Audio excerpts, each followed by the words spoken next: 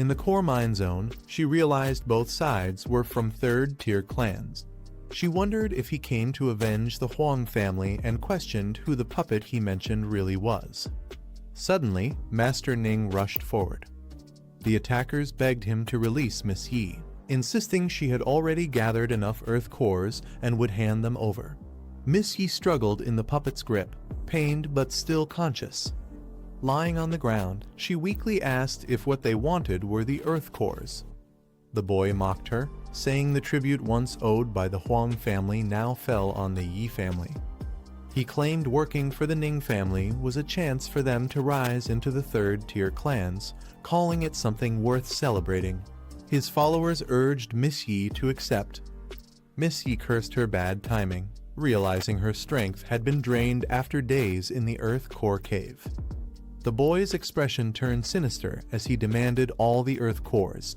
He warned her to become obedient under the Huang family's name or face the Ning family's power, which could erase the Yi family from the Western Territory with a single command.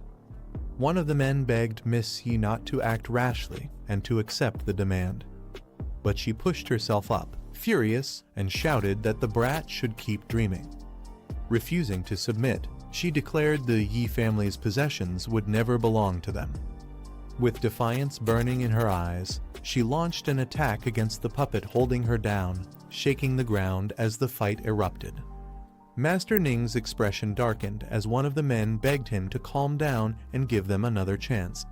He asked if they were rejecting him, warning that he did not take kindly to defiance.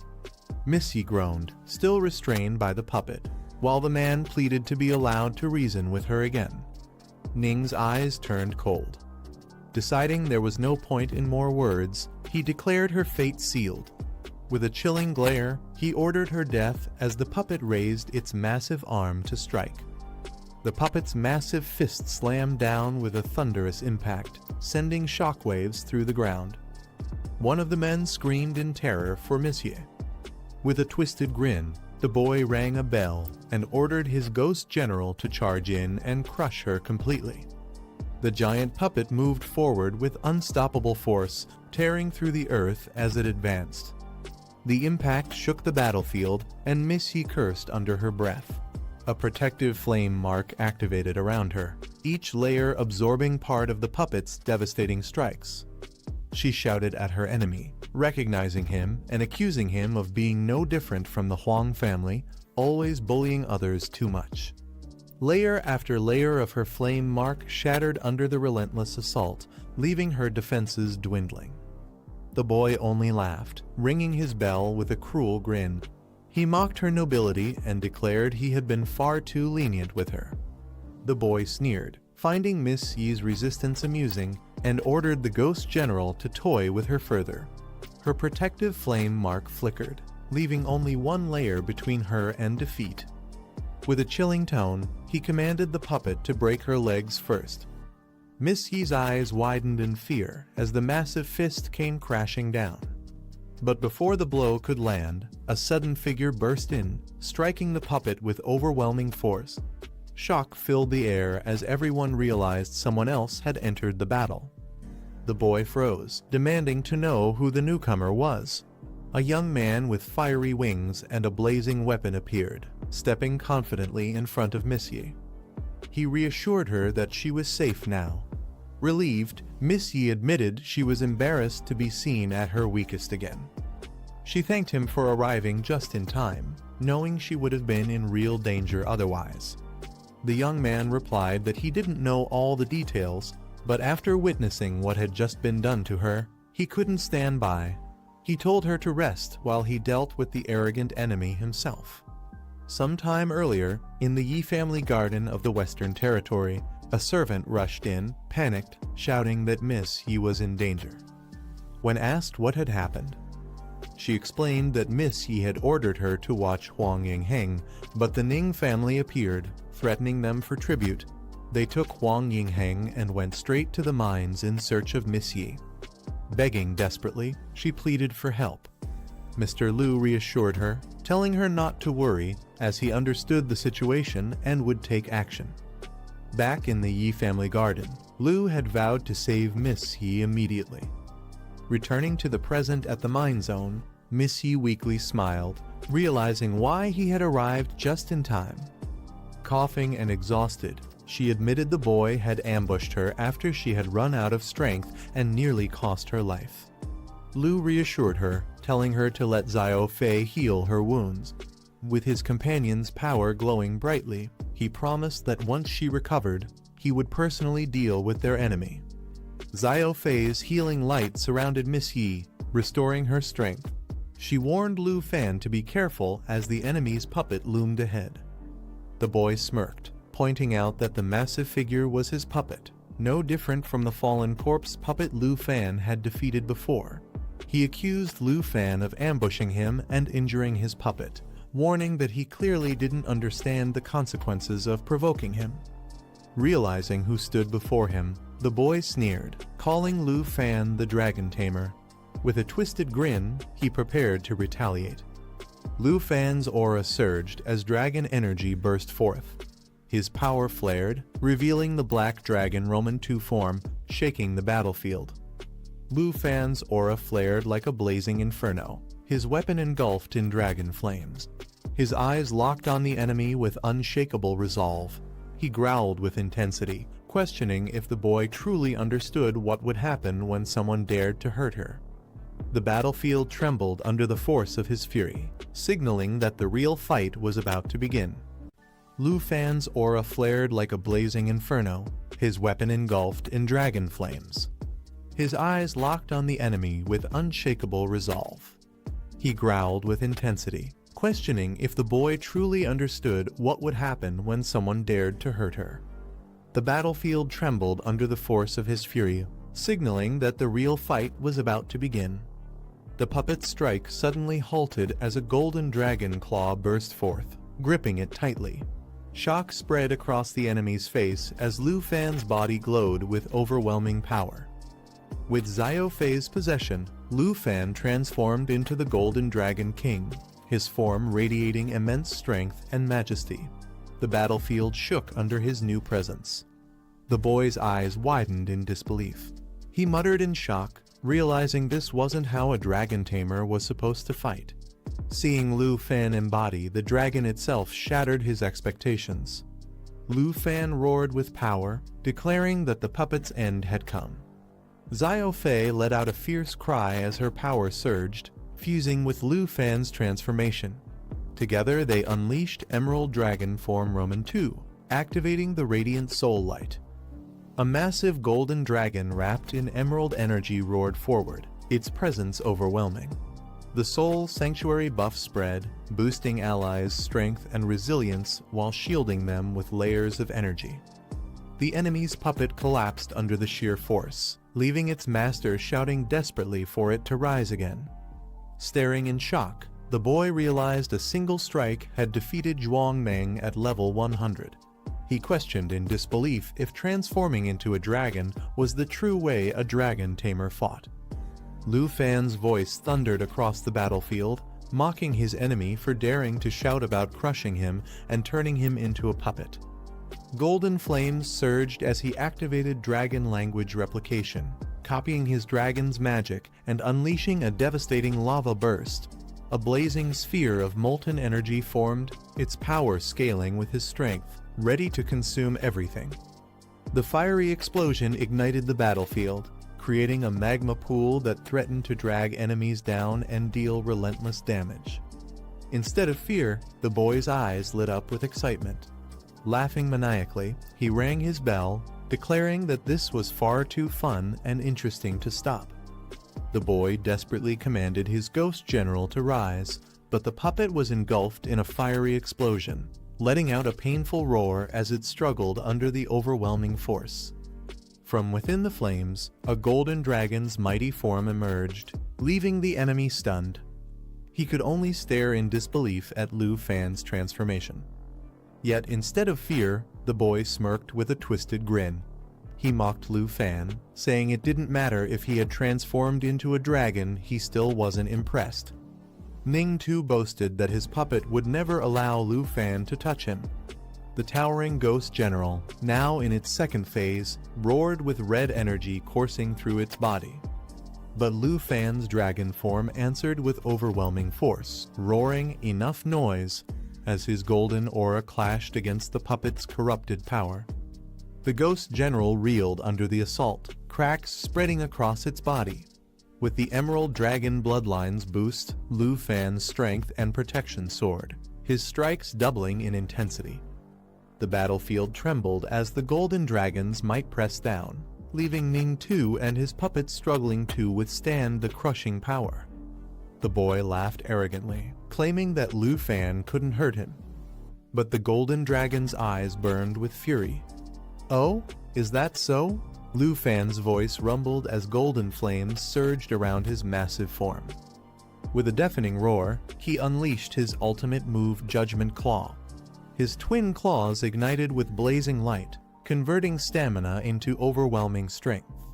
The dragon's claws struck down with unstoppable force, tearing through everything in their path, each blow carrying devastating power.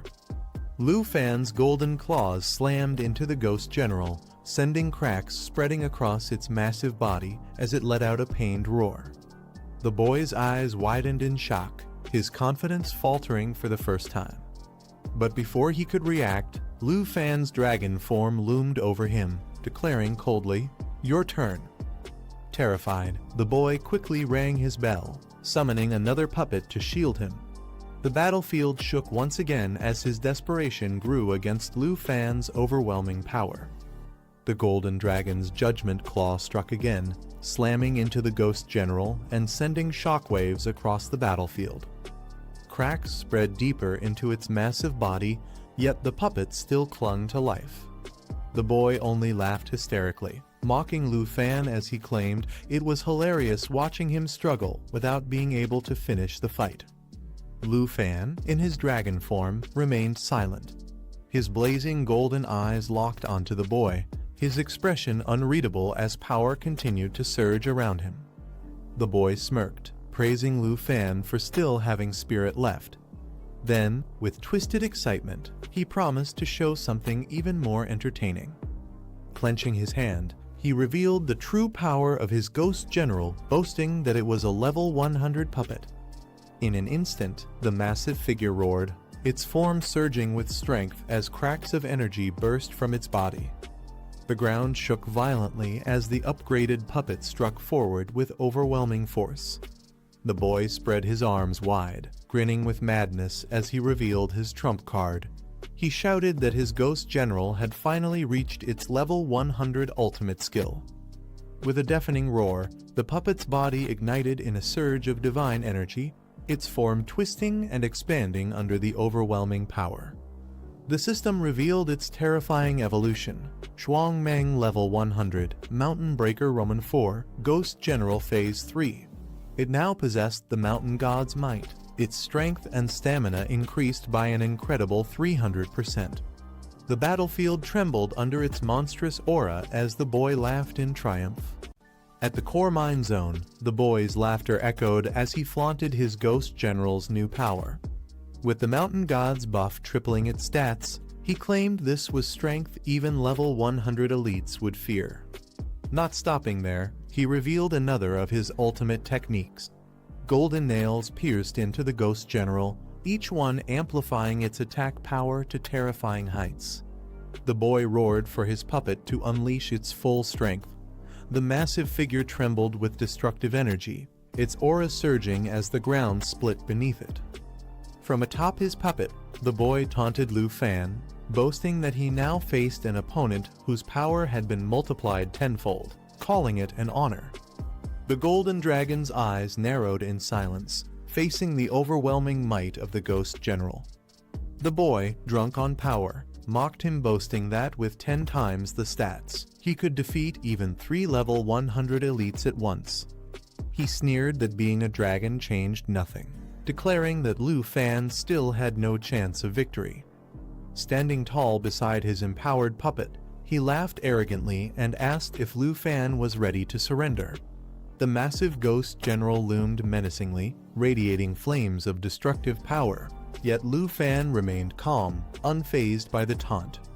Lu Fan looked at the empowered puppet and mocked its strength, calling it a shame. The boy frowned in confusion, demanding what he meant. Calmly, Lu Fan explained that even if the puppet's power were multiplied 100 times, it would still be nothing but garbage. His aura surged, confidence radiating from him. Inwardly, he analyzed the situation.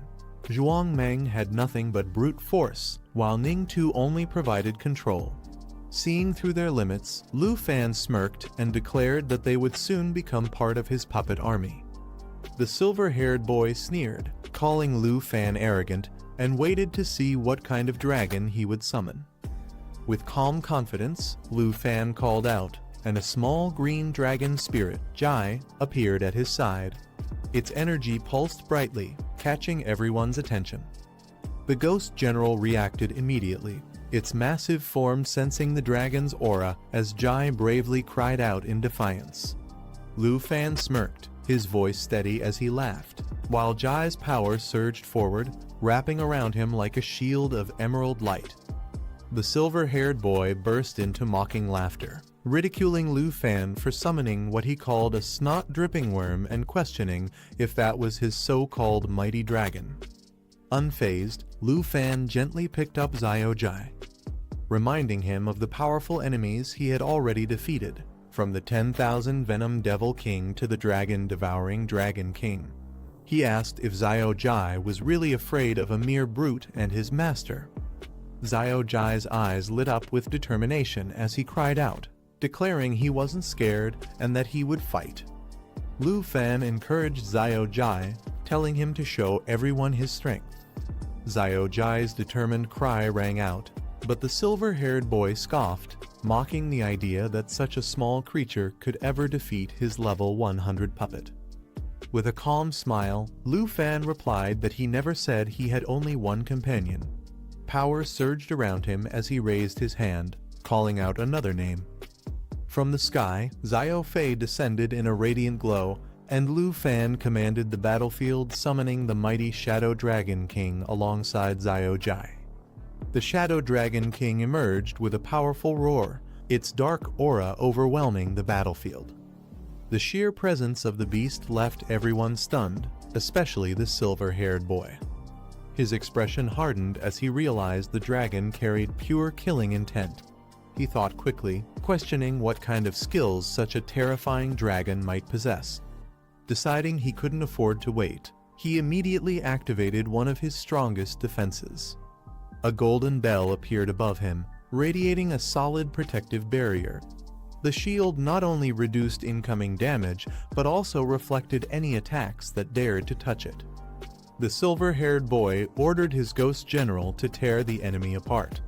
The massive puppet charged forward with terrifying force, shaking the ground with every step. Its colossal fist came crashing down toward the black-haired fighter. Yet, the young man stood calm and unshaken, facing the attack head-on. Just as the ghost general struck, a toxic aura began to spread across the battlefield.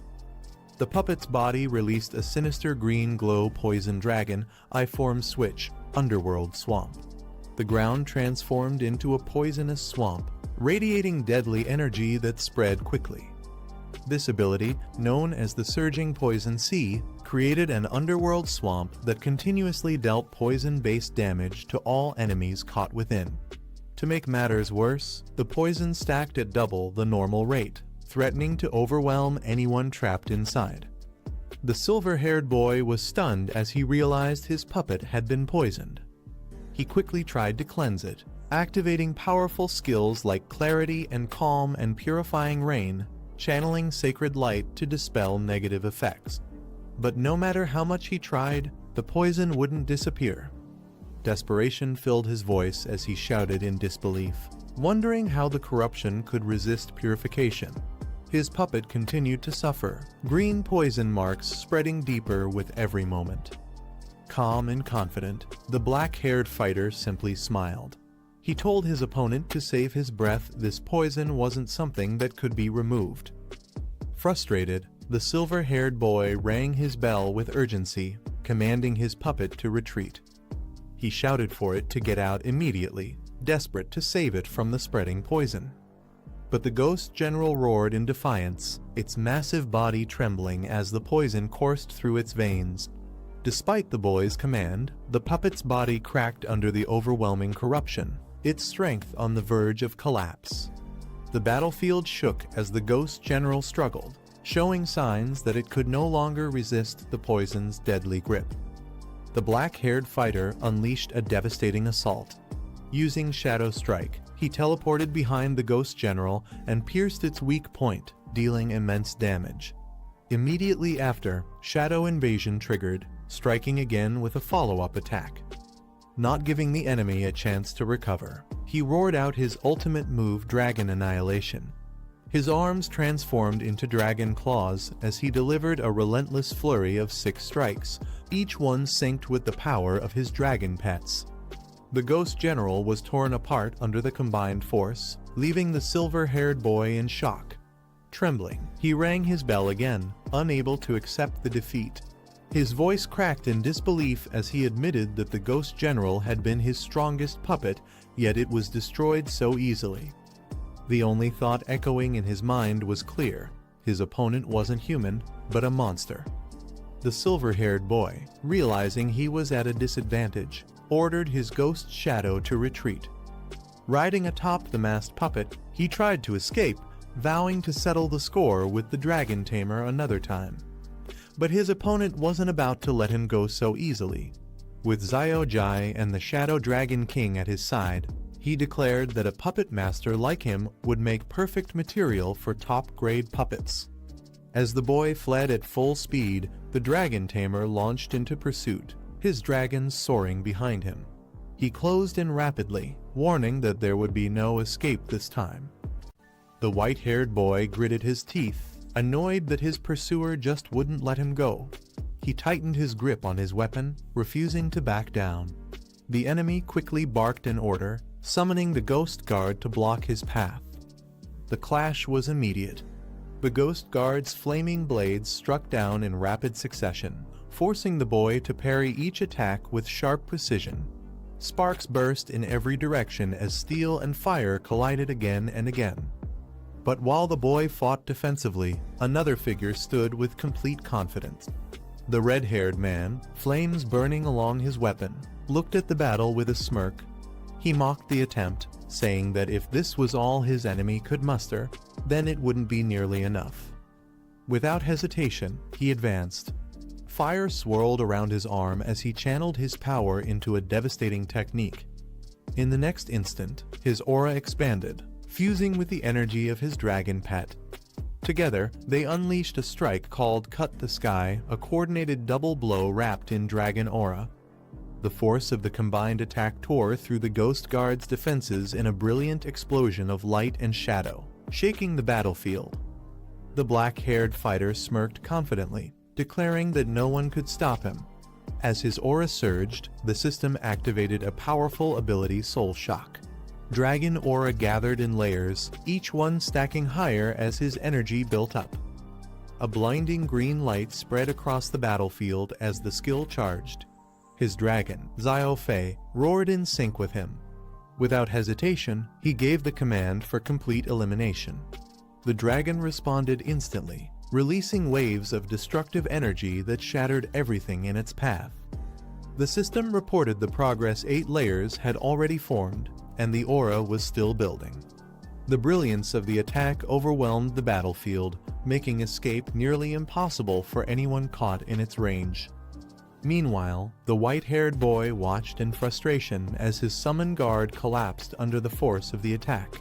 He cursed its weakness, furious that it hadn't lasted even a second against such overwhelming power.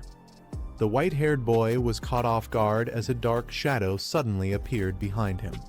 The system revealed the skill Shadow Strike, a stealth ability that teleports to the enemy's weak point and delivers a devastating blow. Before he could react, the attack pierced through him with crushing force. The onslaught didn't end there. Another system prompt triggered Shadow Invasion. After the first strike, an additional attack followed, delivering even more damage. The boy's body trembled as he realized he had no chance to resist. Wounded and desperate, he collapsed to the ground. With blood on his face, he stretched out his hand, begging for mercy. His voice shook as he pleaded to be saved, admitting that he didn't want to die. Standing tall before him, the black-haired man remained silent, his dragon looming menacingly behind him. His cold gaze made it clear who held the power now, while the boy's desperate cries echoed hopelessly in the dust-filled air. The black-haired man clicked his tongue, mocking his opponent's pitiful state. He remarked how much more entertaining the boy had been back when he was arrogant and full of pride. Now, watching him crawl and beg was nothing but pathetic. The white-haired boy, bloodied and desperate, pleaded for his life. He shouted that he was the second young master of the Ning family, trying to use his status as a shield. He promised wealth and rewards if only his life would be spared. But the black-haired man showed no interest in his bargaining. Instead, he calmly turned to his dragon. With a cold command, he ordered Xiao Fei to summon the fallen corpse holy dragon.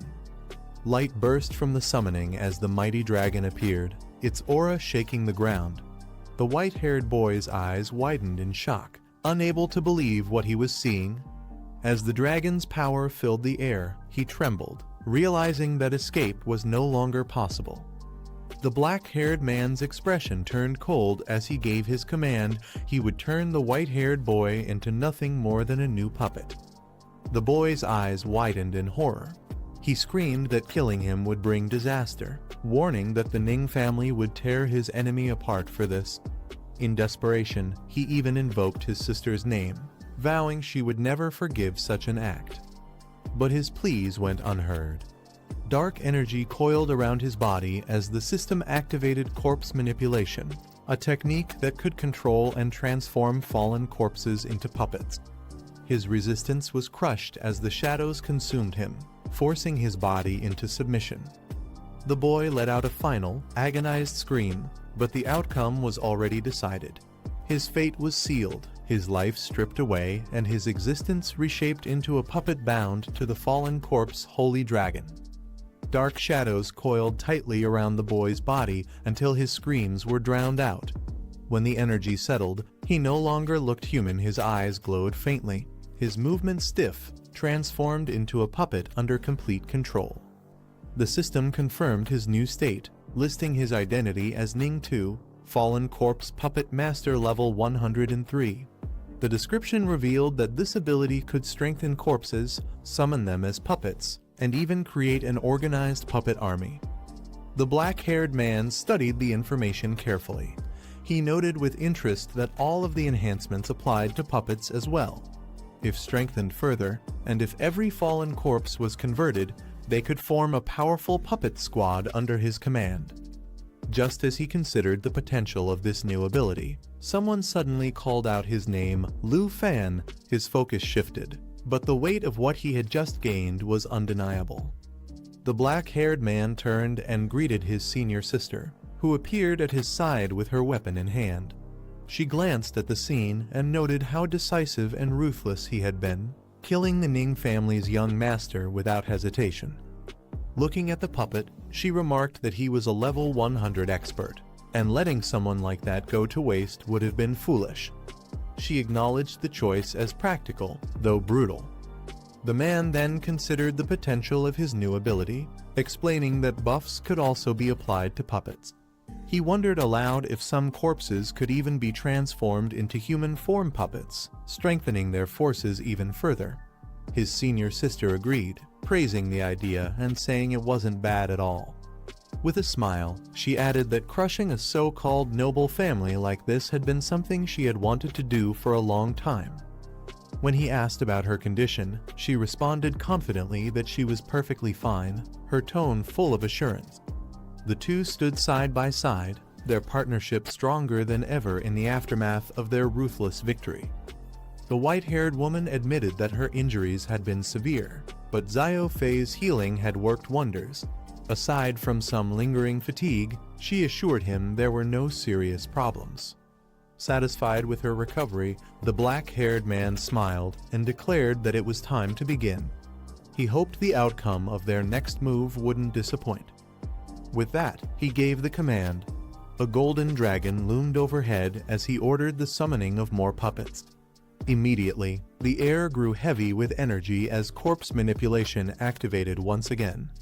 One after another, figures emerged, dark, twisted forms bound by crimson energy. The newly created puppets stood ready, their presence adding a chilling force to his growing army. The black-haired man gave the order, commanding Ning-Tu to take control of the puppets. Dark energy surged from Ning-Tu's body, his glowing eyes locking onto the corpses around them. At once, the fallen figures stirred, rising under his command as they transformed into controllable puppets. One after another, shadows wrapped around the corpses, binding them to his will. The battlefield that had been littered with lifeless bodies was now filled with soldiers reanimated into a puppet squad. His senior sister watched in astonishment. She realized that by giving commands to Ning-Tu, he could control the entire puppet squad indirectly. Shocked, she exclaimed at the effectiveness of the ability. It meant he had gained not just one puppet, but an entire army through Ning-Tu's control. The black-haired man smirked, his eyes glinting with confidence as he revealed there was still more to show. With a commanding voice, he gave the order, amplify. Immediately, the puppets surged with power. A dark energy erupted around them, strengthening their bodies and weapons. Their aura intensified, and even their movements became sharper and more lethal. The air trembled as the puppet squad, now amplified, stood like an unstoppable force. Warriors who had once been mere corpses now radiated overwhelming strength.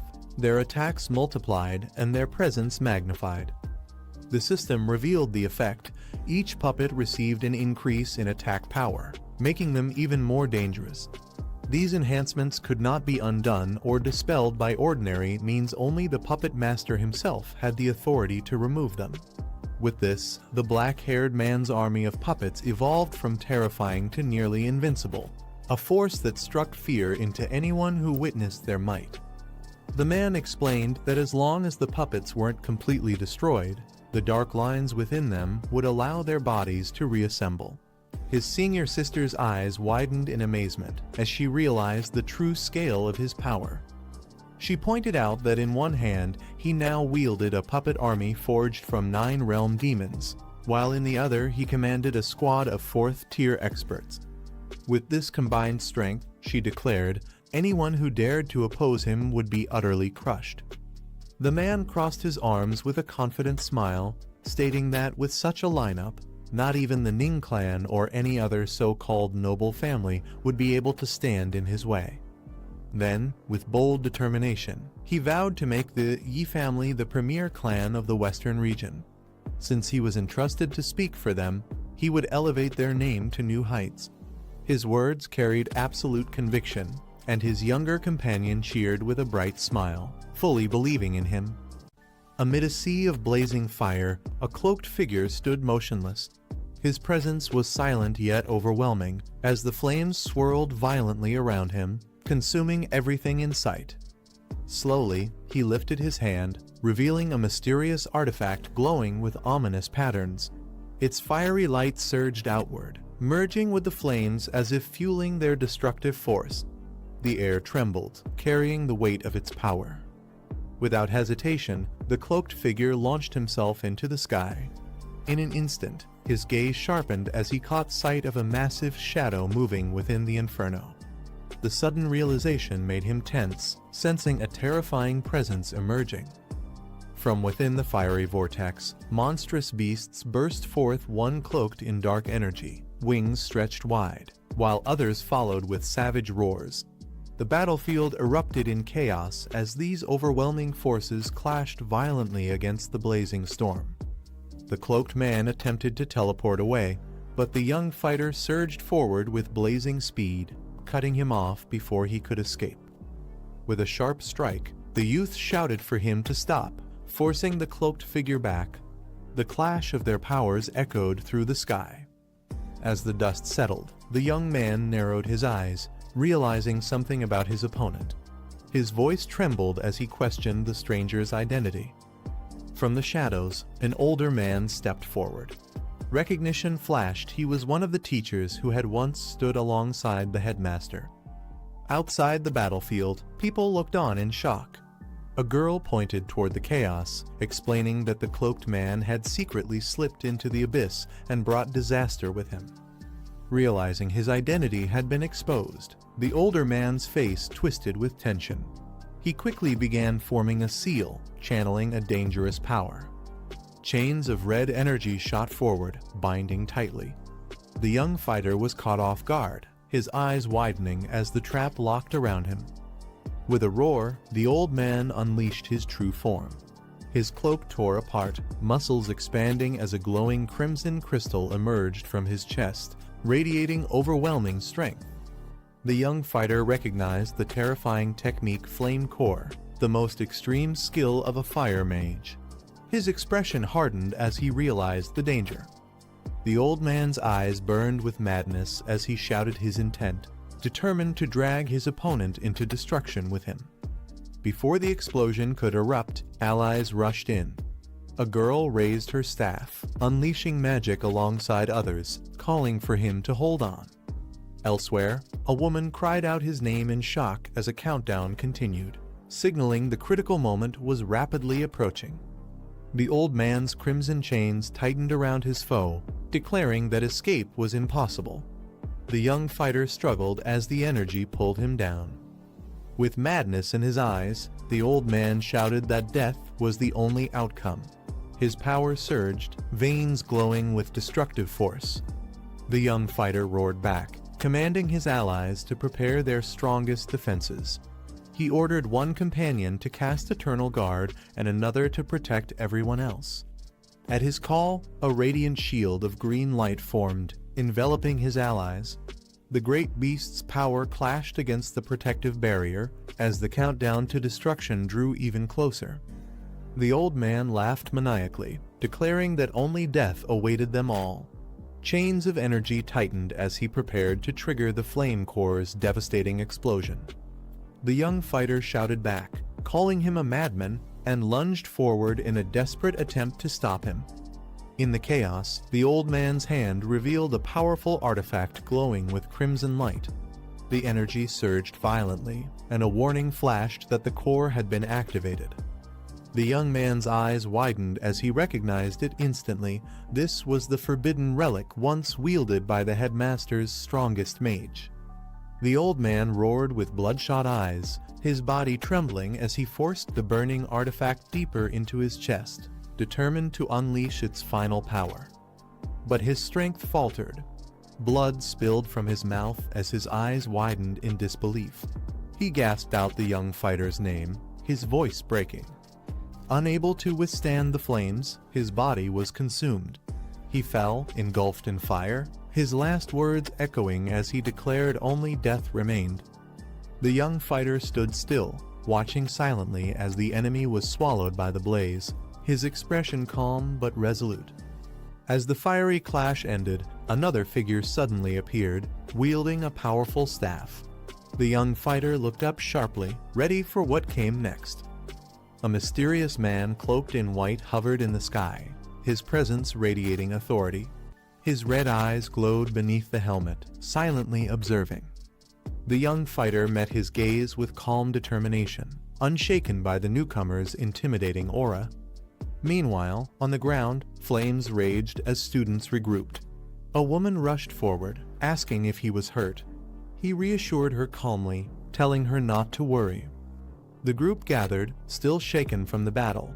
One of the girls recalled seeing the mysterious mage before during the envoy's trial and questioned his identity. All eyes turned toward the cloaked figure. Someone whispered that he had once stood alongside the headmaster, raising doubts about his true allegiance. An elder stepped forward, explaining with a heavy tone that none of them expected such betrayal within the academy.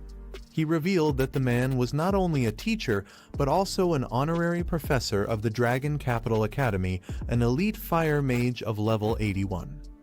Anger and confusion spread among the group. They demanded answers, questioning why someone of such high standing would act this way. If not for their quick resistance, they admitted, they would have all perished together under his deadly attack. As tension rose, the academy staff urged everyone to calm down. He promised that the matter would be thoroughly investigated and answers given soon. The next morning at the headmaster's office, the white-robed figure spoke gravely. He warned that assassination attempts like this would not stop here. Failure this time only meant greater danger next time.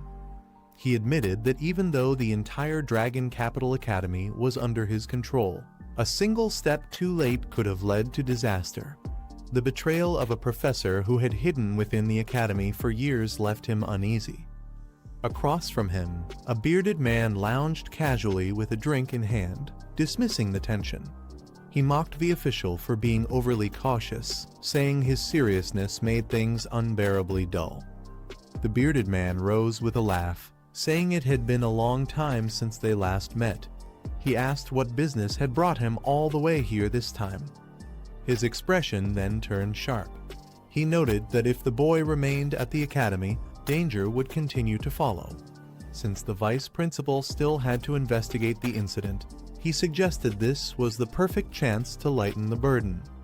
With a confident grin, he proposed taking the boy himself, escorting him to the northern frontier, where he could both guard him and handle threats more directly. But the white-robed figure questioned his intentions, pointing out that he already had his own heavy responsibilities. He asked if taking the boy along would truly serve any purpose, or if it was just an unnecessary risk.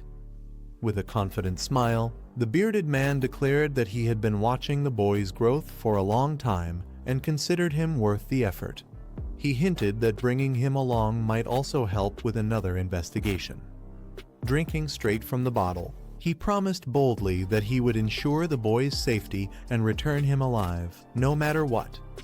The next morning, outside the main gate of Dragon Capital Academy, a sleek car screeched to a halt, signaling the start of a new journey. The door opened, and a figure stepped out with firm resolve, ready for what lay ahead. At the academy's entrance, a young girl ran forward joyfully, calling out to her brother who had finally arrived. She asked whether he valued her more, or his preparations for the trials. The older brother smiled and reassured her, saying of course his sister mattered most. He explained that he had been preparing for the upcoming national trials, but had still made time to see her. With innocent eyes, the girl asked if he would help her take revenge for the troubles she had faced. His smile turned sharp behind his glasses. He promised that anyone who dared to upset his beloved sister would be dealt with severely, vowing to teach them a harsh lesson. The red-haired man looks down with a cold expression, remarking that the other has grown defiant. He mocks that the once weak wings have now hardened, daring to challenge him directly. With flames sparking around his blade, he raises his sword and declares that perhaps it's time to remind them of their place. His tone sharpens as he vows to make them obedient once more. The orange-haired fighter grits their teeth, a pained cry escaping as the pressure of the attack forces them back. The weight of the strike leaves them struggling to endure. Just then, another man rushes in, his voice urgent as he begs Uncle Ning to restrain his fury, hoping to stop the clash before it goes too far. The red-haired man looks up in surprise as a flying beast descends, recognizing the figure riding it and calling out in shock. The man in sunglasses steps forward confidently, his presence commanding attention as he lands before them. He announces that he has come to take Shuanger to the Divine Ruin's secret realm, his tone calm yet firm. Shuanger's eyes narrow, her expression tense as she's reminded of the deep bond she shares with her father, leaving her momentarily silent. Standing beside his rare mechanical bird mount, the man in sunglasses questions the reason for the sudden conflict. The red-haired man responds coldly, saying that since the other is Shuanger's fiancée, he is not considered an outsider. He explains that the girl ignored the family's orders, acting recklessly because she believes Ning Tui is dead. Shuanger clenches her body in pain, her fiery aura surging as she cries out, insisting that what she believes is the truth. The man in sunglasses quickly steps forward, steadying her as he warns her to be careful, his tone filled with concern. Shuenger bursts out with determination, demanding to be released as she declares she will go to the Huang estate to find him, no matter who tries to stop her. The man removes his glasses slowly, murmuring that now he understands what drives her actions. With a heavy tone, he admits that he already knew about Ning Tu's death, explaining he had planned to tell her only after she achieved her breakthrough. Shuenger's eyes widen in shock, her voice trembling as she demands to know if her brother truly died at the hands of the Huang family. He gently steadies her, urging her to calm down first. Holding Shuenger close, the man tells her that Ning Tu was indeed murdered, but it had nothing to do with the Huang family. Shuenger demands to know who was truly responsible. Adjusting his glasses, he reveals that their Luo family's intelligence network traced it back to the Yi family, led by the dragon tamer, Lu Fan. Shuenger is stunned, asking who that person is, while another man angrily interrupts, warning Luo not to spread baseless claims. Luo folds his arms and firmly explains that their intelligence is reliable, stating that this dragon tamer even aided the Yi family in defeating the Huang and Long clans. He adds that their investigation suggests he may command as many as 8 dragon pets. Luo narrows his gaze, revealing that the dragon tamer only needed 3 of his dragons to kill Ning Tu. Shuenger's eyes widen in disbelief as she exclaims that it's impossible, demanding to know where he could have obtained 8 dragons. The red-haired man adds that even the Luo family's intelligence couldn't uncover how Lu Fan captured them, but his strength and record of defeating dragon bosses are undeniably remarkable. Overcome with emotion, Shuenger trembles and shouts that she doesn't care, her resolve unshaken despite the shocking revelation. Shuenger's body ignites with raging flames as she cries out that since her brother was killed, she will claim the killer's life in return. She demands to know where the culprit is. The red-haired man orders her to calm down, declaring she is not allowed to go anywhere except the Divine Ruins' secret realm. He insists that he will handle Ning Tu's matter himself, but she snaps back, accusing him of not caring about her brother at all. Overwhelmed, Shuenger bends forward, her fiery energy flickering out of control as the man in sunglasses urgently begs both her and Uncle Ning to calm down. As tensions rise, a powerful figure suddenly appears against the backdrop of a blazing eruption, calmly announcing that he has an idea. A fiery silhouette stands against the erupting volcano, acknowledging that Luo's proposal is indeed a good plan. The red-haired man agrees, explaining that it would not delay Shuenger's journey to the Divine Ruins' secret realm and would also give them a chance to avenge Ning Tu. He then asks Shuenger for her opinion. Shuenger lowers her head, finally agreeing to the plan. She adds that she will provide the secret realm's teleportation stone to ensure their passage. Meanwhile, a young man steps out of the shadows with determination, declaring that before anything else, he will personally meet this dragon tamer. 2 days later in the Yi family garden, a young boy asks his senior if he will return to Dragon Capital with him.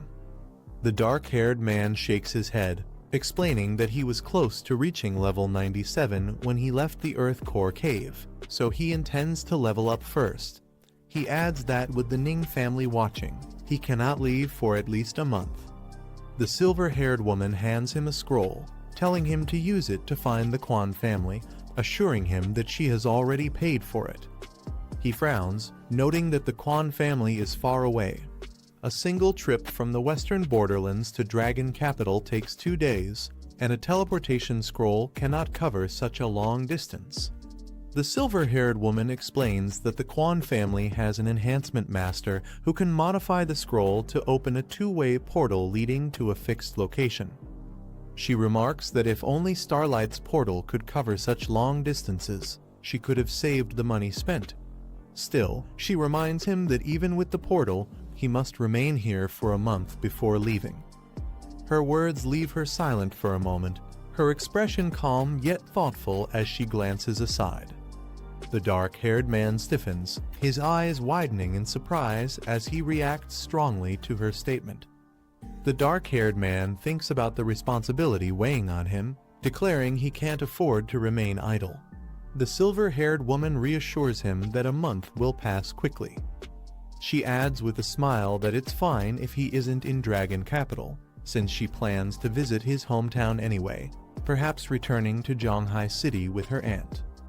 At the Yi family garden in the western borderlands, peace lingers as the young man and the silver-haired woman share a quiet moment together. Suddenly, a glowing feather shoots into the sky, swirling with fiery energy as it activates a strange force. Far away, another figure notices the disturbance, his eyes narrowing as he senses the feather's power. The feather erupts into flames, transforming into a blazing phoenix that lets out a powerful cry, leaving the two onlookers stunned by its overwhelming presence. The silver-haired woman panics, wondering if a fierce beast has broken into the area, but the young man quickly clarifies that this is no beast, it's a class changer, and only an avatar at that. The fiery phoenix looms overhead, radiating immense power that leaves both of them tense and alert. The woman tilts her head upward, acknowledging the overwhelming aura. Even as just an avatar, its presence is undeniably powerful. The phoenix lets out a commanding cry, calling out for Lu Fan, the dragon tamer of the Yi family, demanding that he show himself. The silver-haired woman realizes that the phoenix must belong to the Ning family, likely here seeking revenge. She warns that if he rushes into battle recklessly, the consequences could be dangerous. The dark-haired man calmly reassures her not to worry as he prepares to act, the shadow of a dragon forming behind him. Unfazed, he tells her to stay behind and guard the Yi estate, ensuring the servants don't get involved, while he steps forward to meet the intruder directly.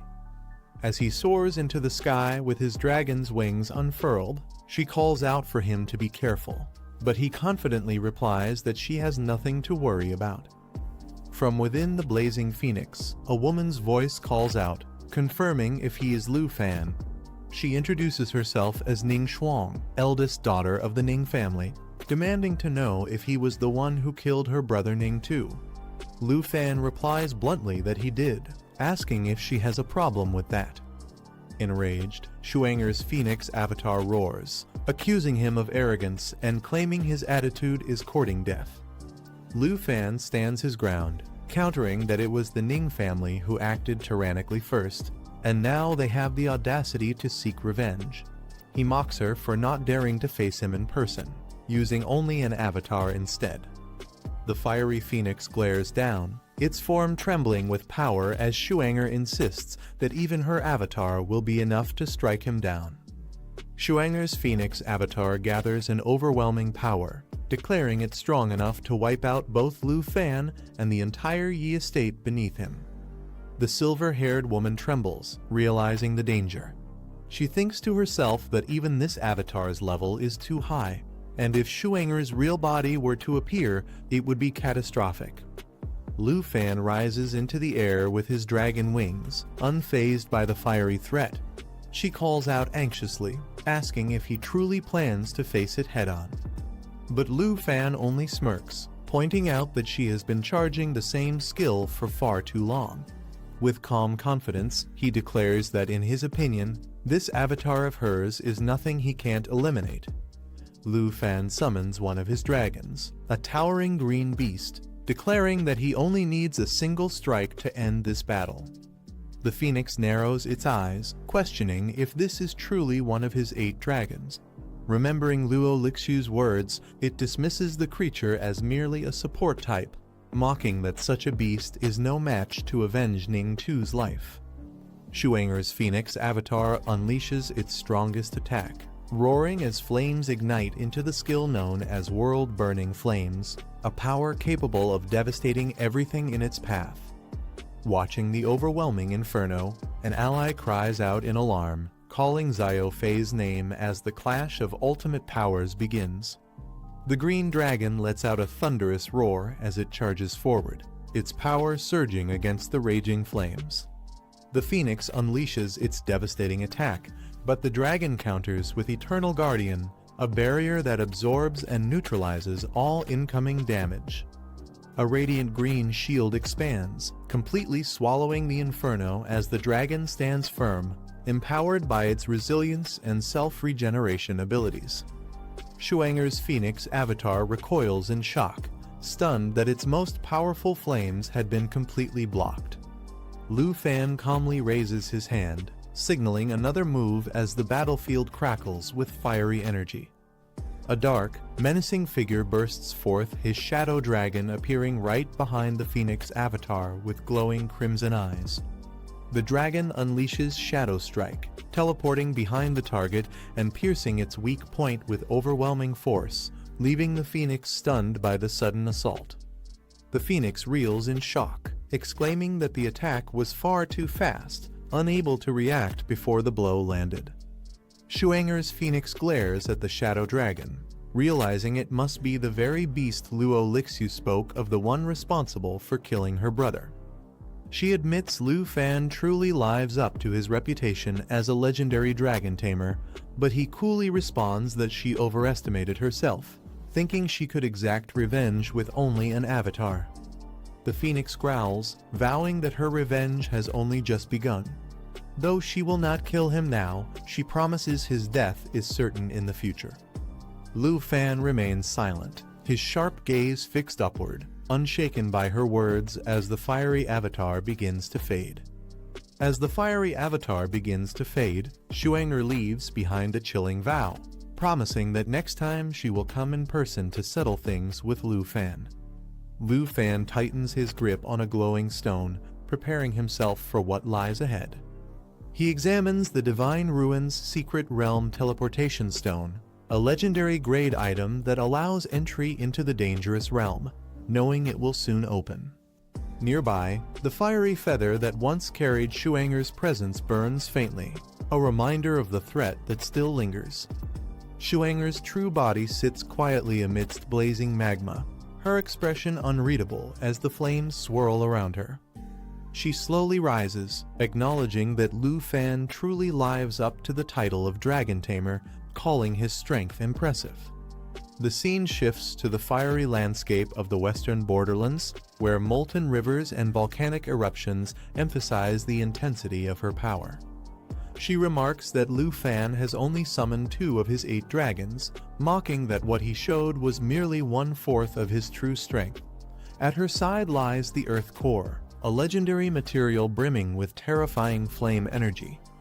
Shuanger clenches her fist, her body engulfed in swirling flames, vowing that she can't wait to kill Lu Fan inside the Divine Ruins Secret Realm. She lifts the Earth Core, its fiery energy pulsing violently in her grip as her aura intensifies. With burning determination, she crushes the core into pieces, flames erupting wildly around her as her killing intent sharpens. Her lips curl into a confident smile, eyes blazing with hatred as she warns him that he'd better show up because she will be waiting. Lu Fan studies the Divine Ruins Secret Realm Teleportation Stone in his hand, a legendary item said to open the path to the realm in 68 days. He narrows his eyes, wondering if Ning Shuang's words were a challenge for him to meet her there. The silver-haired woman approaches anxiously, asking if Ning Shuang plans to come after them, but Lu Fan calmly replies that she won't. She then questions him about the Divine Ruins Secret Realm itself. He explains that it's an ultra-rare secret opportunity that only appears once every 50 years, with teleportation stones obtainable only as rare drops from Western Borderlands monsters. Lu Fan holds up the glowing teleportation stone, remarking that it could easily be sold for a sky-high price, yet Ning Shuang used it as nothing more than a duel challenge. The silver-haired woman warns him not to accept. She explains that by the time the Divine Ruins Secret Realm opens, many powerful clans aiming for their 5th advancement will also be present, making it far too dangerous. Suddenly, a shadowy figure with a sinister smile appears behind Lu Fan, whispering that he must ignore her advice and go to the realm. Lu Fan stiffens, his eyes narrowing sharply as the command echoes in his mind, leaving him in deep thought. The demon girl's voice echoes, commanding him to enter the Divine Ruins Secret Realm and retrieve something called the spirit-quenching liquid. With a sly smile, she promises that once he reaches his third advancement, she will reveal the location of the legendary myriad armor dragon egg. He questions her sudden appearance, asking when she awoke and if she had witnessed everything. From within his pet space, another voice remarks that it feels comfortable there, and she'll likely recover fully in a month or two. Unfazed, he presses her with questions why she wants him to risk entering the Divine Ruin's secret realm and what purpose the mysterious spirit-quenching liquid truly serves. The demon girl explains that the Divine Ruin's secret realm was once the place where a legendary god fell, leaving behind countless treasures. Among them, the spirit-quenching liquid is the most valuable, capable of greatly boosting a person's attributes, sometimes even doubling them. Hearing this, he recalls the Fountain of Blessed Light, realizing that if it works as she says, combining both could skyrocket his stats. He thinks to himself that his attributes might rise through the roof. Amused, the demon girl smirks, noting that his expression already shows temptation. She warns that the spirit-quenching liquid won't be easy to obtain, but its worth is so great she is even willing to trade the location of a myriad armor dragon egg for it. Her tone turns sharp as she reveals why Ning Shuang had challenged him with an avatar. It wasn't just for honor. She intends to use the dangerous properties of the Divine Ruin's secret realm itself to kill him. The demon girl delivers a shocking truth inside the Divine Ruin's secret realm. Summoning beasts or weapons is forbidden. He realizes this means he'll be completely on his own if he accepts the duel. Startled, he thinks quickly, knowing his carefully prepared puppet team will be useless in such conditions. Facing Ning Shuang in that place would mean walking right into her trap. But the demon girl reassures him, reminding him that he still possesses the Golden Dragon King set, which allows the transformation skill to remain usable. Her confidence keeps him from being completely discouraged. Leaning closer, she adds one more detail. Though she isn't bound by his contract slot, she can still count as his companion. With a sly smile, she teases that after all, she is also considered his pet, strengthening the bond between them. He clenches his fists, frustrated that Ning Shuang clearly wants to kill him, yet the demon girl insists he should still go. He snaps back, reminding her that if he dies, she'll die as well. The demon girl only laughs, asking if he's still wary of her. With a sly smile, she assures him that harming him would be impossible since their fates are tied together. Her tone softens, reminding him not to forget their deal bring her the spirit-quenching liquid. And after his third advancement, she'll guide him to the myriad armor dragon egg.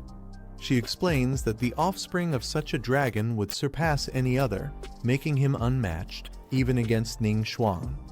But he frowns, caught in thought.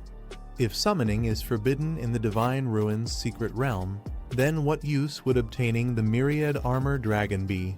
The contradiction leaves him unsettled. He narrows his eyes, questioning what the demon-devouring Dragon King is really planning. The thought lingers heavily in his mind. Snapping him out of his daze, the girl calls his name sharply and asks why he's spacing out. Startled, he quickly responds. She reminds him that if Ning Shuang isn't coming, they need to hurry or risk missing the final exam. He nods and agrees to move at once. As they walk forward, he thinks to himself that instead of overthinking, he should focus on leveling up quickly.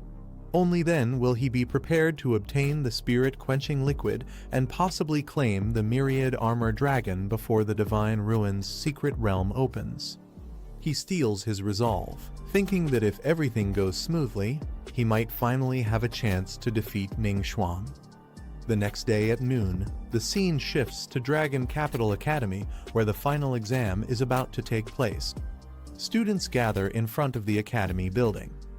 Running through the crowd, he curses under his breath, realizing he was delayed by Ning Shuang and has completely missed the exam assembly. Nearby, students complain about the exam format being the same as the new student assessment battles. This time it's a 5v5 match, and one student grumbles about how hard it is to even find teammates. He considers the rules, noting that the final exam will be done in 5-person teams. With arena rankings as a reference, he thinks about who he can potentially team up with. As he enters, he nearly bumps into a teacher carrying a stack of books. She stumbles slightly, and he quickly steadies her. The teacher looks at him in surprise, asking why he's here since she thought he wouldn't return for the final exam. He apologizes respectfully, addressing her as Teacher Gu. Another teacher asks about Gu's health. She smiles, saying she has fully recovered thanks to their efforts in the Taegi Kingdom, though she admits she would have died in the line of duty otherwise. Embarrassed, she waves it off when reminded not to say such unlucky things. The teacher reminds him that since he has returned for the assessment, he must first form a 5-person team to qualify. A student introduces himself confidently, boasting about his level and asking to team up for the final exam. Without hesitation, he rejects the offer. Nearby, the same student tries to pester other girls into joining him, only to be harshly rejected and called out for his persistence. Amid the noise, someone notices him and shouts in surprise. Soon, more students turn their attention, recognizing that Lu Fan has finally returned. Calmly, he greets them. As he reunites with his classmates, they greet him warmly, teasing that they thought he wouldn't show up for the final exam. They point out their current levels and classes, clearly stronger than before. He apologizes, saying he wanted to surprise them by returning at the last moment.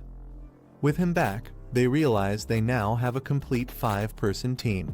One jokes that they can slack off and still pass easily, while he reacts wryly to being treated like a free pass. The teachers quietly step aside, leaving the group to their reunion. His classmates assure him they've grown stronger too, having trained and challenged dungeons while he was away. Their confidence shows, claiming they're no longer afraid of facing difficult opponents. Hearing this, he feels relieved, knowing they can now stand on their own. One of them quickly notices where his gaze is drifting and guesses he must be looking for 2 other familiar names, Jinju and Chen Tianjai. He remains silent, his expression unreadable, as the thought lingers. When asked about Jinju and Chen Tianjai, his classmate explains they've been missing since the group returned from the Taegi Kingdom. No one knows their current whereabouts. Hearing this, he clenches his resolve. Though he lets it go for now, he silently vows that one day he will personally deal with her. The group decides not to dwell on it. With the assessment only 3 days away, they suggest heading back to rest, reminding him he must be exhausted after rushing all the way here. As he walks with them, he reflects. Most of the students in his year are still in their 20s, with only a handful already in their 30s. Even without Jinju and Chen Tianjai, his team is strong enough to secure good results in the upcoming assessment. As the student gathering continues, the question arises if anyone else wants to join a team. A group steps forward, announcing they are only taking top 10 ranked members and still need 1 more. Their confident display immediately draws attention, and he recognizes 2 faces that seem oddly familiar. It's revealed to be the Fenion Pavilion group. After being silenced for spreading false rumors, they had stayed low for a long time. Now, to everyone's surprise, they were making a bold return. Seeing their reappearance, he and his companions remain calm. They decide not to be bothered, noting that this group is not a threat they need to concern themselves with for the upcoming assessment. Just as the Fenion Pavilion group announced they were looking for a final member, a loud voice suddenly broke the silence. A determined student stepped forward, shouting that he would join their team, his expression full of eagerness and resolve. The sound of armored footsteps echoed as a tall warrior stepped forward, his presence heavy and commanding. He glanced at the group with sharp eyes and questioned if they had the strength to claim first place. Resting his massive weapon on his shoulder, he added that he would only consider joining them if they could truly reach that level. His tone carried confidence, as if victory was the only condition worth his time. He continued firmly, saying he had no interest in teaming with the weak. What he wanted above all else was the top position in the upcoming assessment. His words left a heavy silence between them. One of the men, calm but direct, reminded him that an invitation to join the Fengyan Pavilion had already been offered in the past, yet he had turned it down without hesitation.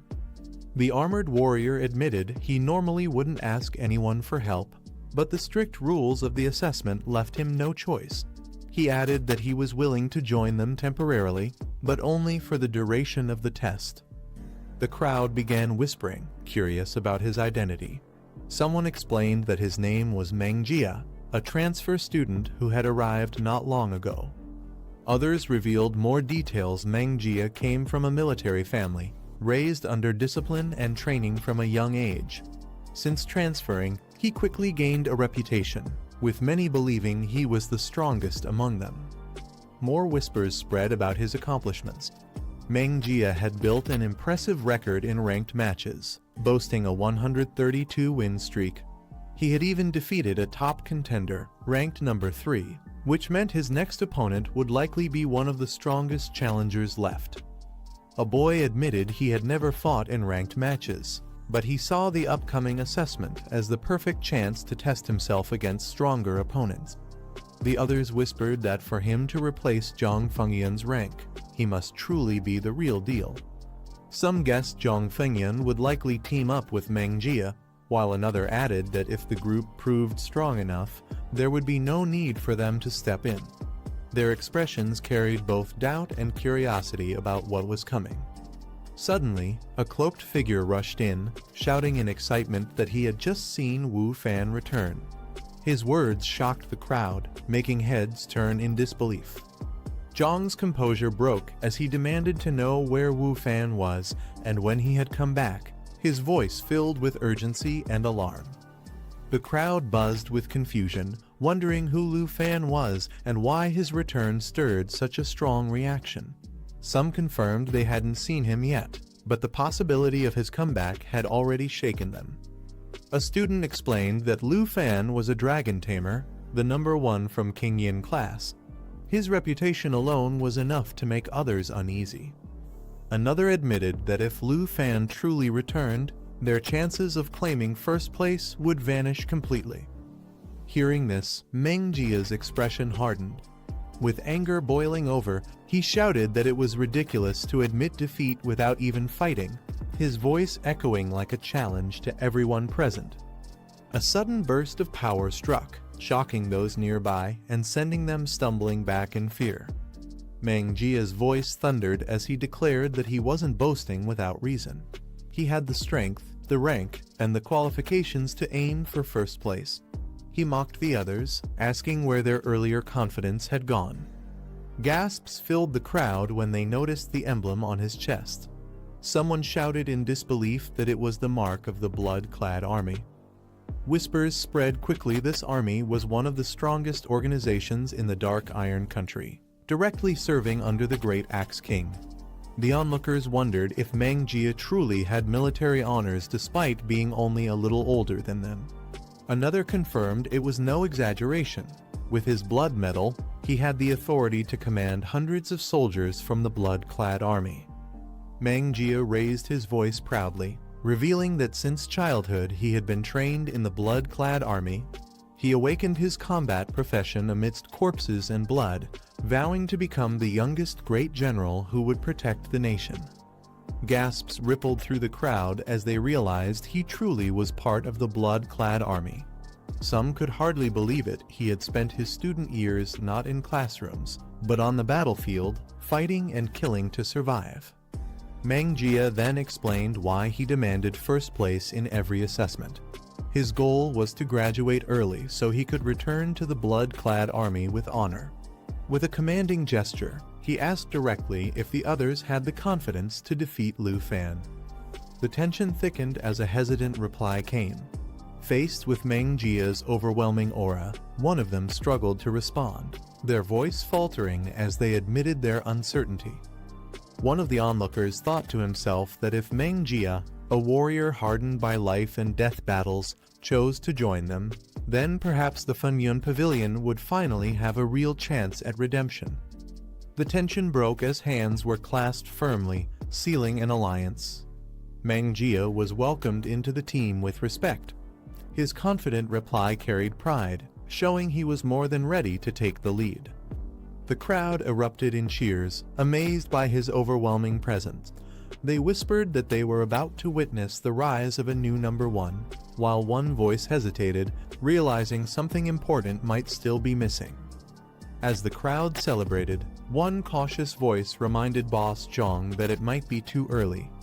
After all, Lu Fan was no ordinary opponent. He was a dragon tamer who had even participated in the national trials. Zhong dismissed the concern coldly, saying it didn't matter. He claimed Mang Jia's achievements alone were enough to overshadow Lu Fan and even make him feel ashamed of his own record. Mang Jia acknowledged the mention of the national trials but brushed it aside. He stated that while Lu Fan might have dragon pets, true strength came from real experience. With a confident smirk, Mang Jia declared that Lu Fan had never faced the chaos of the front lines. He admitted he was eager to see just how strong Lu Fan truly was. At Dragon Capital Academy's Villa No. 2, excitement filled the air. Someone exclaimed that the equipment laid out before them was far too powerful. A girl marveled at the items, shocked that their senior had given so much to them. Another pointed out that the gear was so valuable and strong, it could be used even at level 57. The group admired how their senior had prepared skill books and protective equipment for everyone, even thinking about Miss Yi's safety. Grateful, they reminded Little Fan to properly thank her on everyone's behalf. Overwhelmed with joy, the girl raised a glowing sword high, shouting in delight that it was her very first legendary weapon. The brilliance of the blade marked a new step forward for her. One girl held a radiant staff in awe, stunned that it was far more valuable than anything her wealthy father could ever buy. She admitted she couldn't believe such a treasure was now hers. Another girl admired her weapon, explaining that the enchantment effects alone were something she could never have afforded on her own. With gratitude, she thanked her senior sincerely. The group's excitement grew as they tested their new gear. They encouraged each other to perform well in the upcoming exam, thrilled that their stats had skyrocketed, with some even doubling in strength. Amidst the celebration, they reminded Lu Fan to properly invite their senior as a guest, so they could thank her personally for her generosity. Lu Fan agreed, knowing they couldn't afford to seem ungrateful.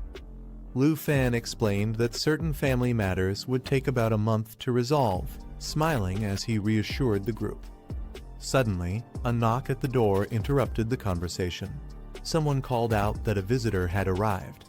The girls speculated that the evening's events would soon be over, leaving them wondering who it could be. Lu Fan stepped forward to answer the door, meeting an older man in a black suit and sunglasses. He cautiously asked the stranger who he was. The man removed his glasses with a respectful gesture and formally asked if he was speaking to Mr. Lu Fan. The older man stepped forward respectfully and introduced himself as Morozov, a representative from the Snow Country.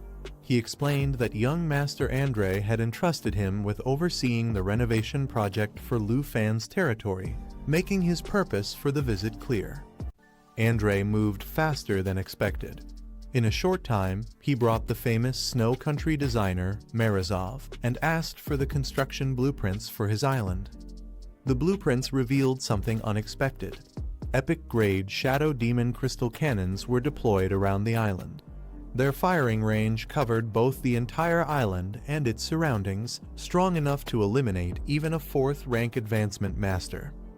What was planned as a resort island had now been transformed into a heavily fortified war fortress.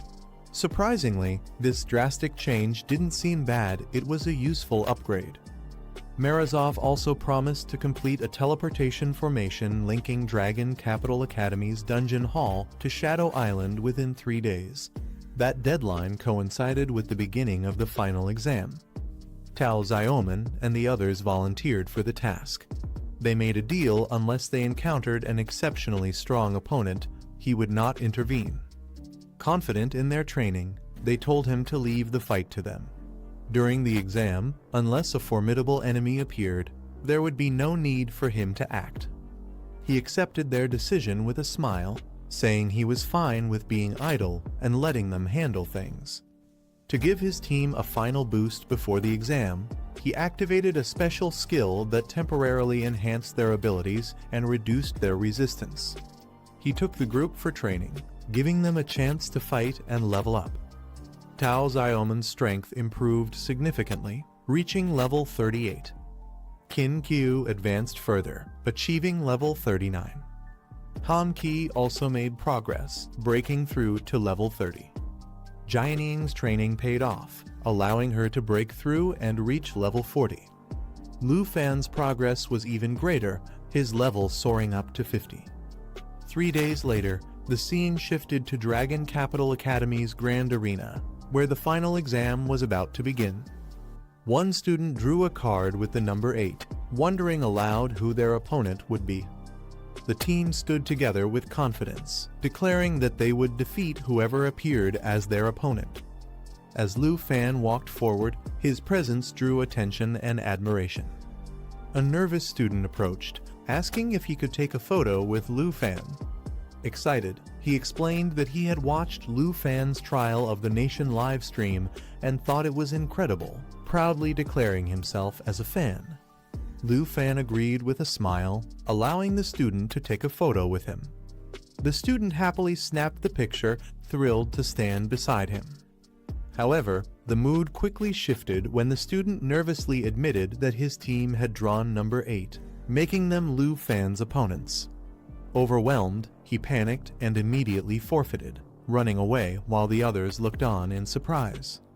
Tao Xiaoman reminded him that the exam wasn't only about rank, but also about combat performance. Running away would only result in a makeup exam.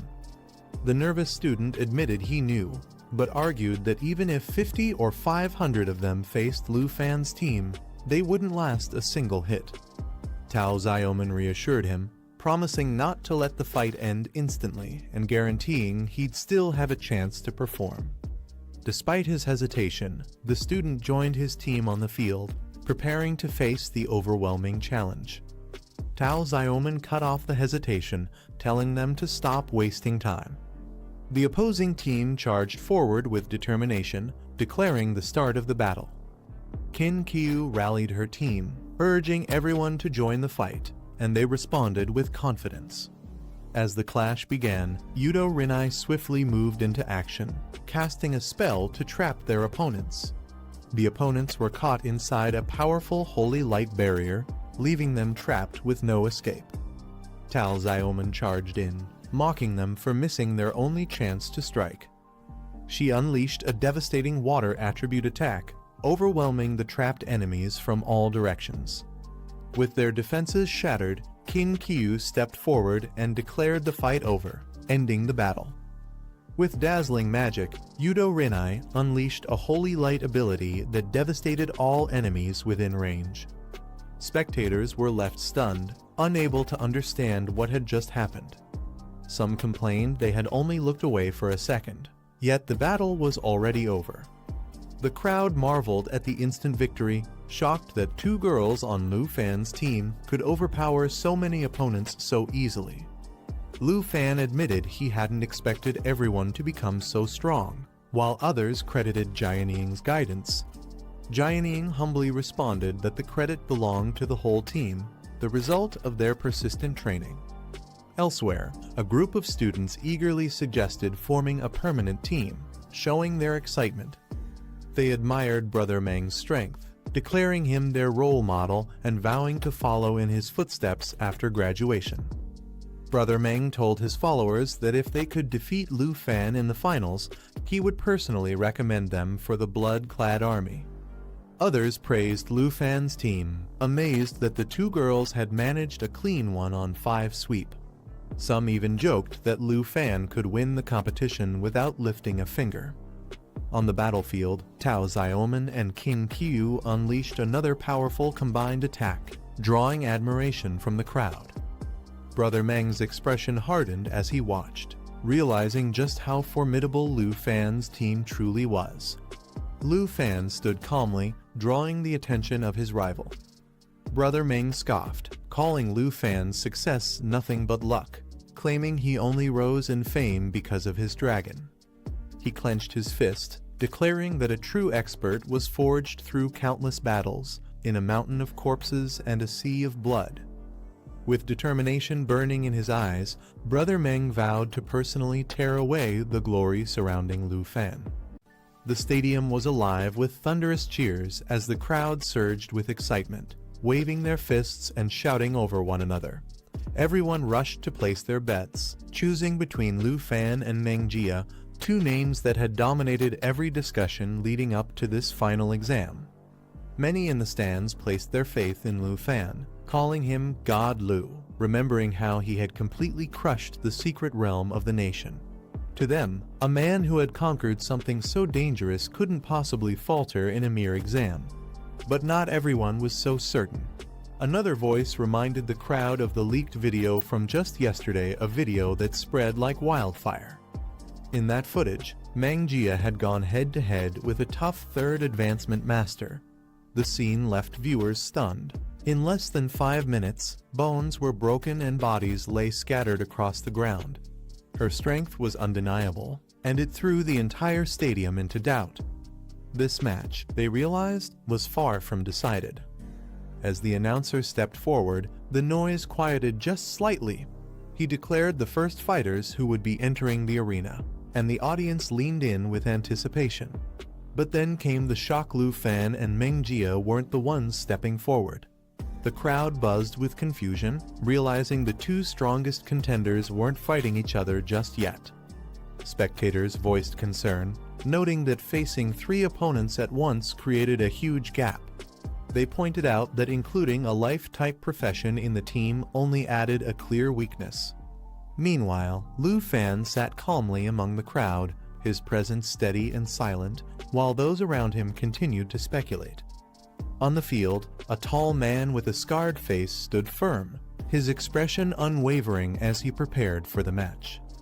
Across from him, one of the challengers mocked arrogantly, warning that without fighting, Lu Fan's team would lose their #1 title. Lu Fan leaned back casually, reminding his team to step up their efforts as the battle unfolded. His words struck hard, sharpening the determination in his teammates' eyes. On the opposing side, their leader shouted orders to finish the fight quickly and prove that the Fengyan Pavilion was making a comeback. Her group responded with determination. Hearing that, Lu Fan's side smirked with confidence. They prepared to fight seriously, vowing not to let anyone look down on them.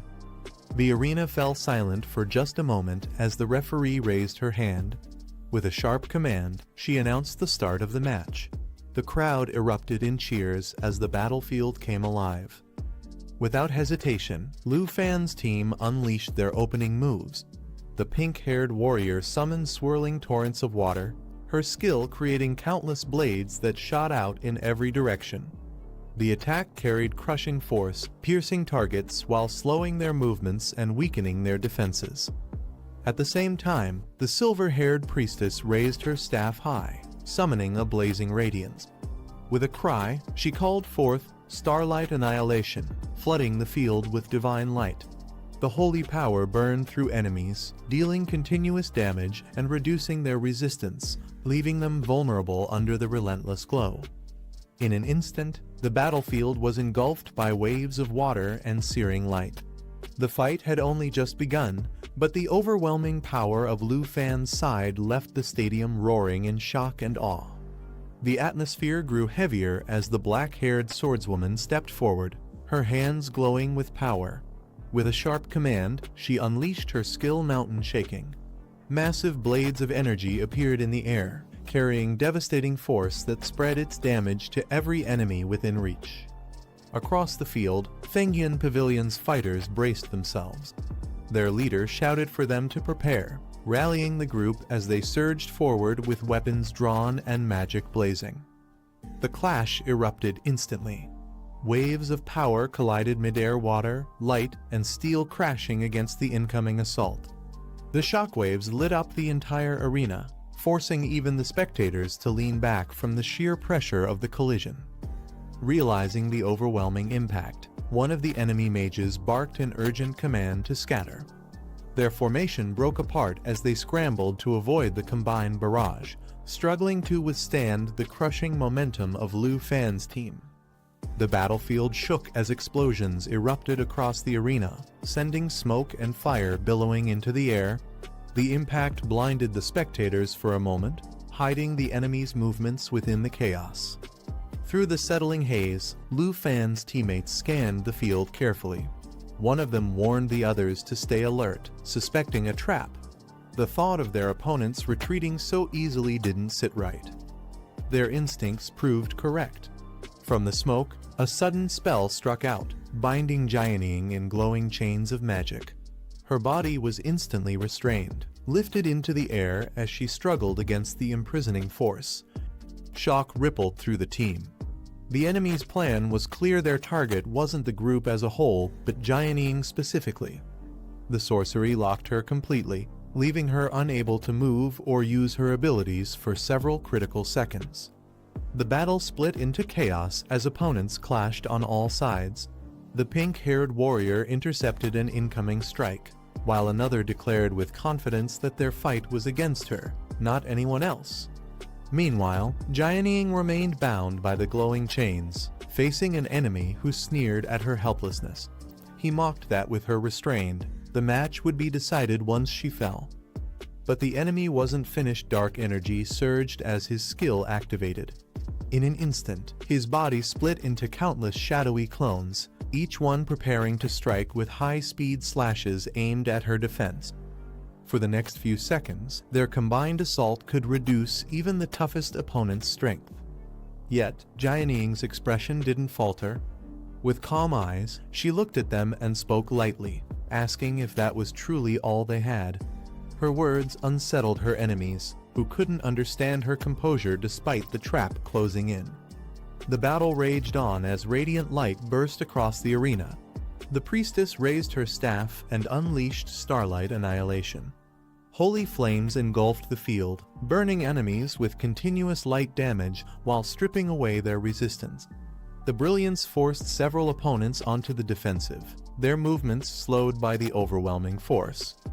At the same time, the pink-haired warrior struck with her blade, casting water prison. 4 chains of water lashed out, binding one of the enemy fighters. He struggled, cursing under his breath as the chains tightened, locking him in place. His speed and strength were suppressed, leaving him unable to break free. Watching from the sidelines, one of the enemy leaders clenched his fists in disbelief. Their team was being pushed back, suppressed under the relentless assault. Meanwhile, Jianing remained bound by glowing chains, her expression calm and unreadable. The timer ticked down, only 3 seconds left before her imprisonment would end. One of the enemy fighters charged forward, declaring he would take Jianing down first. With her still bound in glowing chains, he believed victory was already within reach. But suddenly, a surge of power burst from her weapon. The sword split into countless blades, myriad flowers. Each fragment carried destructive force, raining down like a storm of golden steel. The countdown ticked closer. Only 2 seconds of imprisonment remained. Caught off guard, the enemy panicked as the storm of swords bore down on him. His desperate cries echoed as the blades closed in, shredding through his defenses. From the sidelines, another enemy watched in shock. His eyes widened as he shouted in disbelief. How could Jianing, still trapped under the imprisonment lock, possibly activate such a powerful skill? The countdown ticked away. 1 second left on Jianing's imprisonment. Her opponent lunged, blade flashing as he prepared to finish her off before the chains disappeared. But in the very next instant, the timer hit 0. The lock shattered, and Jianing was freed. Her opponent's strike cut only through the air, his attack thrown off balance as her calm figure stood unshaken. From the stands, Lu Fan observed quietly, his eyes sharp as ever. He explained to the woman beside him that the enemy had miscalculated. Jianing never relied on active skills, she used her weapon's unique effects instead. That was why the imprisonment lock had failed to restrain her power. Unbothered by the chaos of the fight, Lu Fan leaned back on the picnic mat, his tone relaxed. The woman beside him smiled gently, offering him a glass of juice she had prepared with his favorite fruits, a quiet contrast to the roaring stadium around them. From the stands, one of the older warriors scowled, scoffing at the battle below. To him, the fight was nothing but trash, a display unworthy of true warriors. But down on the field, everything shifted. The glowing chains that bound Jianing cracked apart and shattered into fragments of light. Slowly, she rose from the ground, her figure calm yet commanding. With each step forward, the aura around her grew heavier. The chains that had once imprisoned her now floated and dissolved, powerless against her presence. Her long black hair flowed as blades of energy gathered at her sides, their edge humming with lethal intent. Jianing's eyes remained steady, carrying a quiet resolve that struck more fear into her enemies than any roar of rage ever could. One of the enemy fighters surged with dark energy, preparing his next move with blades in hand. He activated Shadow Strike, splitting into multiple phantom clones ready to launch high-speed attacks. The clones surrounded Jianing from all sides, blades aimed to tear through her defenses. But Jianing remained calm, dismissing their efforts with a single cold word, calling it futile. The arena shakes as a burst of icy energy explodes outward, freezing multiple enemies at once. The cold spreads rapidly, locking them in place and reducing their speed. From the stands, a woman calmly observes the scene as the frost engulfs the battleground, trapping the fighter who struggles inside the thick layer of ice. The system reveals the weapon, Frigid Winter Sword, an excellent quality blade with a special effect that inflicts ice elemental damage and lowers the target's movement speed by 30%. At the center, the armored girl channels immense power through her sword. Ice spears surge in every direction before she unleashes a devastating strike, shattering the ground and overwhelming her opponent with unstoppable force. The crowd erupts in shock, pointing at the arena. They exclaim how strong Jianing's side is, while noting in disbelief that Lu Fan still hasn't made a single move. Another fighter yells in frustration, questioning why Lu Fan remains motionless and hasn't stepped in yet. Amidst the chaos, Lu Fan sits calmly on the ground, his posture relaxed as if completely unfazed by the battle raging around him. A close-up reveals his confident smile, eyes sharp with quiet assurance, showing he has everything under control.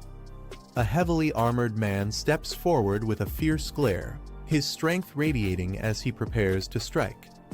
Lu Fan rises with a calm smile, remarking that he can't just sit still any longer. The man roars for others to move aside, forcing his way through with raw power.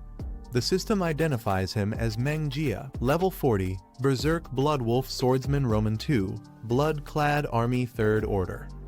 Meanwhile, a woman offers Lu Fan something to eat, but he declines, saying he'll buy groceries with her later.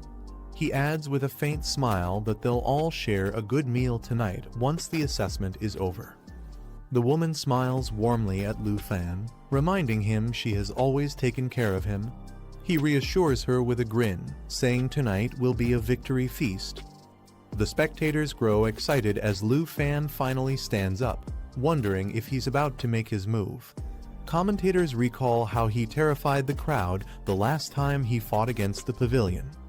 Meanwhile, the armored opponent scoffs at Lu Fan's calmness, calling him arrogant as he charges forward with deadly intent. With a roar, he swings his massive weapon, demanding that the Dragon Tamer come out and face him head-on. Jianing steps forward, revealed as a level 40 sword dancer. She blocks the path with her glowing blade, declaring that anyone who wants to advance must first get through her. Both fighters unleash their weapons at once. The Frigid Winter Sword slows opponents with icy damage, while the enemy's blood-bearing sword cuts through defenses and boosts attack speed. Their clash shakes the arena. The armored man roars that he has no interest in Jianing, striking with explosive force. His army breaker greatsword sends out destructive waves, crushing anything in its range. Another challenger joins in, wielding the Inferno Sunblade. Flames erupt around her as the weapon's power channels searing fire damage before returning to its wielder, intensifying the chaotic battle. As the battle rages, a fighter intercepts the attack with a bold declaration, reminding the enemy that their true opponent is him. The armored man sneers, dismissing the challenger as unworthy. He clashes fiercely, testing the strength of his opponents. Another ally leaps in to assist, but Jianying clicks her tongue in annoyance, calling her target stubborn and troublesome. From the sidelines, a silver-haired girl calmly steps forward. She tells the others there's no need to intervene, stating that since he wishes to fight her, she will personally grant him that battle. Lu Fan steps forward confidently, stating that everyone has performed well enough. He adds that if this had been a real life or death battle, Fengyan Pavilion would have been wiped out long ago. Mang Jia mocks him, saying anyone can boast while hiding behind women. He overpowers an opponent, pushing them to the brink as they struggle to hold on. Suddenly, his expression shifts in shock as fiery arrows rain down. The system reveals the weapon, Arrow of the Nether Serpent, capable of firing 12 magical arrows at once, each dealing heavy damage. Lu Fan, now wielding the bow, commands his allies Jianying and Taozi to fall back and protect Anti with Qin Qiu, showing he is ready to take control of the battlefield himself. Mang Jia smirks and tells Zhang Fengyan's group to fall back as well, warning he won't be responsible for any friendly fire once he gets serious. Spectators murmur in anticipation, wondering if Lu Fan is about to summon a dragon. Others argue that even then, Mang Jia might not necessarily lose. Mang Jia lifts his weapon high, his body surging with energy.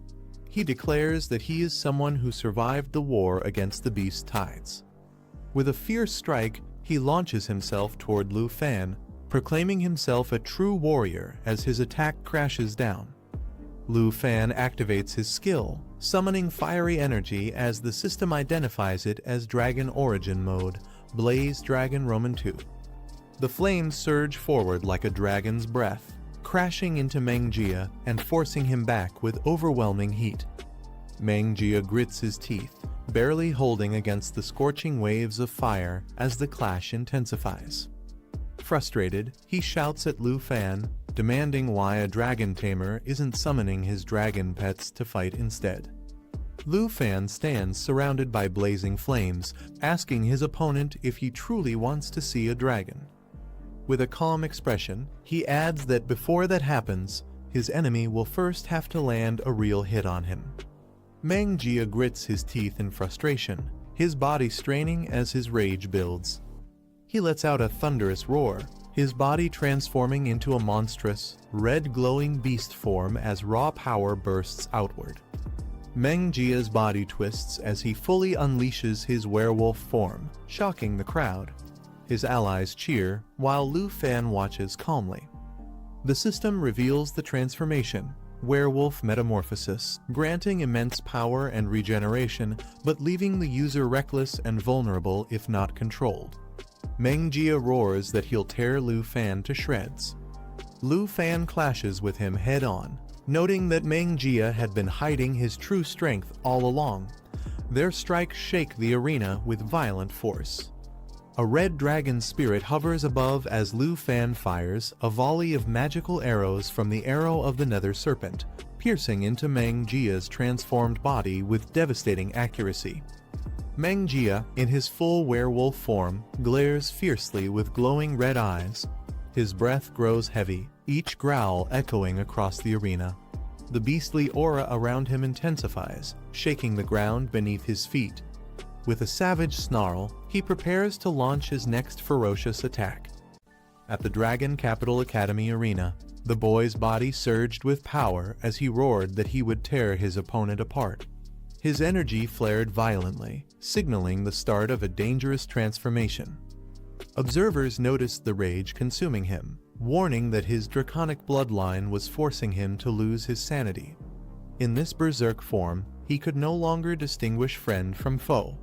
The system began charging, marking the first second of his transformation. With wings blazing and fire enveloping him, he clashed fiercely with the monstrous beast. The creature roared and struck back, their battle shaking the ground as power exploded between them. The system counted into the second charge as he kept pressing forward.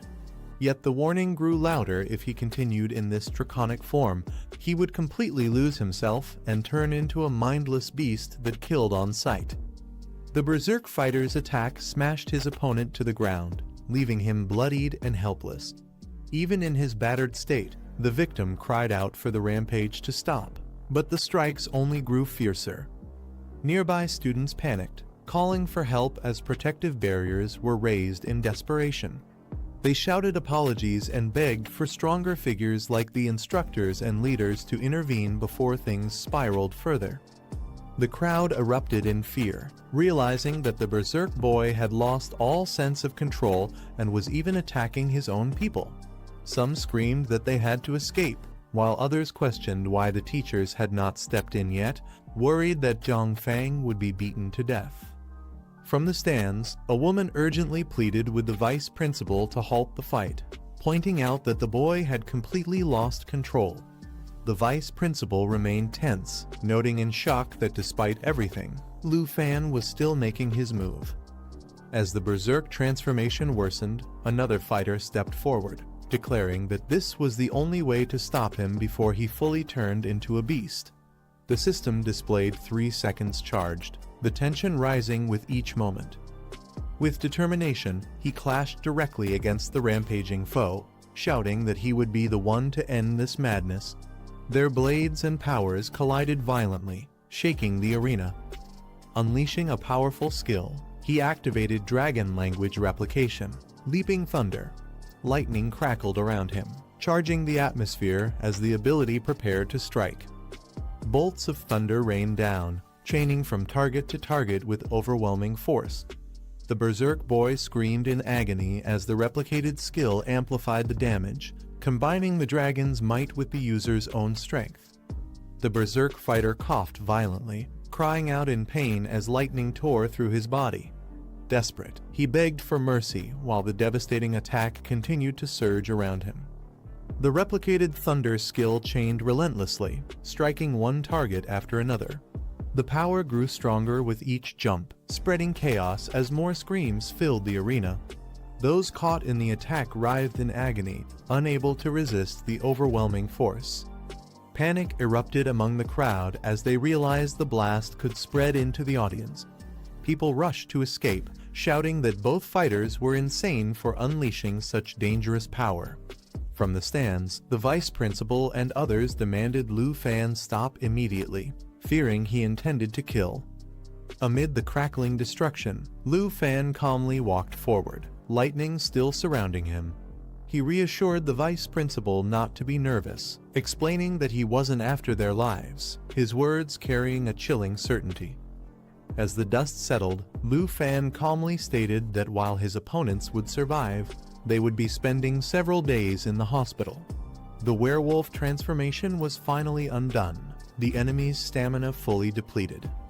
The crowd erupted in disbelief, stunned that Lu Fan had taken down everyone with a single skill. Some muttered that the wait had been worth it, while the announcers declared the final assessment officially over. The victors were announced: Lu Fan, Jianying, Qin Qiu, Tao Xiaoman, and their external supporter, Han Qi. Excited voices called out, praising Lu Fan's incredible performance, while his companions asked if he was tired and urged him to prepare for the victory feast. As the celebrations began, Lu Fan quietly turned away, his calm demeanor drawing attention once more. Someone watching closely called out softly, surprised, "Little Fan?" Lu Fan revealed a new summon, a dragon girl who appeared with radiant energy. Her sudden presence stunned the audience, drawing gasps and admiration. The crowd erupted in chatter, some amazed at her cuteness and others doubting the bond, saying the colors didn't even match. Many admired her, with some joking about wanting to hug her, while others recalled Lu Fan's past battles and marveled that someone could truly tame such beings. His opponent struggled to rise, staring in disbelief at the dragon girl by Lu Fan's side. Shocked, he demanded to know if this was really his dragon and questioned what Lu Fan was planning to do. Instead of panicking, the man tried to reason with him. He asked if pressing the advantage was necessary, reminding Lu Fan that this was not a battlefield and questioning if there was truly a need to kill him. The dragon girl released the Fountain of Life, a radiant green light that spread across the arena. Its power continuously restored the health of all friendly targets, surrounding the fallen fighters in healing energy. The battered opponent looked up in disbelief as his wounds began to mend. He muttered in surprise, realizing that Lu Fan was actually healing them instead of finishing them off. Relief mixed with shock as the pain started to fade.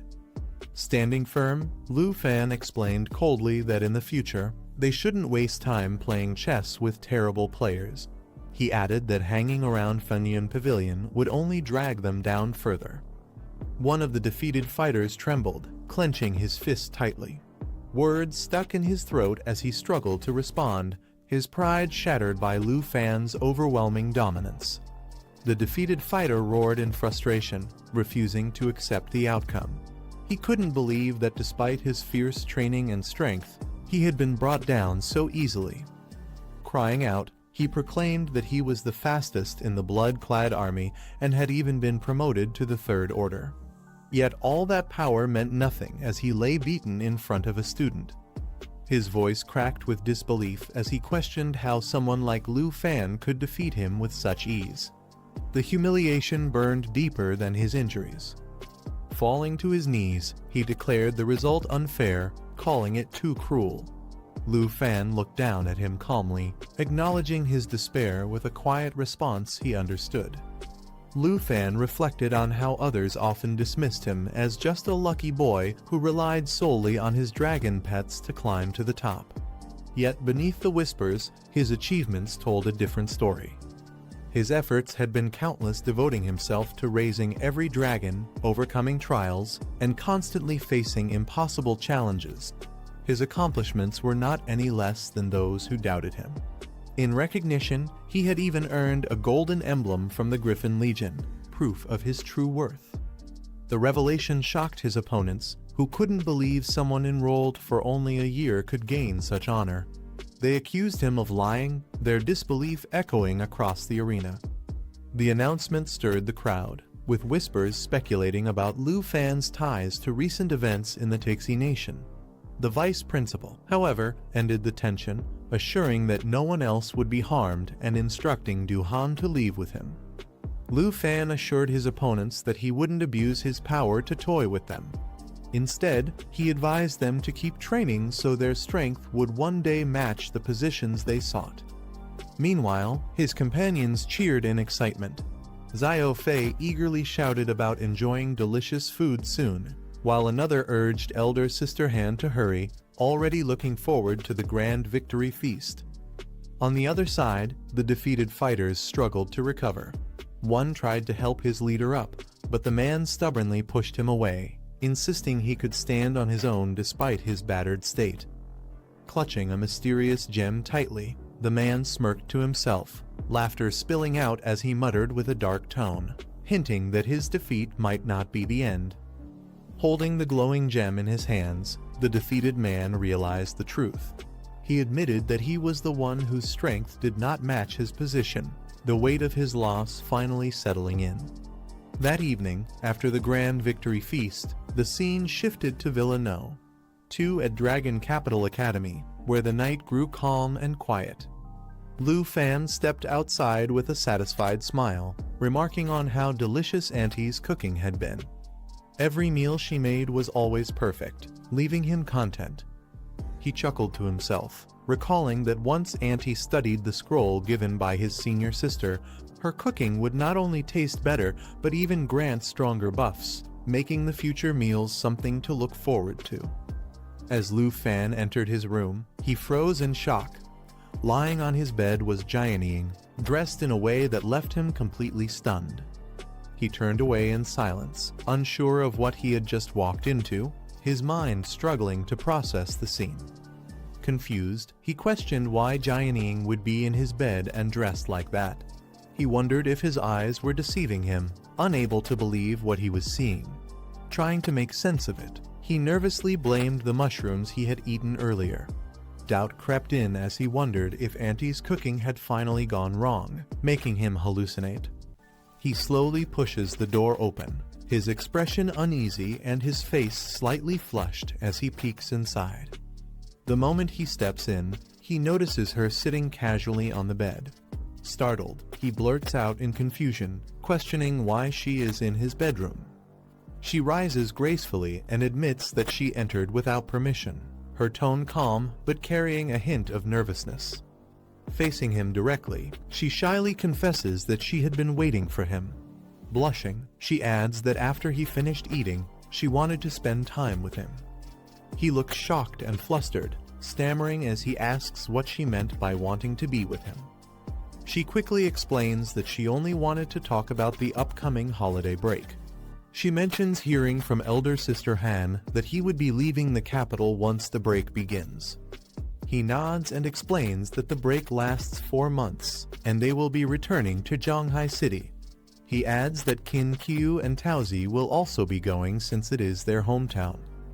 Blushing, she hesitates before asking if she can go with him. He responds with surprise, then laughs lightly, agreeing that she can, though he wonders why she would want to. She lowers her gaze and admits softly that she has nowhere to return to. Her thoughts reveal the truth. Her family had once been among the most prominent in a border city of Yunbei province. But everything changed when the beast tide struck, leaving the entire city in ruins. The memory shows the devastating battle. Her family and the city's defenders fought desperately until the very last moment, but in the end, none of them survived. She faces him again and explains that all of this happened just 2 months before she enrolled, leaving her with no home to go back to. She admits that although she was once the top scorer of Yunbei province, she no longer has a home to return to. Lowering her head, she apologizes for being a burden and suggests she could just stay behind during the break, focusing on training. He gently reassures her, saying that no one is meant to be alone. With a calm smile, he promises that they will go back to Zhanghai City together. Hearing his words, she falls silent as he adds that Zhanghai will become her new home. She smiles warmly, her eyes soft as she thanks Lu Fan with genuine gratitude. Meanwhile, deep within the Shengu forest on the border of Taiji Nation, the scene shifts to a dark and eerie place where the air trembles with strange energy. A massive crack splits through the ground, releasing ominous purple light as the surroundings shake violently. From within the destruction, a colossal figure begins to emerge, its body radiating overwhelming power as it steps into the world. A massive skeletal hand rises from the darkness, radiating terrifying purple energy as ominous voices echo about awakening power and vengeance. News spreads quickly. An urgent broadcast announces that Taiji Nation has been struck by a large-scale snow tide attack. All flights to the nation are suspended indefinitely. People gather in shock, questioning what could have happened. With only text updates available, suspicion grows that Taiji Nation is deliberately blocking the news. He reflects quietly, noting that the Lai family took control after the Sin family's fall. Thankfully, his wanted status has been erased. Still, he wonders if the powerful figure's senior sister once mentioned, who secretly supported Taiji Nation, will finally make their move. As they sit together, one of the girls says it's none of their concern. She cheerfully adds that once they return to Zhanghai City, she'll show everyone around and let them see their new home. He closes his eyes and reflects silently, deciding not to dwell on the recent troubles. Instead, he tells himself the wiser choice is to enjoy the holiday.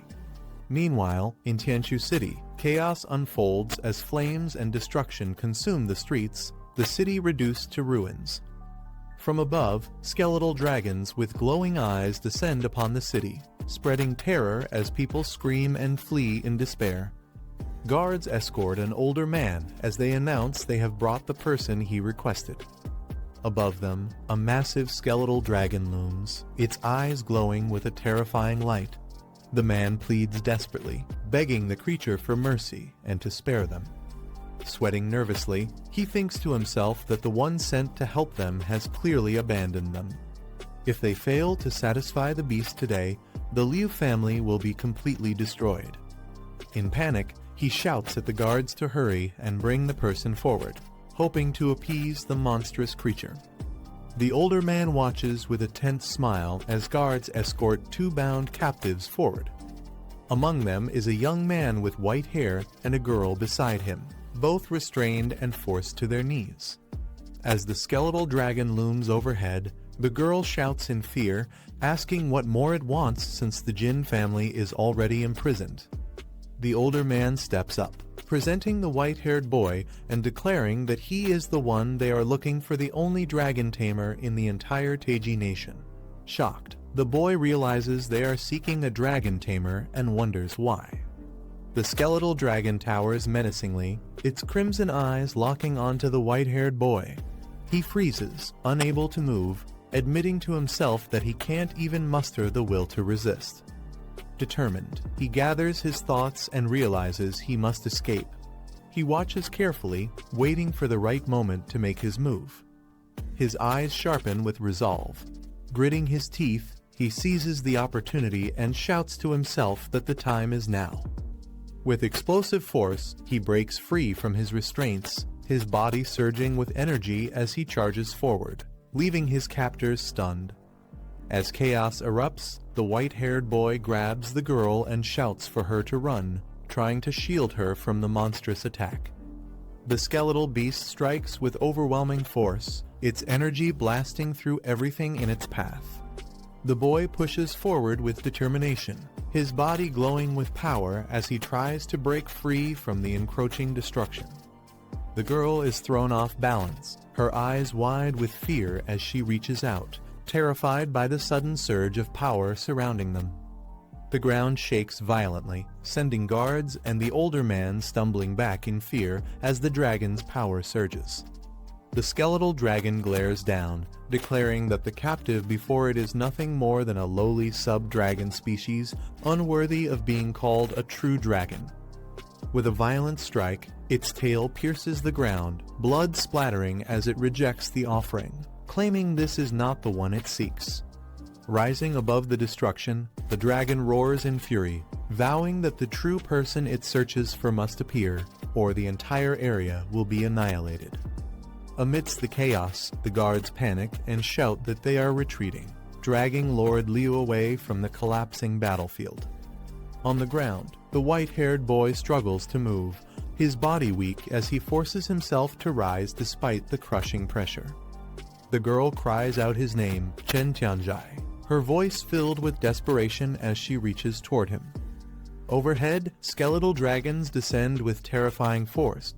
Gritting his teeth, Chen Tianjai yells for someone to get him out of there before it's too late. The white-haired boy looks up in frustration, questioning why, even though both he and another are dragon tamers, he is the only one left broken in this state. His anger burns as he calls himself useless, unable to accept his current weakness compared to the other. He grits his teeth, his thoughts circling back to the one person who always seems to overshadow him. With a heavy voice, he mutters in disbelief, wondering if it could really be him again, Lu Fan. The girl freezes in place as the monstrous beast lunges forward with its gaping jaws. She clenches her fists tightly, bracing for impact, but the overwhelming pressure makes her body tremble. Nearby, another person notices the sudden shift. Sweat rolls down their face as they squint in confusion, clearly sensing something unusual happening. In the next moment, a violent burst of purple energy erupts. The power surges wildly, wrapping around the figure who steps forward, unleashing a force strong enough to shake the ground. The massive creature roars in fury, its body igniting with dark flames. With a menacing glare, it spreads its claws wide, while the glowing figure confronts it without hesitation. The restrained man trembles, shouting desperately as he reveals a name, Lu Fan, a student of Dragon City Academy. He insists that at this time, Lu Fan should either be at school or at home. The monstrous figure listens with a sinister laugh, its burning eyes filled with malice. It acknowledges the information and orders to be taken directly to him. The man cries out in agony as the dark energy around him tightens, draining his strength further. Suddenly, he is hurled violently into the ground, crashing with a powerful impact that shatters the earth beneath him. The dark creature looms over the man, declaring that it will grant him the power of the ancient gods. The offer radiates with ominous energy. A voice warns him of the danger, showing the corpse of another who had once accepted such power. The warning is clear acceptance means sharing the same fate. Despite the risk, the man clenches his fists and demands strength, willing to take any power necessary to kill his target. With determination burning in his eyes, he shouts his promise, vowing to use this power no matter the cost. The monstrous being forms a sphere of dark energy, sensing the man's hatred and desperation as proof of his resolve. The sphere is unleashed, surging toward him with overwhelming force, engulfing his entire body in a torrent of violet flames. The man screams in agony as the power tears into him, burning through his veins like fire. His eyes widen in shock, glowing faintly as the corrupt energy seeps deeper, changing him from within.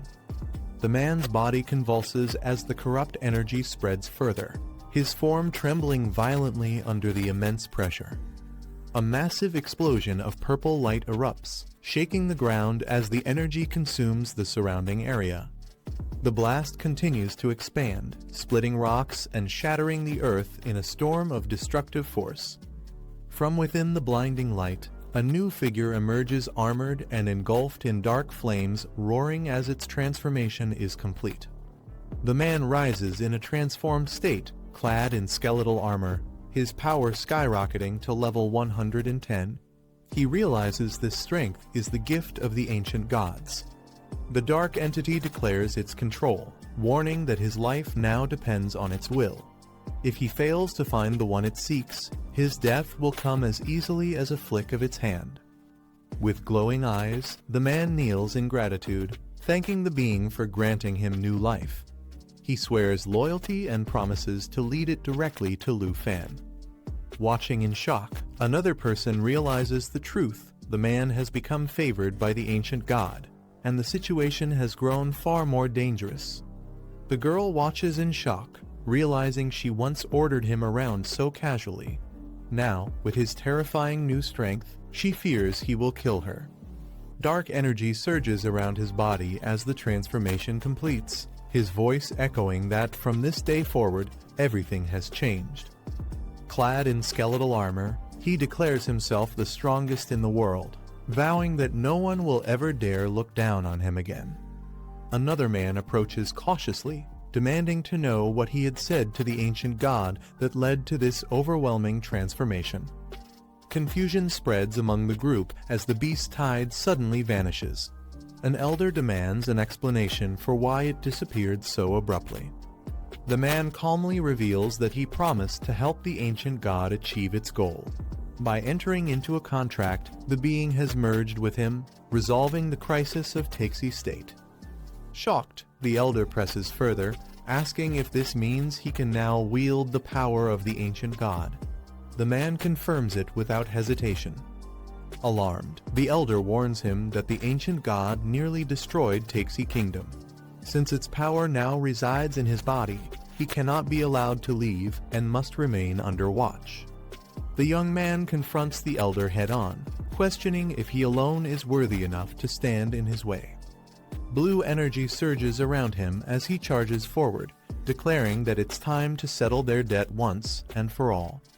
The elder shouts angrily, calling him arrogant, but the young man doesn't falter and pushes through the counterattack. With unwavering resolve, he advances fearlessly, demanding to know who dares try and stop him now. A masked man steps forward, introducing himself as a member of the Tan family, claiming responsibility for assisting Lord Lu. His sudden appearance shocks those around him. Whispers spread in disbelief. The Tan family was thought to have vanished 100 years ago, yet it seems they have been hiding in the shadows, still pulling strings from the top. The masked man admits he is merely a mouthpiece for the Tan family. He tempts the young man with an offer to follow them and allow the family to study the power of the ancient gods in exchange for the throne of Taxi Kingdom. The young man scoffs at the proposal. Angered, the masked figure calls him ungrateful, warning that refusal comes with a price, and crimson energy begins to swirl menacingly around him. The masked man lunges with crimson energy, declaring that the power within his opponent will belong to the Tan family. However, his expression twists in shock as he is suddenly struck, blood spraying from his body. The young man counters with overwhelming force, piercing through the attack and lifting the masked figure into the air.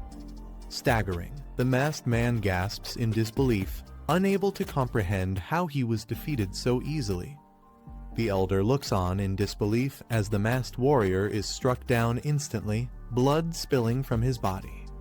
The girl is shocked, realizing that a level 100 warrior was killed with a single blow. The young man glares coldly, mocking the Tan family's so-called strength. He calls them mere ants, unworthy of being labeled powerful. Holding the glowing energy in his palm, he marvels at the sensation, realizing how incredible it feels to truly possess such overwhelming power. Standing over the fallen bodies, the young man declares the Tan family finished, their people all dead. He then turns his fury toward the next target. He reminds the elder of the Jin family's downfall, the imprisonment, and the torment he endured, accusing him of offering others as sacrifices to the ancient gods. Terrified, the elder protests desperately, claiming it was never his doing but the Tan family's orders. He insists he is only a mouthpiece, begging to be spared. Unmoved, the young man summons a colossal skeletal hand of energy, reaching toward the elder as he demands to know what fate should befall him next. The old man's face twists in fear as he realizes his fate. Trembling, he blurts out that without his involvement, Chen Tianjai would never have gained this power. Desperate to survive, he pleads for mercy, promising to never interfere again if only his life is spared. But Chen does not hesitate. His strike descends with unstoppable might, tearing through the ground as a surge of energy explodes outward. The scene shatters under his power, leaving no chance for escape. The soldiers watch in horror as the dust clears. Their voices crack with fear, shouting that their lord has fallen. Panic spreads instantly, and their faces show nothing but despair. Amid the chaos, Chen stands firm.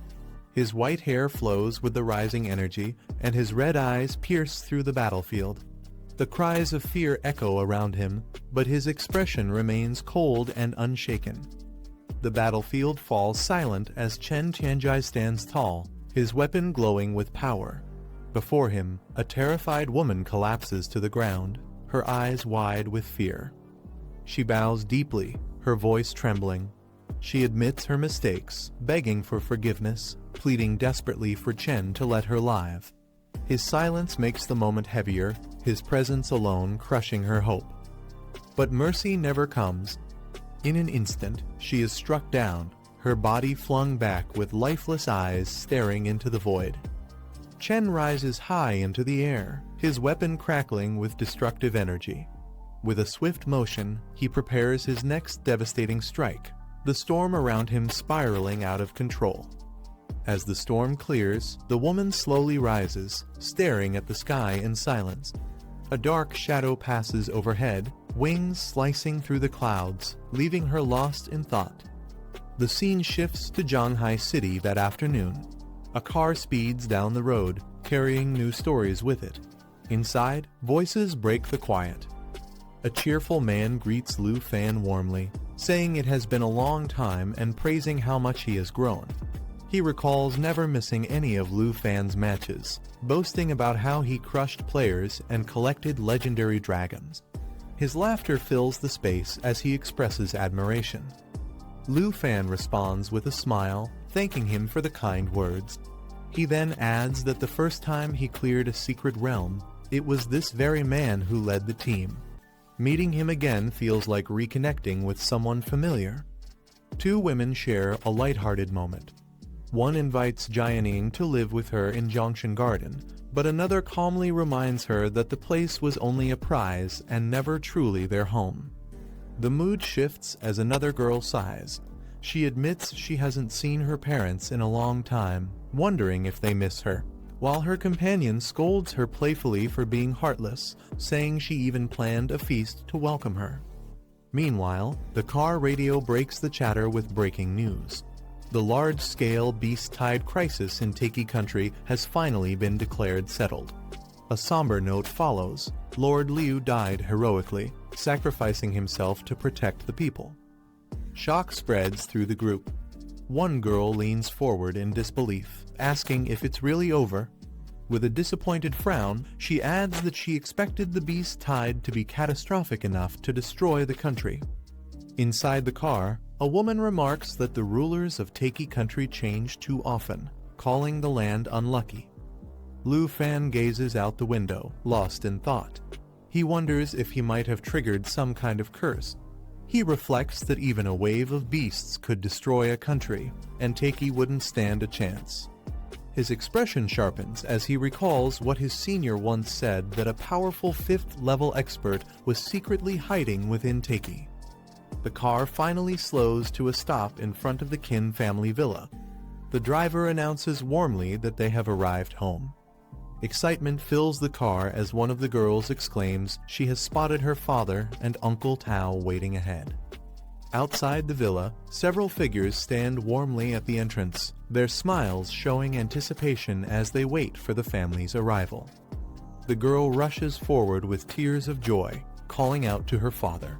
He opens his arms with a gentle smile, welcoming her back as his beloved daughter. Emotions overflow as he pats her head, remarking how much she has changed in just 6 months, almost to the point of being unrecognizable.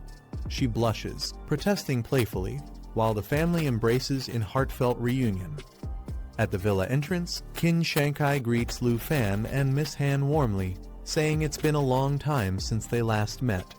With a polite smile, he apologizes for the trouble of arranging Mr. Qin's special car to pick them up.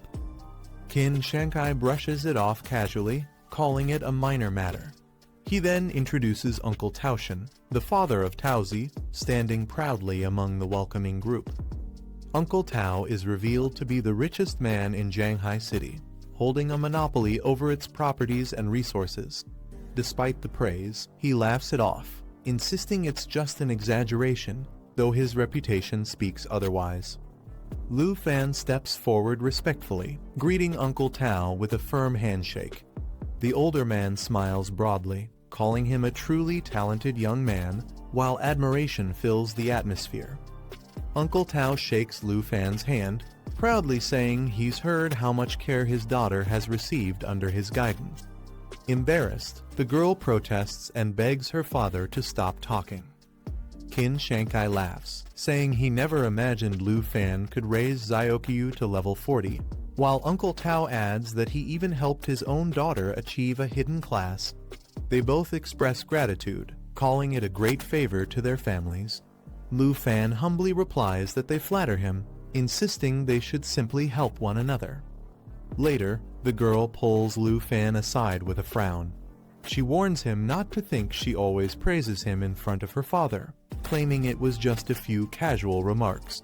Lu Fan only smiles and nods, telling her he understands. Watching from nearby, her parents comment softly that she is simply too concerned with his reputation, advising her not to be so blunt in the future. The playful tension draws surprised glances from those around. As the evening settles, Qin Shankai suggests it's time for everyone to rest after the long journey. He announces that tomorrow morning, he and Tao Shan will host a dinner for the whole family. Uncle Tao enthusiastically insists that Lu Fan must join them, saying his presence would be an honor. Smiling, Lu Fan assures them he'll definitely come. Lu Fan waves as he prepares to leave, calling out that they'll see each other tomorrow. The women beside him follow, while the others watch them depart. Before leaving, Qin Shankai turns to the steward and requests that they be escorted back to Junction Garden. With a respectful nod, the steward agrees. The group waves farewell as the car departs, leaving the villa behind under the warm evening light. One of the daughters smiles at her father, thanking him for being considerate of her friends. He chuckles, reminding her not to call him slow anymore. The city lights flash by as the car speeds through the streets. Inside, someone apologizes to Jianing for not introducing her sooner, but she gently replies that it's fine, she's still new to this place anyway. Sitting together in the back seat, the two women reassure her. They promise to show her around once they've settled in, telling her she'll get used to everything little by little. As they ride in the car, the steward mentions that Junction Garden was cleaned up in less than 2 days. Lu Fan looks surprised at the news. The steward explains further Mr. Qin has people maintain and clean Junction Garden every week. He reminds them to keep their luggage ready for check-in at any time. The car soon arrives at the grand estate. Excitement fills the air as they announce this will be their new home. Jianing stares in awe, impressed by the sight. The next morning, at Zhanghai's new City Star Hotel, Lu Fan sits quietly. With a heavy sigh, he reflects on his choices, admitting he had been careless and agreed to something yesterday without truly thinking it through. At the banquet table, Uncle Tao suddenly suggests that Xiao Lu and his daughter Taozi are a perfect match. Qin Shankai quickly counters, insisting that his own daughter Xiaoqiu is more beautiful, intelligent, and suitable. The tension leaves Lu Fan bewildered, wondering how things ended up like this. Uncle Tao presses on, praising Taozi's liveliness and how it balances Lu Fan's steadiness. He raises a toast, asking if Lu Fan agrees, leaving him awkwardly stammering a polite response. Qin Shankai interjects, pointing out how Lu Fan treats Xiaoqiu with far more gentleness, while Uncle Tao continues to push his case. Lu Fan can only smile uncomfortably as the pressure mounts. Uncle Tao stands by his daughter proudly, declaring that Taozi's carefree nature is proof of her good heart and pure attitude, someone who would never scheme against others. As the families argue, the atmosphere grows even heavier. The tension at the table rises further when Qin Shankai calls out Uncle Tao, asking what he's really trying to say. With a firm voice, he declares that his daughter Xiaoqiu has long admired Lu Fan, and as childhood sweethearts, their marriage is destined in the future. Xiaoqiu, flustered and embarrassed, covers her face, pleading with her father to stop speaking. At the table, two uncles start bickering, both insisting that Xiao Lu will eventually become part of their family. Their playful argument grows heated, and the young man quickly tries to ease the tension, asking them to calm down before it escalates further. On the other side, two women watch with amusement. One laughs warmly, saying how happy Xiao often must be, while the other hides a smile as she quietly serves food. Their relaxed demeanor contrasts sharply with the uncle's competitive banter.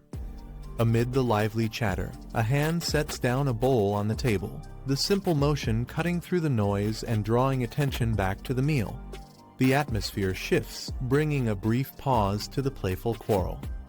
The uncles, flushed from the drinks, lock eyes in silence.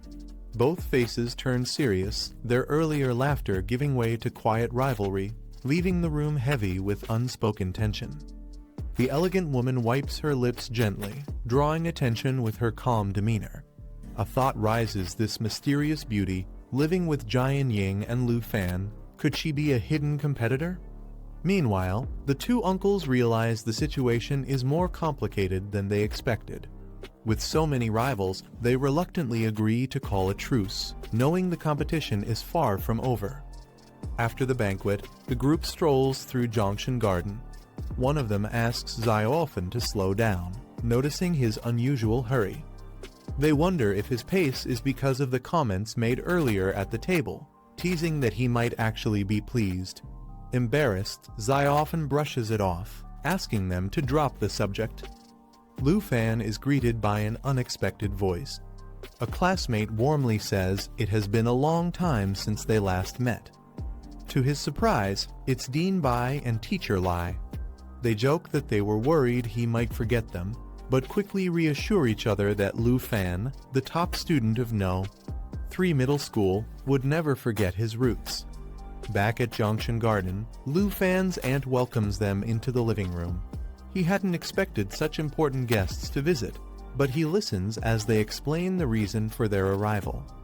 Dean Bai speaks about the upcoming transfer ceremony, hoping that students from their school can inspire the younger generation. Though Lu Fan realizes they want him to serve as a symbol of pride, he agrees out of respect for the kindness they've always shown him. Lu Fan sets a condition: his upcoming speech must be brief, as he needs to focus on reaching level 60 and completing his third job within 2 months. The teachers are astonished, noting that most graduates only reach level 30. Lu Fan politely thanks them for their praise, but reminds them to keep his goal a secret. They reassure him with laughter, promising confidentiality. As they part ways, Lu Fan promises to see them again at school No. 3 in 3 days. None of them expected such determination from him, leaving a strong impression. The next morning, Lu Fan's phone vibrates, showing a call from Wang Tai. Still half asleep, Lu Fan answers. On the other end, Wang Tai exclaims, shocked that Lu Fan had hidden something so important, scolding him for being too polite. Still half awake, Lu Fan listens as Uncle Qin tells him not to worry, only to use something once he receives it later. Confused, Lu Fan questions what exactly he is supposed to receive. Before he can think further, the call ends, leaving him puzzled. Almost immediately, his phone rings again. This time, it's Uncle Qin once more. Answering in irritation, Lu Fan asks why he's calling so early.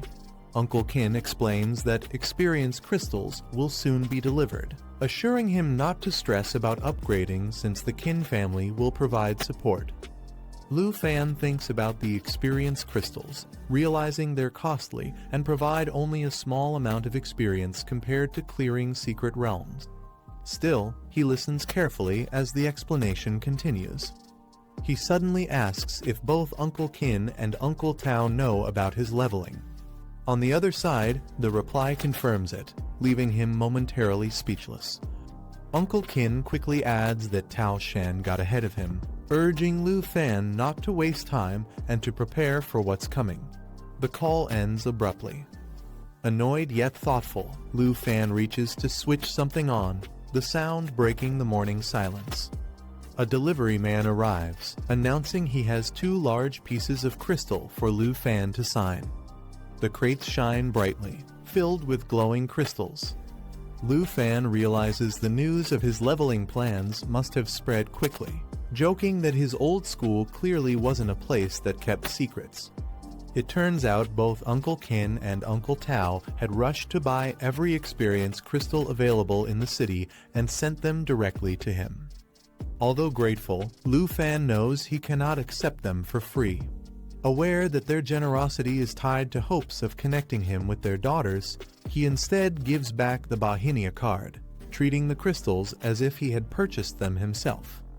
In the following days, Lu Fan continuously used the experience crystals while his companions battled monsters, pushing their training further.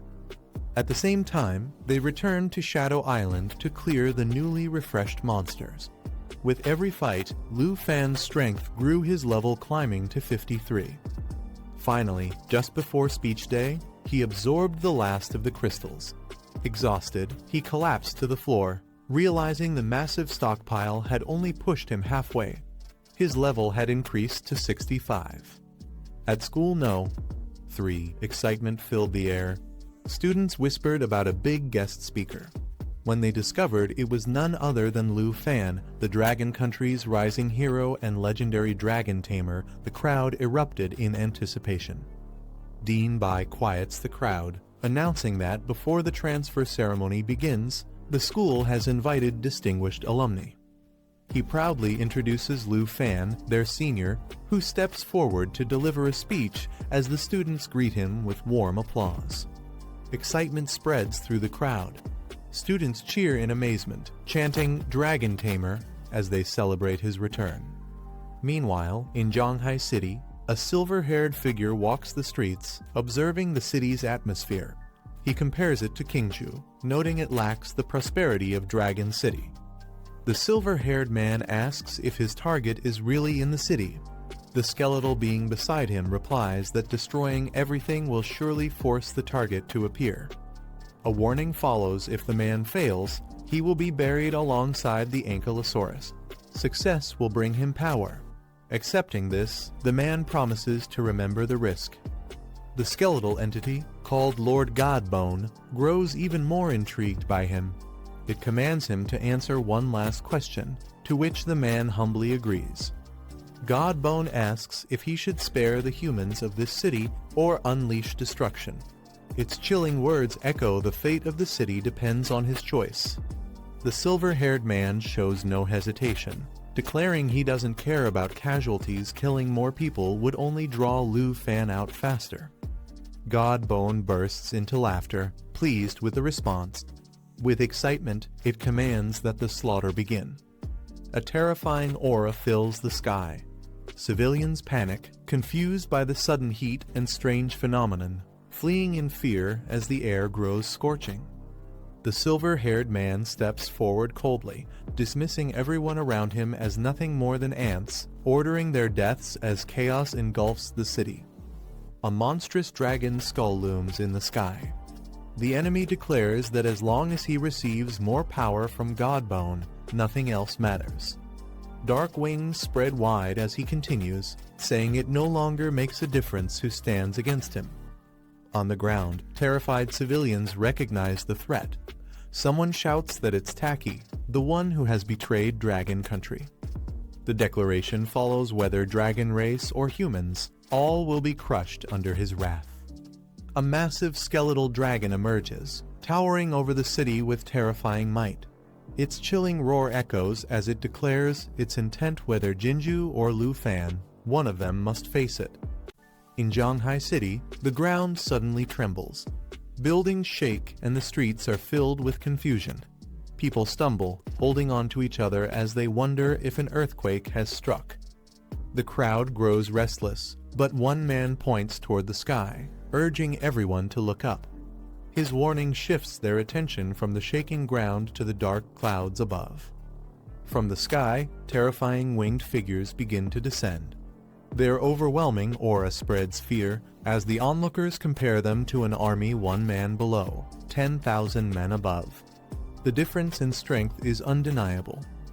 Among the chaos, a young man steadies himself and looks up in shock.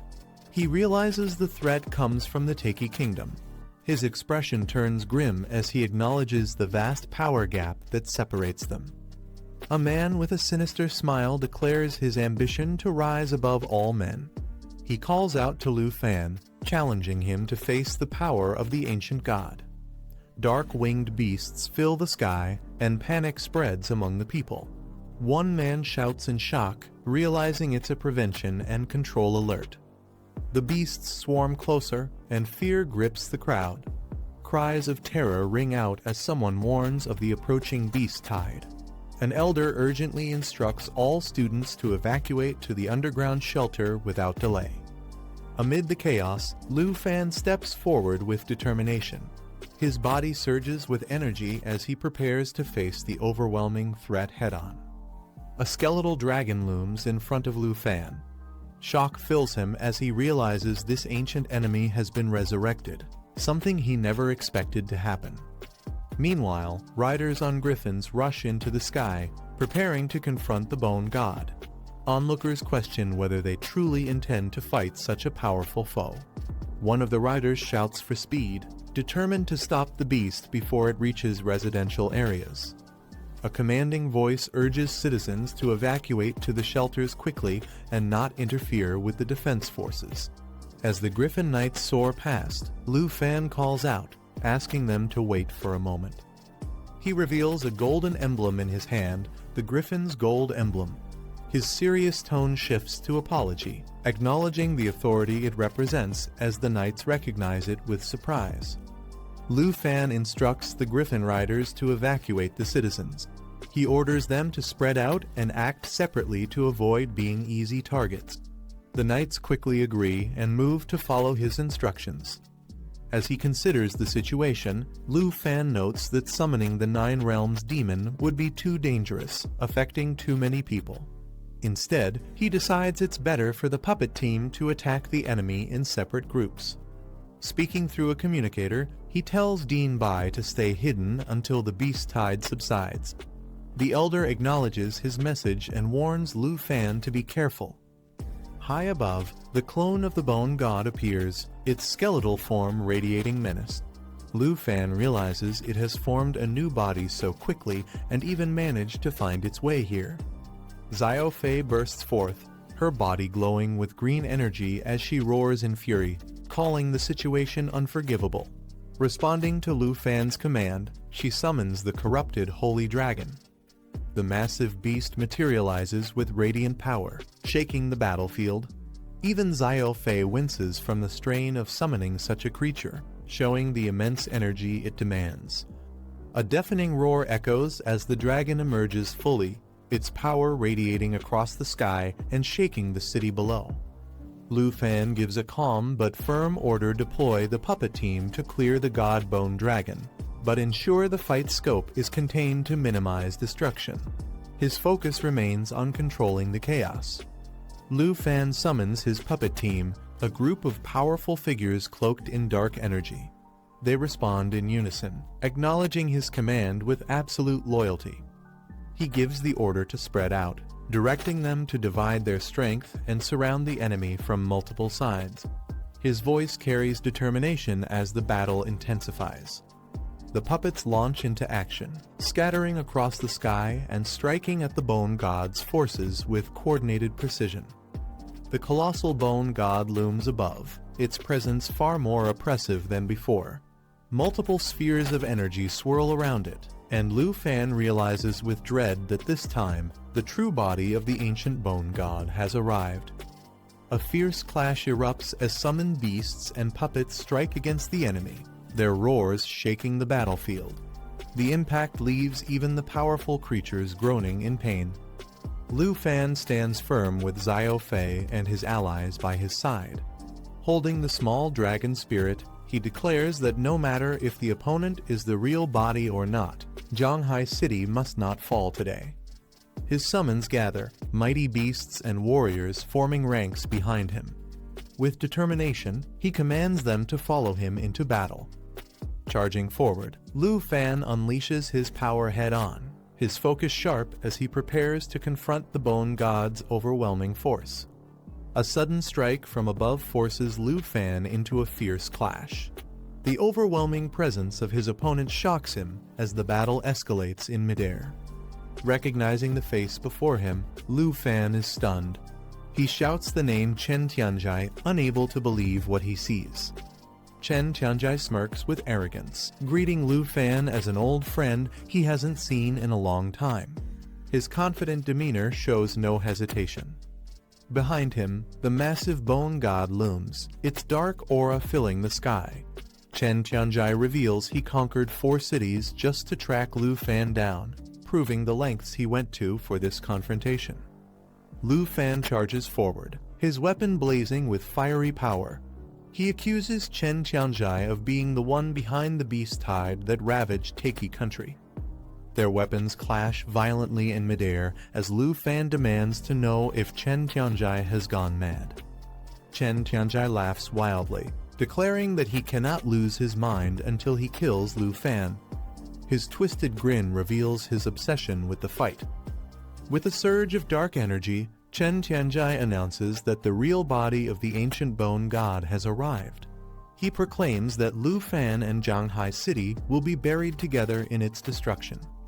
Chen Tianjai stands shrouded in the bone god's dark aura, declaring that he once vowed to return and destroy everything. Now, he demands repayment 100-fold. Lu Fan confronts him, reminding Tianjai of the dragon country blood in his veins. No matter their conflicts, he argues, killing innocent people should never be the answer. Tianjai laughs bitterly, recalling how he was once reclassified into the weakest class, mocked and treated as less than human. But with the Bone God's power now coursing through him, he proclaims that no one can ever look down on him again. His expression twists with hatred as he admits he thinks of Lu Fan constantly. He remembers the humiliation, the destruction of the Jin family who once supported him, and snarls that all he's ever wanted is to kill Lu Fan. Lu Fan steadies himself, questioning if Chen Tianjai has truly become a slave to the ancient Bone God. He warns that Tianjai has chosen the wrong path, insisting his goal was always to make him realize the truth. Tianjai snaps back angrily, claiming Lu Fan isn't worthy of the privileges of a dragon tamer. His fury rises as he accuses Lu Fan of enjoying those benefits while looking down on him. The two clash in a violent strike, Tianjai shouting that he was belittled all along. Their weapons crash together, filling the battlefield with explosive energy. In response, Lu Fan calls out to Xiao Fei, commanding her to unfold the Dragon Domain Emerald Mirror, preparing to counter Tianjai's overwhelming assault. A majestic emerald dragon manifests, its body radiating with divine light. The overwhelming aura signals the unfolding of the Dragon Domain. The eye of the domain opens, its power rewriting the battlefield. Allies within the domain gain enhanced strength, while enemies suffer weakened attributes and suppressed abilities. The Emerald Mirror activates, casting a protective radiance. Its power reduces the effectiveness of enemy skills, cutting their strength in half while boosting allies' resistance. As the dragon spreads its wings, the sky trembles. The sudden surge of power leaves even the enemy shocked, unable to comprehend the force that now dominates the battlefield. Lu Fan's expression hardens as he realizes something is wrong. Despite calling forth the Dragon Domain and the Emerald Mirror, the abilities fail to activate. Frustration flashes across his face. He questions why such crucial techniques are suddenly unusable in this critical moment, leaving him at a dangerous disadvantage against his enemy. In Zhanghai City, a dark and ominous aura spreads as the skeletal being emerges once more. Its hollow voice echoes with sinister laughter, declaring that it will not be deceived by the same trick again. The Bone God raises its head, eyes blazing with crimson light. With chilling arrogance, it proclaims that this time, it will relish every step of its opponent's struggle, feeding on their despair as if it were a feast. Unfazed, the hero charges forward, diving through the air with unshakable resolve. He responds with defiance, vowing that they will see who truly falls into despair in the end. Before the clash can reach its peak, another figure bursts in, sword gleaming with deadly intent. Laughing confidently, he declares to the Bone God that he will handle the fight himself, aiming his blade straight at the hero. With a sinister smile, the enemy mocks the hero, saying he dares to challenge the Bone God. The Bone God's massive form radiates with dark energy as it calls the hero ignorant, revealing its terrifying power as a level 110 God Bone Dragon Tamer. The hero, gripping his blazing weapon tightly, is shocked at this revelation. He realizes that his opponent has truly pledged allegiance to the ancient gods, a loyalty that grants him unimaginable strength. For a moment, the hero's expression hardens, aware of the overwhelming difference in power, but his determination refuses to waver. The Bone God unleashes a devastating attack, summoning fiery destruction across the battlefield. The sheer force shakes the sky as his power manifests in overwhelming waves. The hero counters with a powerful strike, but the Bone God's strength dwarfs his efforts. The enemy's mastery of forbidden dragon language magic sends crushing pressure across the arena, as though the heavens themselves were collapsing. With arrogant disdain, the Bone God mocks his opponent, claiming that even the might of the Dragon Clan cannot compare to the power of a god. A divine barrier shrouds him, absorbing nearly all the damage dealt. The hero's eyes widen in disbelief. Even with all the dragons attacking at once, the shield remains unbroken. Shock and urgency flash across his face as he realizes the terrifying gap between their powers. The armored foe lunges at Lu Fan with terrifying speed, mocking him for worrying about his dragon when his true opponent stands before him. Lu Fan realizes the danger, recognizing both the ancient bone god and Chen Tianjai, the level 110 bone slave. Their combined strength has grown immensely. His attacks prove useless, as Chen Tianjai's resilience is on a completely different level compared to the previous god slaves. With cruel laughter, Chen Tianjai declares he is no longer the weak person Lu Fan once knew. Empowered by the ancient god, he boasts that Lu Fan is nothing before such overwhelming power. Chen Tianjai, riding the bone god, unleashes his full might. He laughs as he prepares to demonstrate god-level skills far beyond Lu Fan's reach, each technique radiating overwhelming destructive power. Lu Fan feels the crushing pressure and realizes that Tianjai's strength has risen even further. Calling out to Xiaoi, he urges that they must find a way to resist this impossible power. Emerald energy surges as Xiaoi, the loyal companion, spreads its glowing wings, preparing to answer Lu Fan's desperate call. Mounted on Xiaofei, Lu Fan commands his dragon to merge with him. With determination burning in his eyes, he prepares for a counterattack, ready to push back against the god-level might before him. The bone god charges forward with terrifying force, declaring that Lu Fan will experience the crushing weight of despair firsthand. Lu Fan braces himself, blocking the devastating strike with his blazing weapon. The impact shakes him to the core as the bone god taunts him with the feeling of being utterly crushed. Despite the overwhelming pressure, Lu Fan steadies himself and refuses to give in. Blood trickles down, but he shouts for his allies to continue attacking the ancient god of divine bone without hesitation. Above, divine beasts unleash a coordinated assault, raining down destructive power from the skies. Yet the bone god endures, its massive frame glowing with unholy resilience, turning the battlefield into a clash of heaven-shaking forces. The bone god roars with fury, its skeletal form radiating violent energy as it charges forward with unstoppable force. The sky trembles as its assault collides with Lu Fan's counterattack, shattering the heavens in a clash of overwhelming power. Infuriated, the bone god howls that it has had enough, unleashing its rage against the so-called bugs that dare to oppose it. With a bone-crushing strike, it seizes a dragon in its claws, squeezing down mercilessly as Lu Fan and his companions struggle under the weight of its monstrous strength. The bone god radiates a terrifying aura, slipping into a hidden state that makes it nearly impossible to detect or harm. Its presence dominates the battlefield.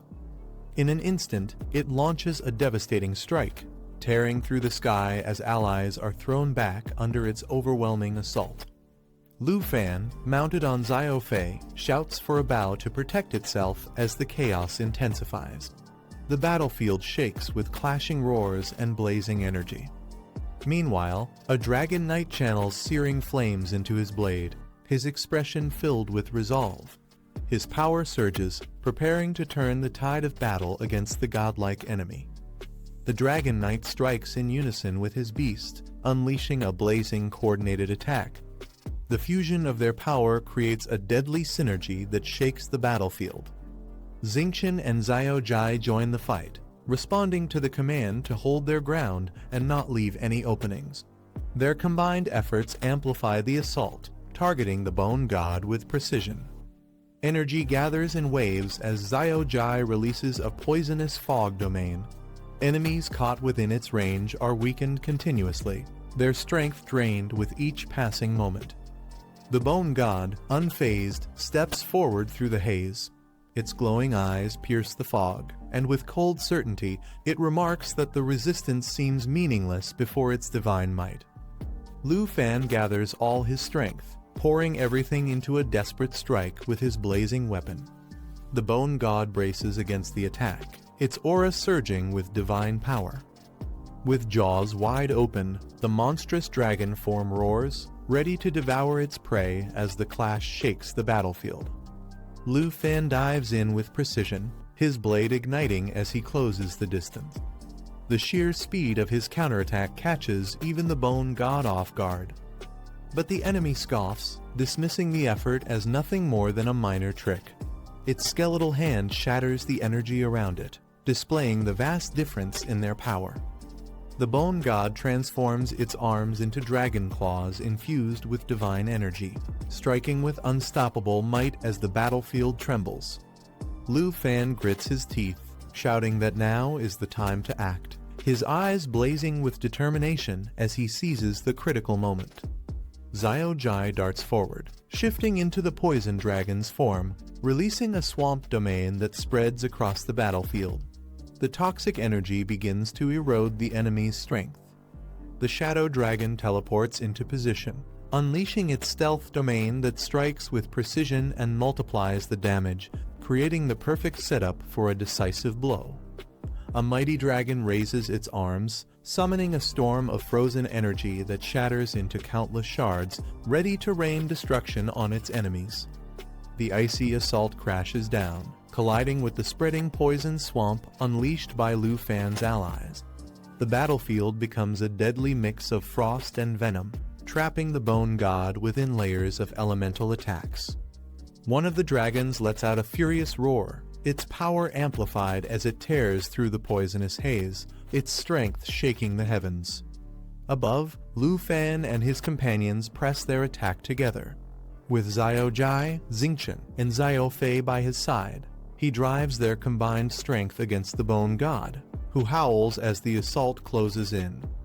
A mighty dragon releases its stored energy in one devastating strike, unleashing a massive counterattack that sends the bone god reeling backward. Green corrosive energy spreads across its skeletal body, eating away at its frame as the poison domain begins to take effect. The bone god roars in fury, its chest glowing as currents of lightning surge through its form, resisting the corrosive force while preparing a retaliatory strike. From above, another dragon descends, calling down a barrage of divine lightning. Thunderous bolts rain upon the bone god, causing explosive damage that lights up the entire battlefield. A dragon wrapped in golden lightning unleashes a thunderous strike, its power surging across the battlefield with unstoppable force. The attack shatters defenses, tearing through the bone god's barrier with sheer destructive might. The bone god roars in fury, its crimson eyes blazing as purple energy erupts from its body. With a chilling voice, it curses its enemies, swearing that it will crush them all for daring to defy a god. From the center of the battlefield, a towering skeletal figure erupts in a storm of purple flames. Its hollow ribcage glows with power as it bellows that it will crush everyone, shaking the ground with its sinister aura. The energy spreads violently, distorting the air. Xiao Jai, caught in the blast, lets out frantic cries as his small body trembles against the overwhelming pressure. The clash of forces makes the entire scene unstable, threatening to collapse at any moment. Lu Fan's eyes widen as he sees Xiao Jai struggling inside the raging energy. With a sharp cry, he calls out Xiao Jai's name, his voice carrying both urgency and desperation. His focus narrows completely on saving his companion. The skeletal enemy bursts into wild laughter, mocking Lu Fan's reaction. It acknowledges his unexpected strength, but sneers at the expression on his face. With a chilling tone, it taunts him further, saying that if he is already shaken, then this is only the beginning of his suffering. Lu Fan looks toward Xiao Jai with calm resolve, telling him he has already done enough. He instructs him to head to the ground and regroup with the puppet team for safety. Xiao Jai glows with a soft green light, slowly drifting downward through the sky as sparkling fragments surround him. With a determined cry, Xiao Jai's form bursts into a radiant green glow, releasing powerful energy that pulses across the battlefield. His presence stabilizes as his true strength shines through. The enemy acknowledges the terrifying might of the ancient god's power, claiming it is strong enough to slay dragons. Yet Lu Fan steps forward without fear, declaring that he will not allow such power to harm innocent lives. Lu Fan stands firm on top of his dragon, flames rising around him as he declares that even if he has to fight alone, he will never retreat. His dragon roars fiercely, matching his unyielding spirit. The skeletal enemy narrows its glowing red eyes, letting out a sinister chuckle as it watches Lu Fan's determination. With a burst of violent energy, the enemy lunges forward, threatening to slaughter all of Lu Fan's dragons and reduce them to nothing but broken remains. The battle spreads into the city as skeletal dragons clash with golden ones. Nearby, two children cry out to join the fight, but their father yells for them to stay back, insisting they would only get in the way. The children recognize the summoned creatures and excitedly point out to their father and Uncle Qin that they all belong to Lu Fan. At Junction Garden, Jianying watches from above. When asked if she is sure, she confirms that within the city lies the same god bone they once saw in Tegi country, meaning Lu Fan must be battling it now. Han worries aloud, fearing what might happen if Xiaofen falls into danger. Jianying calmly tells her to stay home and not step outside. Still anxious, Han turns back to Jianying, asking if she truly wants to go and help Xiaofen despite the risks. As the city trembles under the monster's destruction, bystanders argue in fear. Some urge asking for help instead of fighting, but the summons remain determined to stand their ground. One of the girls clutches her weapon tightly, insisting that even if they can only contribute a little, they must fight. Another speaks firmly, reminding everyone that they are teammates, bound to support one another no matter the odds. With united resolve, they declare they will never let their comrades fight alone, their eyes burning with determination. Tension spreads through the crowd as elders and officials watch the battle unfold, their expressions heavy with shock and unease. Even the older men, usually composed, break into a sweat as the scale of the conflict sinks in. Han lowers her gaze, whispering that she finally understands, her worry for Xiaofen weighing heavily on her heart. Above the city, a majestic winged beast swoops down with warriors mounted on its back. One of them shouts for Tauzi to hold on tightly as they descend into the chaos. As a mighty beast soars overhead, the elders remark that the younger generation has already proven themselves exceptional. They warn Xiao Tauzi not to act recklessly or run into battles he cannot win. One of the officials looks on sternly, advising caution and insisting that he not put himself in unnecessary danger. Suddenly, chaos erupts as buildings begin to collapse. People panic, shouting for others to follow them as they flee from the threat of a flying dragon. The elder reflects in awe, admitting he never expected Lu Fan to withstand such a powerful existence on his own. Yet he worries that if this truly is the ancient god, then the city's defense forces are nowhere near enough to stop it. One of the elders urgently calls his teacher, requesting immediate emergency support as the battle escalates beyond control. The skeletal enemy's crimson eyes flash with murderous intent, locking onto its target with chilling focus. Clashing head-on, the monstrous skeleton and Lu Fan collide with immense force, their attacks shaking the battlefield with raw power. Lu Fan grits his teeth, unleashing every ounce of strength he has, refusing to back down as the life-or-death struggle rages on. In the heat of battle, Lu Fan blocks a fierce strike, his expression tense as someone suddenly calls out his name. His allies arrive riding powerful beasts and weapons, declaring they will fight alongside him. They remind him they are teammates and urge him to tell them what needs to be done. The skeletal enemy grins wickedly, mocking their unity and vowing to bury them all together with Lu Fan. Lu Fan, however, steadies his resolve, refusing to falter. With renewed strength, Lu Fan and his allies charge forward in unison, their combined power striking against the overwhelming might of the enemy.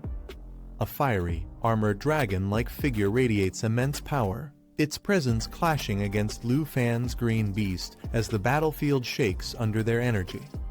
Lu Fan warns his allies not to come too close, urging them to stay hidden to avoid being targeted by the god bone's terrifying gaze. From the shadows, skeletal dragons roar with killing intent.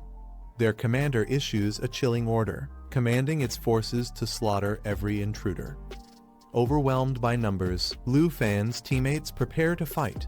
Jianying rallies them. Xiaokyu stands ready, and another declares she will handle the enemies on her side, their determination burning despite the odds. The skeletal enemy sneers, declaring that even the god bone itself demands the lives of Lu Fan and his companions. The golden dragon collides fiercely with the monstrous figure, their clash shaking the skies with explosive force. The golden dragon roars a warning, telling the others it's too dangerous to stay close. It orders them to retreat to the ground quickly and join Xiao Jai in fighting the Godbone's flying dragon. The allies rally together in midair. One calls for Jianying to follow, while another urges Taozi to prepare to descend and regroup with Xiao Jai, their determination unshaken despite the chaos. The skeletal army swarms through the skies, their master's command echoing like thunder. No one is to escape alive. Countless bone dragons dive down at once, their massive forms blotting out the city below as the battlefield turns even more chaotic. The golden dragon stood tall, its presence blazing with power, yet the skeletal enemy only sneered. With a twisted laugh, it taunted that Lu Fan could never save anyone, no matter how hard he tried. The air grew heavy as divine energy began to clash between them. The skull's eyes flared with a burning crimson glow, shaking the space around it. Stones and fragments cracked apart as it declared its intent to show the dragon its real strength. The atmosphere rippled as divine pressure poured outward, pressing down on the battlefield. Unmoved by the threat, the dragon's golden eyes narrowed. With steady resolve, it readied its second move, answering the challenge without hesitation. Its voice carried strength, as if refusing to let the enemy's arrogance stand unchallenged. Then came the terrifying revelation: the skeletal foe surged with overwhelming might, its aura rising to 100-level god. The sheer force of this transformation rattled the heavens, making it clear that this battle was no longer a simple clash, but a fight between powers at the highest realm. The skeletal giant roared that no one could escape, unleashing its overwhelming presence. The others fled in panic, urged to fly at full speed without looking back, while a fierce cry echoed from the beast leading their retreat. Fear spread among the group as wings beat desperately against the storm of power. One of them clutched tightly onto another, voicing their dread as the enemy's aura closed in behind them. The golden dragon soared forward, positioning itself between the enemy and the fleeing allies. With firm resolve, it declared it would hold the enemy back, urging the others to go and regroup with Xiaoji. But the skeletal foe only sneered in return. Raising its massive hand, it mocked the dragon's attempt, questioning if it really thought it could stop a god. The skeletal giant struck hard, its voice filled with scorn as it claimed that even a dragon form wouldn't be enough. Blood splattered as the golden dragon took the heavy blow, its body staggering under the impact. The sight shook everyone. Cries rang out as they shouted Lu Fan's name, fear and desperation plain on their faces. Amid the chaos, one fighter clenched his fist, energy surging violently around him as he forced his power to awaken. His body trembled, but determination burned through the pain. Another voice cut through the battlefield, shouting the names of Xingqian, Xiaoi, and Abao. The call carried urgency, rallying allies as the fight reached a breaking point. The call to attack echoed, everyone combined their power at once. Elemental forces surged together, forming blazing spheres of fire, water, and thunder as they clashed against the towering skeletal foe. Dragons roared fiercely, their voices shaking the sky as they unleashed their devastating breath. The battlefield trembled under the combined fury of their elemental might. The storm of fire and ice collided with divine precision, striking at the enemy's defenses. Lava erupted across the ground, scorching everything in its path, while thunder ripped through the skies, locking down the skeletal giant's movements. In the chaos, deadly skills were activated one after another. Lava bursts that consumed the battlefield, thunder carrying blades of destruction, shadow strikes tearing the air apart. Each attack layered over the next, overwhelming the enemy with relentless power. A massive blast of icy power erupted as the Summon Star Core descended, its energy fusing and charging with terrifying force. The impact shook the battlefield, releasing destructive waves of frozen light. The ground trembled as allies shielded themselves from the aftershock. Some cried out in pain while others desperately asked if the attack had succeeded. Amidst the chaos, shouts echoed for Lu Fan to hold on. From above, Xiao Fei swooped down, her support keeping the fight alive. Grateful for her aid, one fighter steadied himself, convinced that this time the enemy must have taken severe damage. But from the smoke and ruin, the dark dragon's crimson eyes flared open once again. Its low growl cut through the silence, proving that the battle was far from over. The skeletal god's power surged, its voice filled with disdain as it declared it had no patience left for these weaklings. A dark force radiated outward, chains of bone energy spreading across the battlefield. Dragons and warriors were suddenly ensnared, their bodies constricted by the crushing binds. Cries of pain echoed as even shadow abilities were forcibly stripped away, leaving them completely exposed. One by one, allies were bound and immobilized, struggling helplessly against the overwhelming might. Shock filled their voices as they questioned whether the ancient god of bone was truly unbeatable. From above, the skeletal dragon hissed its command to kill without mercy. The armored figure below answered with unwavering loyalty, bowing as it affirmed the order acknowledging the authority of Lord Godbone. Lu Fan realized with shock that the Dark Blade's stealth had been stripped away, and even his dragon pet's immunity was completely negated by the enemy's power. Despair crept in as he thought of what to do next. Even if Xiaoji appeared now, it would not be enough to match such overwhelming strength. The others looked on, aware they could not afford to drag more allies like Qin Qiu and Jianing into this deadly fight. The enemy descended with terrifying might, declaring that the moment had finally arrived. Cloaked in power, it promised to prove its dominance, claiming itself as the strongest dragon tamer. Facing Lu Fan's side, the skeletal foe's dragon hissed with hunger, vowing to devour the 3 baby dragons without hesitation, its power pressing down like an unstoppable tide. Determined but cornered, Lu Fan steeled himself, realizing there was no other option left. With everything at stake, he decided the only path forward was to gamble it all. The skeletal foe struck with merciless force, roaring for Lu Fan to die with his so-called dignity. The clash of power pushed him to the brink. But instead of yielding, Lu Fan shouted defiantly, calling out with all his strength. He summoned the one hope that remained, commanding the presence of the demon-devouring Dragon King. Energy surged violently as chains rattled and power shook the skies. The moment of his desperate gamble had arrived, and everything now hinged on the dragon's response. A surge of violet energy erupted as the summoned figure descended, shattering the ground with her overwhelming presence. The air trembled under the weight of her power. The skeletal god staggered back in shock, unable to comprehend where this terrifying force had come from. Its confidence wavered for the first time. The demon-devouring Dragon King appeared in her true form, her voice laced with amusement. She mocked Lu Fan, noting that he only ever called upon her when death was already at his door.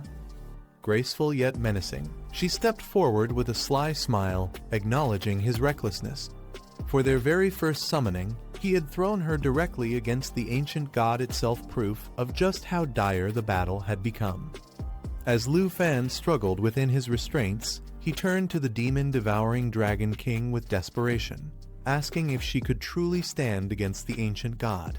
She smirked, reminding him that after today, he could summon her only 2 more times. Her eyes gleamed with confidence, yet her words carried weight. She warned it might take time, but urged him not to forget the truth of her strength. Dark energy swirled violently as her power expanded, forcing everyone present to recognize just how overwhelming the Dragon King truly was. Onlookers watched in shock, struggling to comprehend the sight before them. Staring at the demonic dragon's aura, they questioned what kind of creature it was, astonished that Lu Fan had managed to summon such a being. The demon-devouring Dragon King hovered above, her aura expanding like a storm. Onlookers questioned if there were still dragons they had yet to witness, as her presence overshadowed the battlefield. The skeletal foe snarled with disdain, calling her power filthy, yet even its confidence wavered in the face of her overwhelming force. Unable to withstand her dominance, the enemy's minions faltered, retreating under the crushing weight of her dark energy. The ancient god itself was shaken, its eyes blazing as it admitted in disbelief that its power had been dispelled. For the first time, cracks appeared in its unshakable pride. Back in Zhanghai City, the dark sky finally clears, returning to its usual calm blue. The people look up in relief as the heat vanishes and the air cools down again. One of them remarks that the temperature is back to normal, and another smiles, saying this must mean Lu Fan is turning the tide of the battle. Their hope grows. This sudden change in the sky can only be a good sign. At the center of the battlefield, Lu Fan stands firmly beside his dragon. The chains that once bound divine energy, the god bone chains, crumble and fade into nothing. Spectators gasp as they realize what just happened. The demon-devouring Dragon King had effortlessly dispelled the power of the ancient god, something no ordinary creature could ever do. Lu Fan's calm expression contrasts with the overwhelming force around him, showing that he's still in control. But before anyone can react, an enormous fiery skeleton rises in front of them, flames twisting across its body like molten armor. Its voice booms, demanding to know who will face it next. It's a being shaped like a dragon, but without a soul, a hollow shell burning with destructive power. As it gathers energy, the ground trembles. The sky once again flares with light as the burning heaven and destroy hell blast begins to charge. Watching from afar, another figure observes the scene, stunned by what they're witnessing. They realize the terrifying truth: Lu Fan's dragon has reached Dragon King level, the very peak of dragon evolution. And even more shocking, she's fighting for Lu Fan, controlling 4 elemental attacks at the same time. A power like that, they think, should be impossible for any ordinary tamer. The fiery skeleton roars in fury, its voice echoing across the battlefield. Flames surge around its body as it declares that the mockery has gone on long enough, it's time to end this. Seeing that, the enemy realizes things have taken a bad turn. The skeletal beast unleashes a devastating surge of power, merging fire and lightning into a blazing inferno. The explosion shakes the sky, and both dragons are engulfed in the shockwave. Lu Fan grits his teeth as the force hits him, struggling to stay on his feet while his dragon braces against the impact. The pressure becomes overwhelming. The massive skeleton descends through the storm of fire, its strikes relentless and heavy. Lu Fan's dragon growls in pain but refuses to back down.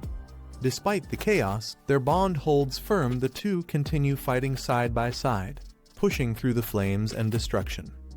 As the clash intensifies, multiple elemental forces collide. Fire, lightning, wind, and ice twist together in the air. Lu Fan commands his dragons with precision, each one responding instantly.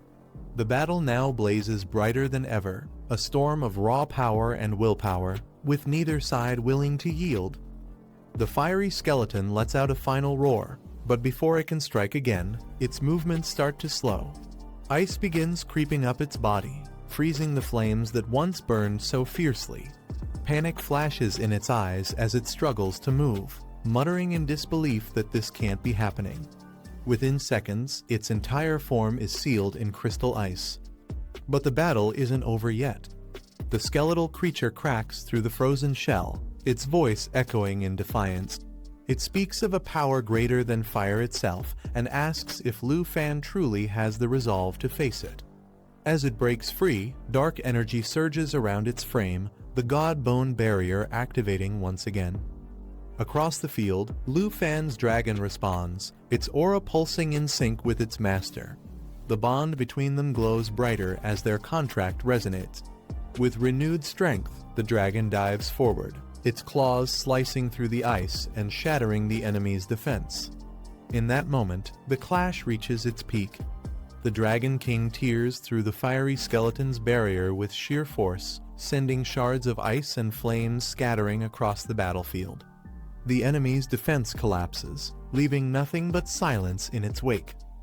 The battlefield trembles once again as the remaining enemies watch in disbelief. They can't believe what they've just seen. Lord Godbone, the being they once thought unbeatable, has been defeated so easily. One of them mutters that the Dragon King fighting for Lu Fan is even stronger than the ancient god himself. The skeletal warrior turns toward Lu Fan, its red eyes flickering with unease. It tries to regain composure and taunts him, asking if he's worried about his master's safety. But before it can act further, Lu Fan gives no reply. His focus remains firm. The skeleton leaps into the air, launching a fierce assault. Dark arrows ignite behind it, each burning with destructive magic. It fires in rapid bursts, creating a rain of blazing projectiles known as the arrows of the Dark Serpent, each one carrying immense power. But Lu Fan and his dragons don't falter. They counter with a synchronized strike. Beams of pure energy tear through the sky, shattering the incoming attack. Lu Fan's voice cuts through the roar of battle as he warns his opponent to worry about himself instead. His dragons surge forward, wings glowing with divine energy as the clash resumes with unstoppable force.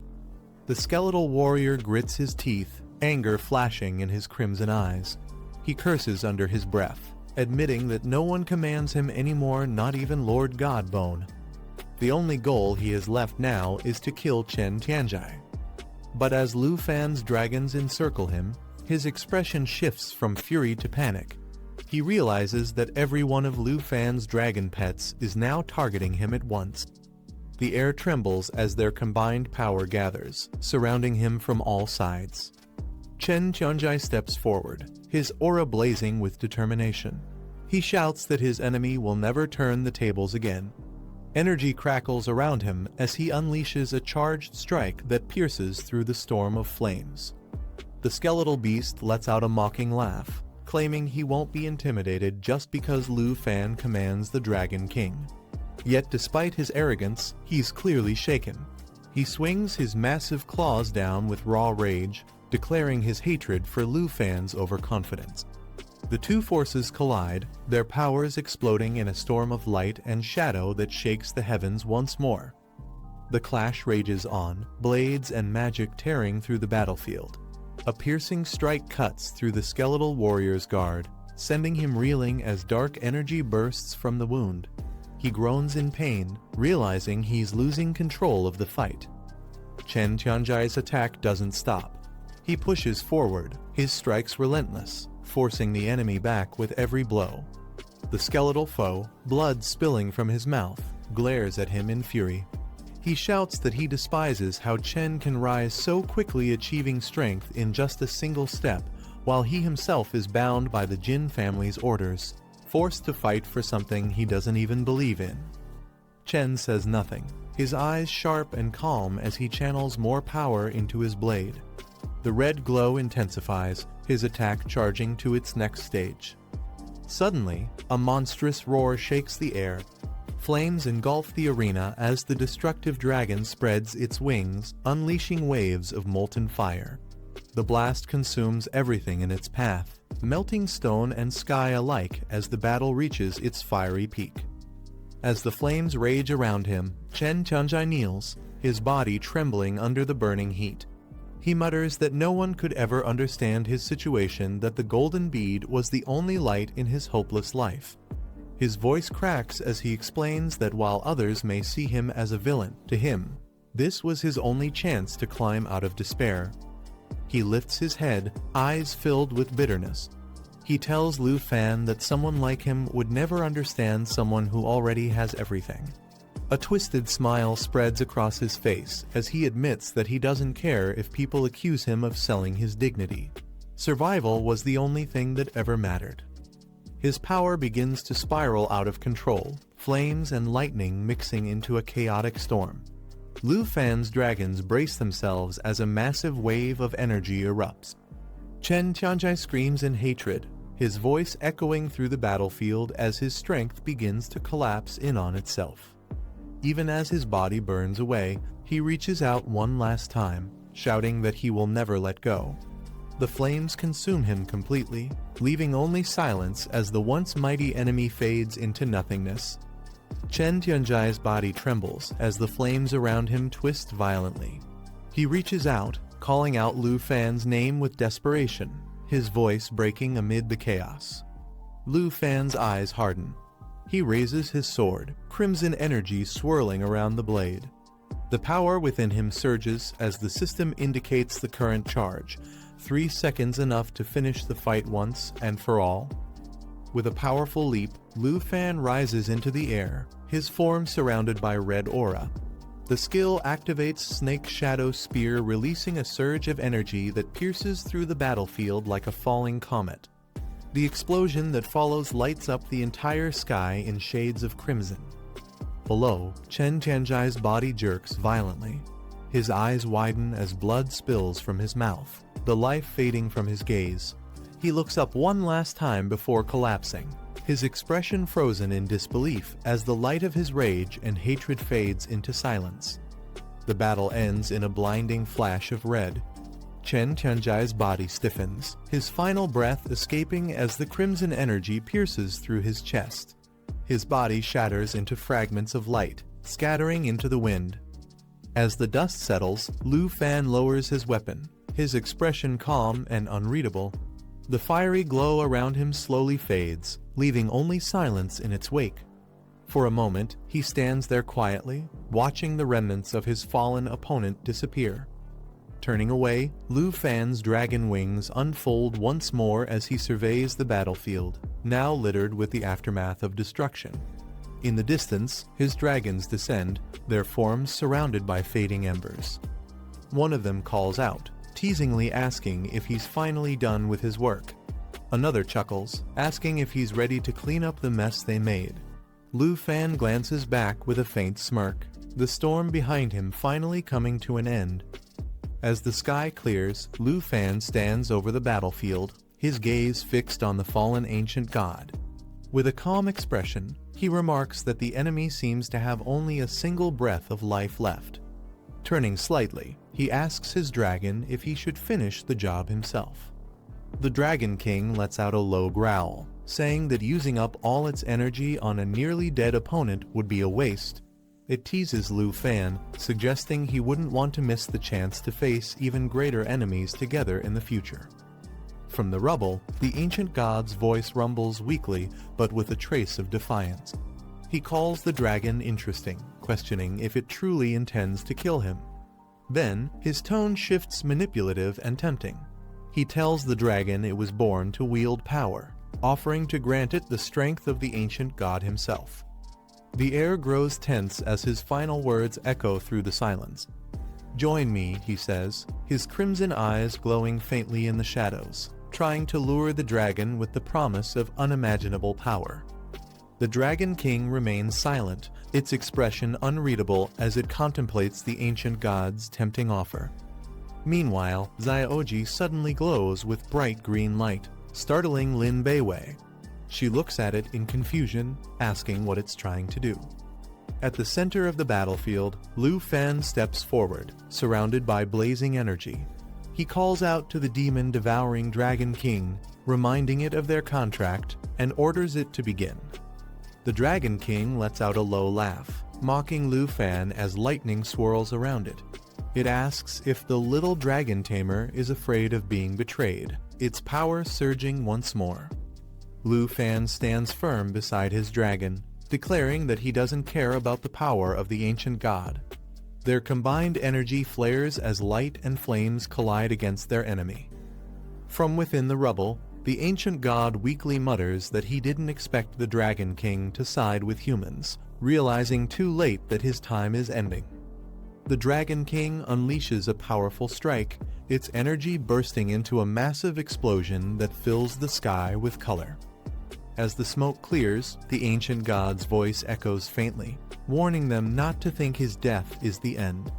His lingering power spreads as dark energy begins to move once more. As the dust settles, the ancient god's voice echoes through the air, mocking them even in defeat. he reveals that he isn't the only one of his kind. He says there are 36 other ancient gods still dormant, waiting to awaken from their slumber. His words send a chill through everyone present. The ancient god's fragmented body begins to glow as flames and lightning swirl around him with his final breath. He warns that when the others awaken, all of them will perish, leaving behind only his fading laughter in the burning air. Dark energy beasts fill the sky, but within moments, they all start disintegrating. The woman on the battlefield watches in shock, realizing the monstrous creatures have completely vanished.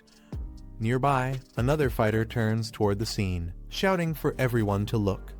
The entire battlefield begins to calm as the chaos fades away. A bright figure surrounded by divine light stands tall. It's Lu Fan. His victory is clear, and the survivors cheer with relief, celebrating that they're all safe. As the dust settles, Lu Fan's burning footsteps mark the ground. The battle is over, but his power still lingers in the air. As the dust clears, Lu Fan finally relaxes, saying the fight is over. Standing beside him, the demon woman watches the aftermath while he notes how powerful the ancient gods truly are. His level rises again, marking another step forward. He admits that he had no choice but to rely on her power, even though doing so drained all his strength. The battle's toll is clear, but his resolve remains firm. Checking his system screen, Lu Fan sees that he's now just one step away from completing his third transformation. The data confirms his progress and the enemies he has conquered. The demon woman turns to him with a teasing smile, asking how he plans to thank her. Lu Fan looks slightly annoyed but stays silent, knowing she enjoys testing him. The demon woman teases Lu Fan, asking if he plans to break their agreement. He replies that she was the one who insisted on answering his call. She laughs, calling him clueless about romance. She explains that according to the ancient god of the god bone, more gods are about to awaken, and Lu Fan still has 2 chances left to summon her. With a playful tone, she asks what his next move will be and offers to help if he lets his guard down. Lu Fan tells her the battle is over, and she should return before someone mistakes her for a monster. She smirks and asks if he's worried about her, amused by his serious tone. Instead of leaving, she playfully says it's fun to appear in human cities and jokes that she'll just say it's cosplay. Lu Fan looks up at her, speechless, as her mischievous grin widens. Lu Fan retrieves a glowing cube, the system identifying it as the ancient god Origin. The strange artifact emits a powerful aura that fills the air with tension. He examines it closely, asking the demon woman if she knows what it is. She explains that it's the core of resurrection, a fragment that, after thousands of years, can regenerate into god bones once again. Realizing the danger, Lu Fan asks if that means the ancient god isn't completely destroyed. Her silence confirms his suspicion, leaving him uneasy. Lu Fan stares at the cube in disbelief, realizing it's not just a remnant, but the seed of revival for the ancient god. The demon woman explains that ancient gods can never be completely killed. Even after death, they leave behind their origins, and this seed will eventually revive on its own. There's no way to destroy or seal it. Lu Fan looks at the cube, realizing it's a ticking time bomb. If left unchecked, it could bring disaster once again after 10,000 years. She tells him that while it's dangerous in the wrong hands, to him it's a valuable treasure. Confused, Lu Fan asks what she means by that. Before she answers, a massive spirit appears. The entity recognizes Lu Fan's 2 dragons, revealing they were once guardians of the sacred tree of the living Dragon King before being slain by sub-dragons. The ancient figure speaks, explaining that Lu Fan's dragons are now tainted by the aura of the ancient gods, an energy that disgusts him.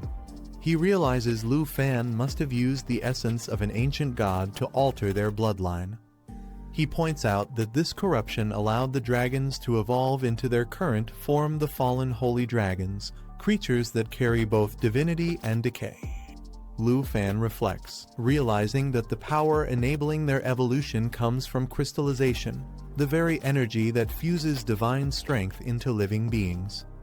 The demon woman smirks, revealing that crystallization itself originates from the ancient gods' origin, the same object now in Lu Fan's possession. The demon woman suggests that Lu Fan can use the same method again by feeding his dragons the essence of the ancient god, allowing them to reach their final form as dragon kings. Lu Fan realizes that with the right essence, they could evolve beyond their limits. The fallen essence once transformed the flying dragon into a demon dragon, and another into a holy dragon. But one god bone failed because it lacked power. He thinks that if the ancient god's origin is used instead, it might succeed. The idea shocks him a chance to create dragons of true divine rank. Still, Lu Fan hesitates. He asks how the ancient god can remain immortal if he uses its origin. The demon woman laughs softly, calling him overly cautious, and assures him there's nothing to worry about. The demon woman explains that if the ancient god's origin is swallowed by another dragon, it will eventually take over their body after thousands of years, rebirthing as a new ancient god. However, she notes that Lu Fan's dragons are different. They're already dead, summoned only through a skill, so they can't be possessed like living creatures. She adds that even far in the future, when Lu Fan's own body turns to bones, this origin will still remain. Understanding her tone, Lu Fan realizes she's hinting at his fear of losing control one day. With a faint smile, she says she's taught him enough and prepares to leave. Before vanishing, she tells him that what he does with the origin no longer concerns her. As the battle's energy fades, Lu Fan hears his name being called from afar. He turns, surprised, wondering who it could be. A group approaches, one riding a massive griffin, others rushing behind. They're relieved to see Lu Fan alive and safe after everything that happened. One of them greets him warmly, saying they've finally found him and hinting that someone special has come along too. Lu Fan looks up, startled as he recognizes the familiar face. A powerful man sitting atop the griffin greets him with a grin, saying it's been a long time. Lu Fan's eyes widen in surprise as he calls out his name, Senior 2. Lu Fan greets Senior 2, who laughs and says he heard a griffin gold badge had stopped the beast tide, realizing it must have been Lu Fan's doing. Lu Fan admits the incident broke out in his hometown, so he had to step in and take responsibility. Senior 2 then asks about the ancient god incident in the Taiki Kingdom. Lu Fan confirms it's true, explaining that the gods' revenge destroyed 4 cities and that 35 more ancient gods are expected to awaken soon. The news shocks everyone, especially Senior 2, who can hardly believe the scale of destruction. Just then, another man interrupts, asking for him to report to the city defense army. Before leaving, Senior 2 notices Lu Fan's injured arm, but Lu Fan reassures him that Xiao Fei has already recovered and asks him not to tell his aunt. As the situation settles, Lu Fan apologizes to Jianying for making her wait. She smiles softly, saying she was just thinking how strong he's become, wishing she could have that same strength. Senior 2 laughs heartily, saying he'll report Lu Fan's accomplishments to the 3 elders of Dragon Country and request a reward for his heroic efforts. Everyone thanks him warmly for his support. A few minutes later, Senior 2 and the others prepare to leave, flying away on their griffins as the sky glows with the evening light. Lu Fan waves goodbye as they take off. Jianying watches them go, then turns to Lu Fan, saying it's time for them to return as well. The battlefield grows quiet, marking the end of another long and eventful day. Jianying looks toward the sunset, wondering if she'll be able to stop the beast tide in Yunbei province and protect her family from what's coming. Lu Fan, standing beside her, quietly believes that fate is on his side. With the super treasure map system, even the weakest can rise to the top in a single step. But his thoughts grow heavy. He questions whether he's truly qualified to change another person's fate, thinking of those he met and the choices that shaped his journey. Memories flash before him, Chen Tianjai and Jianing before the beast tide. He wonders if meeting them sooner could have changed their destinies and whether their lives might have turned out differently. Jianing looks at Lu Fan and says she once feared that his strength might change him, but she now knows he'll never lose himself, no matter how powerful he becomes. She tells him that he always stands in front of others, ready to fight and protect everyone even at the cost of his own life. Her words carry both admiration and warmth. Smiling softly, Jianing thanks Lu Fan for changing her life and says she's grateful to have met him. Lu Fan simply nods and replies with a quiet "thank you." As the sun sets behind them, Jianing takes a deep breath and says it's time to go home. Lu Fan watches her walk ahead, a faint smile forming as peace finally returns after the long battle. As the sun sets, Lu Fan suddenly senses something and stops. His eyes fall on the remains of the fallen enemy lying in the rubble. He approaches quietly, staring at the broken core of what was once a powerful foe. A moment of silence hangs in the air. With a faint, reflective smile, Lu Fan murmurs that if he had met them before Jinju, perhaps they could have become friends instead of enemies. Turning away, he whispers a final goodbye to another Gemini as the last fragments of the being crumble into dust beneath the fading light. 3 days later, at Jiangshan Garden, the morning sun fills the peaceful neighborhood. From downstairs, Xiao Fan's family calls out to him, asking him to hurry down for breakfast. The mood feels light and relaxed after everything that has happened. Inside the house, his mother gently knocks on Xiao Fan's door. She mentions that Mr. Qin and Mr. Tao are still occupied with the ongoing reconstruction work, but they were thoughtful enough to send over some snacks. With a smile, she tells Xiao Fan to come try them together with Jianing. Hearing no response from inside, she decides to open the door, announcing softly that she's coming in. The moment her hand turns the knob, a faint hum fills the air.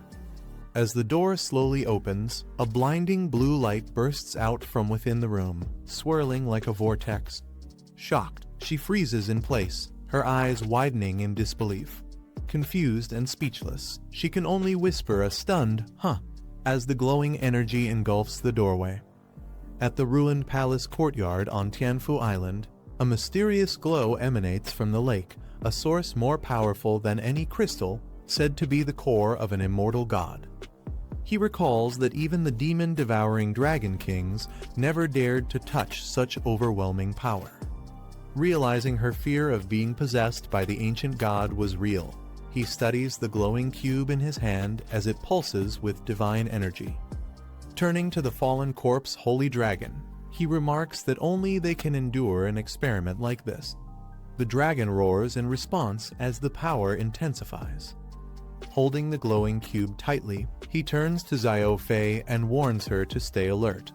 If anything goes wrong, especially if the Divine Bone's ancient god awakens, things could spiral out of control. The energy around him starts to pulse violently, shaking the ground beneath them. Without wasting a moment, he commands her to recall the fallen corpse holy dragons immediately. Xiao Fei nods quickly and begins the summoning spell as bright sigils light up around her. The golden dragons respond to her call, roaring as their massive bodies surge with divine energy. Their scales shimmer under the intense light, preparing for whatever danger might emerge. But before they can stabilize the power, a dark presence begins to rise. In the distance, ominous blue figures materialize, twisted and powerful, reacting to the disturbance of the ancient god's awakening.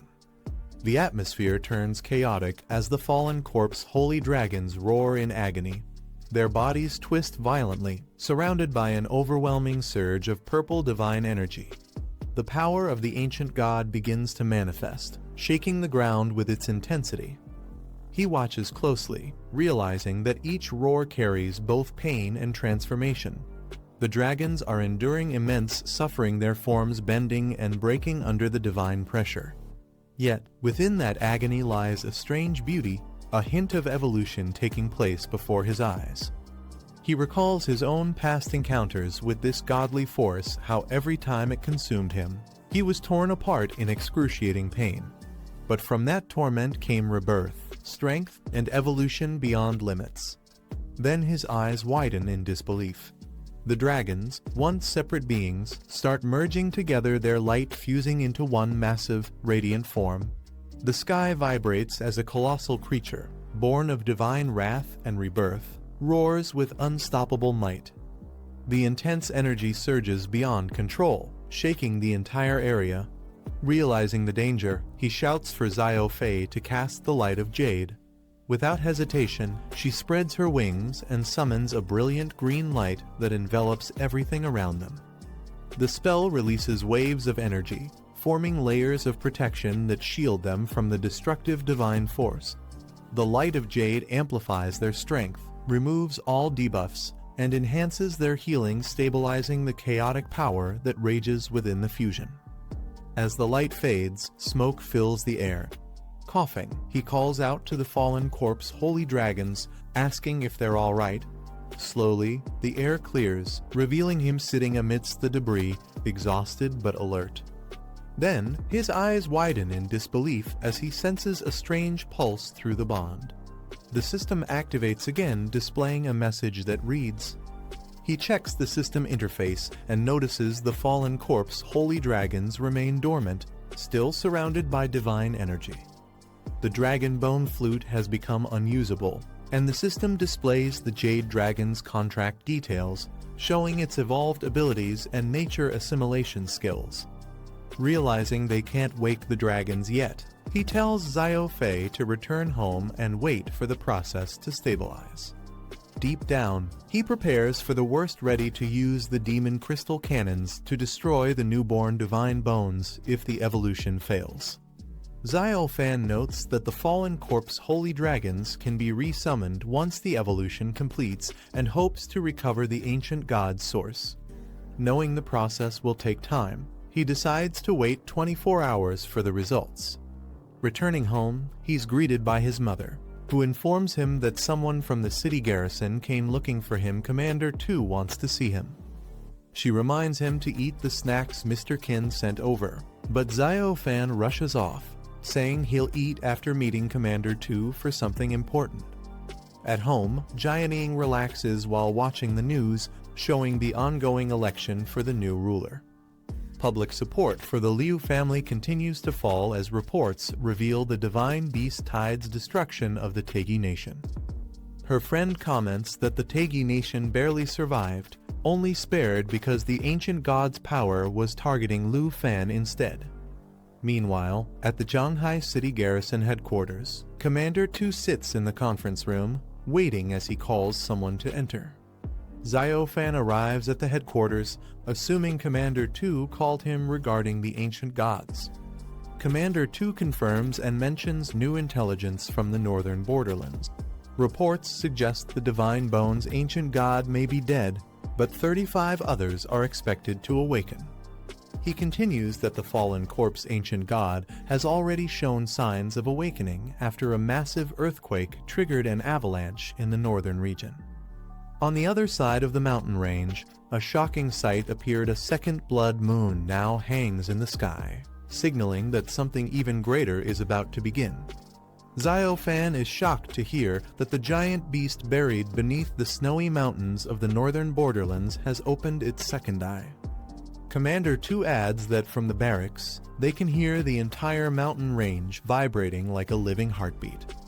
The energy pulsing through the ice sounds like the rhythm of the blood moon beast's heart. Due to the increasing danger, all exploration missions are suspended, and troops are ordered to retreat 50 kilometers from the mountain range. Xiao Fan recalls that when he was with the 18th Squad, he discovered the blood moon beast wasn't the fallen corpse ancient god, but likely its servant. The real ancient god still sleeps sealed inside a black coffin. Commander 2 agrees, explaining that the Divine Bone's ancient god awoke earlier than expected and already possessed immense power between level 110 and 120. He notes that even the Blood Moon beast alone is enough to unsettle everyone due to its destructive force. If the true fallen corpse ancient god within that black coffin ever awakens, it would bring unimaginable catastrophe to the Dragon Country. Commander 2 tells Lu Fan that even if the fallen corpse ancient god awakens, Dragon Country still has him, the dragon tamer who once defeated the Divine Bones ancient god.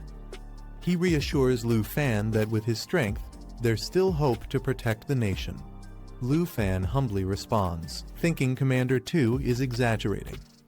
Commander 2 explains that the words aren't his, but from Elder Han, one of the 3 elders of Dragon Country, who holds Lu Fan in high regard. At Elder Han's proposal, the 3 elders representing the combat, enhancer, and life classes have agreed to a joint plan to completely annihilate the fallen corpse ancient god. Commander 2 tells Lu Fan that as the only person to have ever killed an ancient god, he is now chosen to become the guardian of Dragon Country. The High Command of Dragon Capital pledges full support, promising to provide every available resource to nurture his growth. 2 explains that Lu Fan will serve as the kindling of their hope, their ultimate weapon against the ancient gods. Presenting a legendary grade medal, he asks Lu Fan if he's willing to join the kindling plan. Inside the Zhanghai City Garrison headquarters, the atmosphere is tense as high-ranking officers convene in the conference room. The mission on the table is no ordinary one. It's called the Kindling Plan, a strategy meant to secure the nation's survival. The commander's eyes fix on Lu Fan, knowing only he has the potential to make it succeed. With a serious tone, the commander tells Lu Fan that he is the key to their victory, but warns that this mission comes with immense responsibility. Every decision will carry weight, and failure isn't an option. He urges Lu Fan to think carefully before giving his answer. Lu Fan stays silent for a moment, his expression unreadable. He understands what's at stake. This mission could change the fate of Dragon Country itself. The light from the window catches his face as he finally raises his head, confidence flickering in his eyes. With calm resolve, Lu Fan accepts the task. He says that protecting Dragon Country is not a choice, but a duty he will never turn away from. His words bring a sense of assurance to the room. The spark of the kindling plan has officially been lit. Hearing Lu Fan's decision, the old commander bursts into laughter and claps him on the shoulder, calling him brave for accepting such a dangerous mission without hesitation. His proud expression shows both relief and respect. He admits he didn't expect Lu Fan to agree so quickly, since the burden isn't something anyone should have to carry alone. Lu Fan smiles lightly, saying that if the 3 elders had another candidate, he would have just protected the people close to him. Holding a glowing pendant symbolizing the Guardian's role, Lu Fan explains that with so many lives in Dragon Country depending on him, and the elders' faith in his ability to stop the ancient gods, he has no reason to back down. Determined, Lu Fan grips the pendant tightly and declares that he's ready to become a guardian to fight for everyone and ensure the survival of Dragon Country. The old commander laughs heartily, clearly proud of Lu Fan's determination. He praises him as someone truly worthy of being nurtured by the full strength of the nation, a rare talent who carries both courage and purpose. To honor his decision, the commander unlocks a sealed case, revealing a powerful artifact reserved only for guardians. Golden light spills out, filling the room with an aura of ancient power. He explains that this is Lu Fan's reward for officially becoming a guardian, the Sky Dome Thunderfall, a legendary territory item capable of detecting hidden enemies and striking them down with lightning. Lu Fan, both surprised and grateful, accepts the artifact from Senior 2. The 2 share a moment of mutual respect, sealing their bond with laughter and a drink as the path of the Guardian officially begins. The old commander, drinking cheerfully, explains that the artifact was specially crafted by Elder Lu, one of the 3 elders and the master of enhancement specifically for the kindling plan. It's a symbol of trust and power bestowed only upon those chosen to protect the nation. Lu Fan examines the glowing relic closely, realizing its true potential. With the installation of demon crystal cannons and fortified walls, Tianhu Island could easily resist even 4th advancement level enemies. With this artifact, even a 5th level opponent might struggle to survive. The commander proudly adds that the crafting success rate of such an item is only 0.1%, with materials so rare that Elder Lu has only ever made 3 for himself and 2 for the other elders. Astonished, Lu Fan learns that he's now the 4th person to possess such a powerful item. Realizing this, he remarks that his territory's defenses are now on par with the 3 elders of Dragon Country, a monumental step toward protecting his homeland. The commander reminds Lu Fan that the Sky Dome Thunderfall is a top-secret weapon created only for him. No one else knows of its existence except Elder Lu, the sole holder of its blueprint. Lu Fan nods seriously, promising to keep it confidential. Before letting him go, the commander's tone turns solemn. He decides to remind Lu Fan of his new privileges as a guardian of Dragon Country, responsibilities that come with immense trust and authority.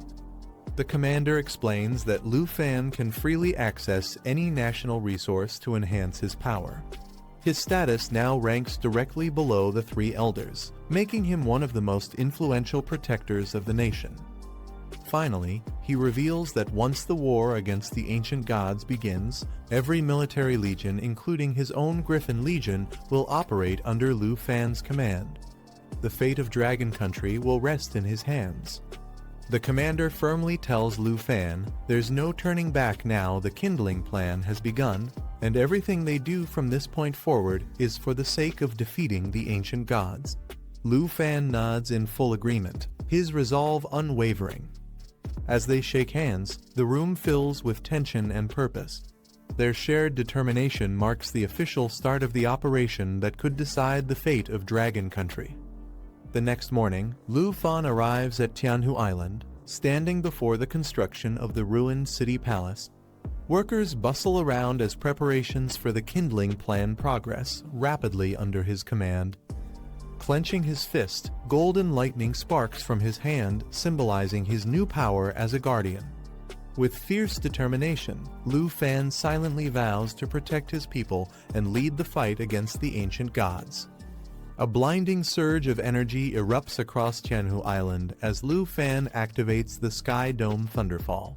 Golden lightning spirals upward, merging with the skies and forming a protective barrier over the island.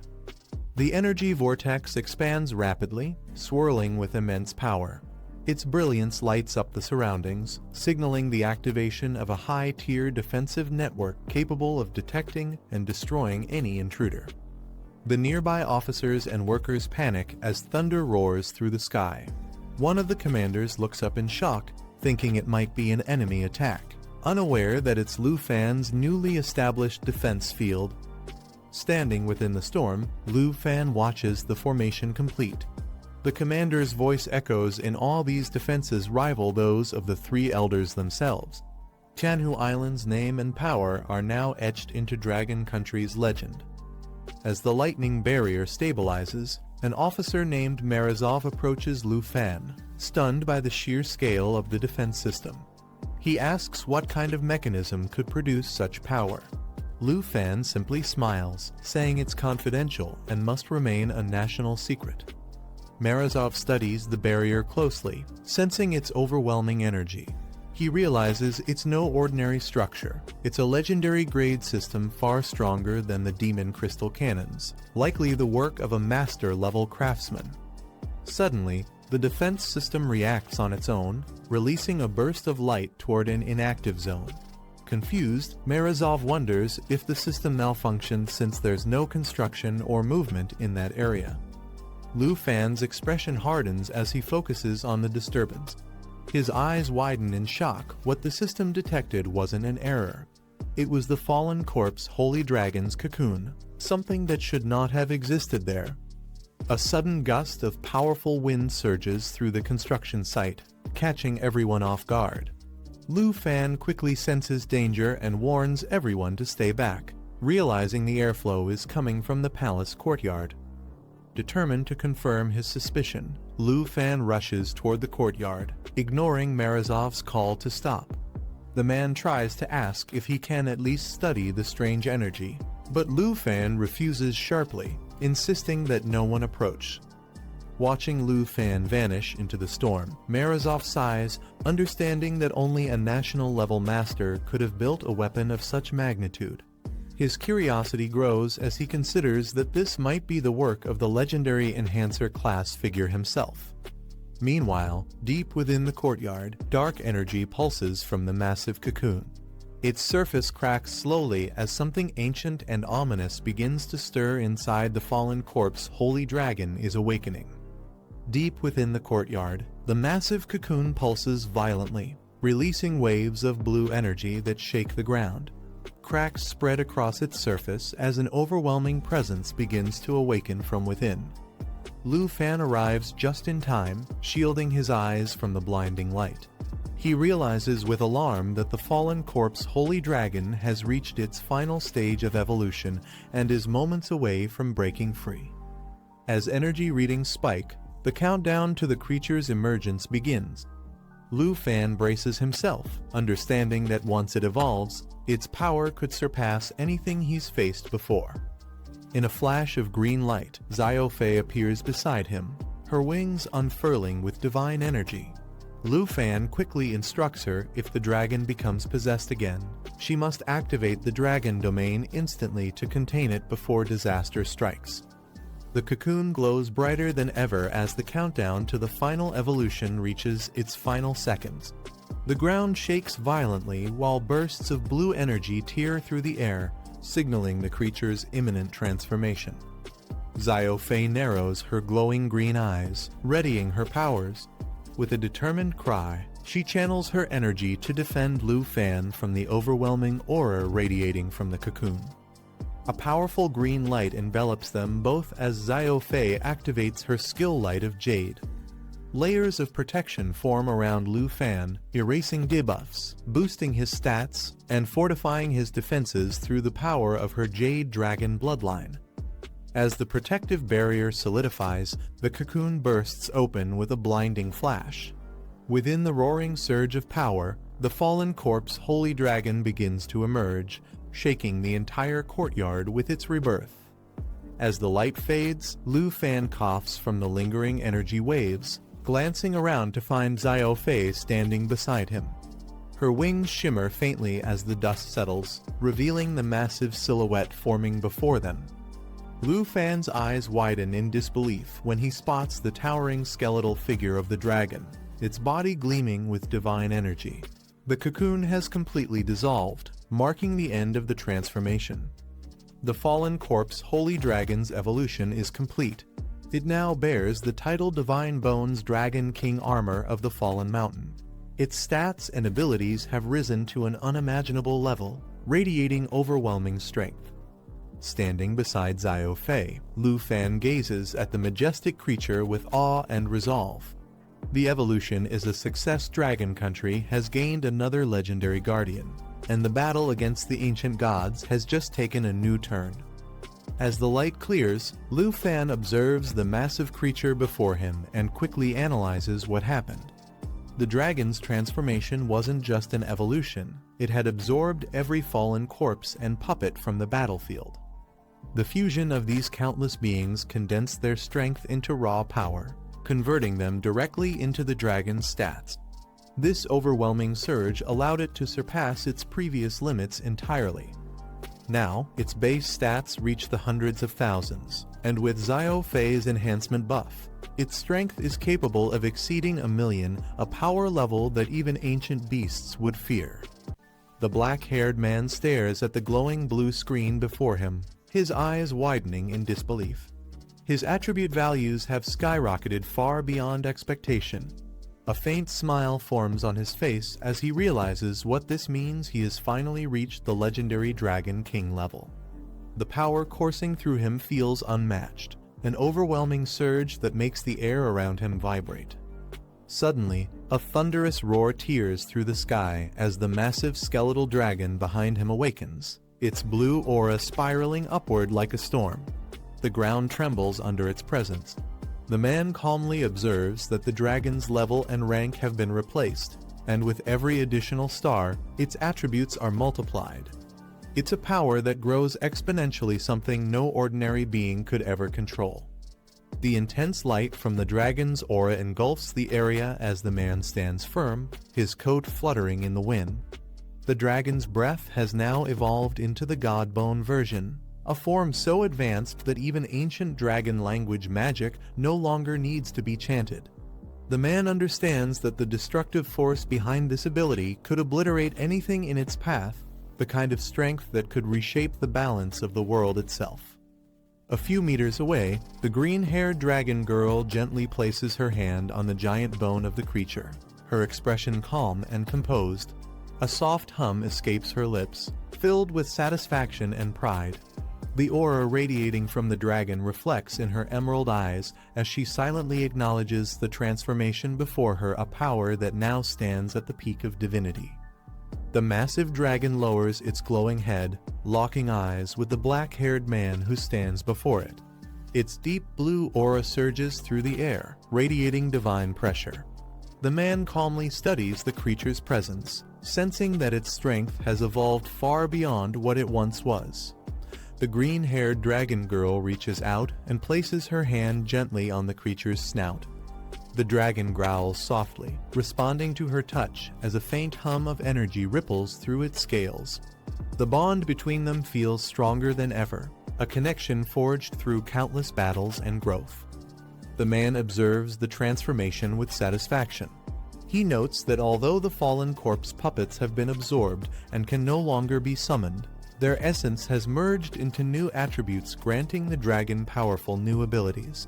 A confident smile appears on his face as he gestures toward the creature, inviting it to unleash its upgraded skills.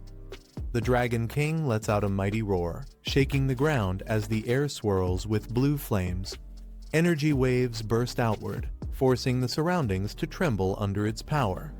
The green-haired girl stands beside it, bracing against the shockwave, while the man watches with quiet pride. The true might of the God-Bone Dragon King has finally awakened. A brilliant light flashes as the black-haired man raises his hand. The dragon's divine bones begin to disassemble, transforming into shimmering fragments that swirl around him. In moments, the energy solidifies into a pair of shining arm guards. The system announces the creation of the God-Bone armor, a set that grants the wearer the Dragon King's attributes and its powerful descent skills. The man flexes his newly armored hands, feeling an immense force surge through his veins. He grins as the realization hits: the God-Bone Dragon King has now become part of his own equipment. The green-haired dragon girl watches in awe, her eyes sparkling as she admires his transformation, exclaiming in wonder at his newfound strength. The man glances at his stats panel, astonished by the sheer numbers, hundreds of thousands in every attribute, and endurance surpassing 1,000,000. He laughs lightly, unable to contain his excitement, eager to test this overwhelming power against a worthy monster. The girl calls his name with joy, sharing in his triumph. With confidence, he opens his skill interface and activates a new ability, Accelerated God-Bone Resonance. A soft blue glow envelops his hand as ancient runes light up the panel. He smirks, thinking how far he's come from summoning dragons to now wearing one's might. The true fusion between man and dragon has finally been achieved. Under the night sky, a sudden shift in the atmosphere catches everyone's attention. The wind howls and dark clouds swirl violently overhead as lightning crackles through the sky. The onlookers stare in confusion, wondering how the weather could have changed so abruptly. A system alert flashes: domain change, Shadow Isle realm activated. The black-haired man stands calmly amid the chaos, a faint smirk on his face. His companions watch with mixed expressions, some intrigued, others skeptical. When asked if he summoned them just to show off his control over the weather, he simply replies that this is the first time he's forming the Shadow Isle's domain, something far beyond ordinary weather manipulation. Suddenly, a monstrous roar echoes as a colossal creature materializes, its body wrapped in blazing energy of both fire and lightning. The system announces its identity: Shadow Dragon Abyssal Variant, an evolved form that merges demonic essence with celestial energy. Its arrival sends shockwaves through the domain, shaking even the heavens themselves. The man turns toward the beast, his expression calm but confident. Behind him, the shadow of another armored figure emerges, dark, menacing, and ready to obey. He instructs his companions to stay back and not interfere, assuring them that everything will return to normal soon. As he steps forward, the world itself seems to bend under the pressure of his power. The sky rumbles as dark energy gathers around the black-haired man. His companions grow impatient, demanding to know what he's trying to show them. He simply tells them to wait, his tone calm but confident. The red-winged shadows behind him move restlessly, their presence hinting at something extraordinary about to unfold. As he rises into the air, his aura ignites with crimson light. He admits that ever since taming the twin dragon kings, he never gave them proper names, a small but meaningful gesture he had overlooked. Now, with a determined smile, he declares it's time to do so. The power within him surges, and the dragons in the distance roar in acknowledgement. He hovers midair, the wind swirling around his figure as his eyes glint with focus. A system notification appears: new skill unlocked, God Bone Resonance. His lips curve into a confident grin as he utters the words, preparing to synchronize his power with the dragon's might.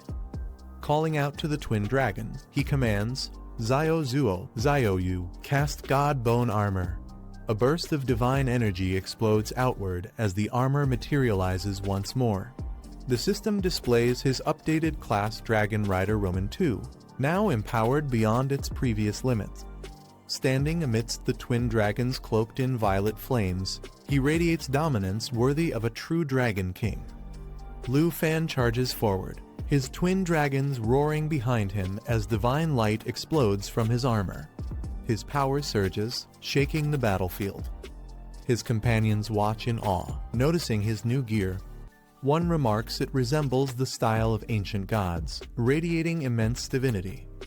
Another observes that Lu Fan isn't just fighting, he's giving commands, suggesting this is a skill linked to his dragon companions. The women wonder how his dragons can merge with him directly, realizing this fusion ability defies the laws of dragon possession itself. As Lu Fan merges with the twin dragons, energy ripples explode around him, forming the shape of a humanoid dragon. The fusion shocks everyone watching. The girls discuss that such power allows the summoner to equip items without using equipment slots, a rare ability unique to dragons. They realize this transformation perfectly releases a dragon's strength through a human body, making Lu Fan a true humanoid dragon. Clenching his glowing fists, Lu Fan smirks and calls out, Zio Zuo, Zio Yu, let's test our new skills. The ground trembles as divine and daimonic energy ignite around him. A blinding surge of light erupts as Lu Fan activates his ultimate move, the God Bone descends. His power shakes the earth, forming a colossal dragon aura behind him. The shockwave forces everyone to shield themselves as debris flies. One of the girls shouts in disbelief, stunned by the overwhelming force spreading across the field. The black-haired woman narrows her eyes, realizing this power could destroy both heaven and earth. Its intensity must exceed hundreds of thousands in attributes. When asked if his armor contains all his dragon pets, Lu Fan calmly explains it's the God Bone Dragon King, a being infused with the might of ancient gods while the rest of his dragons remain summonable. Lu Fan smiles confidently, announcing that thanks to the God Bone Dragon King's skills, all his attributes have now surpassed 1 million. His companions stare in disbelief, realizing he's hundreds of times stronger than the top-ranked masters. They joke if he's even human anymore. Lu Fan replies that he's already reached level 60 and is ready to advance to his third class, his tone calm yet proud. As they prepare to move, Lu Fan instructs Marazov to keep everyone inside the palace for safety, warning that the outside remains unstable after the recent explosion. At Dragon City Academy's class transfer hall, Lu Fan reviews the difference between the second and third class transfers. The third has no branches, only an advanced evolution of the current class. He walks up to the glowing terminal, ready to initiate his advancement, confident that his next step will define his new strength. While checking the system, he realizes there's no record of a dragon tamer in the Academy's history. It's a completely unique profession that only he possesses. Smiling, he presses his hand on the device and confirms his transfer. Then study it after 3 turns, he mutters, as the light around him intensifies. The class transfer ceremony begins at Dragon City Academy, surrounding Lu Fan in a bright surge of energy as the system initializes his advancement. He closes his eyes and smiles, feeling the powerful current flow through his body. The sensation confirms his evolution is starting. His consciousness drifts into a glowing void where the transfer process continues, but something unexpected interrupts the flow. A seductive demon girl suddenly appears, smirking as she teases him. Shocked, Lu Fan yells at her to stop, realizing she's interfering with his transfer again. The purple-haired demon girl smirks, saying she won't tease Lu Fan further. Since he's begun his third transformation, she decides to discuss something serious. She reveals crucial information: the location of the blade armor dragon egg, a rare and powerful creature hidden from the world. Whispering closer, she mentions it lies beyond Sakura country, deep within the mysterious Godfall wilderness. Lu Fan's eyes widen in surprise at the name. As the vision fades, the Academy's system announces his successful transfer. Lu Fan opens his eyes inside the chamber. His class has officially advanced to stage Roman 3. As the ceremony concludes, Lu Fan's stats flash across the system screen, his power, defense, and endurance now reaching unimaginable levels. The young man studied a holographic map, locking onto a marked location deep within the mountains. His phone rang. Hai Shu was calling. Hai Shu informed him that all documents and his visa were ready, mentioning his connections abroad and confirming the money transfer. Smiling confidently, the man looked at the glowing map and muttered that everything was set. He was determined to obtain the blade-armored dragon egg. 3 days later, the young man arrived at the airport as the flight to Sakura country's Oya City was about to depart. During check-in, he prepared his documents and tickets, ready to head toward his destination. While on the plane, he recalled that Hai Shu had provided him with detailed map information. Looking out the window, he analyzed the data. The Godfall wilderness was filled with elite and leader-class monsters, making his upcoming mission far more dangerous. After arriving in Sakura country's Oya City, the young man set out toward his next destination. Around him, adventurers gathered near resource points, collecting materials and leveling up. However, he knew the real danger wasn't on the surface, it lurked deeper within. Based on Hai Shu's intel, the only route to reach the Godfall wilderness lay ahead, hidden beyond the city's outskirts. The young man boarded a special bus headed toward the Godfall wilderness. Inside, the seats were filled with adventurers, each with their own goals and ambitions. Some discussed lost comrades and rare resources, while others dreamed of earning recognition through dangerous quests. Ignoring the chatter, he leaned back and quietly closed his eyes, conserving energy for what awaited ahead. The journey continued as the young man gazed out the window, watching the scenery rush by. Hours passed, and the bus drove endlessly from noon until dusk without reaching its destination. As night fell, the vehicle sped along the quiet countryside roads under the dim streetlights. Finally, the driver broke the silence, announcing their arrival at Outpost No. 137. The bus stopped at a deserted outpost as the cold wind blew across the road. The driver warned that the next stop would be the final destination, asking if anyone wished to get off. Confidently, a few passengers replied that they were high-level adventurers heading to Outpost 138, boasting about their strength. The driver smirked after hearing their levels, muttering to himself before restarting the bus with a chilling, "Let's go then." The bus sped through a rough, winding path as the terrain outside began to change dramatically. The once clear roads faded into a desolate, snow-covered mountain trail. Darkness fell quickly, and the vehicle continued deeper into the wilderness. Wind howled across the cliffs while the bus's headlights barely pierced the thick mist. Inside, tension grew. Passengers peered out the windows, confused and uneasy. They realized the landscape didn't match their planned route, and questions erupted toward the driver. Watching quietly, the young man frowned. Something felt off: the direction, the atmosphere, everything. A sense of unease settled in as he muttered to himself, "Something is wrong." The young man compared the scenery with High Shoe's map. Realizing the route didn't match, they should have been heading straight to the Godfall wilderness. Unease spread as he glanced at the driver, noting something strange about his calm and silent demeanor. One of the passengers, alarmed, rushed forward and demanded the driver to stop, insisting they were on the wrong road and needed to turn back immediately. But instead of slowing down, the driver's expression darkened, and with a chilling grin, he slammed his foot hard on the accelerator. The situation inside the bus turned chaotic as panic spread among the passengers. One woman screamed while clutching the blue-haired man's arm as the vehicle sped uncontrollably down the rocky path. The man shouted at the driver to stop immediately, warning that he wouldn't hold back if the madness continued. His voice echoed through the cabin, filled with urgency and fear. But the driver didn't respond. His eerie smile widened, and under the dim dashboard light, a glint of metal appeared. He was holding a knife. Realizing the danger, the passengers braced themselves as the bus swerved violently, tires screeching against the gravel road, racing toward an unknown fate in the dark mountains. The blue-haired man grabbed the driver by the shoulder, shouting for him to turn the bus around before things got worse. Unfazed, the driver slowly lifted his knife, a sinister grin spreading across his face as he reached into his sleeve.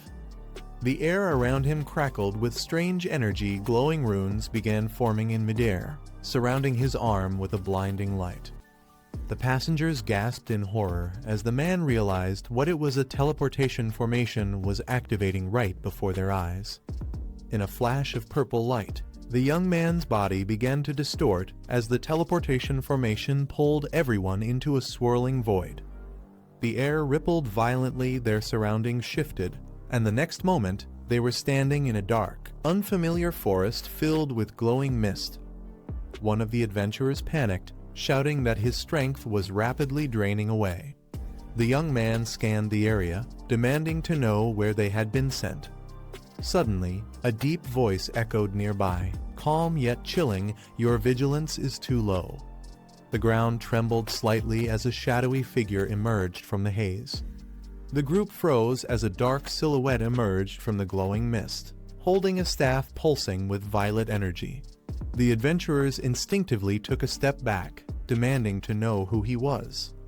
The young man's eyes narrowed, studying the figure's aura. He realized instantly this was no ordinary opponent. With a calm voice, he muttered to himself that the real job of a driver was far from simple, connecting the dots of their sudden teleportation.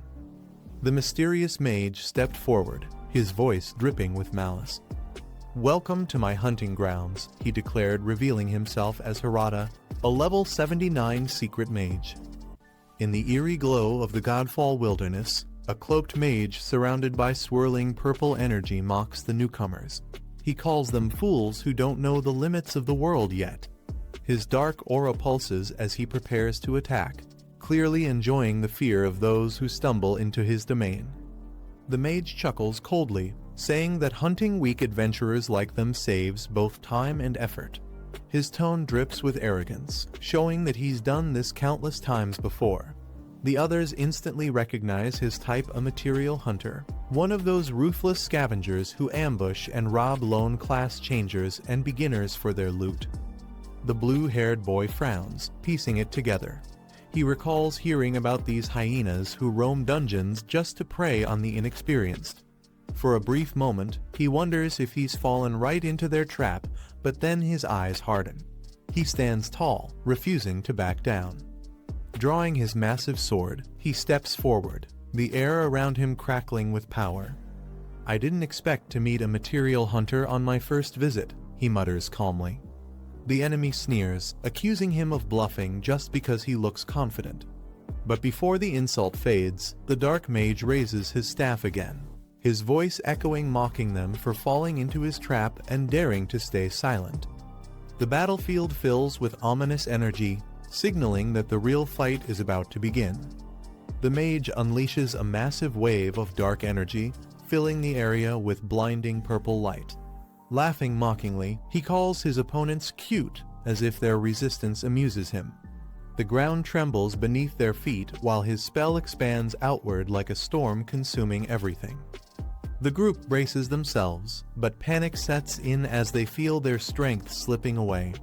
The swordsman struggles to keep his stance, realizing his body is losing control. Their energy begins to fade rapidly. The mage is draining their spiritual power, leaving them helpless against his curse. Amid the chaos, the blue-haired boy watches quietly. Shadows swirl around him, but unlike the others, he doesn't panic.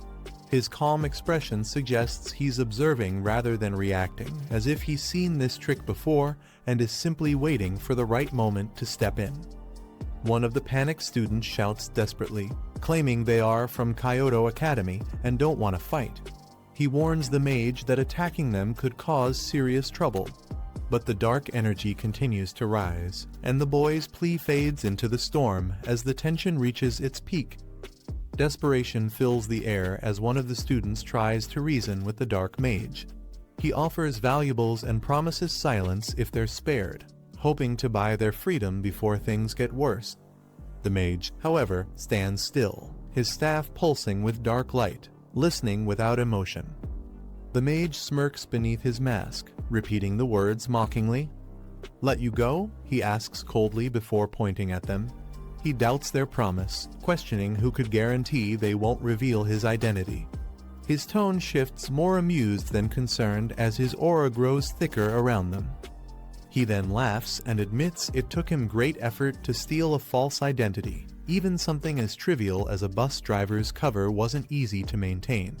As he gestures, purple energy binds the students, paralyzing them midair as they cry out in pain.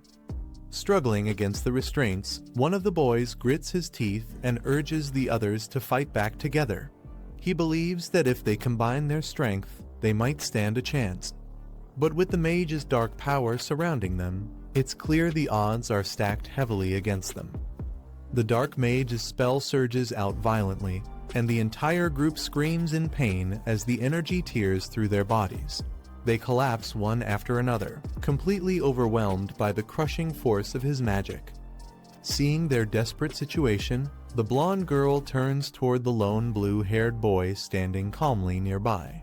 She shouts for him to join them, hoping his help could turn the tide before they're all destroyed. But the boy doesn't move.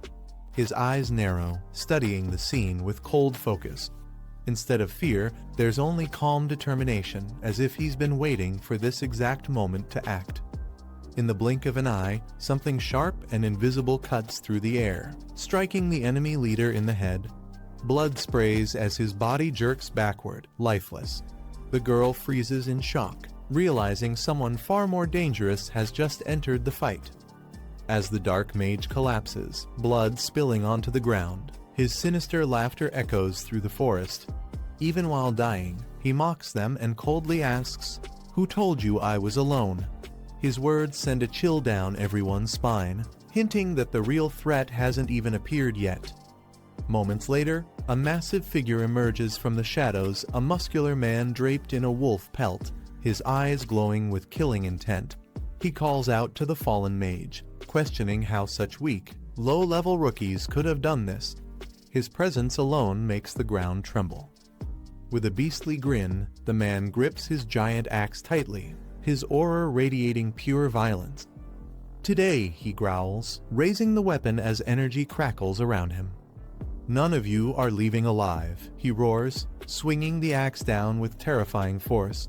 The sheer pressure from his attack tears through the air as the blue-haired boy stands his ground, ready to face the monstrous new enemy. As the giant axe swings down, one of the students shouts for the girl to move. She stumbles back in panic, her eyes wide with fear as the ground cracks from the sheer force of the blow. The blue-haired boy steps forward calmly, his gaze locked on the massive weapon descending toward them. His eyes gleam coldly, showing no trace of fear, only focus. The two enemies smirk confidently, certain that the boy is about to be crushed. Their expressions twist with arrogance as they prepare to finish off the survivors. But before the axe can strike, a burst of blue energy erupts around the boy's arm. Ice-like crystals form in an instant, reinforcing his body with incredible power. The sheer pressure from his awakening makes even the air freeze, signaling that the real fight is about to begin. With a deafening crack, the giant axe comes crashing down, but instead of splitting the ground, it stops midair. The blue-haired boy stands firm, one hand raised, holding the weapon effortlessly as shards of energy scatter around him. The impact alone shakes the forest, yet he remains unmoved.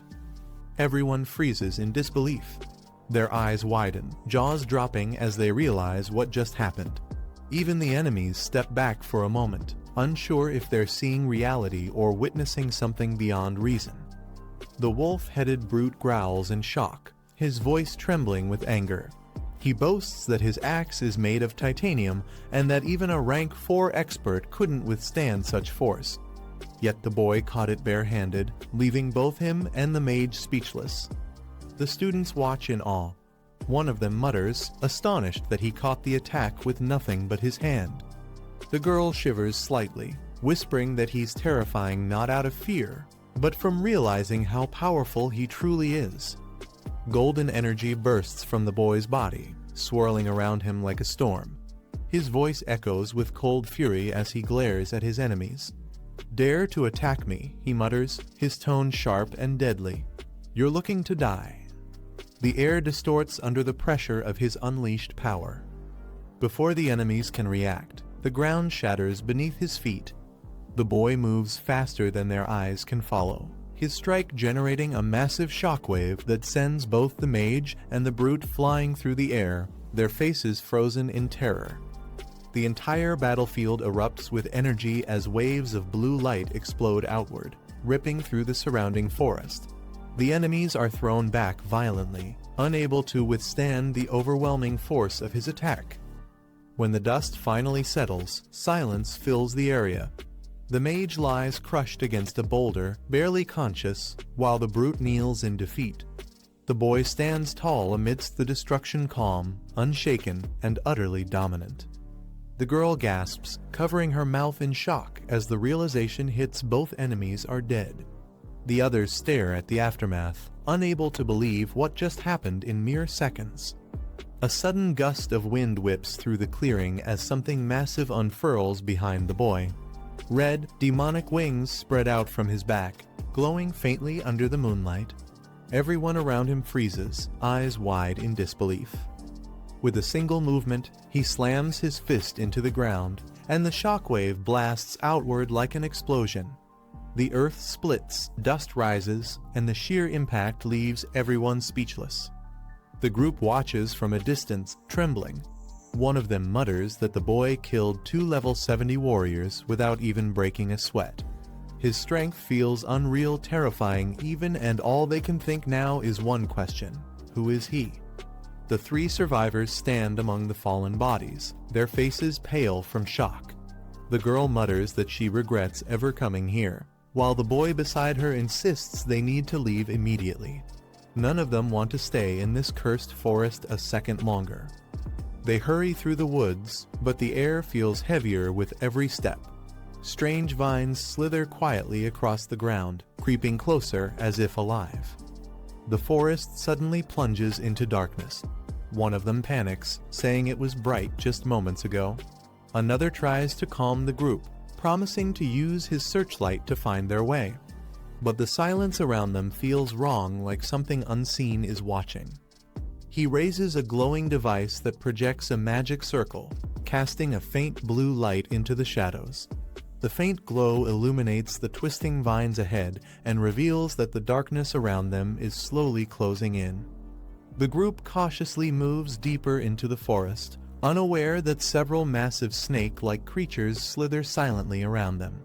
The faint beam of their light barely pierces the darkness as the forest grows eerily quiet. Suddenly, one of them halts, sensing something strange. The boy whispers that he hears a faint noise, something crawling nearby. His expression hardens as he realizes they're being surrounded. Gripping his weapon tightly, he instructs the others to be ready. "When I count to 3, we'll split and run," he says in a low voice, his tone sharp with urgency. The air grows tense as the unseen creatures close in. They brace themselves. The chubby boy mutters 1 through trembling lips, while the girl takes a deep breath, murmuring 2 under her breath, preparing to sprint for her life when the signal comes. The boy shouts 3, and the group bursts into action, sprinting in different directions through the dark forest. Panic fills the air as the ground shakes beneath their feet. But before they can escape, enormous serpents emerge from the shadows, their mouths glowing with fiery energy. Each one launches a blazing orb toward the fleeing students, trapping them in a deadly crossfire. The explosions tear through the trees, lighting up the night sky in a storm of fire and debris. The forest burns bright, and the terrifying roars of the serpents echo far into the distance.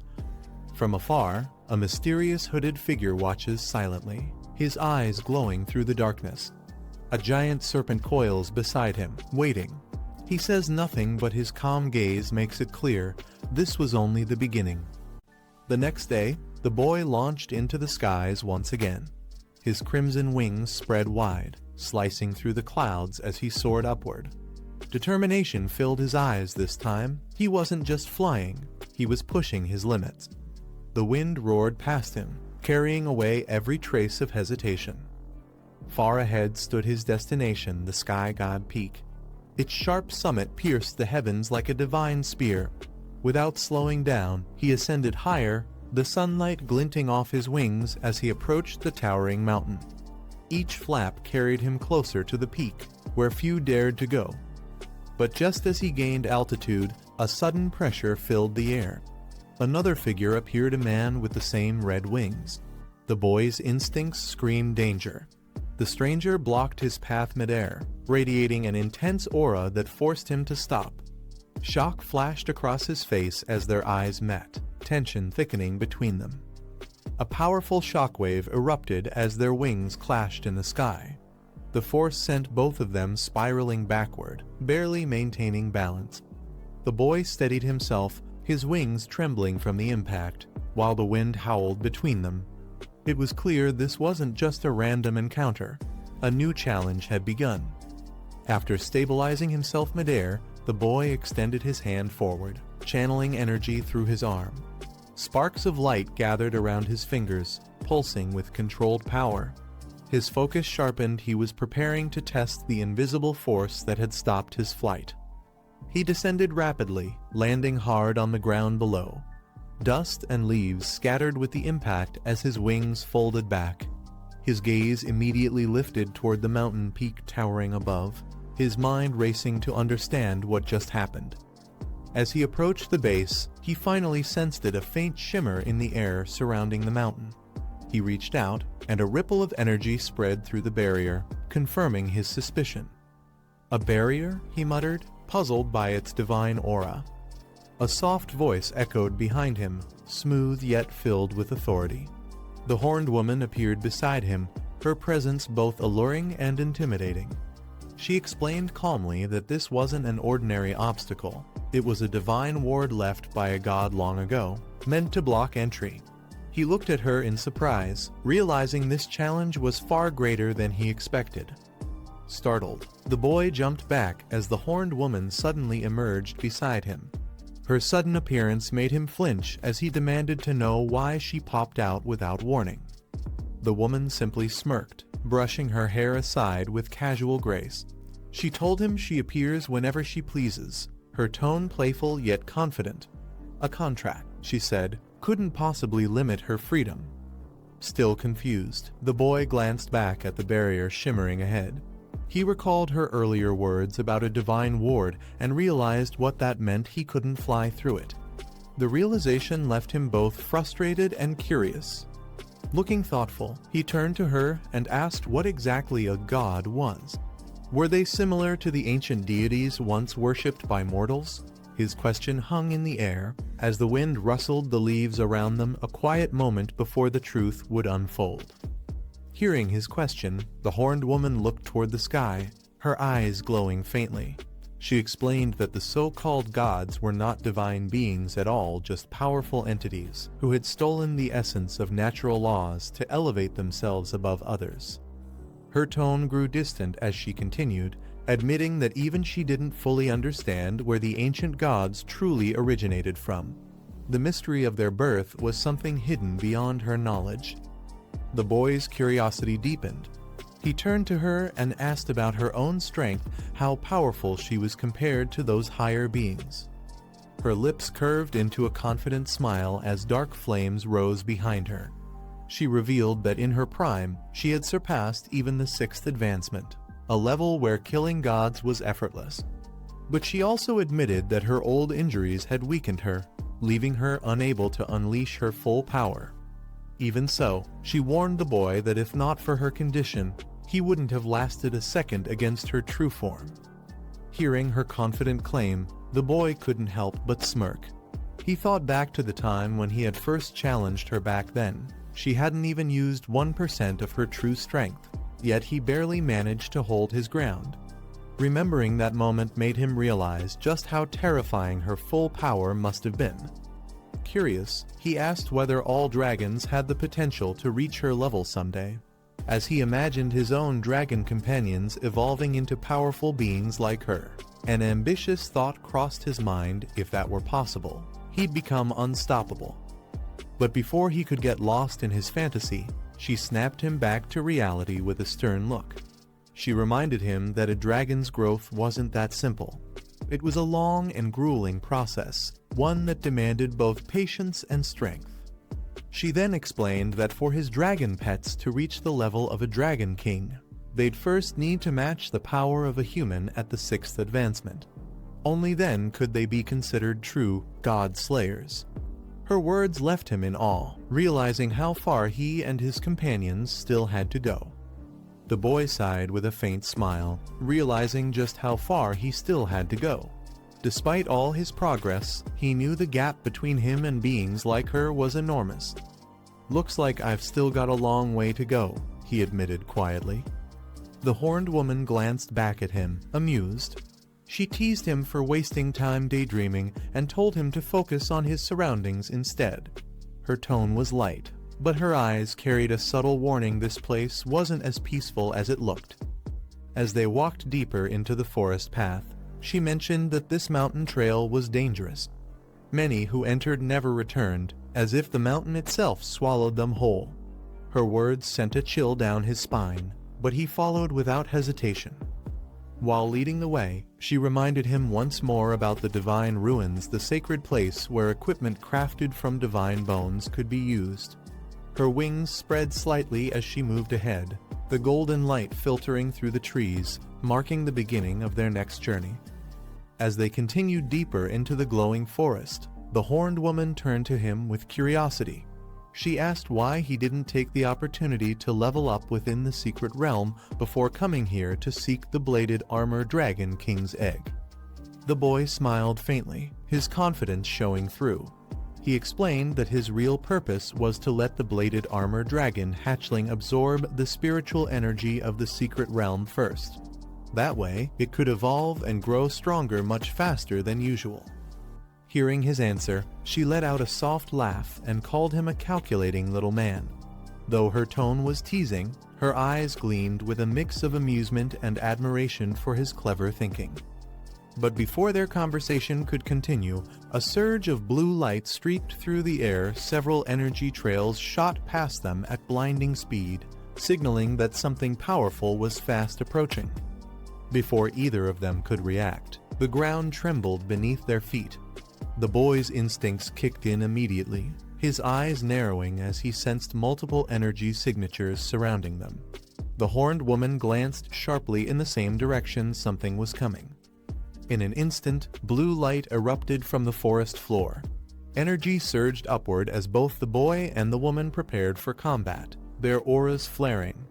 The air crackled with power as the light solidified into armored shapes. A deep, mechanical voice echoed through the woods, declaring them trespassers in a forbidden land. The booming tone carried divine authority, warning that no one was permitted to defile this sacred place. Moments later, several massive figures emerged the Crystal Rock clan, glowing with radiant blue energy. Each one wielded a stone spear, their presence heavy and unyielding. The leader, identified as a level 95 believer, radiated immense power as the ground shook with every step it took. The horned woman glanced toward the glowing figures ahead and smirked. She offered to handle the enemies herself, suggesting they count it as their second deal. Her tone was playful, yet her aura hinted that she meant every word. But the boy shook his head with a confident smile. He told her there was no need for her to intervene using her strength. Here would be like smashing a nut with a sledgehammer. He added that she should save her power for the real challenge ahead, the bladed armor Dragon King. Amused by his response, the woman chuckled softly. Her sharp gaze softened as she tilted her head and agreed to let him handle it. Leaning back against a tree with a teasing grin, she gestured dramatically toward the enemies and told him to begin his performance. Her voice carried a mocking edge as she called him the mighty dragon slayer, clearly curious to see what he'd do next. The boy clenched his fists, a faint smirk forming on his lips. "Fine by me," he muttered, his aura beginning to surge. This was the perfect chance to test out his new ability, one he hadn't used in real combat yet. A powerful wave of energy burst from his body as dark smoke intertwined with blue light. He activated his latest skill, Shadow Dragon King Aura. His presence shifted instantly, filled with the essence of the Shadow Dragon King's power, increasing his speed and strength dramatically. In a flash, he dashed forward, closing the distance between himself and the towering golems. The ground cracked beneath his feet as he launched his attack, eager to test how effective his third advancement truly was. The Crystal Rock warriors responded immediately, their massive arms glowing as they charged energy through their stone bodies. The forest shook as the clash between shadow and crystal power began a battle that would decide whether his new ability was worthy of the Dragon King's name. The boy charged straight into the battlefield, his Shadow Dragon King aura radiating waves of power. The Crystal Rock warriors launched volleys of blue energy spears, shaking the forest as they rained down like a storm. He dodged effortlessly, weaving through the barrage with incredible speed. Every motion of his body left trails of shadowy light, showing his complete mastery of movement. The air itself trembled under the intensity of his strikes. One of the giant rock golems stepped forward, its crimson eyes glowing brighter as it gathered energy for a devastating attack. Its stone fists cracked the ground beneath it, signaling its intent to crush him in one blow. But the boy didn't flinch. His sword ignited with dragon energy as he raised it high, roaring the name of his technique, breaking the sky. The blade tore through the air, releasing a powerful slash infused with dragon aura that collided head-on with the enemy's attack, shaking the entire battlefield. The blast from his strike shattered the nearest golem, sending fragments of glowing blue crystal scattering across the ground. The remaining ones staggered but quickly regained their stance, their red eyes burning with hostility. He exhaled slowly, lowering his sword as energy rippled around him. A small grin appeared on his face. "This Dragon Tamer aura is pretty damn useful," he muttered, admiring the seamless power coursing through his veins. However, more of the Crystal Rock warriors began to close in, forming a tight circle around him. Their synchronized movement and heavy footsteps made the earth tremble. They weren't going down easily. Undeterred, the boy shifted his stance. His aura flared again, and multiple afterimages of himself appeared, each one preparing for an attack from a different direction. The forest was filled with streaks of shadow and light as he launched his next barrage. The boy's afterimages struck in perfect synchronization, their blades cutting through the golems like flashes of light. Each swing shattered another crystal body, filling the forest with a chorus of breaking stone and glowing fragments. As the dust settled, he stood in silence, his breathing steady. The shadow dragon energy slowly faded from his body, leaving faint ripples of blue light swirling around him. His eyes stayed sharp, scanning the wreckage for any remaining threats. When the final crystal fell apart, he lowered his sword, exhaling softly. The dragon aura still coiled faintly around his arms, proof of the overwhelming power he now controlled. Even the horned woman watching from afar couldn't hide her smirk. The boy had grown far stronger than before. The dragon woman looks at him with a smile, surprised that he could actually use the Shadow Dragon clan's signature skill. She calls him the little dragon tamer who always manages to surprise her. He responds calmly, saying that the more he uses this power, the more he realizes how incredible the strength of the dragon race truly is, something far beyond what humans can comprehend. Being able to channel the Dragon King's power so freely makes all his past efforts worthwhile. The dragon woman mentions that clearing out the remaining believers on the path will be his task, calling him the Dragon Kid. She then flies off gracefully, leaving him to handle it alone. Moments later, the scene shifts abruptly. The man looks around in confusion, realizing that just a moment ago, they were in the forest, but now everything has changed. The young tamer stands frozen in shock, surrounded by snow and ice. Moments ago, he was deep in the forest, but now everything around him has turned into a freezing wasteland. He looks around, confused about how the scenery changed so suddenly. The dragon woman lands beside him, her wings spreading wide as the cold wind howls around them. She looks ahead sharply, sensing something unusual in the distance. The young man wonders if this strange shift could be the result of another magical restriction at work. Her expression turns amused, a faint smile forming on her lips. She can already tell that something interesting is about to happen, something that will likely test them both. Suddenly, the wind picks up strength, sharp and biting. The young man shields his face with his arm as the storm grows harsher. He can feel the energy in the air changing, the cold carrying a sense of danger that wasn't there before. The young tamer narrows his eyes as a blinding light flashes across the snowy plain. Before he can react, a massive shadow looms over him. He looks up and his expression tightens. A towering beast covered in thick white fur stands before him, its icy blue eyes glowing with rage. Without hesitation, the creature swings its massive arm down, shaking the frozen ground. The young man leaps back, summoning a blazing aura that wraps around his sword. The contrast between his fiery energy and the freezing air crackles with intensity. He charges forward, his blade igniting in brilliant flames as he meets the monster's attack head-on. The impact explodes with heat and light, melting the snow around them. In one swift motion, his flaming strike cuts through the beast, sending sparks and ice scattering into the storm. As the roar fades, the air falls silent again. Only the sound of the howling wind remains, swirling around his still burning sword. The young tamer steadies his stance, his fiery blade still glowing as the dragon woman descends beside him. Flames swirl around them, melting the snow beneath their feet. He realizes that what he thought was a sudden shift in the environment was actually something much deeper, a trap set by the beasts of this frozen land. Moments later, multiple massive creatures emerge from the mist, each covered in thick white fur and glaring with cold hostility. He quickly understands that the first monster wasn't alone, it was only the beginning. The dragon woman calmly observes the situation.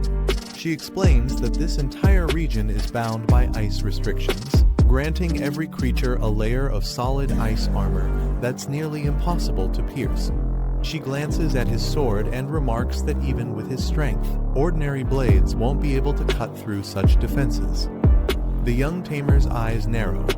Instead of hesitation, determination flashes across his face. He tightens his grip and channels more energy into his weapon. The flames surrounding his sword erupt even brighter, refusing to be suppressed by the freezing storm.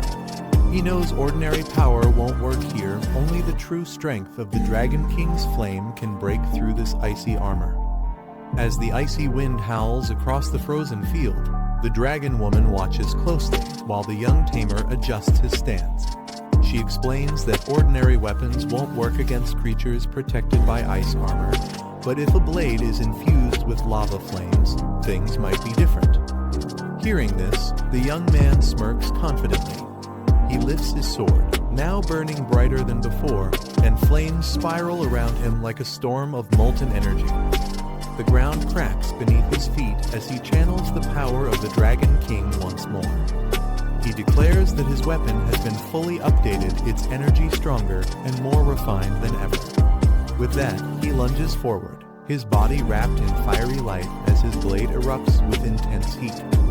The attack unleashes a massive surge of dragon energy, transforming the flames into the shape of a roaring dragon.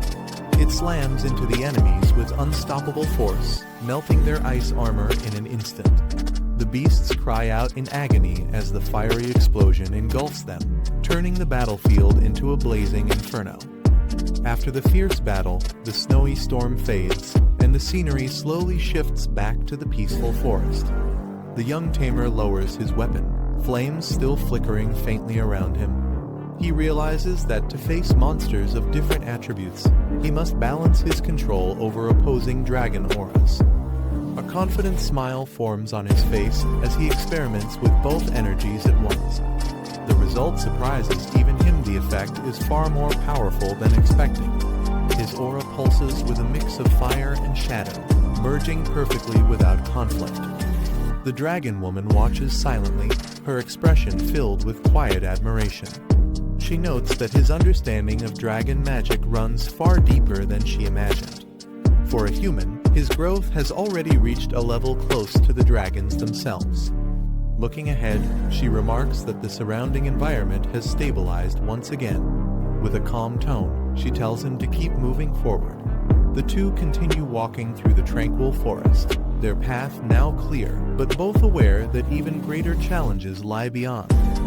As they continued their journey, the young tamer and the dragon woman encountered countless strange believers of Mount Kailash. Each carried unique powers and bizarre traits, but none could truly challenge them. With his mastery over dragon-taming aura, the young tamer no longer needed to summon his dragon companions.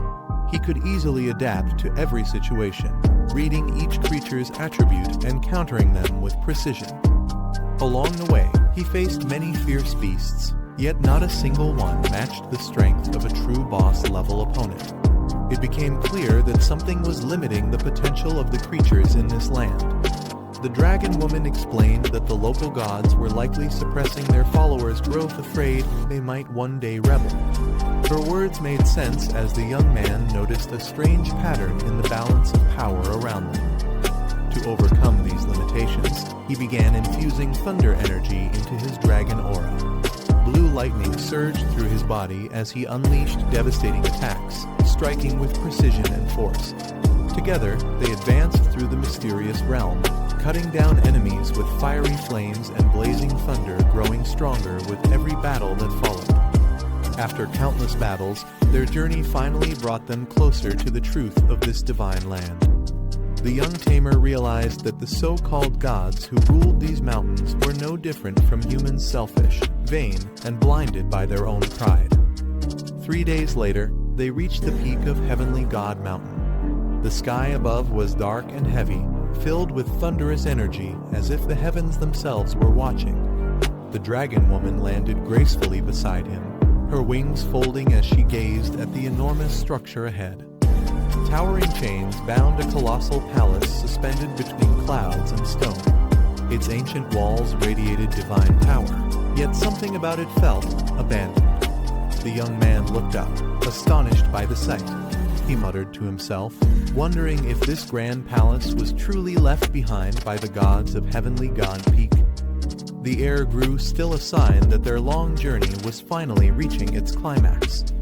The young tamer stood at the mountain's summit, still staring at the divine palace when the dragon woman suddenly laughed, breaking the silence.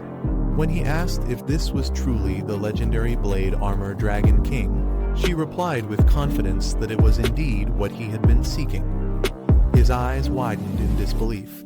He couldn't hide his frustration. The mighty name, Blade Armor Dragon King, didn't seem to match the image before him.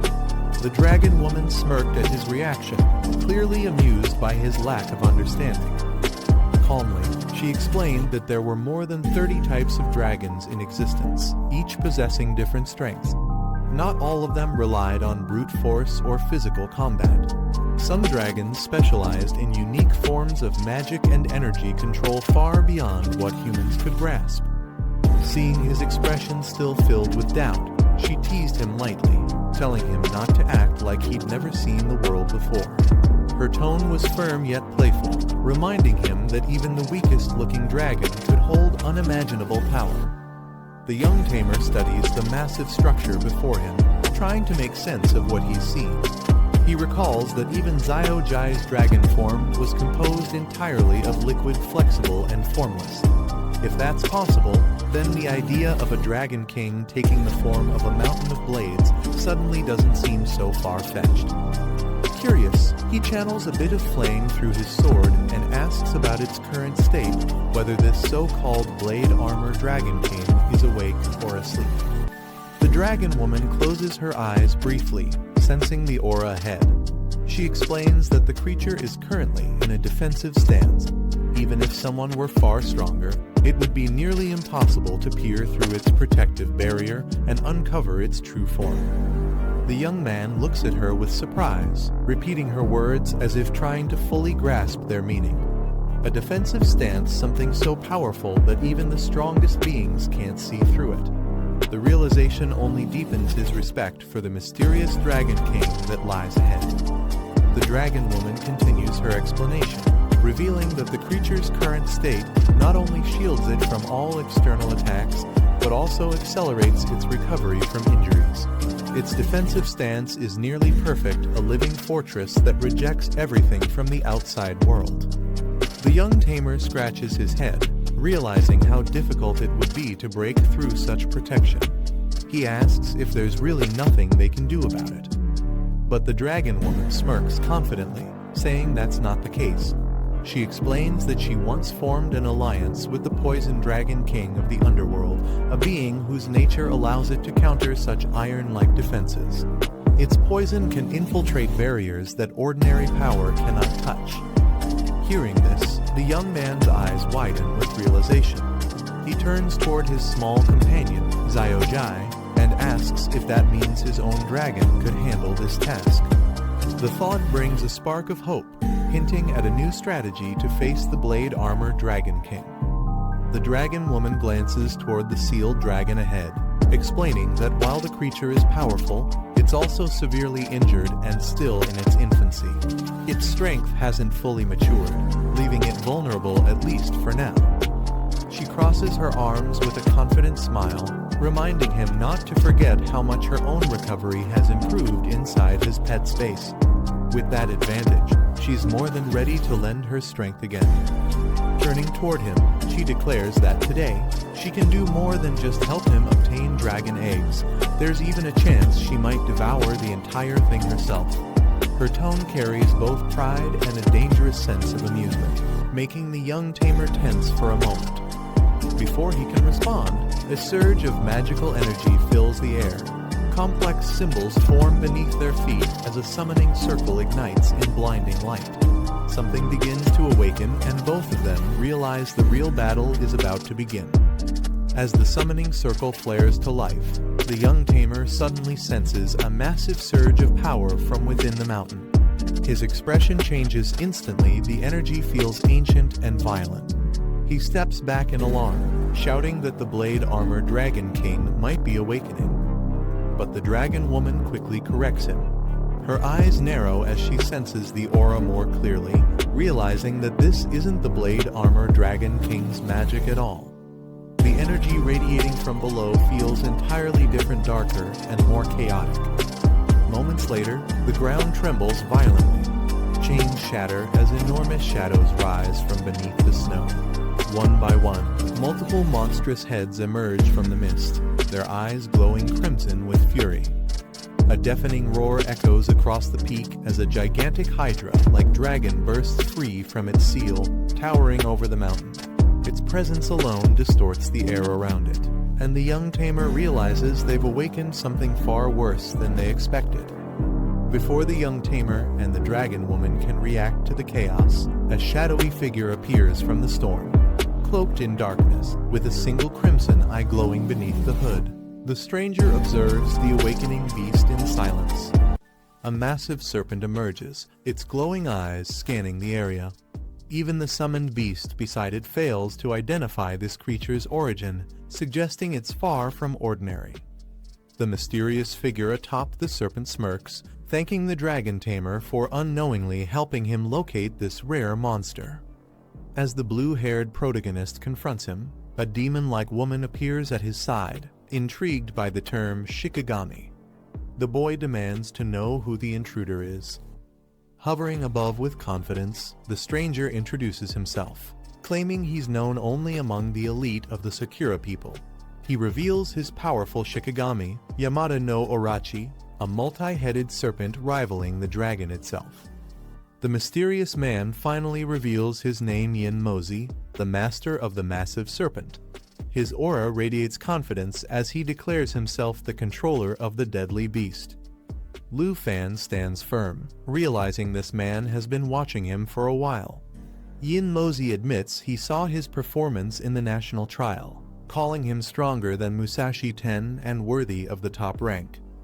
Unbothered by exposure, Yin Mozi mocks the idea of threats, claiming that even if level 100 masters appear, he would eliminate them all without hesitation. His arrogance fills the air like poison. Standing atop his multi-headed serpent, Yin Mozi gazes at the majestic blade armor Dragon King below. He acknowledges Lu Fan's power, saying that following someone like him was indeed worth the effort.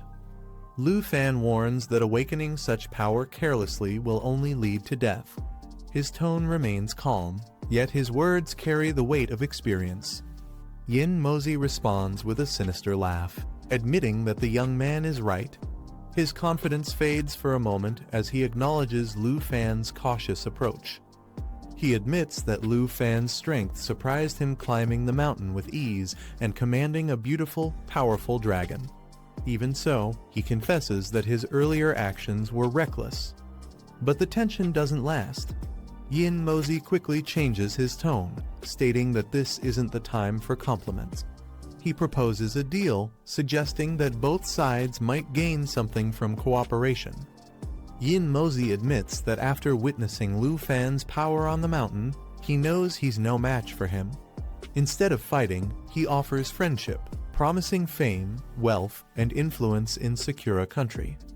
He proposes that Lu Fan hand over the blade armor Dragon King in exchange for this alliance, claiming it would make them powerful partners.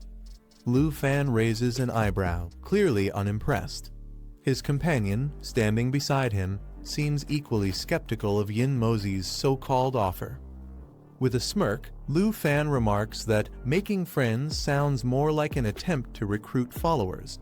His words instantly wipe the smile off Yin Mozi's face as tension fills the air once again. Lu Fan glares at Yin Mozi, his expression sharp. He mocks the idea of handing over the Dragon King, demanding to know who Yin Mozi thinks he is. The older man's smile fades, his face hardening.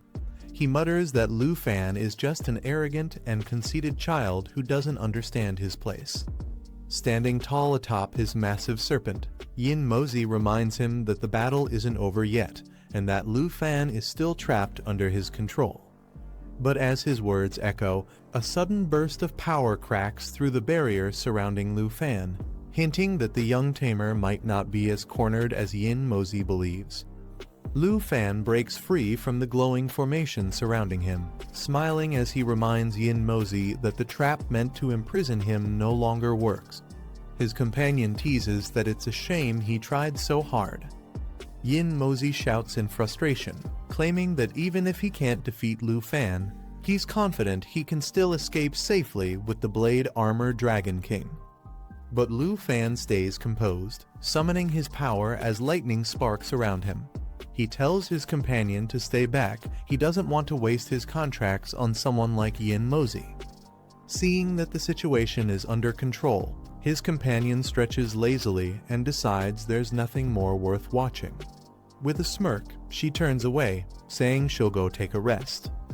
As Lu Fan's dragon companion leaves, Yin Mozi's eyes gleam with a sinister grin. Seeing an opening, he calls it the perfect chance to strike. Standing atop his monstrous serpent, Yin Mozi releases a surge of deadly purple mist, claiming he tried to avoid conflict, but Lu Fan's defiance left him no choice. Lu Fan charges forward, unfazed. He mocks Yin Mozi for trying to steal from others while barely able to stand from his own sickness.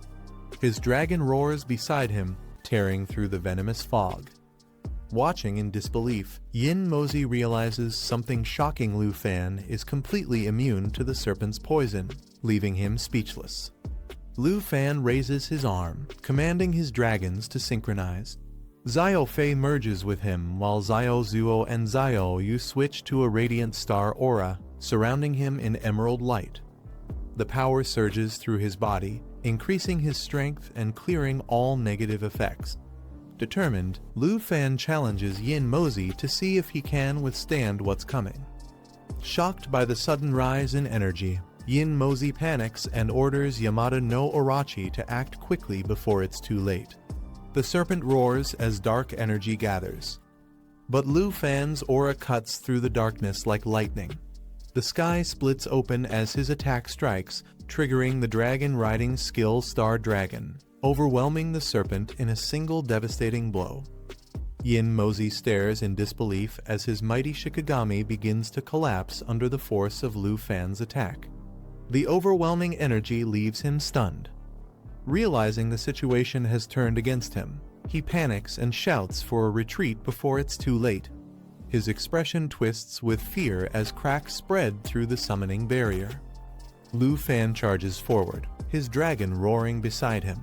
He refuses to let the enemy escape, declaring that the dragon belongs to him alone. Yin Mozi, desperate and furious, screams back that since the beast appeared in the land of Sakura, it rightfully belongs to them. Their clash of power and pride shakes the skies once more. In desperation, Yin Mozi calls upon his final power, commanding Yamada no Orochi to aid him one last time.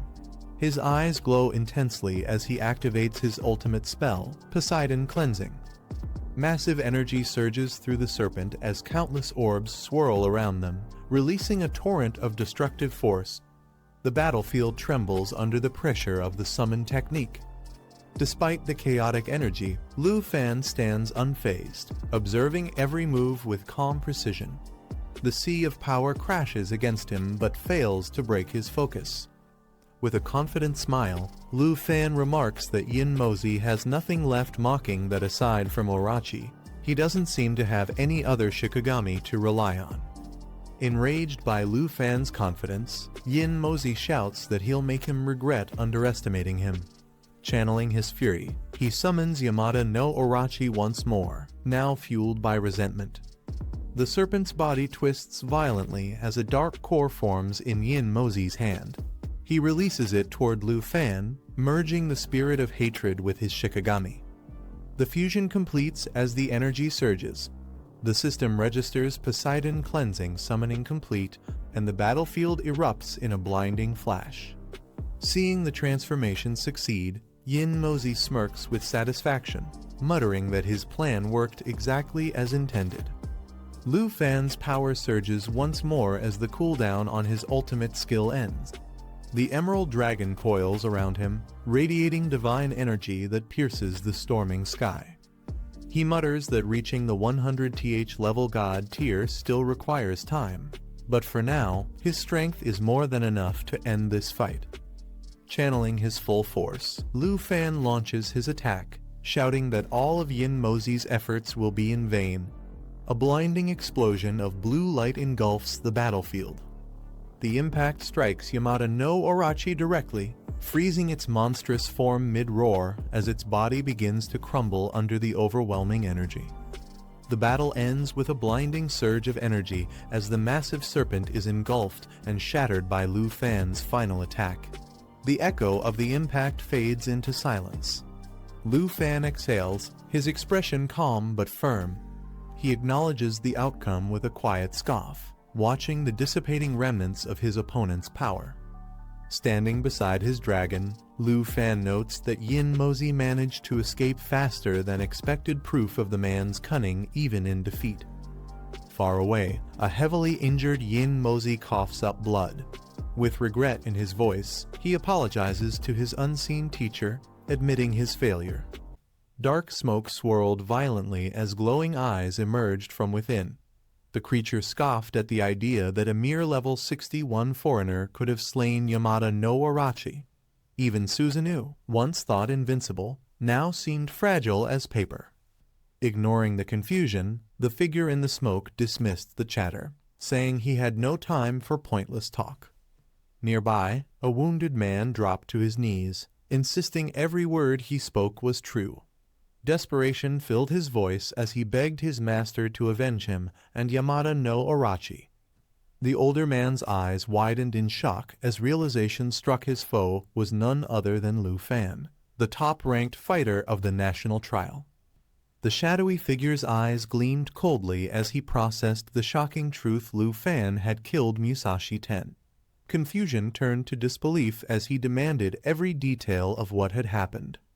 The injured man begged desperately, assuring that his master, a rank 5 powerhouse, could easily tear Lu Fan apart.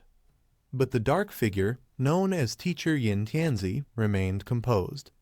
After hearing the report, he admitted that if Lu Fan's strength was truly on par with his own, then defeat was inevitable. The name echoed through the chaos. Yin Tianzi, a master feared even among the strongest.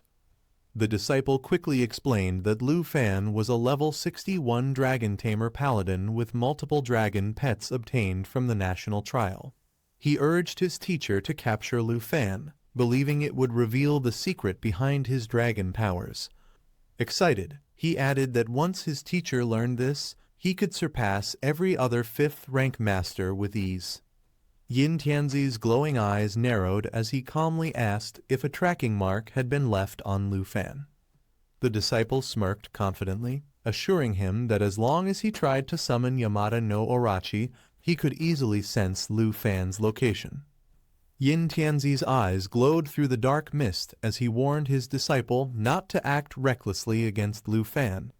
The matter, he said, needed to be handled carefully. Grateful, the disciple bowed deeply in thanks but hesitated before speaking again. Without Yamada no Orochi, he confessed, he had no powerful Shikigami left. Hoping for pity, he timidly asked if his teacher could grant him another. The moment he spoke, Yin Tianzi's aura exploded in rage. He shouted at his disciple, calling him disgraceful and foolish for making such a request. Terrified, the disciple fell back, apologizing repeatedly and promising never to ask again as the dark figure's furious gaze pierced through him. The dark figure glared at his disciple, telling him to stop wandering around aimlessly and embarrassing himself. With a final warning, he ordered him to return quickly to Tianyan Palace. The shadow's presence faded, leaving the ground cracked and silent. Bowing low, the disciple acknowledged the command and clenched his fist in determination. He picked up a black stone, his eyes burning with hatred. Gritting his teeth, he muttered for Lu Fan to wait, his revenge would come soon.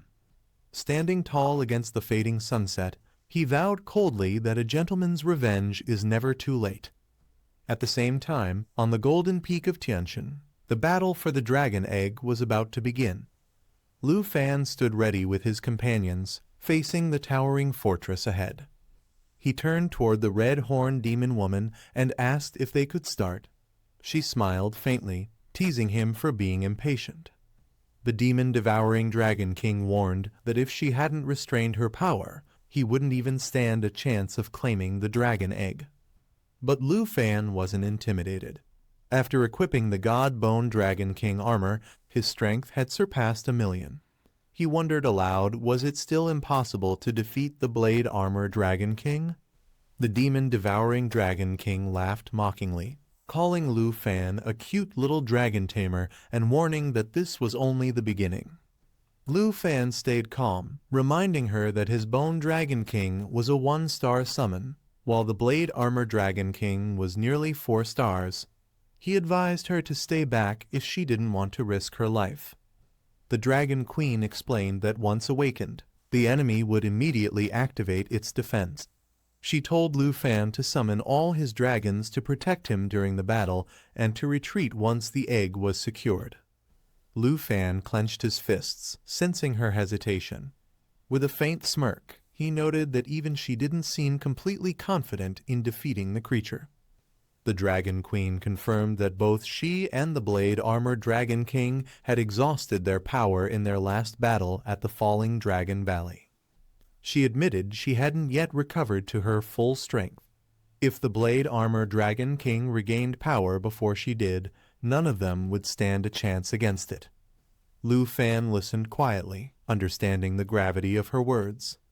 With a calm expression, he simply nodded and replied that he understood the situation clearly. Lu Fan summoned his dragons as glowing portals opened around him. The air grew tense as energy surged through the battlefield. He instructed his allies to feint an attack while he struck from behind. Once he secured the dragon egg, they would open a portal and retreat immediately. The demon-devouring Dragon King nodded, saying everything was ready. Together, they faced the massive fortress ahead. With determination in his eyes, Lu Fan raised his glowing hand and declared that it was time to wake the sleeping beast. Lu Fan's dragon companions took their positions, their energy swirling through the air as portals flickered with light. Each creature stood ready for battle, their eyes locked on the massive fortress ahead. The green dragon girl clutched her small companion tightly, silently praying for success. The atmosphere grew tense as power gathered around them. The demon-devouring Dragon King watched quietly, her red eyes narrowing in focus. Without hesitation, Lu Fan stepped forward and placed his glowing hand against the sealed gate, triggering a powerful surge of energy. The ground split apart as a powerful surge erupted from within the fortress. Lu Fan was caught off guard, his eyes widening in shock. He turned toward the others, shouting in confusion as the atmosphere shifted violently. "This doesn't match what we expected." The demon-devouring Dragon King stared at the awakening force, her expression tightening in disbelief. The energy radiating from it was far beyond what she had predicted. Her eyes widened as realization struck the Blade Armor Dragon King had awakened earlier than expected. A blinding light burst from within as the Blade Armor Dragon King roared back to life, its entire body radiating with restored power. It had returned to its peak form. Realizing the danger, Lu Fan quickly changed plans, ordering Xingqian to activate Star Shuttle and retreat immediately. The demon-devouring Dragon King's lips curved into an excited grin. Bursting into laughter, she launched herself toward the awakened beast. Thrilled by the chaos, she shouted that this battle reminded her of the Great War from long ago, her wings slicing through the sky as the clash began. With the battle erupting around them, the demon-devouring Dragon King turned toward Lu Fan, her voice echoing with challenge. She charged forward with blazing energy, shouting for the young dragon tamer to make his move. He pauses for a moment, glancing at the chaos unfolding before him. If he leaves now, it would be no different from handing the Blade Armor Dragon over to Yin Mozi. The thought makes him grit his teeth. A drop of sweat rolls down his face, but then a faint smirk appears. He's already made up his mind. Gathering his courage, he mutters that this time he won't back down. Power begins to surge from his hands, swirling around him like a raging storm. His energy flares, shaking the ground beneath his feet. He declares that regarding the Dragon King, he'll follow the plan and see it through. The air explodes with power as he steps forward. "Let's give it a try," he says, his aura bursting outward in a blinding flash. His allies respond instantly, Xiaoi, Abao, and Xingqian each preparing their ultimate attacks. The battlefield trembles as Xiaoi channels the star shatter. Abao focuses on Scourge of Heaven, and Xingqian ignites the lava blaze. Blue and crimson lights spiral through the sky, their combined energy forming a storm of magic and destruction. With everyone in sync and their powers reaching their peak, they prepare to strike together, ready to face whatever comes next. As the energy builds to its peak, she yells for everyone to take advantage of the opening. Her voice cuts through the chaos, and the entire team moves at once. Their combined power lights up the sky, blazing blue and crimson streaks crashing toward the enemy like falling stars. Everyone knows this is the decisive moment. Their success or failure depends entirely on this single strike. Without hesitation, they unleash everything they have. The air ripples under the force of their combined magic, shaking the ground and distorting the sky itself. The attacks collide with the massive Dragon King, each blow carving through the flames and scales. Roars echo as the beast struggles against the onslaught, but the team pushes harder, refusing to back down. Amid the explosion of light and smoke, the Dragon King's piercing blue eyes open wide. The creature remains silent, yet its gaze burns with power and awareness as if it's finally taking them seriously. Their combined attack tears through the sky, but something feels off. In the middle of the explosion, one of them suddenly notices a strange movement. The figure ahead doesn't react, it's almost too still. Then, in an instant, the expression on his face changes to shock. As the dust clears, he realizes the terrifying truth. The target they struck wasn't the Dragon King's real body at all, it was just a projection. The real one is still out there, watching them from the shadows. Confusion spreads across the group, but one of them narrows her eyes. She mutters that the blade armor Dragon King must be bluffing, unless he's already dead. Her tone carries doubt, but also a hint of unease. Moments later, a massive burst of energy erupts in the distance, revealing the Dragon King's true form, its scales glowing with blue light, radiating a power even greater than before. The battle they thought was over has only just begun. As the smoke clears, confusion spreads among the group. He looks around, puzzled, wondering why the Dragon King's main body isn't there. Before he can figure it out, she steps forward, her wings unfolding as she calmly explains the truth: the blade armor Dragon King is already dead. Her words leave him stunned. He repeats the word dead in disbelief, unable to accept it. But she continues, her tone steady and analytical. The defensive form they just fought was nothing more than an illusion, a lifeless echo left behind. She explains that the Dragon King must have sacrificed its recovery, burning away its own essence to maintain that illusion. It was a final act of defiance, holding on even after death. Judging by the remains, it's been gone for a long time. She gazes toward the horizon, her expression turning cold as fragments of steel drift in the air. This broken shell before them, this scrap of armor, is all that remains of the blade armor Dragon King. After uncovering the truth about the Dragon King's death, the tension slowly fades. He starts piecing everything together after the Great War. The blade armor Dragon King must have left the falling Dragon Valley and come here, sacrificing itself to protect something valuable. She listens silently, then agrees but notes something strange. With the Dragon King's strength, recovery should have been possible. There was no reason to destroy its own essence unless it had another purpose. He glances toward the remains and realizes the truth. It wasn't protecting itself, it was guarding something. Stepping forward, he decides to investigate personally. The air thickens as he moves closer to the massive remains, determined to uncover what's hidden inside. Moments later, his voice echoes through the mist. He's found it. Her expression shifts in surprise as the truth clicks into place. The Dragon King hadn't died in vain. It sacrificed everything to protect the dragon egg resting deep within its body.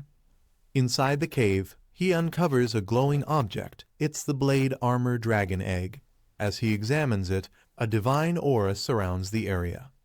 Next to him, she notices two unfamiliar magatama radiating powerful light. When he inspects them closely, he realizes they contain divine energy far beyond mortal reach. She calmly explains that these are God's crystal core's rare artifacts formed only at the God level, attainable after reaching the seventh transformation. Such power can only be taken by defeating a god. It's then revealed that when the Blade Armor Dragon King came here, he encountered two gods, severely wounded and outmatched. The Dragon King fought to protect this egg with the last of his strength. She explains that in its final moments, the Blade Armor Dragon King used the last of its strength to create an illusion protecting its precious dragon eggs. Though it could have used the god crystals to heal itself, it chose to leave them behind for its offspring instead. Even after facing two Dragon Kings and two gods, the Dragon King managed to slay them and claim their cores. Yet, instead of restoring itself, it gave everything away, sacrificing its life for the next generation. As the energy flows into the dragon egg, he silently watches, realizing the depth of the creature's will. The Dragon King didn't just die, it made sure its legacy would live on. When she calls out to him, asking what he's thinking, he simply shakes his head and smiles faintly, lost in thought about the weight of that sacrifice. He looks down at the dragon egg, quietly admitting how deeply he respects the Blade Armor Dragon King's sacrifice. Its strength and devotion left a lasting impression on him. She steps closer, warning him not to let human emotions cloud his judgment. Her tone sharpens, reminding him that neither life nor death is something beings like them can choose. With her wings spread, she explains that in this world, survival belongs to the strong. To live, one must fight and devour. It's not cruelty, it's nature's unchanging law. Her words echo through the cave, leaving him silent. Even though her logic is cold, he can't deny the truth in it. The world runs on power, not pity. He glances toward her and brings up the dragon egg, wondering what she plans to do with it. Her expression sharpens slightly as she smirks, asking if he's afraid she'll break their contract and swallow it herself. A dark aura begins to swirl around her as she admits that his caution isn't misplaced. It's good to stay vigilant, especially around someone like her. She confesses she had considered taking the egg, but the Blade Armor Dragon King seemed to have anticipated that possibility long ago. Its power remains guarded, even after death. With a cold smile, she decides to let the egg absorb the divine crystal core on its own. Doing so will give it unmatched strength, though tainted by an aura not meant for dragons. Surrounded by dark energy, she remarks that the dragon egg he's holding carries a repulsive aura, but to her, it's worthless. She's only interested in pure dragon blood. He quickly realizes her true motive, accusing her of wanting to use him to steal the egg, only to devour it herself later. She doesn't deny it, only smirks. Still, he understands why the Blade Armor Dragon King made its final choice. It must have known that the demon-devouring Dragon King would never give up. Leaving the crystal core for the egg was its way of protecting the future. Smiling softly, he holds up the egg, ready to begin. Calling out to Xiaofei, he tells her to gather everyone. Their family is about to welcome a new dragon into the world. Gathered inside the cave, he looks around to confirm that everyone's ready except for Xingchen, who decides to wait outside, uninterested in the ritual. With the others standing behind him, he takes a deep breath, steadying his focus. Holding the egg firmly in his hands, he announces that it's time to begin. Energy flares from his body as he activates the dragon taming technique, a skill powerful enough to control dragon creatures. Golden light bursts from his palms, surrounding the egg in radiant waves. Everyone watches in awe as the egg begins to glow and pulse, its surface cracking with blue light. The divine power inside stirs, signaling the birth of something extraordinary. As the glowing egg pulses one final time, a burst of light fills the cave. Cracks spread across its surface until a small, silver-blue dragon finally breaks free. He stares in disbelief before his expression softens into a smile. It worked. The Blade Armor Dragon King's egg has hatched. Holding the hatchling carefully, he introduces it to the group. Meet the newest member, the cub of the Blade Armor Dragon King. Everyone gathers around in awe. The little dragon looks around curiously, letting out a soft growl. The others can't help but smile. This wasn't just a new life. It was the beginning of a new bond. The newly hatched dragon stands proudly, its small frame radiating confidence. The group watches carefully. Its expression seems serious, yet calm and composed. One of them laughs nervously, noting that the little creature doesn't look very approachable. But before anyone can react, it suddenly lets out a loud cry, startling everyone in the cave. The dragon flaps its wings and charges forward with playful energy, causing chaos around them. Despite the confusion, everyone can't help but smile at its spirit. As the noise settles, he looks at the baby dragon and sighs with a faint smile. "What?" he mutters, realizing this energetic hatchling might be more of a handful than he expected. After all the excitement, the little dragon quietly curls up on the ground beside the shattered pieces of its egg. Its playful energy fades, replaced by a soft, lonely expression. He watches in silence, realizing what's wrong. The young dragon isn't restless, it's grieving. Even without understanding words, its heart remembers the one who gave everything for it. A faint image of the majestic Blade Armor Dragon King appears in his mind, standing tall as if still watching over its child. He finally whispers, almost to himself, "So, it misses its mother." The cave falls silent, filled with a bittersweet calm that lingers in the air. The boy reflects that all his dragon pets were obtained through the system, meaning none of them have ever known their real parents. A red-haired demon girl stands with a fierce expression while the armored dragon roars beside her. He notes that the blade armored dragon is different. Its mother died protecting it before it even hatched. A silver-haired girl closes her eyes, quietly acknowledging the dragon's tragic past. He realizes that the baby dragon must have sensed its mother's emotions even while still inside the egg. Looking at the sleeping creature, he decides to let it mourn a little longer. There's no need to rush their departure. As he relaxes, he suddenly remembers that he hasn't checked the blade-armored dragon's information yet. When he opens the system window, his eyes widen in shock. Something completely unexpected appears on the screen. He stares at the system window in disbelief, shocked by what he sees. Even though the dragon just hatched and is only level 1, it already has 3,000 points in every attribute, an unbelievable stat line. He realizes the crystal cores from the previous Dragon King not only saved its life, but also blessed it with immense power, granting the rare god aura skill. The dragon's core ability, Armor Bond, matches that of the Divine Bone Dragon King, allowing it to transform into equipment and transfer all its attributes and skills to him. With a confident smile, he notes that combining the Divine Bone Gauntlet with the Blade Armor chest piece gives him incredible power. He clenches his fist, confident that he can now completely overpower Ning Shuang in the Divine Ruins secret realm.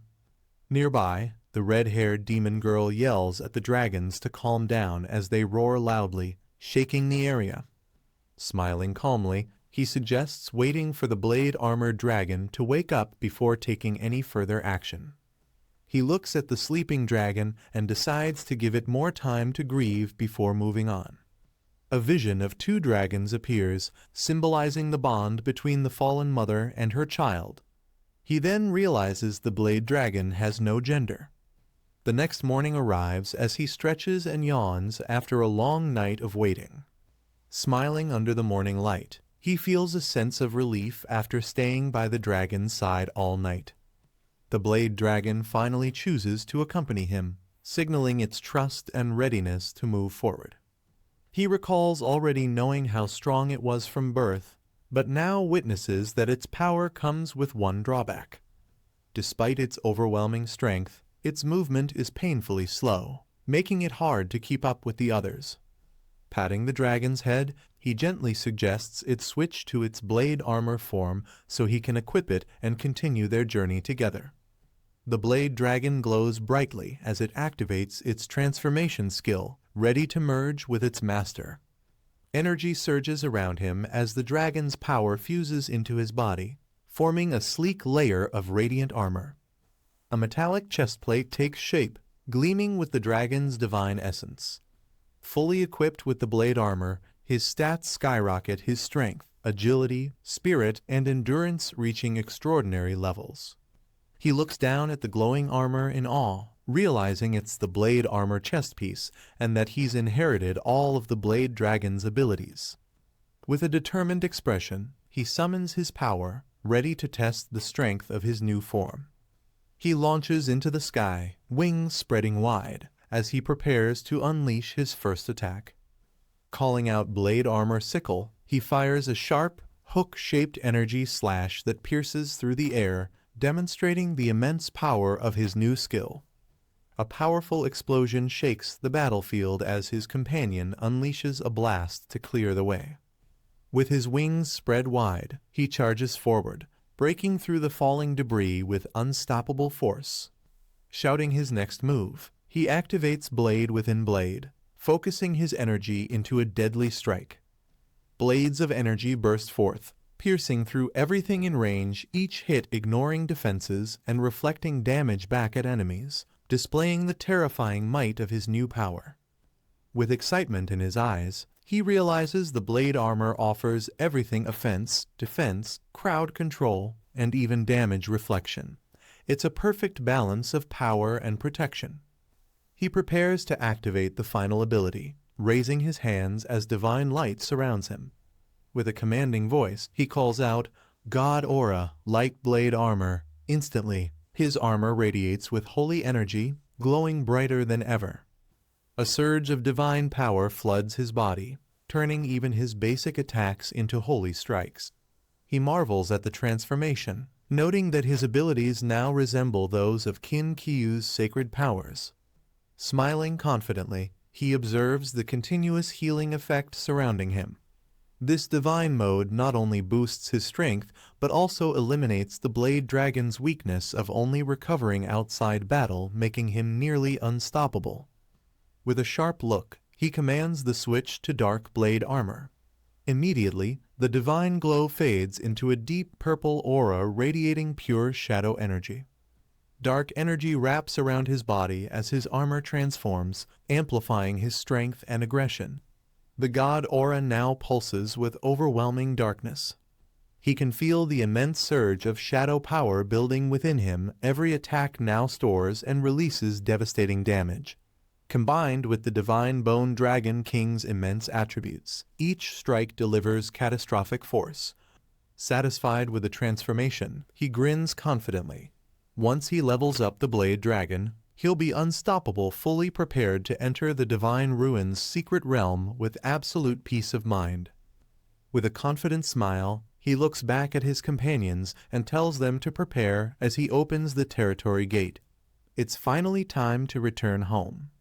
Using the portal constructed by Morozov in the Tianfu Island territory, he activates the gate, causing a surge of bright energy to swirl open before him. Stepping through the glowing portal, he swiftly travels back to Zhanghai City, leaving the battlefield behind. As he arrives home, familiar faces greet him warmly, one of them smiling and announcing his return. Xiao Fan is back. His aunt hugs him tightly, relieved yet calmer than before. Over time, she's grown used to his constant travels and no longer cries or worries like she once did. She smiles and mentions that she bought plenty of groceries, suggesting they invite Xiao Qiu over for dinner. The woman beside her adds playfully that since today is Taozi's free meal day, she'll definitely come too. He nods with a gentle smile, saying he also has something important to share with everyone during the meal. Later that afternoon at Zhongshan Garden, the house fills with chatter as someone reacts in surprise. He's planning a hiking trip all the way to the western frontier. At Zhongshan Garden, everyone sits around a table filled with food, enjoying a calm meal together. Xiao Fan suddenly mentions that he's planning to use the teleportation scroll Miss Yi gave him for his next trip. His friends are quick to react, telling him there's no need to push himself so hard or take unnecessary risks. One of them reminds him that forcing himself when safer options exist could easily lead to accidents. The group suggests alternatives. He could simply take a plane or even ride one of his god bone clones. Another adds that the journey itself would be long and exhausting, taking at least a month or two to reach the western border. But Xiao Fan doesn't seem bothered by their concern. He calmly explains that he can no longer summon his fallen corpse golem because it has transformed into something even stronger, the God Bone Dragon King, a creature with incredibly high attributes. Everyone listens in silence as he continues. The reason, he explains, is that his fallen corpse holy dragon absorbed all the puppet corpses he once controlled, merging their power into one superior form. Despite losing his golem, he's gained something far greater. Then, with a confident smile, he adds that on his latest journey, he also managed to acquire a new set of blade ninjas, an achievement that pushed his stats all the way to 1 million. Hearing that, the entire table goes quiet for a moment before everyone reacts in shock. Their eyes widen, and even the usually composed ones can't hide their surprise. Xiao Fan simply takes a sip of his drink, assuring them once again that there's no need to worry about any accidents happening on his trip. Everyone is stunned when Xiao Fan reveals that his stats have reached millions of attributes. He explains that he originally planned to farm dungeons to level up his blade armor dragon, but since the opening of the Shangsu secret realm is still a month away, he decided to travel westward. Xiao Fan adds that his team gained more experience along the way, and by the time they reached the Western Territory, the blade armor dragon had leveled up too. One of them softly asks if he's leaving again soon, to which Xiao Fan confidently replies that they'll be departing tomorrow morning.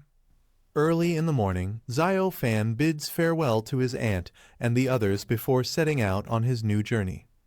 Heading westward, he travels across 14 regions alone, facing countless beasts along the way. Through each battle, he defeats powerful enemies, slaying rare elites and high-ranking bosses one after another. With every victory, his strength surges higher, his weapon blazes with energy as he continues to carve his path forward through the chaos.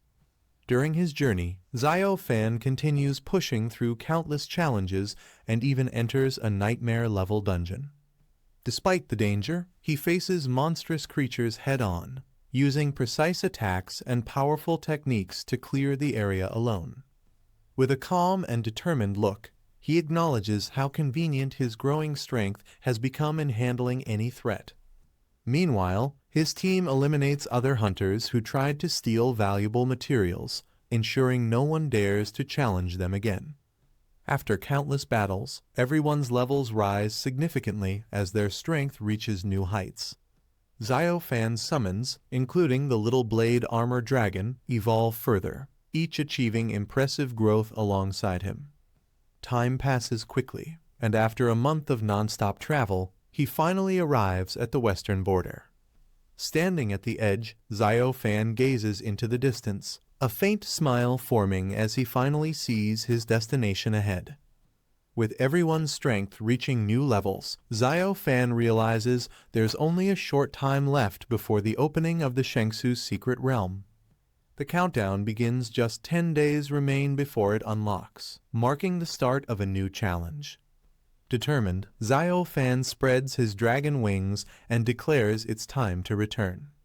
But as he prepares to leave, something unexpected catches his attention in the sky, leaving him momentarily stunned. As Xiao Fan scans the sky, a massive golden feathered rock descends, a top-tier beast known only in the western borderlands. He quickly realizes how valuable it is, knowing even its feathers and bones are made of rare materials. Activating his black armor possession, Xiao Fan prepares for battle, his energy surging as chains of power lash forward. With fierce determination, he charges toward the rock, planning to capture it and gift it to his senior as a token of gratitude. Xiao Fan launches his chains forward, locking onto the golden rock with lightning speed. With immense force, he pulls himself toward the beast, his wings slicing through the air. The chains tighten as he closes in, ready to strike and subdue the powerful creature. In a flash, he dives from above, aiming to capture the rock in one decisive move. With determination in his eyes, Xiao Fan pulls his chains tight, refusing to let the golden rock escape. He dives toward the beast, striking with precision as the chains wrap around its wings. The powerful creature thrashes wildly, but Xiao Fan holds firm, forcing it down with sheer strength. As the rock roars in pain, Xiao Fan smirks confidently. Victory is already within his grasp. Xiao Fan tightens his chains, warning the beast to behave if it doesn't want to die. The golden rock glares fiercely, but under his control, it gradually submits. Seeing the mighty creature calm down, Xiao Fan smirks in satisfaction. He releases his grip and looks ahead, pleased with his new companion, calling it quite a decent mount. Riding on the golden rock's back, Xiao Fan feels confident they'll arrive at their destination on time. But suddenly, a strange light surrounds them, and his instincts flare something isn't right. He looks around sharply, realizing too late that it's an ambush. Before he can react, a powerful net drops from above as unknown enemies shout to capture the beast. The golden rock is suddenly trapped inside a powerful energy net, struggling to break free. A group of hunters appears below, shouting orders to restrain the beast before it escapes. Seeing their ambush, Xiao Fan's expression hardens as he channels his power into his gauntlet. In a flash, he dives down at full speed, striking toward the trapped rock and the hunters below. The hunters tighten the net around the golden rock, slamming it hard into the ground. Cheering erupts as they celebrate, believing they've finally captured the powerful beast. But their victory is short-lived. A surge of icy energy explodes from above, scattering them instantly. The ground cracks beneath them as panic sets in, leaving the hunters shouting in confusion. Amid the dust and debris, Xiao Fan lands firmly beside the trapped golden rock, his presence commanding silence. The hunters watch in shock, assuming he's just another materials hunter who got caught in the chaos. Thinking he's no one important, one of them orders his men to kill him and take the beast for themselves. Xiao Fan glances up coldly, remarking how little news travels through these western mountains, his tone calm yet dangerous. Xiao Fan clenches his fist, his eyes cold as he steps forward without hesitation. In an instant, his armored fist crashes into the hunter's face, sending shockwaves through the air. He remarks that these men, who claim to come from noble families, didn't even recognize the Yi family's leader. The sheer force of his punch leaves everyone frozen in disbelief, realizing they've provoked someone far beyond their level. At the western border, a fierce clash erupts as the armored warrior strikes with overwhelming power, sending his opponent flying into the air. The force of the impact shatters the ground, leaving the nearby soldiers stunned by the explosion of energy. System notifications echo his divine bone armor is fully activated, amplifying his strength beyond limits. His aura darkens as energy surges through his body. Transformed into a monstrous form with dual scythes, he bursts forward at blinding speed, tearing through the battlefield like a storm. The transformed warrior's power surges violently, creating shockwaves that force nearby soldiers to retreat in fear. Suddenly, the energy fades as Lu Fan's expression shifts. Something unexpected catches his attention. From above, a silver-haired girl descends through the sky with a bright smile, calling out to him. Recognizing her instantly, Lu Fan's eyes widen in disbelief as she shouts for him to catch her, leaping straight into his arms. Lu Fan catches the silver-haired girl in his arms, shocked to see her after so long, and asks why she's suddenly here. With a teasing smile, she tells him it's only been a month and playfully scolds him for turning wild in her absence. Flustered, Lu Fan questions if she really came all this way just to meet him, unable to hide his confusion. Smiling softly, she admits she counted the days until his return and waited at the outskirts every day, just to see him again. The silver-haired girl glances around, noticing the destruction left behind, and asks why there's such a huge commotion in the area. Her tone is casual, but her sharp gaze shows concern. Lu Fan points to the ground, explaining that he had caught a golden feather rock earlier as a gift for her. He wanted it to be a surprise, but things didn't go as planned. He then waves his arms dramatically, complaining that soldiers suddenly attacked, shooting both him and the bird down, completely ruining the gift he'd prepared. Hearing his explanation, she gives a faint smile, her red eyes glowing slightly. Though she seems amused, a dangerous glint flashes across her expression as she says softly that now she understands what happened. The silver-haired girl's calm expression hardens as fiery energy begins to swirl around her. Flames ignite across her body, forming a blazing armor of power. With cold authority, she demands to know who dared to steal from her Yi Wuxian. Her name alone sends a chill through the soldiers. One of them stammers in disbelief, realizing she's the same Yi Wuxian the Grim Reaper rumored to have annihilated the Huang and Long families. Terrified, they fall to their knees, begging for forgiveness. They hastily introduce themselves as members of the Jia family, a D-rank noble house, pleading that this was all a misunderstanding and offering riches if she spares them. Yi Wuxian raises her spear, flames coiling around it like a living inferno. With an unshaken voice, she declares she doesn't care who they are. If they dared raise a hand against her, they must pay with their lives. Her eyes burn as she challenges them to seek revenge anytime they wish. As Yi Wuxian lifts her flaming spear, Lu Fan steps in and gently stops her hand, cooling the heat before it erupts. She eyes him, wondering why he's holding her back. Lu Fan stays calm, implying there's no need to go all out here. He explains the leader is already down, the rest only need a warning. Small fry aren't worth her strength. She relaxes, letting him handle it. Lu Fan surges forward and unleashes a decisive strike. Energy tears across the field like a falling star.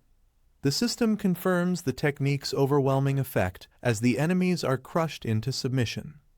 The blast sends shockwaves across the battlefield, leaving the surviving enemies screaming in pain as they collapse to the ground. Lu Fan steps forward calmly, declaring that he was the one responsible for the fight and the injuries. He boldly tells them that if the Jia family has a problem, they can come find him directly.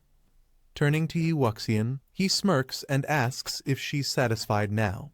She gives him a sharp look, teasing that he's asking a little late after finishing everything himself. With a faint smile, Lu Fan lifts her gently into his arms as dark energy swirls behind them. "It's too late to be dissatisfied now," he says confidently, the tension easing into quiet warmth between them. High above the sky, Lu Fan flies with red dragon wings, holding Yi Wuxian in his arms. She complains, demanding to be put down and teasing that he's sweaty and smells. He warns her not to struggle unless she wants to risk falling. They soon arrive at the Yi family residence in the Western Territories, the night calm and peaceful after the chaos of battle. Inside, Yi Wuxian excitedly leans forward, her eyes sparkling as she tells Lu Fan to summon the Blade Armor Dragon King hatchling eager to see and hug the newborn dragon. Lu Fan gives her a playful but serious smile, warning her to abandon that dangerous idea immediately, clearly knowing the little creature isn't as harmless as she imagines. Yi Wuxian tilts her head, questioning if Lu Fan really thinks she'd get hurt just by hugging a baby dragon, her tone filled with disbelief and curiosity. Without answering, Lu Fan closes his eyes and channels his energy. A glowing vortex forms in his hand, radiating a calm but powerful aura. Moments later, a small blue dragon appears within the light, its armored scales gleaming. Yi Wuxian's eyes widen in awe as she realizes it's the legendary Blade Armored Dragon King. Lu Fan smirks and warns her not to be deceived by its size. Its defense is on a monstrous level. Even someone as strong as Xiao Yi would struggle to pierce its armor. Yi Wuxian looks nervously at the dragon, noticing its piercing gaze. She questions whether Lu Fan can truly control it, remarking that it's staring at her like she's nothing but a rock. Lu Fan smiles confidently and gestures toward the dragon, telling her to relax. "Of course, I can control it," he says, inviting the little creature to shake hands. The dragon extends its claw, lightly tapping Lu Fan's palm. The gesture seems simple, but the air around them ripples with a faint surge of energy. Turning back to Yi Wuxian, Lu Fan smirks and tells her to watch closely, ready to show her just how strong his bond with the blade-armored Dragon King truly is. At Lu Fan's command, the small dragon obediently lies down on the table, its sharp eyes watching him closely. Lu Fan smiles proudly, assuring Yi Wuxian not to be intimidated by its appearance despite its fierce look. Its execution and control are top tier. Leaning forward curiously, Yi Wuxian playfully asks if the dragon can do something simple, like slicing apples. Her tone turns teasing as she sets one on the table. With a flash of precision, the dragon lifts its claw and splits the apple cleanly in half, the cut so smooth it gleams under the light, leaving Yi Wuxian both impressed and amused. Yi Wuxian excitedly holds up the sliced apple, calling the dragon the ultimate all-purpose companion perfect for home, travel, and even chaos. Her playful tone fills the room with laughter. Lu Fan chuckles, gently tapping the dragon's nose and asking if the Ning family caused any trouble while he was away this past month. The small dragon purrs happily beside him. Crossing her legs, Yi Wuxian replies that they haven't made any open moves, but many noble families are secretly gathering supplies, likely preparing for the Divine Ruin's secret realm. Lu Fan smirks confidently, assuring her that she doesn't need to worry. The current him is far stronger than before, ready for whatever lies ahead. A sudden rumble shakes the room, startling Lu Fan and Yi Wuxian as they look around in confusion, wondering what caused the noise. A guard rushes in, his expression tense, reporting that the dormant volcano on the western border has suddenly erupted without warning. Lu Fan's eyes narrow as he realizes something. The direction of the eruption points straight toward the Ning family's territory. He stands up quickly, urging Yi Wuxian to come with him to investigate. Confident and alert, he suspects that this chaos might be Ning Shuang's doing, and he's ready to uncover the truth. At the border of the western territories, a giant volcano erupts violently, spewing molten lava and smoke that lights up the dark sky. The entire area trembles from the sheer intensity of its eruption. From within the blazing heat, a majestic phoenix bursts out, its wings made of pure flame. It soars high above the clouds, radiating a divine glow that turns the entire sky crimson. Elsewhere, the protagonist appears, flying with large demonic wings while carrying a silver-haired woman in his arms. The closer they get, the stronger the heat becomes. The air itself feels heavy and suffocating, filled with terrifying pressure. He narrows his gaze, recognizing the powerful energy ahead. It's her, the same being they once faced. But now, her aura has grown immensely stronger, far beyond what it was before. Amid the blazing volcano, the silver-haired woman watches the fiery phoenix circling above. Her expression turns serious as she senses a disturbance. She mutters about the Ning family, suspecting they're scheming something once again. The protagonist and the woman soar through the burning sky, surrounded by sparks and heat. He notes her rapid progress and admits that the Ning family, despite being just a C-rank noble house, shows impressive skill. As they land together, the woman stands confidently, her aura blazing with determination. He observes how fiercely she's been training, realizing she's preparing to challenge him within the Divine Ruin's secret realm, a place where his dragon pets cannot be summoned. With a calm smile, he acknowledges that her power has grown significantly since their last meeting. Yet, even with her strength multiplied, he knows it still isn't enough to match him. The silver-haired woman warns him not to underestimate the Ning family. Ning Shuang, their member, is engaged to Luo Lixiu from another C-rank noble house. She explains that Luo Lixiu's power is exceptional, rumored to surpass even Ning Shuang's strength. She continues, revealing that Luo Lixu possesses a rare hidden job, the Eight-Eyed Demon Emissary, a terrifying transformation-type class known for its immense destructive power. Concerned, she reminds him that the Ning family still holds a deep grudge against him. With the Luo family's support inside the Divine Ruin's secret realm, they might join forces to eliminate him. The man remains calm, a faint smile forming as he realizes the political web tightening around him. He notes that other noble families, fearing the combined power of Ning and Luo, may also take sides, setting the stage for an inevitable confrontation. The silver-haired woman warns that with the Ning and Luo families joining forces, others might side with them to surround and kill him. Her tone carries both concern and frustration as she imagines the danger ahead. The man smirks, teasingly asking if she's really that worried about him. Caught off guard by his closeness, she blushes and stammers, demanding to know what he's doing. She quickly regains composure, reminding him that he now represents the Yi family. She admits she doesn't want him to die, her concern slipping through despite her firm words. Unbothered, he closes his eyes and smiles calmly. With complete confidence, he assures her there's nothing to worry about. He's fully capable of handling whatever comes his way. With a confident smile, the man declares that not only the Ning family, but everyone who enters the Divine Ruin's secret realm will fall before him. His tone carries absolute certainty in his strength. The silver-haired woman warns him not to take it so lightly. Even if his powerful dragons, the blade-armored hatchling and the Divine Bone Dragon King, are allowed to enter, she insists that the combined might of the C-rank families must not be underestimated. The man looks at her calmly and asks what she believes Ning Shuang's power level would reach once she activates her transformation ability. Her expression grows serious as flames surround her. She recalls Ning Shuang's background, born into wealth and trained with abundant resources from a C-rank noble family.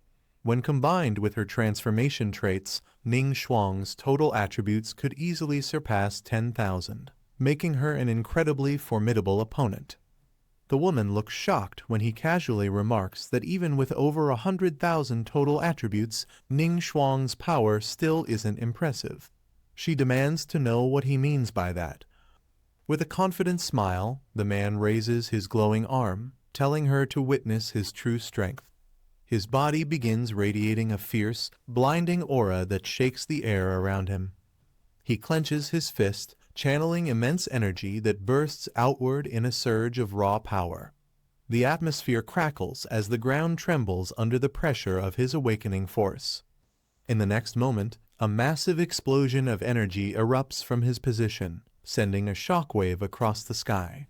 The sheer intensity of his power leaves no doubt he has far surpassed ordinary limits.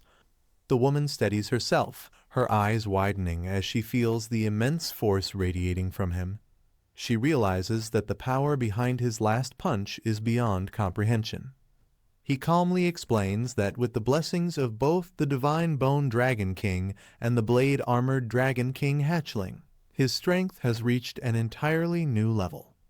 A confident smile forms on his face as he reveals the truth: his total attributes have now surpassed 1 million, a feat few could even dream of achieving. The woman stares in disbelief, surrounded by the shockwave of his power.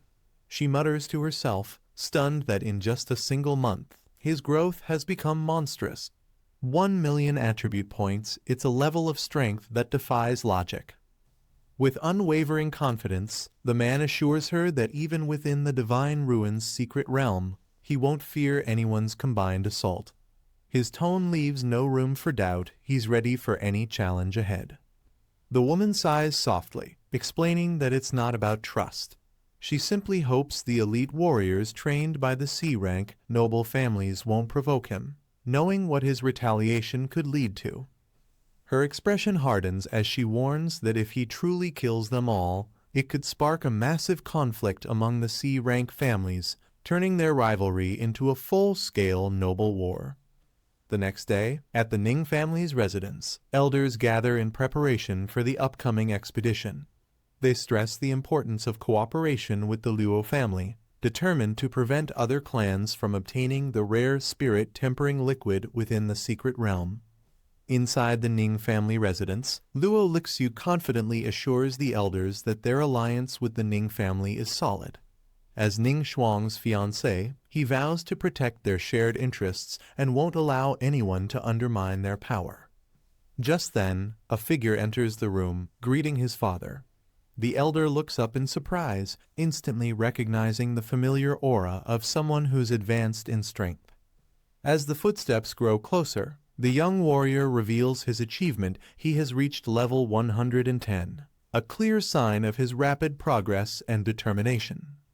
With fiery red hair blazing in the sunlight, Ning Shuang steps forward, her confidence radiating through every movement.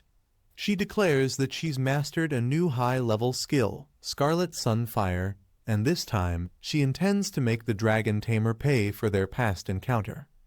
The Ning family elder beams with pride, praising Shuang for reaching level 110 at just 18. He declares that her power is unmatched among all C-rank nobles and places her near the level of a 5th job class expert. Luo Lixu nods in agreement, confident that with her growth and time, she could elevate the Ning family into a prestigious B-rank noble house, a goal that once seemed impossible. Turning toward Shuang, Luo Lixu tells her that with her current strength, she's bound to dominate the Divine Ruins' secret realm. Shuang, however, dismisses his flattery, uninterested in titles or praise. Crossing her arms, she focuses on what truly matters. Her expression sharpens as she asks if everything is proceeding according to plan and whether the Dragon Tamer is ready for the upcoming battle in the Divine Ruins' secret realm. Luo Lixu, adjusting his glasses with a smirk, informs Shuang that according to the Luo family's intelligence network, the Dragon Tamer has returned to the Yi family. His presence confirms that he plans to enter the Divine Ruins' secret realm. Flames flicker around Shuang as she laughs lightly, saying it's good he has the courage to show up. She admits she feared he might not have the guts to face her again. Luo Lixu narrows his eyes, adding that the boy's rapid growth remains suspicious. He speculates that the Dragon Tamer might have used an unknown method to increase his power. Leaning forward, Luo Lixu reveals a final piece of intelligence. The Dragon Tamer somehow acquired a new dragon pet in Secura Nation, a move that hints he's preparing for something big inside the Divine Ruins' secret realm. Shuang's eyes widen in surprise upon hearing that the Dragon Tamer has obtained a new dragon pet. The news catches her completely off guard. Luo Lixu explains that according to their intelligence reports, this dragon is unlike any ordinary creature. It's a special type that can transform into equipment, enhancing the Dragon Tamer's combat abilities directly. The Ning family elder folds his arms thoughtfully, suggesting that the boy must have anticipated the restrictions within the Divine Ruins' secret realm. By bringing a transformable dragon, he's perfectly adapted his strategy for the upcoming challenge. Still confident, the elder declares that even with such a trick, the Dragon Tamer's strength will be limited since he can't summon multiple dragons inside the realm. With the Ning and Luo families working together, he insists that their victory is guaranteed. Shuang frowns, questioning whether the Dragon Tamer truly dares to challenge the Divine Ruins' secret realm with just a single dragon that transforms into equipment. She wonders if he's underestimating the danger, or if there's something more to his plan. Luo Lixu waves off her concern with a confident grin. He insists that regardless of any tricks the boy might have, he's still only a level 5 turn fighter. With both the Luo and Ning families working together, taking him down will be effortless. He adjusts his glasses, shifting the topic. Instead of wasting energy on the Dragon Tamer, he suggests they focus on a more serious concern competing for the spirit-tempering liquid against Murong Sheng, the heir of the powerful B-rank Murong family. The Ning family elder's eyes widen in surprise upon hearing the name.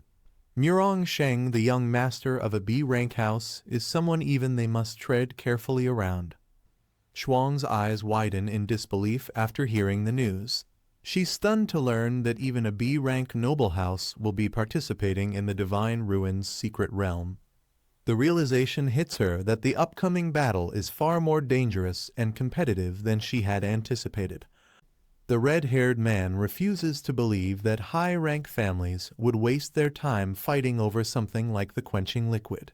To him, it isn't valuable enough for them to even consider. Before he can continue, the blue-haired man steps in and tells him there's something he doesn't know. He explains that 2 years ago, Sheng had already reached level 119 and was just half a step away from his 5th advancement. The woman adds that despite being so close, Sheng has shown no progress for 2 whole years. No news, no updates, nothing. Her words leave the red-haired man stunned. Someone at that level should have caused a huge stir, yet there hasn't been a single report about his advancement. The blue-haired man explains that the Luo family's intel confirms Sheng spent the past 2 years preparing for his 5th advancement. To ensure success, he planned to boost his stats using the spirit-quenching liquid. He adds that Sheng entered the Divine Ruins secret realm specifically to obtain this liquid and achieve his breakthrough in one go. Hearing this, the red-haired man falls back into his seat, shocked. He admits he didn't expect the situation to be this complicated.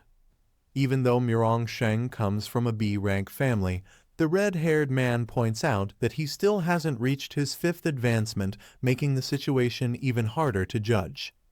The woman insists that if the Ning and Luo families work together, they won't necessarily be at a disadvantage. The red-haired man disagrees.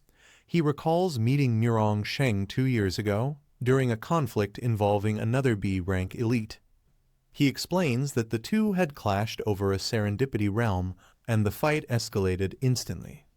In that encounter, Sheng defeated the other elite with a single skill, showing just how overwhelming his strength truly was. The red-haired man recalls the fight from 2 years ago.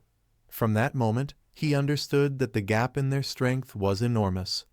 He says that even if they're the same level, they have almost no chance of winning, especially if Sheng is after the spirit-quenching liquid. The woman refuses to accept that. She argues that things aren't that simple and tells him not to jump to conclusions. She explains that the Divine Ruins secret realm has many restrictions, and since Sheng isn't a transformation-type class, the environment may limit him. She adds that they won't truly know what will happen until they're inside. The blue-haired man encourages Uncle Ning not to lose hope. He reminds him that inside the Divine Ruins secret realm, luck can sometimes outweigh skill. He believes that with the right timing, he and Shuanger might be able to reach the spirit-quenching liquid before Sheng does. The red-haired man, however, prioritizes their safety. He tells them the spirit-quenching liquid is important, but their lives matter more. If they face Sheng and can't win, he insists they hand it over instead of risking everything. He stresses that if things go wrong, surviving is the only thing that truly counts. He just wants them to return alive, no matter the outcome. The woman listens quietly, her expression firm as flames rise around her. She understands the warning, but isn't ready to back down. Even with the danger ahead, she refuses to give up without trying. The woman reveals what she truly wants from this realm trip. Her goal isn't the treasure, it's to kill the dragon tamer. Flames rise around her as she declares her intent with unwavering determination. The blue-haired man is startled and calls out to her, trying to calm her down. But before he can say more, Uncle Ning interrupts with something unexpected. Uncle Ning says that once they return, it's time to schedule the wedding between the blue-haired man and Shuanger. The blue-haired man is shocked, but quickly agrees and promises he'll protect her throughout the realm trip. The red-haired man watches them with a grunt of disapproval, while the woman sits silently, her expression unreadable as the tension in the room settles. A small creature watches from the rocks as 2 figures fly overhead. It realizes they've reached deep into the western border frontier. The silver-haired girl says she grew up nearby, but never traveled this far. The boy is surprised since it's only 2,000 li from her estate. She explains that this area is heavily guarded by the C-rank noble families, making it a forbidden zone for outsiders. The boy questions if C-rank families are really that arrogant, wondering how the stronger families must act. She doesn't answer directly. Instead, she says that kind of world ruled by powerful families and strict hierarchies is something she could never belong to. The boy stays quiet for a moment, thinking about her words. His expression softens as he looks ahead.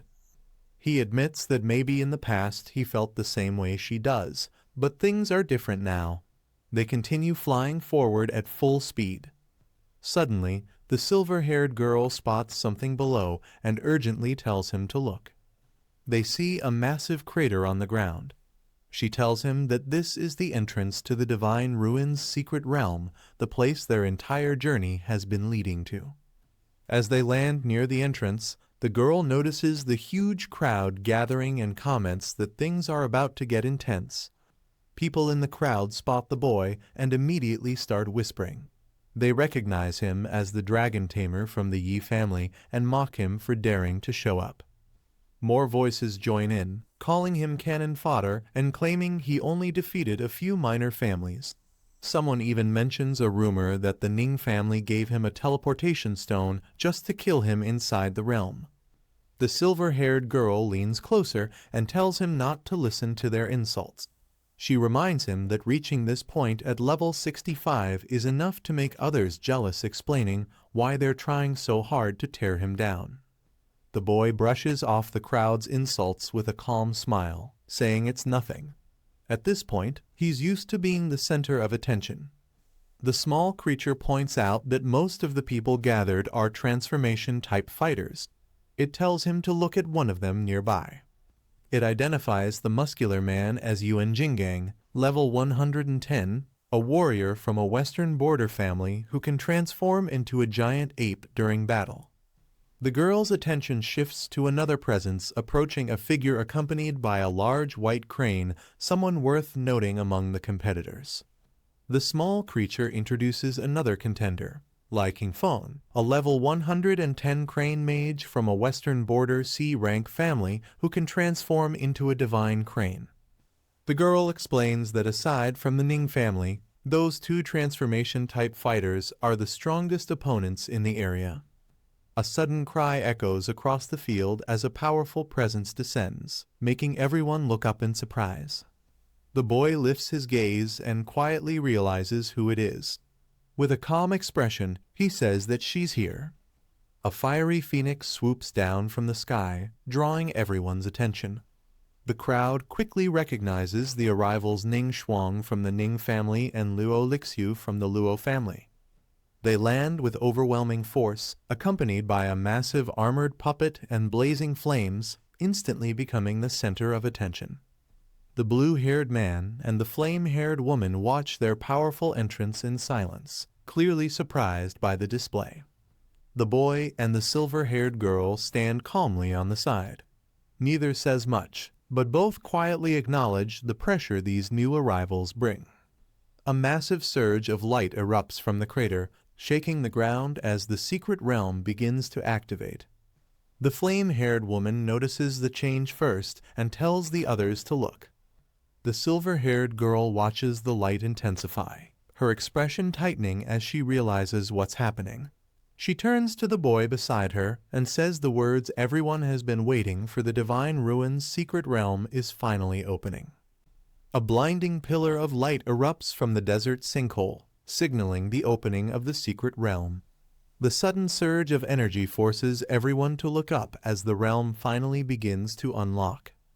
One of the bulky fighters steps forward excitedly. He has clearly been waiting for this moment and celebrates, saying he's prepared for this day for a long time. Meanwhile, the main boy confirms that the secret realm truly activated, meaning they can finally use their teleport stones. He pulls out his stone as the system announces its activation and describes its legendary grade function. The muscular man raises his own teleport stone with confidence. With the portal opening and the stones glowing, He warns everyone to stay alert before they step into the realm. Inside the swirling light, the muscular man boasts that once they enter the secret realm, everyone will be bowing before him. His confidence fills the air as the portal grows stronger around him. Meanwhile, the main boy checks his teleport stone again. Seeing the portal stabilize, he quietly decides it's time for him to enter as well. But before stepping in, the white-haired girl suddenly raises her hand toward the sky. A bright streak of light descends rapidly, catching her attention. She warns Lu Fan that someone else is arriving. The ground erupts the next moment as a new figure crashes down, creating a massive impact that shakes the entire area. The explosion clears, revealing a striking figure descending with a dramatic aura. Observers immediately recognize that only top experts make such bold entrances. As the light fades, the crowd reacts with excitement. Several girls gush over how handsome and elegant the newcomer looks, openly admiring him as he walks forward with calm confidence. His expression stays cold and controlled, giving off an overwhelming presence. The onlookers freeze for a moment, trying to process who they're seeing. Slowly, shock spreads through the crowd as one of the men stutters, realizing the identity of the newcomer and unable to hide his surprise. The newcomer lands softly, and the crowd quickly identifies him as Mu Rong Sheng, a young master from a powerful B-rank noble house. His sudden appearance shocks everyone since such high-rank families rarely join this event. The white-haired girl studies him carefully, confused by his old-fashioned attire and unexpected presence. Even she admits she has never seen him before, despite knowing every C-rank family eligible to enter the secret realm. She wonders if some hidden family recruited him recently, but nothing about him seems to match the usual records. Lu Fan watches quietly, narrowing his eyes. Something about the newcomer feels off, and he focuses on him with growing suspicion.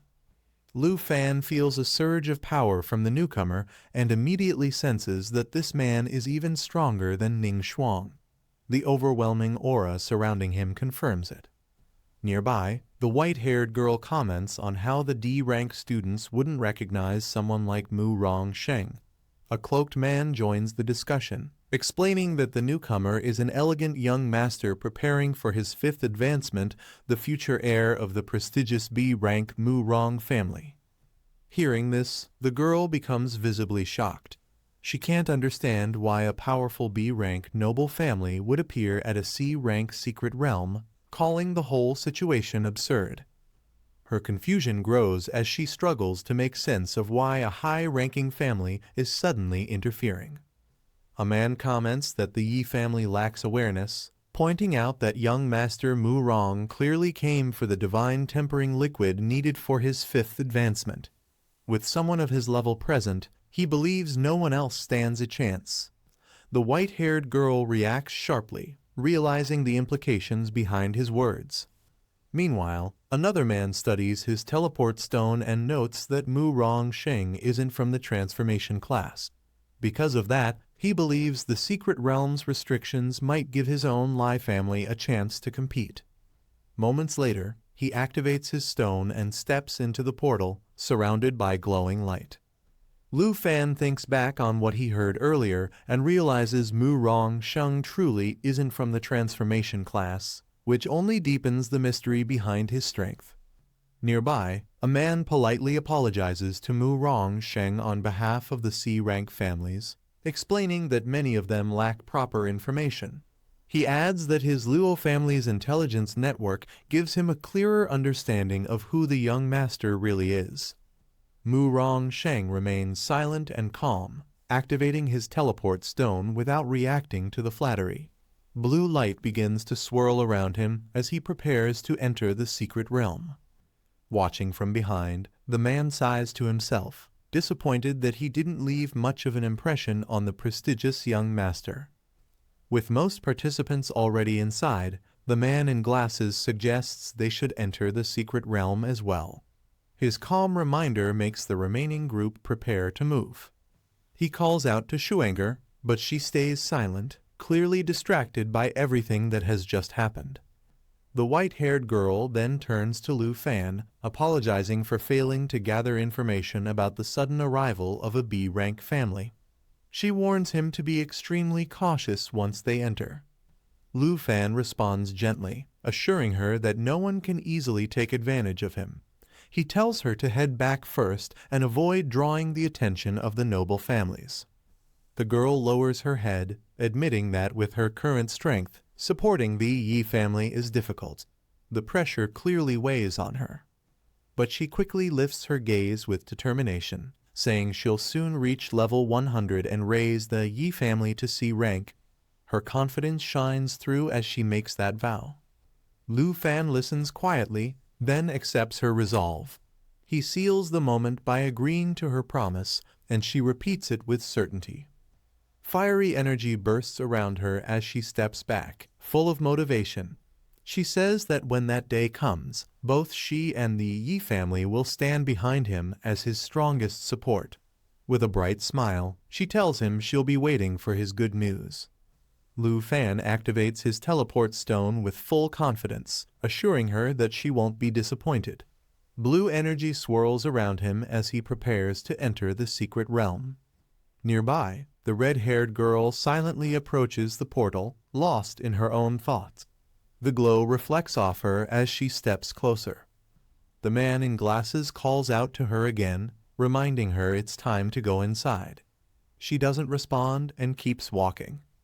Finally, she brushes past him with irritation, telling him to stop being noisy. Without waiting, she heads straight toward the secret realm. As soon as Lu Fan steps inside, a notification flashes, telling him that the teleportation stone has been disabled. Once entered, there's no way to leave the Divine Ruins' secret realm. He moves forward and realizes the only way out now is to win or survive until the end. The portal closes behind him, cutting off all options to retreat. A system broadcast echoes through the realm, announcing that 13 participants have entered. It urges everyone to pay attention to the completion rules. The final reward for this run is the Divine Tempering Liquid. The system explains that once someone claims it with the required key, the secret realm will shut down. It also reveals that there are 3 keys in total, each split into fragments scattered throughout the realm. Every participant begins with 1 fragment, and 26 more are hidden inside. Lu Fan checks the glowing fragment in his hand as the system explains another rule. Once someone gathers all 13 fragments and forges a key, the location of the final reward will be revealed to every participant. He examines the shard closely and realizes he'll need 12 more to complete his key. The realm offers only 2 options: search for the scattered pieces or take them from others. As he descends through the portal, he reminds himself of the biggest danger. Anyone without a key will try to steal one, and anyone weak will lose theirs immediately. Only real strength can protect the final reward. A confident smile forms on his face. Instead of worrying, he welcomes the challenge with a calm, determined, bring it on. As the Divine Ruins' secret realm prepares to open, the countdown begins. The light around him intensifies, forcing him to brace himself as the system announces the start. When the timer drops from 3 to 2, he lifts his head, trying to adjust to the overwhelming brightness. The moment it hits 1, the entire space erupts with blinding light. He realizes the realm is finally activating and steps forward as the portal pulls him in. As the light fades, he narrows his eyes, trying to regain focus, ready for whatever awaits inside. He arrives inside the Divine Ruins' secret realm and finds himself on top of a peak in the forest terrain.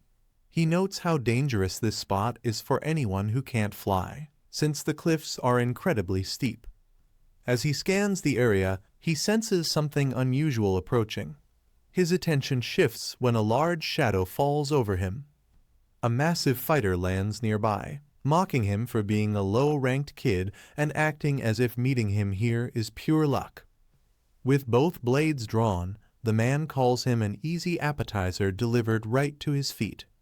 The man reveals his identity as Wang Tianlang, a level 105 beast tamer from a C-rank family. confident in his advantage. He taunts the protagonist and claims he's ready to take his fragments. Instead of reacting with fear, the protagonist smiles and agrees that luck is on his side. Energy gathers around him as his armor activates, his presence becoming far stronger. He tells Wang Tianlang that the real mistake was approaching him so casually, turning the man's confidence against him. Wang Tianlang powers up as well, mentioning that this is his second time entering the Divine Ruin's secret realm, preparing himself for what he expects to be an easy fight.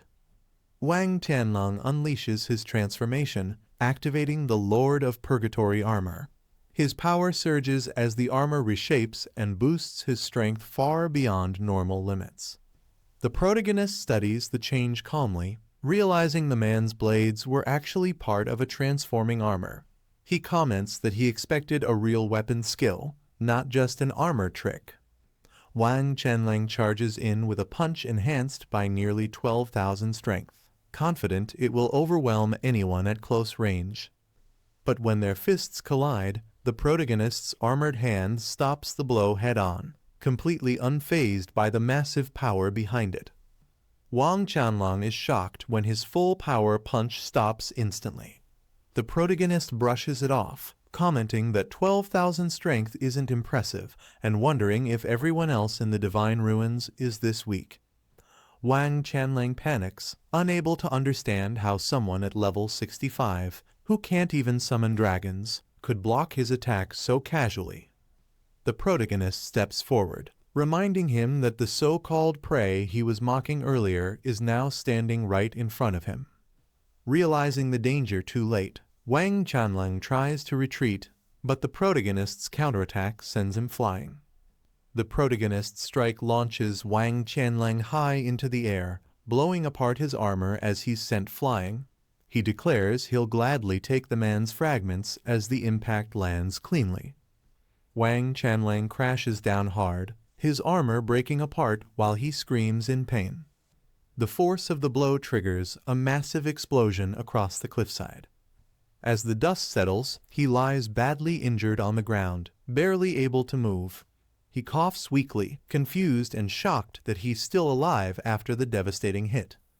Wang Tianlang tries to strike back, but the protagonist easily restrains him using a chained scythe that pulls him straight in. He asks if the man is shocked he was spared earlier. Seeing the shattered armor, Wang Tianlang realizes the protagonist's stats must be far above 10,000, far beyond what he expected.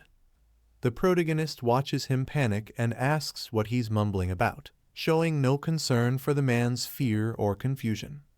He then tells Wang Tianlang he has only 2 choices left and orders him to listen carefully. The protagonist lays out the 2 choices calmly. First, Wang Tianlang can surrender his fragments and act as his guide through the realm. The injured man groans, realizing what's expected of him. The second option is harsher. The protagonist can simply release him and let him fall. With broken armor, serious injuries, and no ability to fly, the drop would be fatal. As he explains this, he tightens the chain slightly to make the point clear. The threat of the bottomless cliff terrifies Wang Tianlang. When the chain suddenly snaps free, Wang Tianlang panics and begs for his life, desperate to avoid the fall. Wang Tianlang panics and immediately chooses the first option, agreeing to hand over his fragments and guide the way. The protagonist accepts his decision, noting that at least the man knows what's good for him. As soon as he's released, Wang Tianlang collapses to the ground, coughing from the impact and relief. The protagonist warns him calmly that if he tries to run away halfway, he already knows exactly what will happen to him. Wang Tianlang, still trembling from the earlier threat, quickly assures him that he won't run. He's out of strength and completely aware of what would happen if he tried anything foolish again. He gets on his knees and hands over the fragments with both hands, thanking the protagonist for sparing his life. He promises that he'll be useful and help him navigate the Divine Ruins from this point forward. The protagonist studies him for a moment and asks if he's really reliable, specifically whether he managed to explore the realm properly during his first visit. His tone stays calm, but the warning underneath is clear. Wang Chanlang admits he didn't learn everything, but he claims he knows most locations guarded by fierce beasts, especially the ones where treasure chests are hidden. Even though he didn't fully map the realm in his last attempt, he insists he has solid knowledge of the important areas. Inside the Divine Ruins' secret realm, treasure chests hold far more value than just fragments. They contain rare items, and some of them are guarded by fierce beasts, making every chest a potential risk. Among these treasures, the most valuable are 3 special realm artifacts. Even obtaining one of them can completely shift the outcome of a battle. The first artifact is the Realm Talisman, a consumable item that works only inside the realm. If the user dies, the talisman activates automatically and brings them back to life on the spot. The second artifact is the Forbidden Magic Stone Seal. When used, it creates a field that blocks all skill usage, forcing every fighter into close-range combat. However, the effect disappears when another seal is used to cancel it out. The third artifact is revealed to be the God-Hunting Heavy Crossbow, the strongest weapon in the entire realm. Unlike the other 2 artifacts, only one exists. It's a lethal tool capable of instantly killing anything with less than 2 million stamina, making it the most dangerous item anyone could obtain. Wang Tianlang explains that newcomers focus only on collecting fragments during their first run and often ignore how crucial this crossbow is. Many never realize how much it can affect survival inside the Divine Ruins. The protagonist listens carefully. He admits he didn't know this information before, but he still questions whether Wang Tianlang's words are truly reliable. Even so, since Wang knows where treasure chests are located and drops fragments anyway, he decides to test him for now. He then confirms the man's name and takes the fragments from his hand, beginning their temporary partnership. The protagonist tells Wang Tianlang to lead the way, and the man gratefully agrees, calling him young master and promising to help him obtain the spirit-quenching liquid.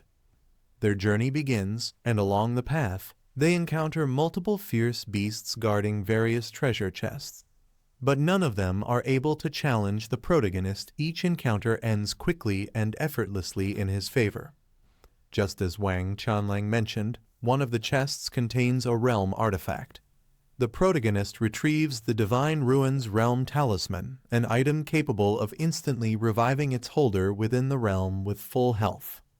Although Wang Tianlang's guidance proves useful, the protagonist quietly reflects that even though he's starting to trust him, a bit of doubt still remains. As they continued forward, the protagonist noticed something off. Wang Tianlang's behavior became increasingly strange, shifting from overly respectful to suspiciously quiet. Even after finding multiple chests, his actions felt unnatural just enough to keep the protagonist from lowering his guard. The protagonist watches Wang Tianlang carefully, noting that although he acts suspicious, he still keeps leading him to new treasure chests. He decides to follow for now while staying alert. A sudden attack bursts from the water as multiple sea beasts surround him. He counters instantly, unleashing a powerful strike to hold them back. Wang Tianlang nervously praises him, claiming that following young Master Lu was the right decision. Lu ignores the flattery and tells him to stop with the unnecessary talk. Lu walks ahead, stating he hasn't seen a single treasure fragment, yet let alone the god-hunting heavy crossbow Wang mentioned. Wang panics, insisting he's telling the truth. Wang Tianlang rushes him, saying there are too many chests in this realm, and they must open as many as possible if they want fragments or the crossbow. Lu opens another chest without reacting much. As the light bursts out, Lu looks confused for a moment, unsure of what he just obtained from the chest. Wang Tianlang stares in disbelief and excitedly tells young Master Lu that he's unbelievably lucky. Lu lifts the item from the chest, the second artifact, while Wang Tianlang celebrates, saying the god-hunting crossbow must be close now. Lu opens another chest and is surprised to see an additional glowing item inside while Wang Tianlang watches excitedly. The chest reveals a fiery golden scroll, radiating strong energy as Lu picks it up. Lu identifies it as an enchantment weapon breakthrough scroll, capable of evolving a legendary grade weapon. Wang Tianlang reacts in shock, saying such scrolls have low success rates and are extremely rare, calling Lu's luck unbelievable. Lu considers using the breakthrough scroll, noting that both his sword and bow are already legendary grade and the equipment won't be damaged even if it fails. He chooses the dark serpent bow and activates the scroll, surrounding the weapon with blazing energy. The enhancement succeeds, shocking Wang Tianlang as the bow evolves into an even stronger legendary plus form.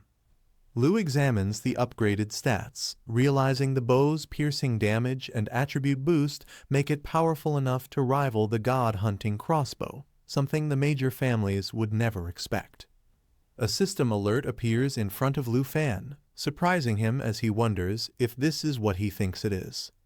The interface opens a reward and he taps the glowing icon that appears on the screen. A notification confirms the reward. Lu Fan has received a divine tier treasure map, something he hasn't encountered in a very long time. Wang Tianlang freezes while opening another chest, stunned by Lu Fan's unexpected fortune as Lu Fan walks ahead confidently. Lu Fan closes another chest while continuing his search without slowing down. Wang Tianlang suggests they camp since it's getting late, hoping for a break. Lu Fan rejects the idea, saying there's no resting, they will keep collecting fragments throughout the night. Wang Tianlang is stunned at the thought of no sleep. Lu Fan studies the treasure map's projection and asks him to identify the location, shown an area filled with bones beside a lake. Wang Tianlang recognizes the location on the map but panics, saying it will take at least 2 days to reach it. Lu ignores the concern and decides they will leave immediately, even though most people take half a month to reach the final stage. As he walks off, Lu tells him to report any treasure chests they encounter on the way. Wang Tianlang tries to stop him but fails to keep up. He chases after Lu, struggling to drag a heavy chest as Lu continues ahead without slowing down. 2 days later, Lu Fan and Wang Tianlang finally reach the area, both exhausted from the non-stop journey. Lu Fan notes that since the treasure is inside the secret realm, he must collect it immediately. He also realizes the long travel was only because Wang Tianlang can't fly. Wang Tianlang pants heavily and tells Lu Fan they've arrived. Lu Fan spots the location and confirms it. They look out over Bone Lake, the area shown on the map. It matches perfectly, just like the projection. Lu Fan tells Wang Tianlang to stay behind and rest, warning him not to run. Wang immediately agrees, saying he can barely walk, let alone escape. Lu approaches the lake, realizing the treasure indicated on the map is at the bottom. He decides he'll have to dive in to reach it. Just as he prepares to move, a sudden burst of energy flashes behind him, catching his attention. An explosion erupts from the lake's edge, sending flames upward and forcing Lu to react. A massive battle is already happening near the lake. An enraged gorilla and a giant crocodile clash, while 2 fighters shout at each other to hurry and kill the beast before interference arrives. The Yi family's dragon tamer appears, causing the fighters to panic. The ape-form warrior charges forward, saying he'll hold the crocodile while the others block the newcomer. One fighter tries to convince the gorilla to team up, urging him to help take down the Yi family youth. The gorilla responds by slamming the crocodile again, choosing to focus on overpowering the beast as the battlefield shakes from the force. A hooded black mage complains that his ally went back on their agreement and asks if he needs to show loyalty first. Lu Fan observes the battlefield, recognizing 2 fighters introduced by Yu Wuxian, but notes this black mage is someone he hasn't seen before. The mage summons dark energy, claiming that in the Divine Ruins secret realm, Lu Fan won't stand a chance against him. He activates a spell called Bone Reconstruction, flooding the area with dark magic and causing nearby bones to rise as skeletal soldiers under his control. A bird warns the gorilla about the black mage's actions. The gorilla growls, saying he already suspected the mage was hiding something and won't let him get away with scheming. Lu Fan observes the scene, realizing the mage isn't summoning creatures from the secret realm, he's just manipulating corpses, which explains why he keeps seeking alliances. The black mage boasts about wielding a level 100 divine class power, claiming he surpasses any summoner. He orders all his skeletal minions to attack at once as a wave of dark energy surges toward Lu Fan. Lu Fan watches the incoming skeletal army with a calm smile, finding the situation interesting. He steps forward confidently as power gathers around him, preparing to counter the attack. Lu Fan decides to test the enemy's strength for himself. He unleashes his aura, ready to show just how fragile the Black Mage's alliance truly is. The masked man steps back in confusion, sweating as he questions what the other person meant. His guard is clearly shaken. The scene shifts to the attacker's cold, focused eyes. Without giving any explanation, he suddenly launches forward with explosive force. A shockwave spreads across the ground as the attacker charges straight ahead, closing the distance in an instant with overwhelming power. The masked man panics and screams, realizing too late that he can't escape the incoming strike. The attacker activates a powerful transformation, his entire body covered in glowing energy. He punches straight through the masked man's chest with overwhelming force. Blood bursts out as the masked man collapses, barely able to make a sound. His body goes limp, showing he stood no chance against that strike. Nearby beasts freeze in shock. Both the bird and the gorilla-like creature stare wide-eyed, unable to believe the sudden display of power. Far away, a muscular man resting against a tree opens his eyes slightly, reacting to the distant impact and wondering what caused such a loud noise. The masked man tries to speak confidently, telling the attacker he can form alliances however he wants, claiming he will be the final winner. But before he can finish, his chest bursts open as a powerful strike hits him directly, stopping him mid-sentence. His hand reaches out helplessly, while his attacker stands in the distance, calmly watching him collapse. Moments later, the impact hits the ground with a violent explosion, scattering bones and debris across the icy field. The crane and the gorilla freeze in shock, unable to process how quickly the masked man was defeated. The gorilla mutters in disbelief at how easily he died. Realizing the danger, the crane decides to retreat immediately, leaving the gorilla startled and angry as it reacts to the sudden escape. Before the gorilla can chase, a massive creature bursts from the ground behind it. The gorilla roars in frustration, blaming its terrible luck. Watching from a distance, the young warrior notices the crane attempting to flee and calmly remarks on its attempt to run. The crane tries to escape, but a hook sickle shoots out from the warrior's armor, striking it mid-air and pulling it back. The warrior steps forward with confidence, making it clear that neither of the beasts will be allowed to flee. The crane is yanked down violently, letting out a pained cry as it loses control of its flight. Watching from afar, the gorilla freezes in shock, unable to understand how the situation turned around so quickly. The crane crashes into the ground with a heavy impact, unable to break free from the pull. Its cry echoes through the shattered terrain. Seeing the warrior descending, the crane panics and urges the gorilla to escape, realizing the situation has become hopeless. But before either can move, the warrior lands on top of them with overwhelming force, shattering the ground beneath their bodies. The gorilla lets out a desperate scream as energy builds around it, knowing it cannot withstand the next attack. The injured man collapses, clutching his leg, while the other kneels and begs the young warrior to spare them, promising they won't run anymore. The warrior casually agrees, showing no hesitation as he stands over them with chains still in hand. He explains his terms clearly. They must hand over their fragments, give up the divine tempering liquid and fight under his command. Before they can respond, a large man rushes in, calling out to young Master Lu after hearing the sounds of battle. The big man scolds Wang Tianlang, questioning how he could surrender so quickly and accusing him of losing the dignity of the Wang family. Wang Tianlang fires back, telling him not to judge. He explains that the young warrior's strength is far beyond what they assumed, far higher than level 65, possibly over 119. The young warrior smiles calmly, stating that level alone doesn't determine real strength.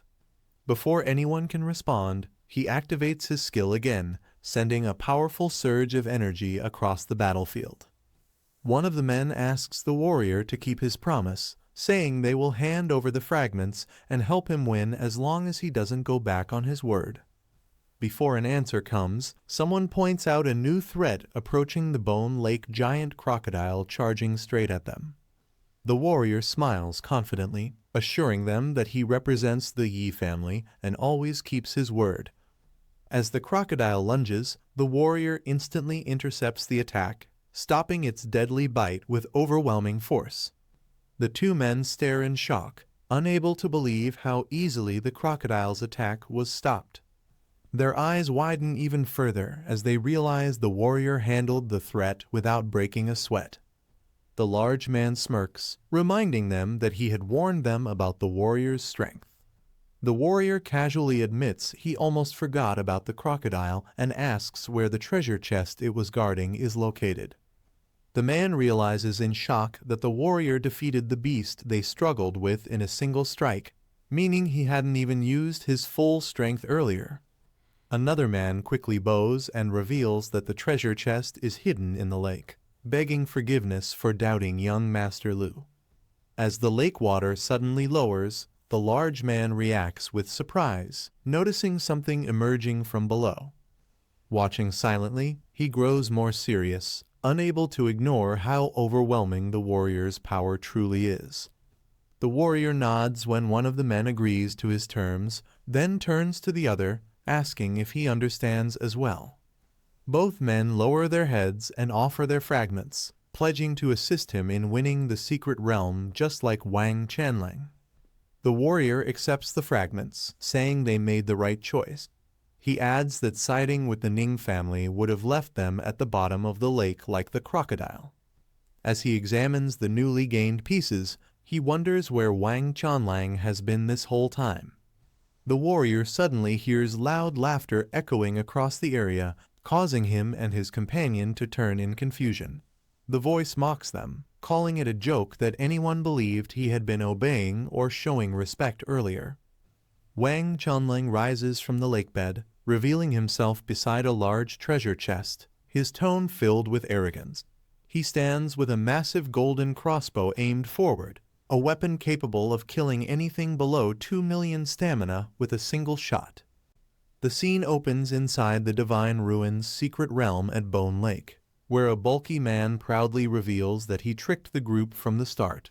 He boasts that he knew which chest held the artifact and only used them to clear the beasts for him. Holding the god-hunting crossbow, he celebrates his luck and declares that he will now control the entire secret realm. Meanwhile, the black-haired boy stays silent but visibly irritated as he watches the man's arrogance grow. The tension rises as the man continues laughing, confident that the artifact's power now belongs to him alone. Outside, the boy's teammates assess the situation. They realize the giant Bone Lake crocodile was guarding the God Hunter crossbow all along. One of them clicks his tongue, frustrated that if they had killed the crocodile earlier, things might have gone differently. The group stands in quiet regret while the boy prepares himself, understanding that the situation has shifted and the next move must be precise. As the boy steps forward, he calmly tells the man that he always expected betrayal and even thought he might switch sides to another family. But now, his tone shifts, calling the man foolish for believing this plan would work. He lifts his gaze, his eyes glowing sharply, and the atmosphere grows tense. The man grips the god-hunting crossbow, insisting that its power is enough to dominate the realm. But the boy doesn't flinch. He questions whether holding a single artifact truly makes the man strong enough to stand against him. In an instant, the boy bursts upward with overwhelming force, descending with a power that makes it clear no weapon in the secret realm can bridge the gap between them. The man mocks the boy, calling him a dragon tamer who overestimates himself. He lifts the god-hunting crossbow with confidence, revealing that he planned ahead long before today. The others quickly notice the crossbow only holds 3 arrows, making his confidence suspicious. One member hesitates, wondering why he seems so sure of victory. The man urges him to continue, smirking as if he already knows the answer. Suddenly, he tosses several glowing components into the air, proudly explaining that he stole them from the treasure chests the group opened earlier. These parts, he says, can reload the god-hunting crossbow. He laughs loudly, bragging that the boy had no idea each chest contained pieces for recharging the weapon pieces he now controls. The crossbow erupts with energy as the man proudly reloads it, revealing that he has been preparing for this moment from the beginning. His laughter grows louder when the others realize he now holds more than 60 arrows. Fear spreads through the group. Even a single blind shot from the weapon could kill them instantly. They start piecing together that every step he made while following the treasure map was part of his plan to gather the reload parts. Meanwhile, the boy quietly observes, understanding that the man had been manipulating the treasure chests long before this confrontation. His calm expression contrasts with the panic around him. The man raises the crossbow again, admitting he lied earlier, but insists he never lied about the weapon's destructive power, confident that the tide has fully turned in his favor. The man fires the empowered crossbow, laughing as he explains that anything with less than 2 million endurance will be killed instantly. A blazing arrow shoots upward, tearing through the air with overwhelming force. The explosive impact sends shockwaves across the battlefield, forcing everyone to shield themselves. His followers panic, convinced that no one can survive a weapon with such destructive power. Amid the chaos, several members of the group are knocked off their feet, struggling to withstand the pressure released by the attack. The sight alone makes it clear how dangerous the crossbow has become. But then, the boy descends calmly in full armor, unfazed by the attack. He tells Wang Qianlang that he has made a huge mistake, showing that the crossbow's power is nowhere near enough to defeat him. The man pulls the trigger again, shouting for the boy to die as he unleashes another volley of blazing arrows. The crossbow fires repeatedly, its remaining arrow count dropping rapidly as he empties everything into the attack. Arrows rain down from above, each one carrying destructive force as the man mocks him, calling him an insect from a weak family who dares act superior. The ground shakes under the barrage. One of the arrows strikes the boy head-on, engulfing him in blazing energy. The impact sends a shockwave through the area, making it seem impossible for anyone to stand against such power. But as the dust clears, the boy appears completely unharmed. His armor absorbs the blow effortlessly, and he stands still with only a slight spark fading from his chest, showing that the attack didn't even scratch him. Arrows rain down in every direction as the crossbow unleashes another chaotic barrage. The explosions tear through the ground, forcing the group to scramble for cover while the man laughs uncontrollably behind them. One of the men coughs and urges King Feng to run, convinced that Lu Fan couldn't have survived such overwhelming attacks. The blast radius grows wider, leaving debris scattered everywhere. King Feng grudgingly agrees, saying that with attacks of this scale, there's no way Lu Fan could still be alive. The two struggle to escape as the smoke thickens around them. Meanwhile, the man reloads the god-hunting crossbow once again, shouting for his enemies to keep dodging because he still has plenty of arrows left to fire. As the smoke clears, the man glances around and sees no one standing where Lu Fan should be. Believing the attack erased him completely, he bursts into laughter, praising the god-hunting crossbow for living up to its reputation. He boasts that even experts from higher-ranked families wouldn't survive such an ultimate artifact. Confident that victory is his, he prepares to finish off the remaining two, claiming there's no reason to let them live. Just as he steps toward them, both survivors react in shock. Something unexpected stops him mid-stride, breaking his smug certainty in an instant. The man recalls their earlier words and accuses King Feng of knowing about the reload components as well. Terrified, the two try calming him down, pleading that there's no need for violence. Ignoring them, he raises the crossbow again and declares he'll search their bodies next, hoping to find even more parts to reload the weapon. Panicking, King Feng quickly switches sides, claiming he truly submits to him and offering to help fight the Ning family and Murong Sheng if he spares their lives. But as the man hesitates, confusion crosses his face. He wonders why the boy who hasn't even been killed yet would suddenly abandon attacking him and shift his focus elsewhere.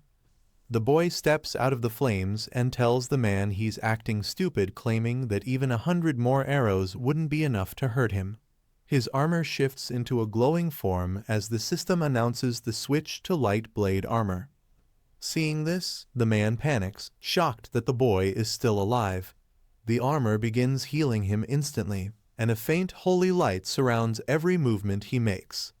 Desperate, the man fires again, insisting the previous shot was just luck and that no one can survive the god-hunting crossbow.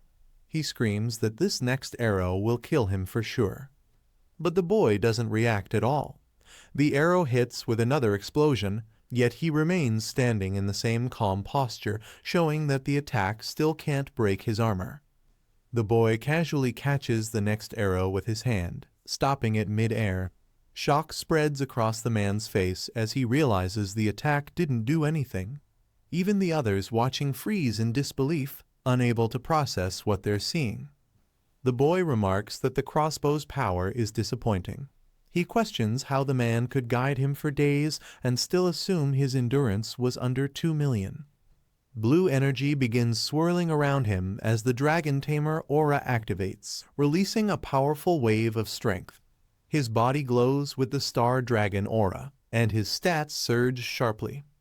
The man is left trembling, completely stunned as the boy's aura rises, showing that the gap between them is far greater than he ever imagined. Seeing the arrow stopped by hand, the man stares in disbelief, calling it impossible. His confidence collapses instantly as fear spreads across his face. The boy calmly explains that inside this secret realm, the one who determines everything isn't the god-hunting crossbow, it's him. Blue energy wraps around his arm as the Divine Bone Gauntlet activates. With a confident smile, he declares that he alone stands at the top here. His aura erupts as the Divine Bone armor forms around him, boosting all of his attributes to an overwhelming level. He shoots upward with unstoppable force, the Starry Sky Dragon aura bursting open behind him, signaling that the real fight is now in his control. As the boy's power erupts toward him, the man stares ahead in panic, mumbling that his luck has finally run out.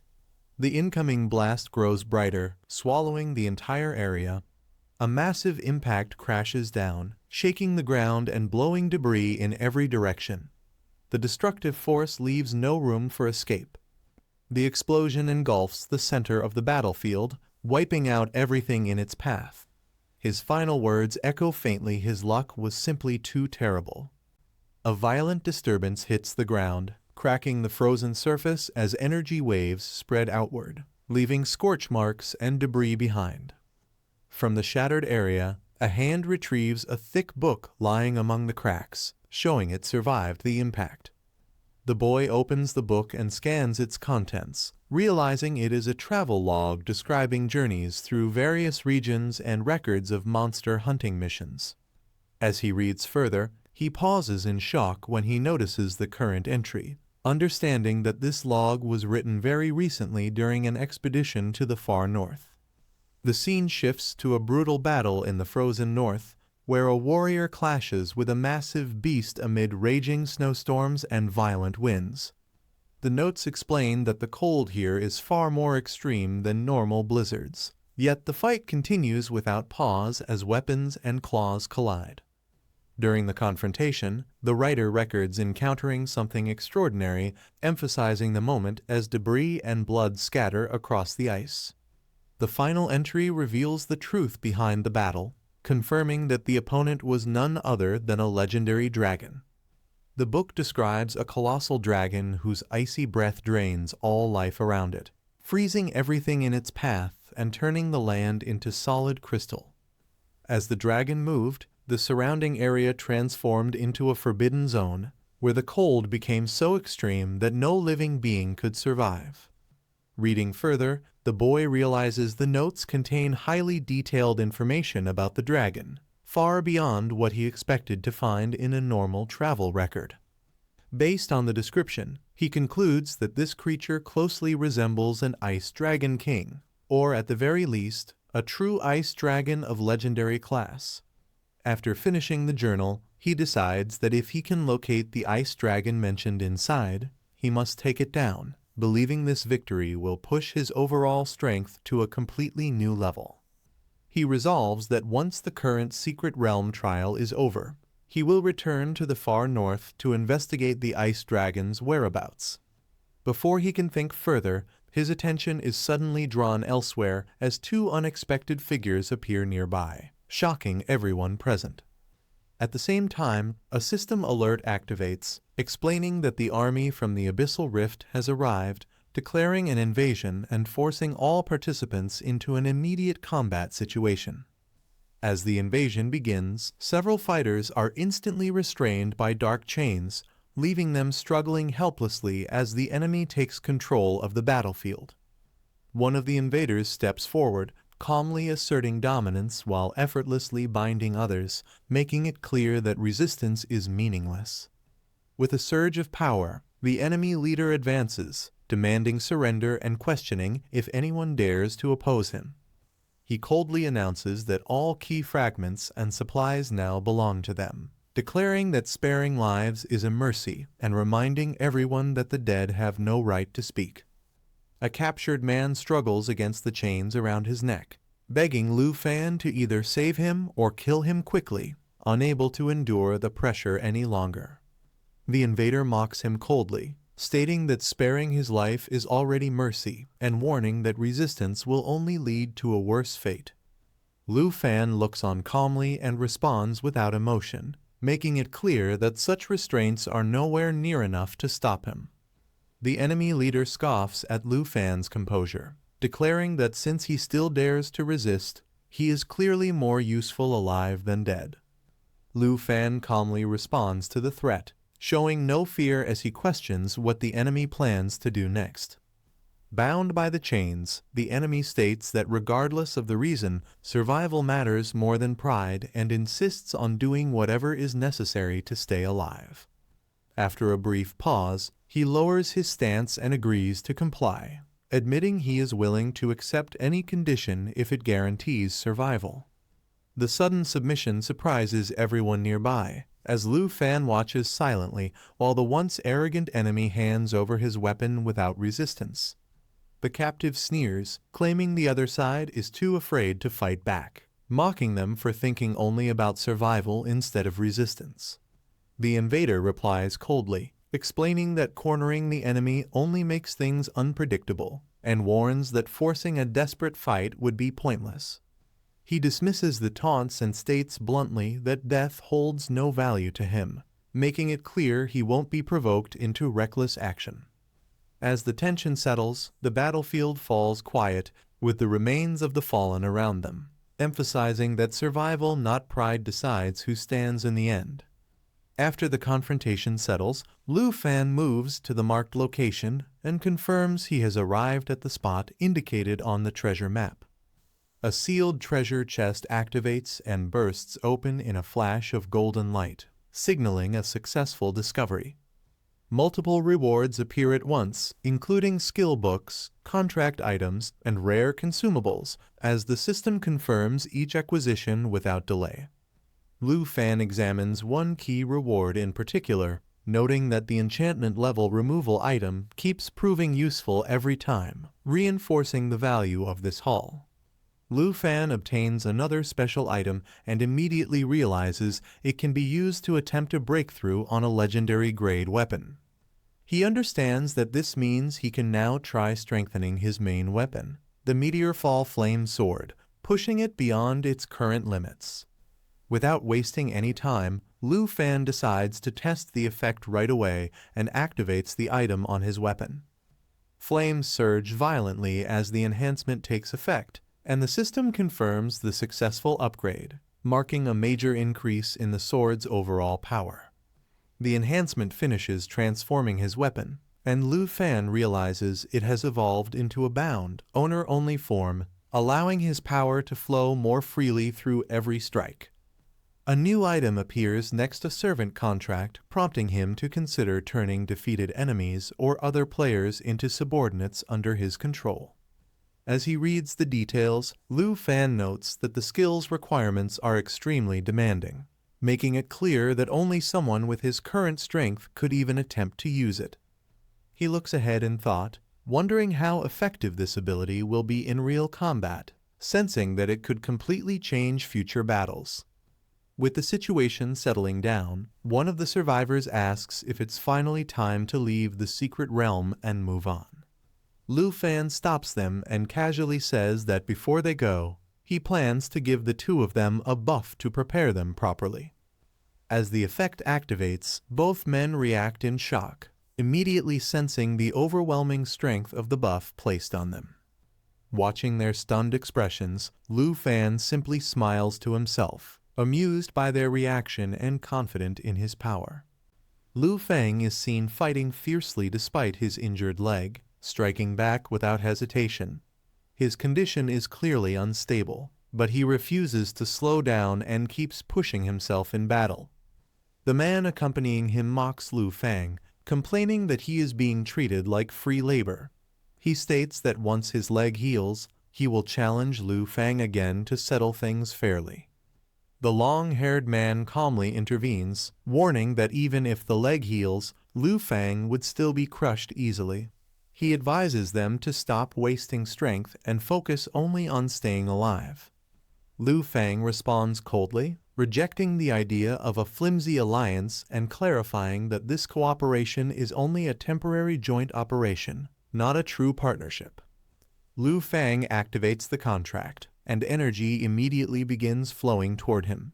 He notes that in just a few days, his level has already increased significantly, showing how fast he is growing. Calmly assessing the situation, Lu Fang realizes that most of the key fragments are already collected and that only one final piece is missing to complete his objective. The muscular man complains that Lu Fang is the only one benefiting from this cooperation. The long-haired man responds casually, not denying it and showing no concern over the complaint. The long-haired man questions the man's poor efficiency, pointing out that despite many enemies being defeated, his actual contribution was low. The man angrily defends himself, arguing that as a melee fighter, he did his part and challenges anyone who thinks it was easy. Lu Fang questions Lai Qingfeng's slow progress, teasing him about only defeating low-level mobs and not encountering any high-level beasts. Lai Qingfeng responds nonchalantly, explaining that his bad luck only led him to encounter weaker creatures, but he's still confident about his progress. Smiling, Lu Fang offers to summon a level 120 boss to speed things up, proposing to save them the trouble of searching. The muscular man quickly protests, insisting that they can handle it themselves and don't need any help finding high-level creatures. Lu Fang calmly responds, saying he dislikes seeing people suffer from bad luck and instinctively feels like helping when he notices it. He then shifts focus to the main goal, deciding to try once more to obtain the final missing key fragment needed to complete the set. Luck finally favors him as a glowing chest appears, confirming the acquisition of the last God Forging Pool key fragment and completing the requirement. With all fragments gathered, Lu Fang opens the chest confidently, stating that he can now synthesize the key to access the God Forging Pool. As Lu Fang completes the synthesis, the ground suddenly trembles. A massive force descends from above, catching everyone off guard. A blinding pillar of light slams into the area, exploding on impact and shaking the surroundings with overwhelming pressure. The group stares in shock as the energy continues pouring down, unable to understand what is happening or where it came from. The towering beam keeps rising skyward, signaling that the activation of the God-forging pool has triggered something far beyond their expectations. Lu Fang senses that someone else has already reacted to the phenomenon, realizing he is not the only one aware of the sudden activation. Observing the massive light pillars, he understands that the key has been merged and that the God-forging pool has been triggered elsewhere as well.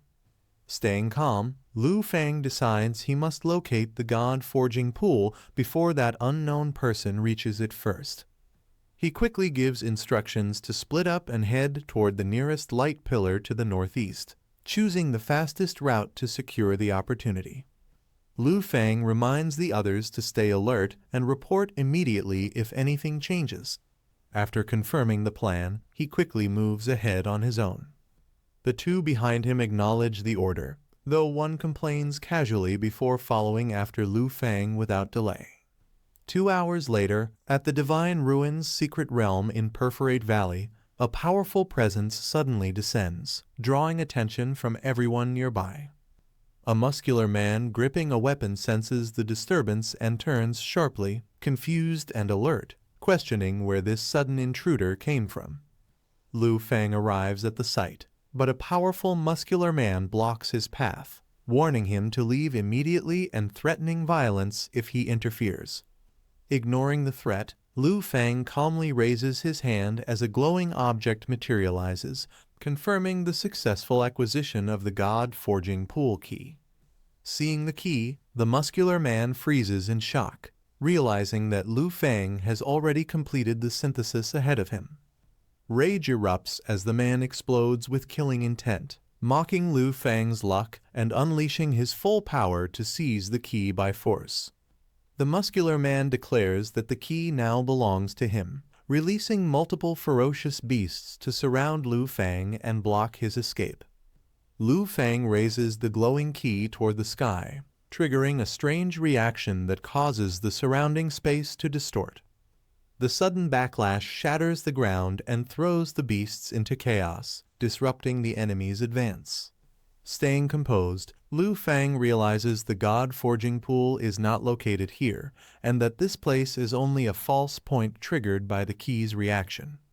Lu Fang senses danger and reacts instantly as violent energy surges through the area, forcing him to brace himself against the sudden pressure. A massive golden beast unleashes its power, releasing blazing flames and roaring as it charges forward with overwhelming force. Lu Fang counters by drawing out a golden, dragon-like energy that spirals through the sky, clashing directly with the raging beast and tearing through the battlefield. As the violent clash fades, the scene abruptly shifts to calm waters rippling quietly, hinting that the true God-forging pool lies elsewhere and has finally revealed its real location. Lu Fang steps onto the water and realizes the surface of the Reincarnation Lake is solid, confirming this place is far from an ordinary lake. The long-haired man explains that within the Divine Ruins secret realm, certain special zones exist where normal rules do not apply, and many abilities are restricted. He reveals that the Reincarnation Lake revives the dead beneath its waters and only begins to flow when someone dies inside it. Finding the mechanism intriguing, Lu Fang wastes no time, holding the key firmly and preparing to act as he moves toward the lake's true purpose. Lu Fang senses danger just as intense flames erupt around him, forcing him to react instantly as explosive fireballs close in from all sides. A violent blast knocks him back, purple energy flaring as he struggles to stabilize himself amid the overwhelming heat and pressure. Through the flames, a massive fire beast appears and calls out Lu Fang's name, confirming that it has been deliberately tracking him. Regaining his footing, Lu Fang realizes he has unexpectedly encountered a familiar enemy here, understanding that this confrontation was never part of his original plan. The massive fire beast fully reveals itself, flames roaring as its killing intent floods the area without restraint. Staring down at Lu Fang, the beast declares its resolve, making it clear that this battle is personal and fueled by vengeance. It announces that Lu Fang's blood will be used as an offering, claiming this fight is meant to honor its fallen brother. With the air burning and tension peaking, the confrontation turns into a life-or-death clash, setting the stage for an unavoidable battle. A massive phoenix made of raging flames descends from above as the technique Phoenix Feather Dance is unleashed. The fiery beast spreads its wings, filling the battlefield with overwhelming heat and pressure. Countless flaming feathers shoot out in rapid succession, slicing through the air while triggering continuous explosions.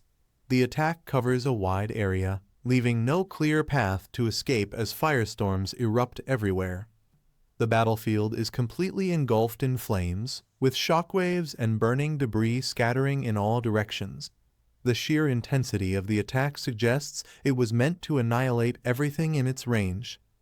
When the flames settle, the opponent stands unharmed within the fire, calmly crossing his arms. He mocks the attack, questioning if that level of heat is all the opponent can manage. The phoenix's eyes widen in shock as it senses danger. Before it can react, the opponent calmly prepares a counterattack, showing no panic despite the raging flames around him. The phoenix unleashes Phoenix Wing Slash, compressing its flames into razor-sharp arcs and sending them crashing down with lethal force. The fiery slashes tear through the air, aimed directly at the opponent. In response, the opponent dashes forward at high speed as dark chains whip around him. He twists his body mid-air, slipping between the incoming attacks while the chains strike with precision. Activating Blade Armor Sickle, the chains shoot forward and pierce through the phoenix's attack, transferring the damage back to the user. The clash ends with the phoenix's assault neutralized as the opponent lands firmly, fully in control of the fight. The opponent flips through the air as blazing shockwaves erupt behind him, narrowly avoiding the phoenix's lingering flames. The battlefield shakes as explosions continue to burst in rapid succession. Above the sky, the phoenix regains its balance while fiery blasts detonate around it. Despite the chaos, it spreads its wings wide, preparing to strike again from above. The opponent suddenly accelerates upward, cutting through the air with extreme speed. A sharp, vertical strike shoots toward the phoenix, splitting through the flames before it can fully react. The phoenix recoils in panic as the attack lands cleanly. Flames scatter violently as its scream echoes, signaling that it has finally been pushed onto the defensive. The opponent launches himself upward again, closing the distance as the phoenix rises through the flames. The sky is torn apart by speed and heat as both sides rush into another clash. Suddenly, dark purple threads spread across the air like a net and wrap tightly around the opponent's body mid-flight. His movement is abruptly stopped as the threads constrict and bind him in place. Realizing something is wrong, the opponent struggles as the threads tighten further around his torso and limbs. The unexpected restraint disrupts his momentum and leaves him exposed in the air. With widened eyes, he quickly identifies the technique as poison silk. Trapped and momentarily immobilized, the flow of the battle shifts as the danger of the binding takes hold. Bound tightly by the poison silk, the opponent is completely restrained as the trap closes in. From the shadows, the enemy calmly confirms the capture, confident that the fight is already decided. A massive blade crashes down from above, striking the ground with explosive force near the immobilized target. The impact sends shockwaves through the area, leaving no room for escape. From the darkness, a monstrous spider form descends, its glowing red eyes fixed on the battlefield. Its presence alone radiates danger, revealing the true source behind the poison silk technique. Watching from a distance, the Phoenix's summoner observes the scene in disbelief. She admits she never expected the opponent to possess such terrifying power alone, as the battle takes a decisive turn. Enraged by the situation, the woman steps forward with flames surging around her body, declaring that she will personally kill him with her own hands. Her killing intent intensifies as the fire responds to her emotions. As she prepares to act, her companion suddenly intervenes and stops her, warning that fighting here is pointless. He reminds her that killing someone inside Reincarnation Lake carries no real meaning. The two quickly reposition, dragging the restrained opponent away from the lake's center. The battlefield shifts as they move to a more suitable area to finish the fight. Once outside, the opponent coldly announces his decision, stating he will cut the enemy into countless pieces. Bound by purple silk and surrounded by hostile forces, the trapped fighter faces an imminent and brutal outcome. Still bound by the purple silk, the opponent smirks and refuses to move, stating that this location suits him just fine. Despite being restrained, his expression remains calm and defiant. A violent surge of power erupts from his body as the bindings begin to strain. The purple threads shake under the pressure, signaling that the restraint is no longer holding him down. With a sudden burst, he breaks free and charges forward at full speed, his aura flaring violently as he closes the distance in an instant. The counterattack lands before they can react, sending one of them flying back with a heavy strike. The momentum of the battle abruptly flips as he reclaims control. As the opponent breaks free and charges in, a warning rings out from behind, but the attack is already in motion. The clash resumes instantly, with both sides colliding at close range. The flame-wielding woman tightens her grip and gathers fire around her arms, her expression sharpening as her power surges. The heat around her intensifies, signaling a direct and violent counter. She unleashes a massive burst of flames that erupts upward like a pillar, engulfing the area in a roaring explosion. Fire floods the battlefield, leaving no safe space in its path. Standing within the flames, the opponent remains unfazed and calmly mocks the attack. He remarks that the fire isn't even enough for a warm-up, making it clear the assault failed to slow him down. The flame-wielding woman is suddenly struck by a powerful surge of water, her body jolting as the force cuts through the heat around her. The sudden shift catches her completely off guard. Her companion shouts her name in panic as he realizes what's happening. His expression twists with shock as the attack unfolds faster than expected.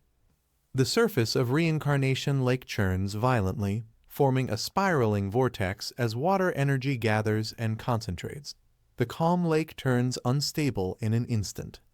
In the next moment, a figure crashes down into the lake with overwhelming force, sending water exploding upward. The impact marks a decisive interruption, dragging the fight into a new and dangerous phase. As the lake's power activates, the opponent observes his body rapidly regenerating through the water, realizing that Reincarnation Lake follows a unique rule that restores those submerged within it. Nearby, the man with blue hair clenches his teeth, clearly unsettled.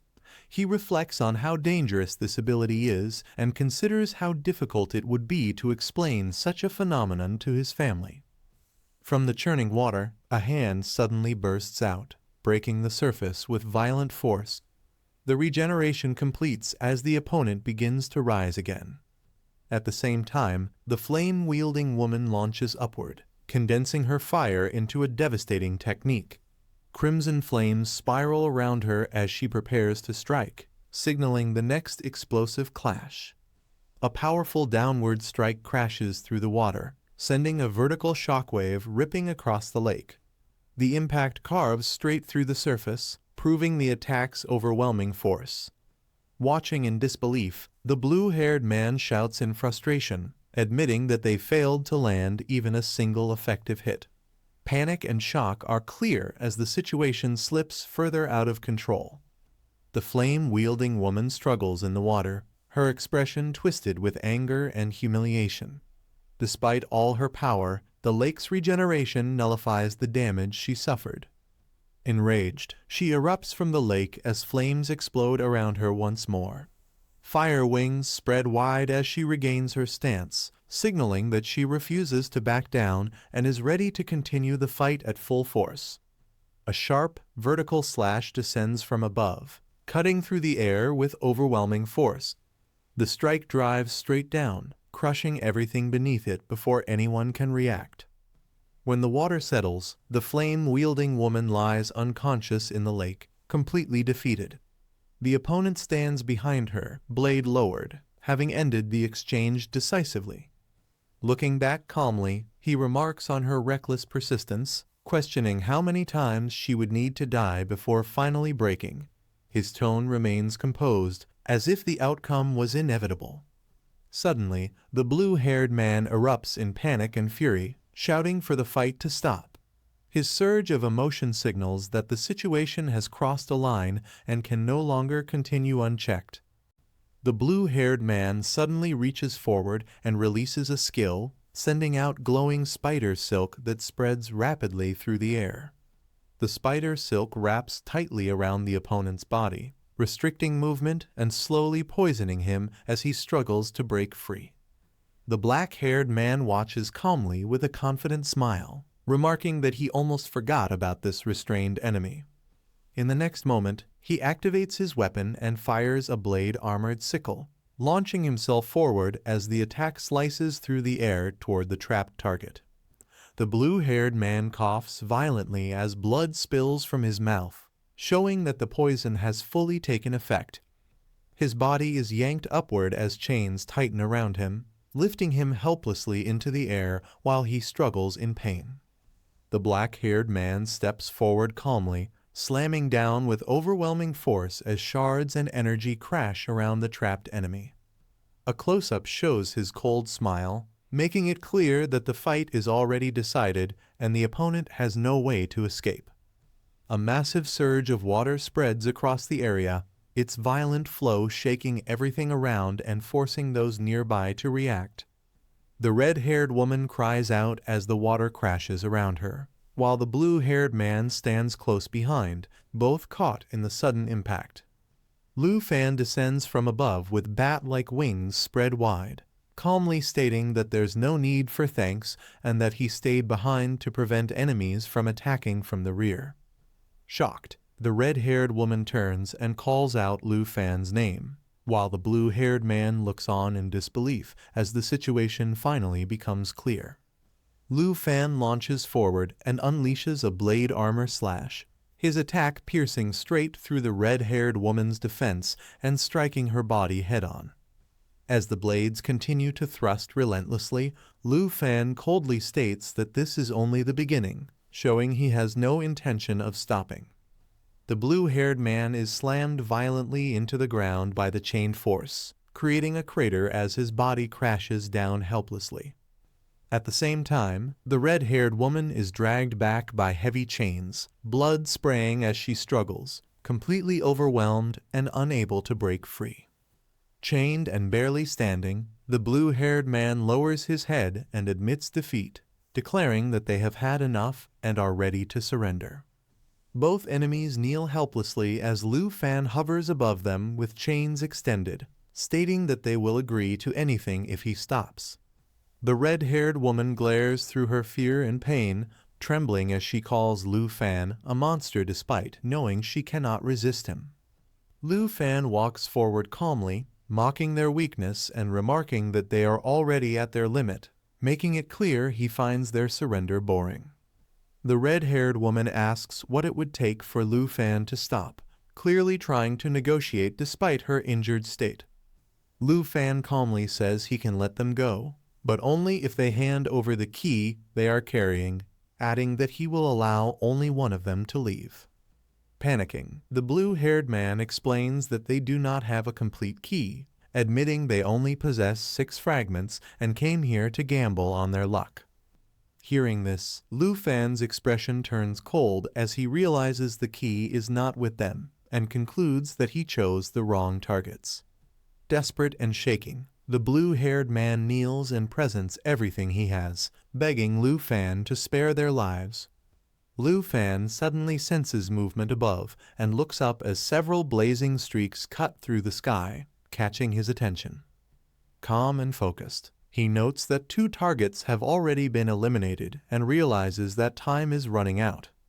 Lu Fan tightens his grip and prepares to move, his expression turning sharp as he shifts his focus to the next threat. The red-haired woman groans in pain as the chains tighten again, while the blue-haired man struggles beside her, realizing something is wrong. Lu Fan suddenly charges forward at high speed, chains whipping through the air as he closes the distance without hesitation. Shocked and furious, the blue-haired man shouts at Lu Fan, accusing him of going back on his word, while the red-haired woman curses him in anger. Lu Fan calmly responds that he always keeps his promises, then coldly declares that between the 2 of them, only one will be spared. Bound by chains, the blue-haired man anxiously asks who will be allowed to leave and who must stay, waiting for Lu Fan's decision. The red-haired woman lowers her head in silence, clearly understanding the weight of the choice and refusing to answer directly. She then speaks up, stating that she will follow Uncle Ning's decision and promises to ensure Shuanger's safety throughout the secret realm. Seeing that neither of them gives a clear answer, Lu Fan coldly decides for them, declaring that he will send both of them on their way. Still bound by chains, the blue-haired man forces out a shaky agreement, saying that Lu Fan's decision is fair, even as fear shows on his face. A tense silence follows as he hesitates, sweat dripping while he realizes what this decision truly means. Panic takes over and he suddenly shouts for release, screaming that he cannot die here as the chains tighten around him. Beside him, the red-haired woman remains silent, lowering her gaze with a grim expression, already accepting the outcome. Lu Fan watches quietly and remarks that it seems a choice has finally been made. Facing death, the blue-haired man thinks of his family's downfall if he dies here and apologizes to Shuanger, asking for her forgiveness. He desperately explains that the Ning family is the one holding a grudge against Lu Fan and insists that his own Luo family never wanted to be dragged into this conflict. Unable to listen anymore, the red-haired woman cuts him off and shouts for him to stop, her expression filled with pain and resolve. The red-haired woman looks at Lu Fan with intense emotion and admits that the thing she regrets most in her life is not having married him. Lu Fan responds calmly, stating that so-called political marriages are fragile and meaningless, easily broken when interests change. With a cold smile, he announces that it is now time for him to keep his promise, making his intention unmistakably clear. The blue-haired man freezes in shock as the chains tighten around him, realizing too late what Lu Fan's promise truly means. The man is caught midair as a heavy chain tightens around him. He reacts in shock, struggling to keep balance while being pulled down. A close-up shows a firm grip on the chain. The pull strengthens, signaling that the attacker has full control. Lu Fan stands calmly in the foreground while the trapped man yells that Lu Fan promised to kill him and accuses him of going back on his word. The chain continues to drag him forward. The man desperately blames Ning Shuang, claiming she forced him to help and pushed him to seek revenge. His grip weakens as the chain holds him suspended. The red-haired woman looks down in anger and calls him a coward, her expression filled with contempt. Lu Fan appears above with demonic wings spread wide, holding the chain firmly. He coldly mocks her choice of fiancé, stating her taste is terrible. The chained man is slammed hard as the chain tightens around his neck. Blood spills as he stares upward in shock, unable to resist. Lu Fan stands calmly amid the blood-red scene and clarifies that he promised not to kill him. He adds that if the man dies from the fall, it will not be his responsibility. The chained man lets out a scream as he is violently thrown away, his body twisting midair while blood scatters around him. He is launched at extreme speed, flying uncontrollably above the forest as the force continues to push him farther away. His figure shrinks into the distance, disappearing over the vast stretch of trees, leaving only drifting blood in the air. The red-haired woman watches in shock, her eyes wide and her body frozen as she realizes he has been sent flying beyond sight. Lu Fan dives downward with speed, dragging the chained woman along as she is pulled helplessly through the air. A violent impact follows as she is slammed into the ground, the force exploding outward and shaking the area. Lu Fan stands above her, holding the chain with ease. He calmly states that it is now her turn. The red-haired woman lies injured on the ground, struggling to lift her head as she swears revenge, her words trailing off in pain. Flames surge around the battlefield as the red-haired woman struggles against the chain. She shouts a threat, trying to resist with fire gathering around her body. Lu Fan steps forward calmly, wings spread and power rising. He questions whether she is still thinking of resisting as energy concentrates around him. Lu Fan releases his skill, sending a burst of golden light straight at her. The attack overwhelms her flames as the technique takes effect. The woman screams in pain as the power binds and suppresses her, her resistance collapsing under the control effect. The red-haired woman struggles in pain as flames flicker weakly around her. She demands to know what he has done to her as the contract activates. Lu Fan stands close, looking down calmly. He states that all she has left is the glare in her eyes and mocks her helplessness.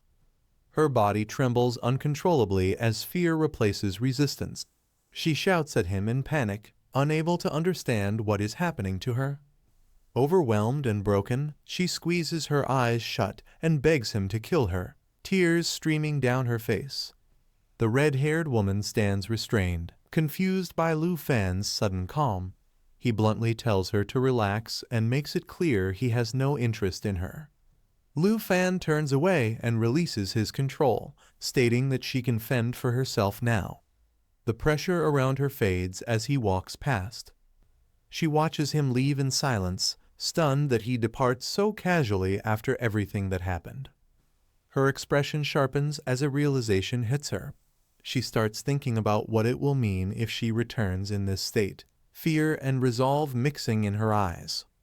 The red-haired woman recalls the fall and realizes it likely would not kill Lu Lirxu.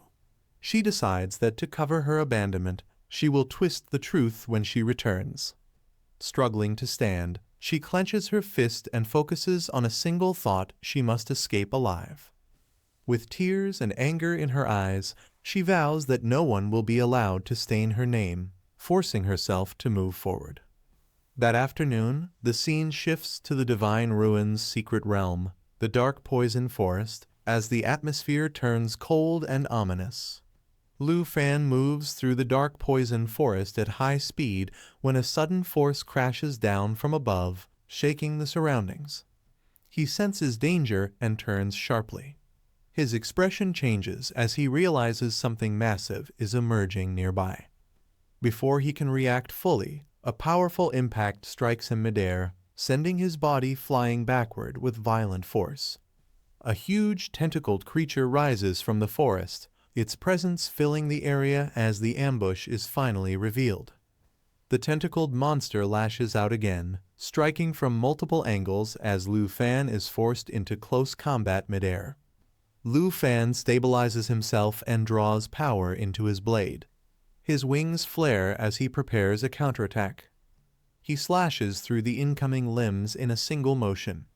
The impact shatters the attack, sending fragments flying as the monster's offense collapses. Lu Fan lands firmly on the ground, blade lowered but ready, standing calmly as the aftermath settles around him. Lu Fan finally reaches a clearing after pushing through the forest, noting that he avoided further trouble with monsters along the way.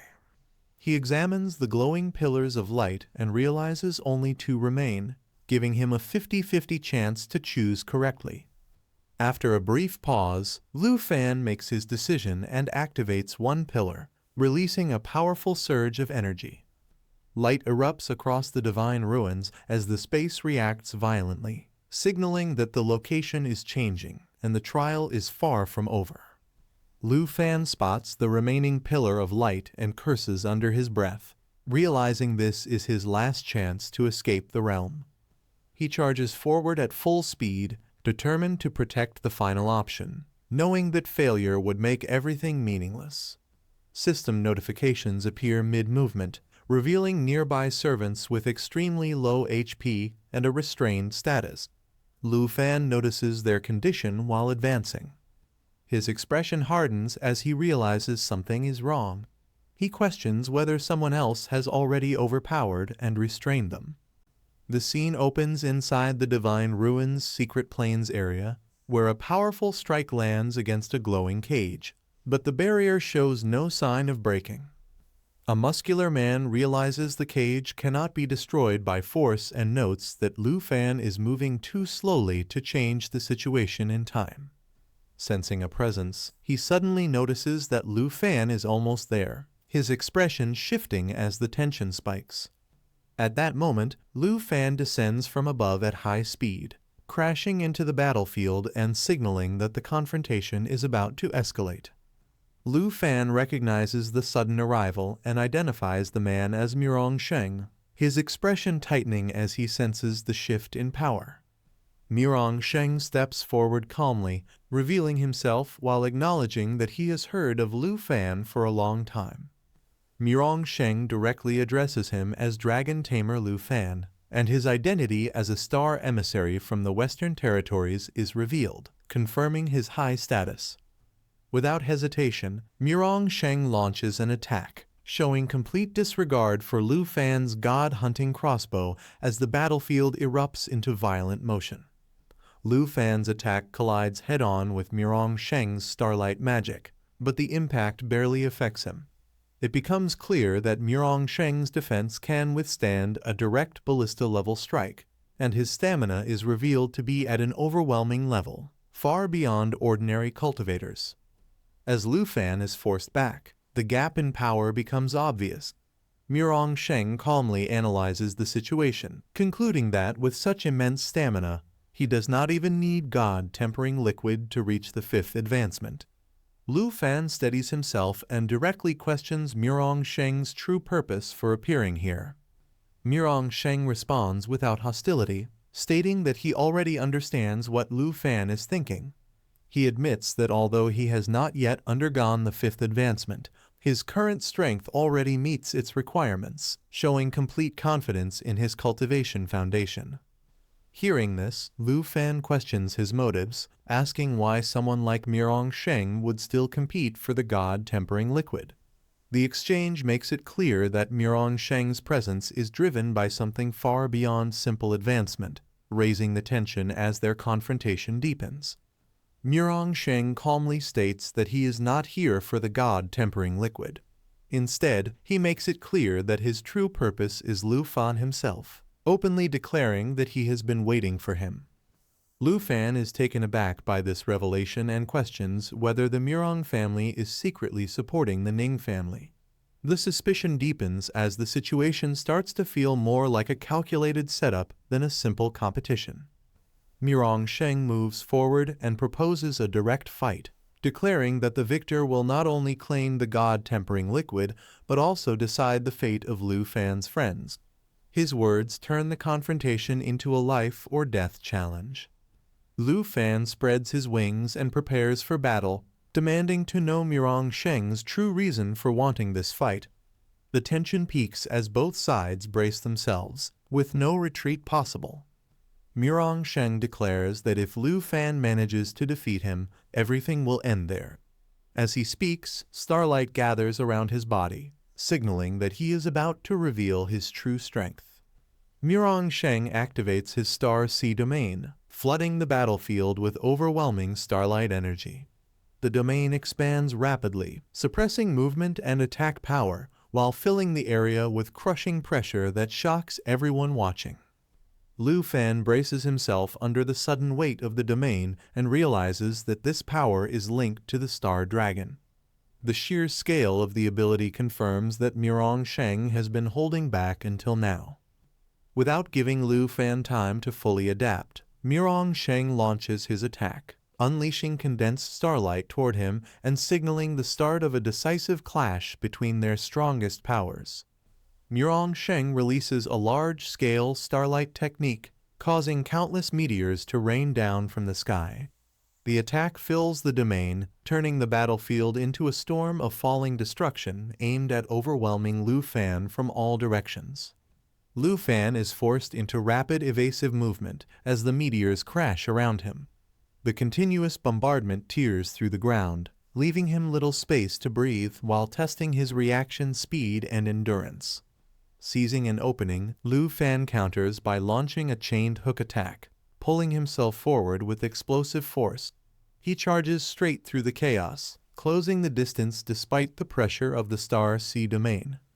Miransheng calmly reacts, summoning sharp streaks of starlight that descend like blades from above. His composed response shows complete control of the battlefield, keeping Lu Fan locked inside the domain as the clash intensifies. Miransheng instantly erects multiple layers of star barriers around himself. The starlight shields rotate and overlap, automatically deflecting Lu Fan's frontal assault and nullifying the impact without forcing Miransheng to move an inch. Lu Fan presses forward despite the defense, swinging his chained blade armor with full force. The attack pierces through the air and strikes directly toward Miransheng, showing Lu Fan's intent to break through by brute strength. Lu Fan follows up with a full blade armor slash, unleashing a rapid barrage of piercing strikes at close range. The attack detonates outward, but most of the damage is reflected back, forcing Lu Fan to absorb the backlash of his own power. Watching the exchange calmly, Miransheng dismisses the attack as insignificant. His composed expression makes it clear that Lu Fan's strongest move so far still falls short against his control over starlight defenses. Miransheng reinforces his defense by activating a spiraling starlight barrier. Multiple rotating star shields form around him, automatically blocking incoming attacks and regenerating moments after being shattered, making his defense appear endless. Miransheng looks down at Lu Fan and questions whether this is truly the limit of his strength. Lu Fan remains silent, his expression tightening as he realizes conventional attacks are having no lasting effect. Floating calmly within the Star Sea domain, Miransheng declares that as long as the starlight persists, he cannot be killed. He makes it clear that inside this domain, Lu Fan has no way to touch him directly. Lu Fan steadies himself and analyzes Miransheng's behavior, noticing that after every block, Miransheng instinctively increases the distance. Lu Fan realizes this means Miransheng still needs time to condense starlight, revealing a critical opening in an otherwise overwhelming defense. Lu Fan narrows his focus and decides that if distance is the issue, he will stay close enough to completely suppress Miransheng. His expression hardens as he commits to a relentless close-range assault. Lu Fan activates Divine Bone Armor, manifesting the Dragon King's armament around his body. The armor strengthens his physique and reinforces his attacks, signaling that he is no longer holding back. Miransheng observes the transformation without panic and questions whether externalized armor alone is enough to turn the tide. Star spiral barriers continue to form around him, maintaining constant starlight protection. Lu Fan bursts forward at full speed and fires his blade armor sickle again, pulling himself straight toward Miransheng. By closing the gap instantly, he forces the fight into close quarters, aiming to deny Miransheng the time needed to condense starlight. Lu Fan's chained sickles cut through the starlight-filled domain at extreme speed, tearing open a path as he forcefully drags himself closer. The sudden acceleration compresses the distance far faster than expected.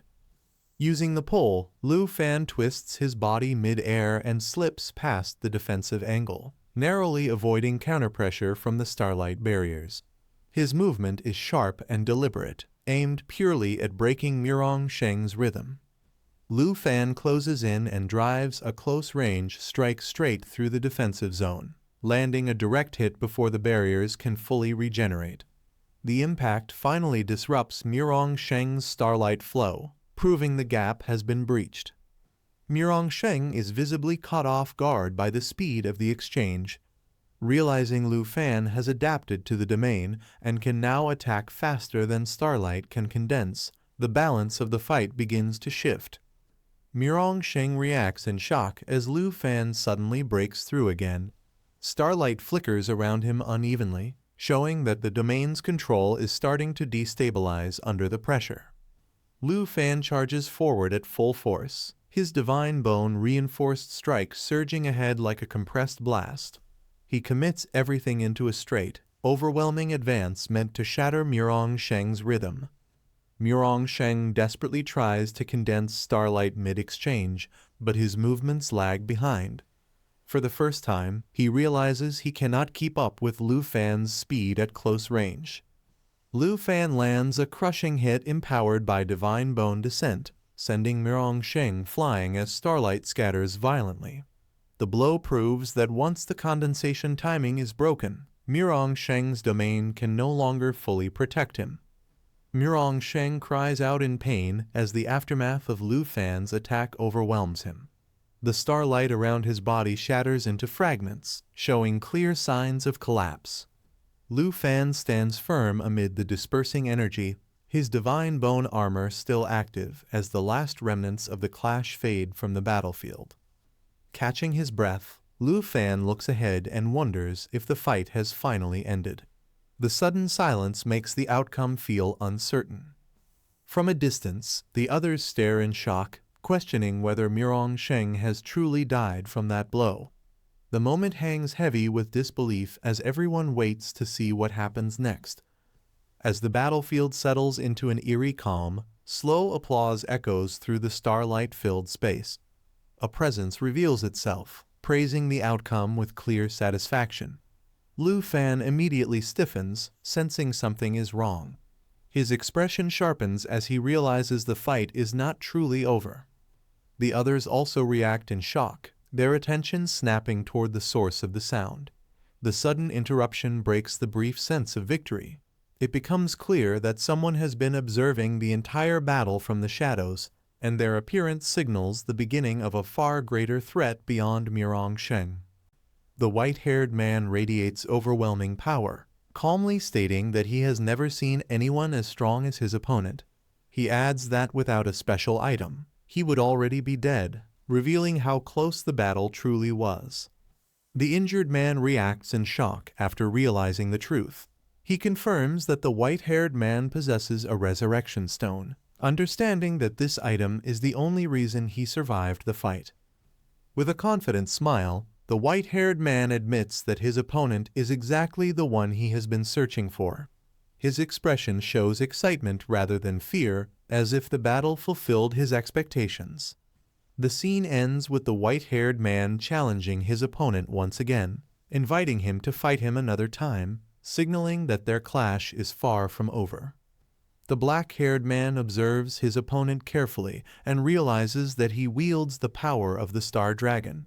He suspects that the Mirong family must be hiding deep secrets related to dragons. The white-haired man floats above the battlefield and calmly states that their earlier clash was nothing more than a test. He warns that the next fight will not be easy, as his power continues to rise. The black-haired man narrows his eyes and prepares himself, signaling that he understands the challenge. His focus sharpens as he gets ready to respond without hesitation. Accepting the challenge, the black-haired man launches forward with explosive force, declaring that he is ready to fight again, and the battle officially resumes. The black-haired man suddenly accelerates, surging forward with explosive speed as energy gathers around his body.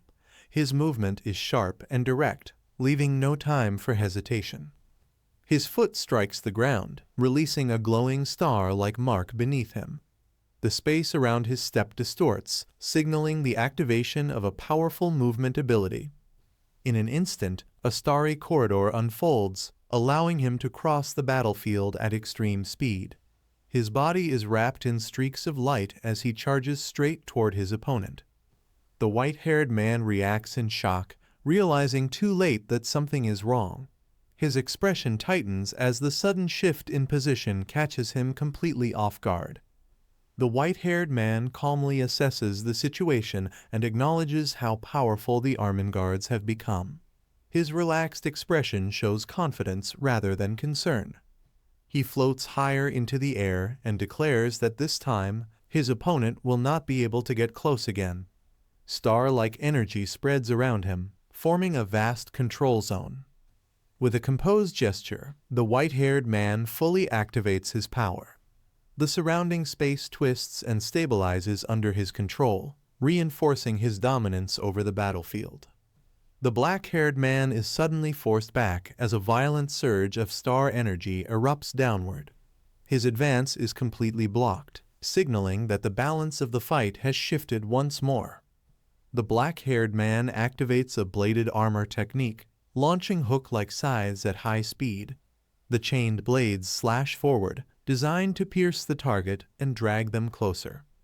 Multiple chains tear through the air and strike the battlefield, but the distance between them remains too great. The attack fails to pull the white-haired man in. Realizing the situation, the black-haired man assesses the battlefield and understands that weapons are ineffective within the god's ruins. His expression hardens as his options narrow. After briefly thinking it through, he makes a decision and prepares a different technique. Accepting the constraints of the cage, he resolves to use that move to continue the fight. The white-haired man unleashes a massive ice-based technique, filling the area with freezing energy. Towering ice formations rise instantly, sealing off space and limiting movement. Standing atop the ice, he recognizes the technique being used against him and identifies it as dragon-related magic. The frozen battlefield becomes a controlled zone under his command. Facing the overwhelming ice, the black-haired man remains calm and smirks. He signals that now is the moment he has been waiting for, showing confidence instead of hesitation. From within the icy cage, the white-haired man challenges him again, questioning whether he can still dodge. The confrontation intensifies as both prepare for the next exchange. The white-haired man confidently judges the attack and claims that this level of power is not enough to trap him. Surrounded by ice, he remains calm and unshaken. As the frozen space stabilizes, a star-lit corridor silently activates beneath him. Without obvious movement, his position is subtly affected by the spatial shift. At that moment, the black-haired man reveals the trick and declares that his opponent has fallen for it. A chain lashes out instantly, catching the white-haired man mid-action. The white-haired man is suddenly bound by the chain and reacts in shock, realizing too late when it happened. The situation reverses as he is restrained inside the collapsing ice field. The white-haired man struggles as the chains tighten around his body, disrupting his balance mid-air. The sudden restraint forces out a pained reaction as his movement is halted. The black-haired man closes in and uses the opening to launch a direct upward strike. The impact sends the white-haired man flying, breaking his control over the battlefield. Regaining his composure, the white-haired man gathers star-like energy in his hand. His expression hardens as he prepares a counterattack despite being restrained moments earlier. At the same time, the black-haired man is caught by multiple chains enhanced with star energy. The chain technique fully activates, converting the attack's power and trapping him in a dangerous bind, abruptly shifting the momentum again. The black-haired man clicks his tongue and steadies himself, sensing danger as the flow of energy around the battlefield begins to shift. His focus sharpens as the pressure rises. Star-filled currents swirl through the air, forming a massive astral pattern above him. The space itself feels distorted as power gathers at a single point. The white-haired man calmly condenses all the surrounding astral energy into a dark, star-like core in his palm. The attack compresses power to an extreme level, signaling a devastating strike. Seeing the technique clearly, the black-haired man realizes the truth and identifies it as a skill of the Star Dragon. His expression turns serious as he braces for what comes next. The white-haired man releases the condensed astral power, firing a massive beam straight downward. The attack tears through space, flooding the battlefield with blinding star energy. The black-haired man reacts instantly and leaps forward, charging directly into the descending blast. He forces his way through the pressure, pushing his body to its limit. Using the momentum of the clash, he twists midair and slips past the core of the attack. The beam narrowly misses as he closes the distance at extreme speed. In the final moment, the black-haired man reaches the white-haired man and strikes upward at close range. The sudden counter lands cleanly, shocking his opponent as the tide of battle shifts again. The black-haired man's upward strike lands solidly, sending the white-haired man spinning through the air. The impact disrupts his balance and breaks the flow of his astral control. Recovering midair, the white-haired man twists his body and counters from above. He dives down with sharp precision, aiming to regain dominance before his opponent can reposition. Chains suddenly flash into motion around the black-haired man, slamming into his side and forcing him back. The attack catches him off guard, interrupting his follow-up.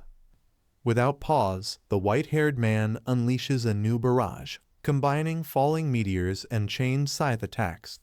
Explosions rain across the battlefield, overwhelming the area and pushing the fight into a more chaotic phase. The white-haired man laughs in excitement, clearly enjoying the intensity of the fight. His expression shows thrill rather than pressure as he welcomes the exchange. The black-haired man rushes forward and throws a powerful punch, driving straight through the gap. His attack is fast and precise, aimed at breaking through the defense. A barrage of close-range blows follows, striking the white-haired man repeatedly from below. Each hit lands in rapid succession, forcing him into a brief defensive posture. In response, multiple astral vortices form around the battlefield, intercepting the assault. The rotating barriers block and deflect the attacks, restoring the white-haired man's control as the clash escalates further. Both fighters pause midair and lock eyes, staring straight at each other. The battlefield goes silent as their energies collide without either backing down. A blinding surge of power erupts between them, forming a massive star-like explosion. The clash sends shockwaves ripping through the surrounding space. The explosion continues to expand, swallowing the area in overwhelming light. Neither side shows signs of yielding as their powers remain evenly matched. As the light peaks, the outcome remains uncertain. The clash ends on a tense stalemate, signaling that the fight has reached a critical turning point. The white-haired man stands calmly, surrounded by shining energy, and admits that he has never seen anyone as strong as his opponent. He explains that without a special item, he would already be dead, revealing that he used a resurrection stone to survive. His expression remains relaxed, showing no fear despite the intense power around him. The black-haired man reacts in shock when he realizes the truth about the resurrection stone. He understands that his enemy was able to revive after death, which completely changes the situation. His face tightens as he processes how dangerous this opponent truly is. The white-haired man then smiles faintly and says he has finally found the person he was searching for. His eyes lock onto the black-haired man, making it clear that this battle excites him rather than frightens him. The atmosphere grows heavier as his confidence becomes overwhelming. In the final moment, the white-haired man raises his hand and challenges his opponent to fight again. The black-haired man stands ready, surrounded by energy, as both prepare for another clash. The scene ends with tension rising, signaling that the real battle is about to begin. The black-haired man narrows his eyes as he senses the strange power his opponent is using. He realizes that the white-haired man controls the power of the Star Dragon and understands that the Murong family must be hiding deep secrets related to dragons. This discovery makes him more alert and cautious. The white-haired man floats calmly in the air, surrounded by shining star-like energy, and states that the previous exchange was only a test. He warns that this time the fight will not be easy, as the ground below him lights up with glowing symbols and energy spreads outward. The black-haired man lowers his gaze slightly, focusing his power and preparing to respond. His expression turns sharp as he decides to accept the challenge, signaling that he is ready to face whatever comes next. In the final moment, he launches forward with explosive speed, smashing into the ground and sending debris flying. Energy wraps around his body as he charges straight at his opponent, marking the true beginning of the battle. The black-haired man bursts forward at extreme speed, his body wrapped in sharp, cutting energy as he closes the distance in an instant. His attack is precise and aggressive, aimed directly at his opponent without hesitation. As he moves, a sharp energy point forms beneath his step, slicing through the ground and leaving a glowing trail behind. The terrain cracks under the pressure, showing how destructive his momentum has become. In the next moment, a star-lit spatial corridor suddenly unfolds around him, forming a glowing passage of layered light. His movement is redirected instantly as the space itself shifts, trapping his charge inside a controlled zone. The white-haired man reacts with clear surprise, his expression tightening as he realizes what just happened. He did not expect his opponent to be pulled into a spatial technique so suddenly, signaling that the fight has entered a far more dangerous phase.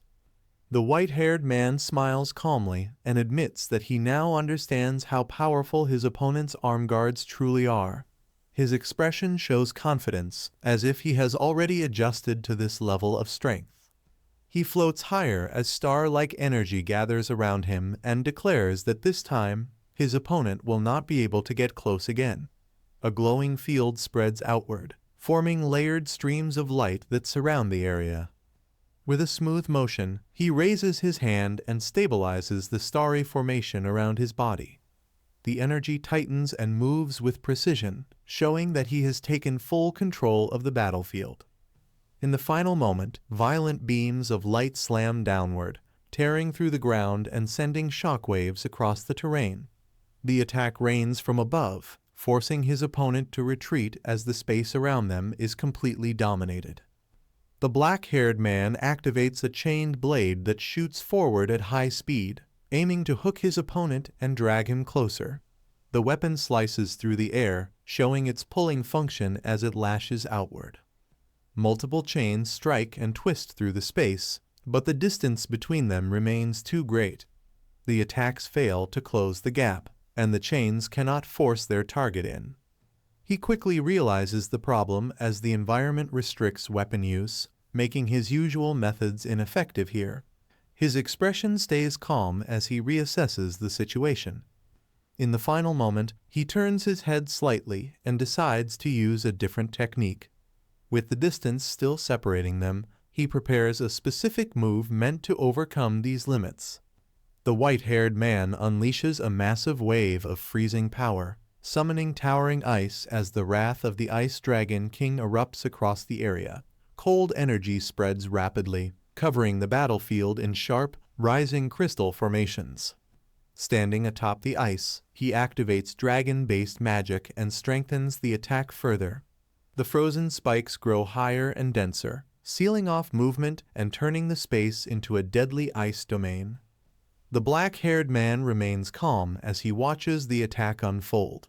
A faint smile appears on his face as he prepares to act, showing confidence despite being surrounded. In the final moment, the white-haired man challenges him to dodge while the ice closes in from all sides.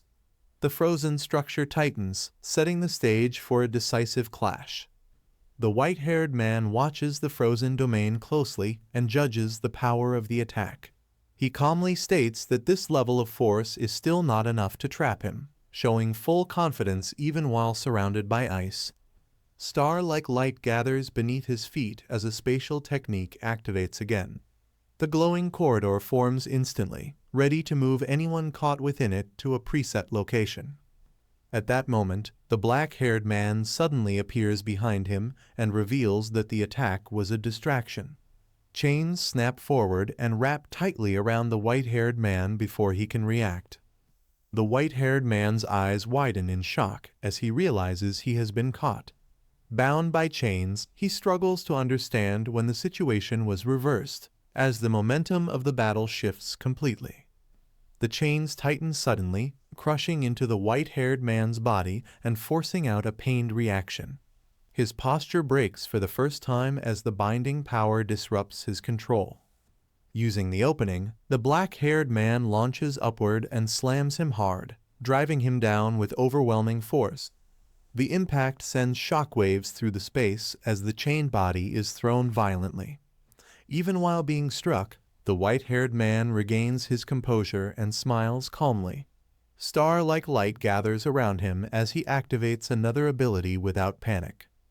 In the final moment, his body shifts into a starlight form, reducing the effect of physical attacks. The chains still bind him, but his transformation changes the balance again, signaling that the fight is far from over. The black-haired man clicks his tongue as he senses a dangerous shift in the air. The space around them twists, and star-like currents begin to gather above the battlefield. A vast astral field spreads out, filling the sky with swirling starlight and pulling power toward a single point. The pressure increases as the energy condenses, making escape nearly impossible. The white-haired man calmly forms a dark, star-filled sphere in his hands, focusing all the astral power into it. The attack builds silently, but its presence alone overwhelms the area. Realizing what he is seeing, the black-haired man recognizes it as a skill of the Star Dragon. His expression hardens as he prepares to face an attack that cannot be easily blocked. The white-haired man releases the condensed astral power, and a massive beam of starlight crashes down from above. The attack tears through the space with overwhelming force, flooding the battlefield with blinding light. The black-haired man braces himself and raises his power, meeting the incoming energy head-on. The collision creates violent shockwaves as the starlight presses down, forcing him back under its crushing pressure. As the beam continues, the white-haired man descends rapidly, using the momentum of the attack to close the distance. His body moves with precision as he aims to finish the clash at close range. In the final moment, he strikes downward with full force, sending the black-haired man crashing away. The impact marks the end of the exchange, leaving the battlefield torn apart by raw astral power. The black-haired man is struck hard and sent flying, his body twisting as the impact tears through him.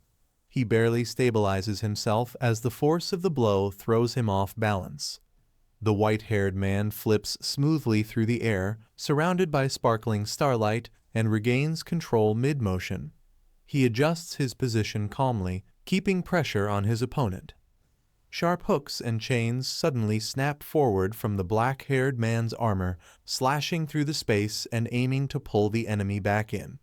The chain blades move rapidly, trying to stop the follow-up attack. In the final moment, blazing meteors begin raining down across the battlefield while the chains continue to strike. Explosions and impacts overlap, turning the area into chaos as both attacks collide at once. The white-haired man laughs loudly and calls the fight exhilarating, enjoying the pressure of the exchange. His expression shows excitement as he continues attacking without hesitation. The black-haired man rushes forward at high speed and throws a heavy punch straight at his opponent. The blow lands cleanly, snapping the white-haired man's head back from the impact. He follows up immediately with a rapid series of close-range strikes, each hit landing with precision and force. The continuous blows keep the white-haired man locked in place, unable to regain balance. In the final moment, swirling astral vortices form around the black-haired man, blocking incoming attacks while his blade stabs forward repeatedly. The defense holds as the assault continues, pushing the battle into another intense phase. In the evening, the Yi family residence is shown from the outside as three people arrive at the entrance and pause in silence. A silver-haired woman suddenly notices someone familiar and reacts with clear surprise before quickly moving forward. She runs up and warmly welcomes him back, grabbing his arm excitedly while another white-haired man stands calmly behind them. From above, the group is seen walking together across the courtyard, leaving the residence side by side. The scene opens with tea placed on the table as one person calmly asks for confirmation, setting a serious tone for the conversation. Inside the room, the group listens as it is explained that 400 years ago, the Murong family encountered a star dragon, confirming the story they heard. A white-haired man continues, stating that at that time, the Murong family was only a D-rank family, making the encounter even more unusual. The scene shifts to a bright vision as it is revealed that, by chance, they obtained the starry sky waymarker, showing 3 figures standing before its overwhelming light. Using the starry sky waymarker, the Murong family summoned a wounded star dragon, surrounded by flowing starlight and powerful energy. The star dragon is revealed to be gravely injured and drifting through space, desperately seeking a place far from conflict to recover. As the dragon searched for rest, the Murong family also sought greater strength to survive and rise among powerful noble families. An agreement was reached. The star dragon would reside with the Murong family, and in return, the family would inherit the dragon's power across generations. From then on, every outstanding heir of the Murong family could advance into a star envoy, allowing the family to rise from C rank to B rank. However, as time passed, their strength declined, and the current star envoy admits they can barely hold on after becoming the final one. An ancient divination later revealed that only the victor who obtained the divine liquid in the Divine Ruins secret realm could save them, showing the Murong ancestors' current state. Back in the room, the elder states that the only person who can save the star dragon now is Lu Fan, directly placing the responsibility on him. The discussion continues over tea as the elder explains that once the star dragon dies, the Murong family will lose its star envoy and its current status. He directly addresses Lu Fan, making it clear that the family's future is tied to the star dragon's survival.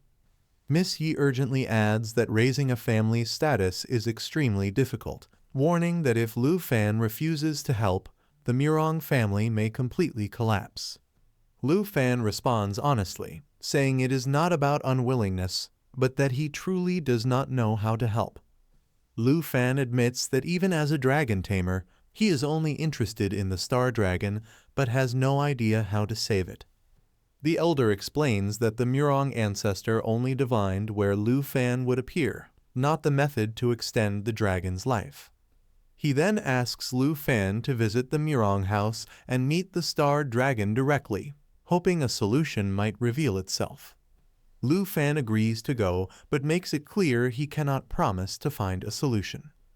The elder promises that if the plan succeeds, the Murong family will follow Lu Fan's commands, and despite no guarantee, they agree to set out in 2 days.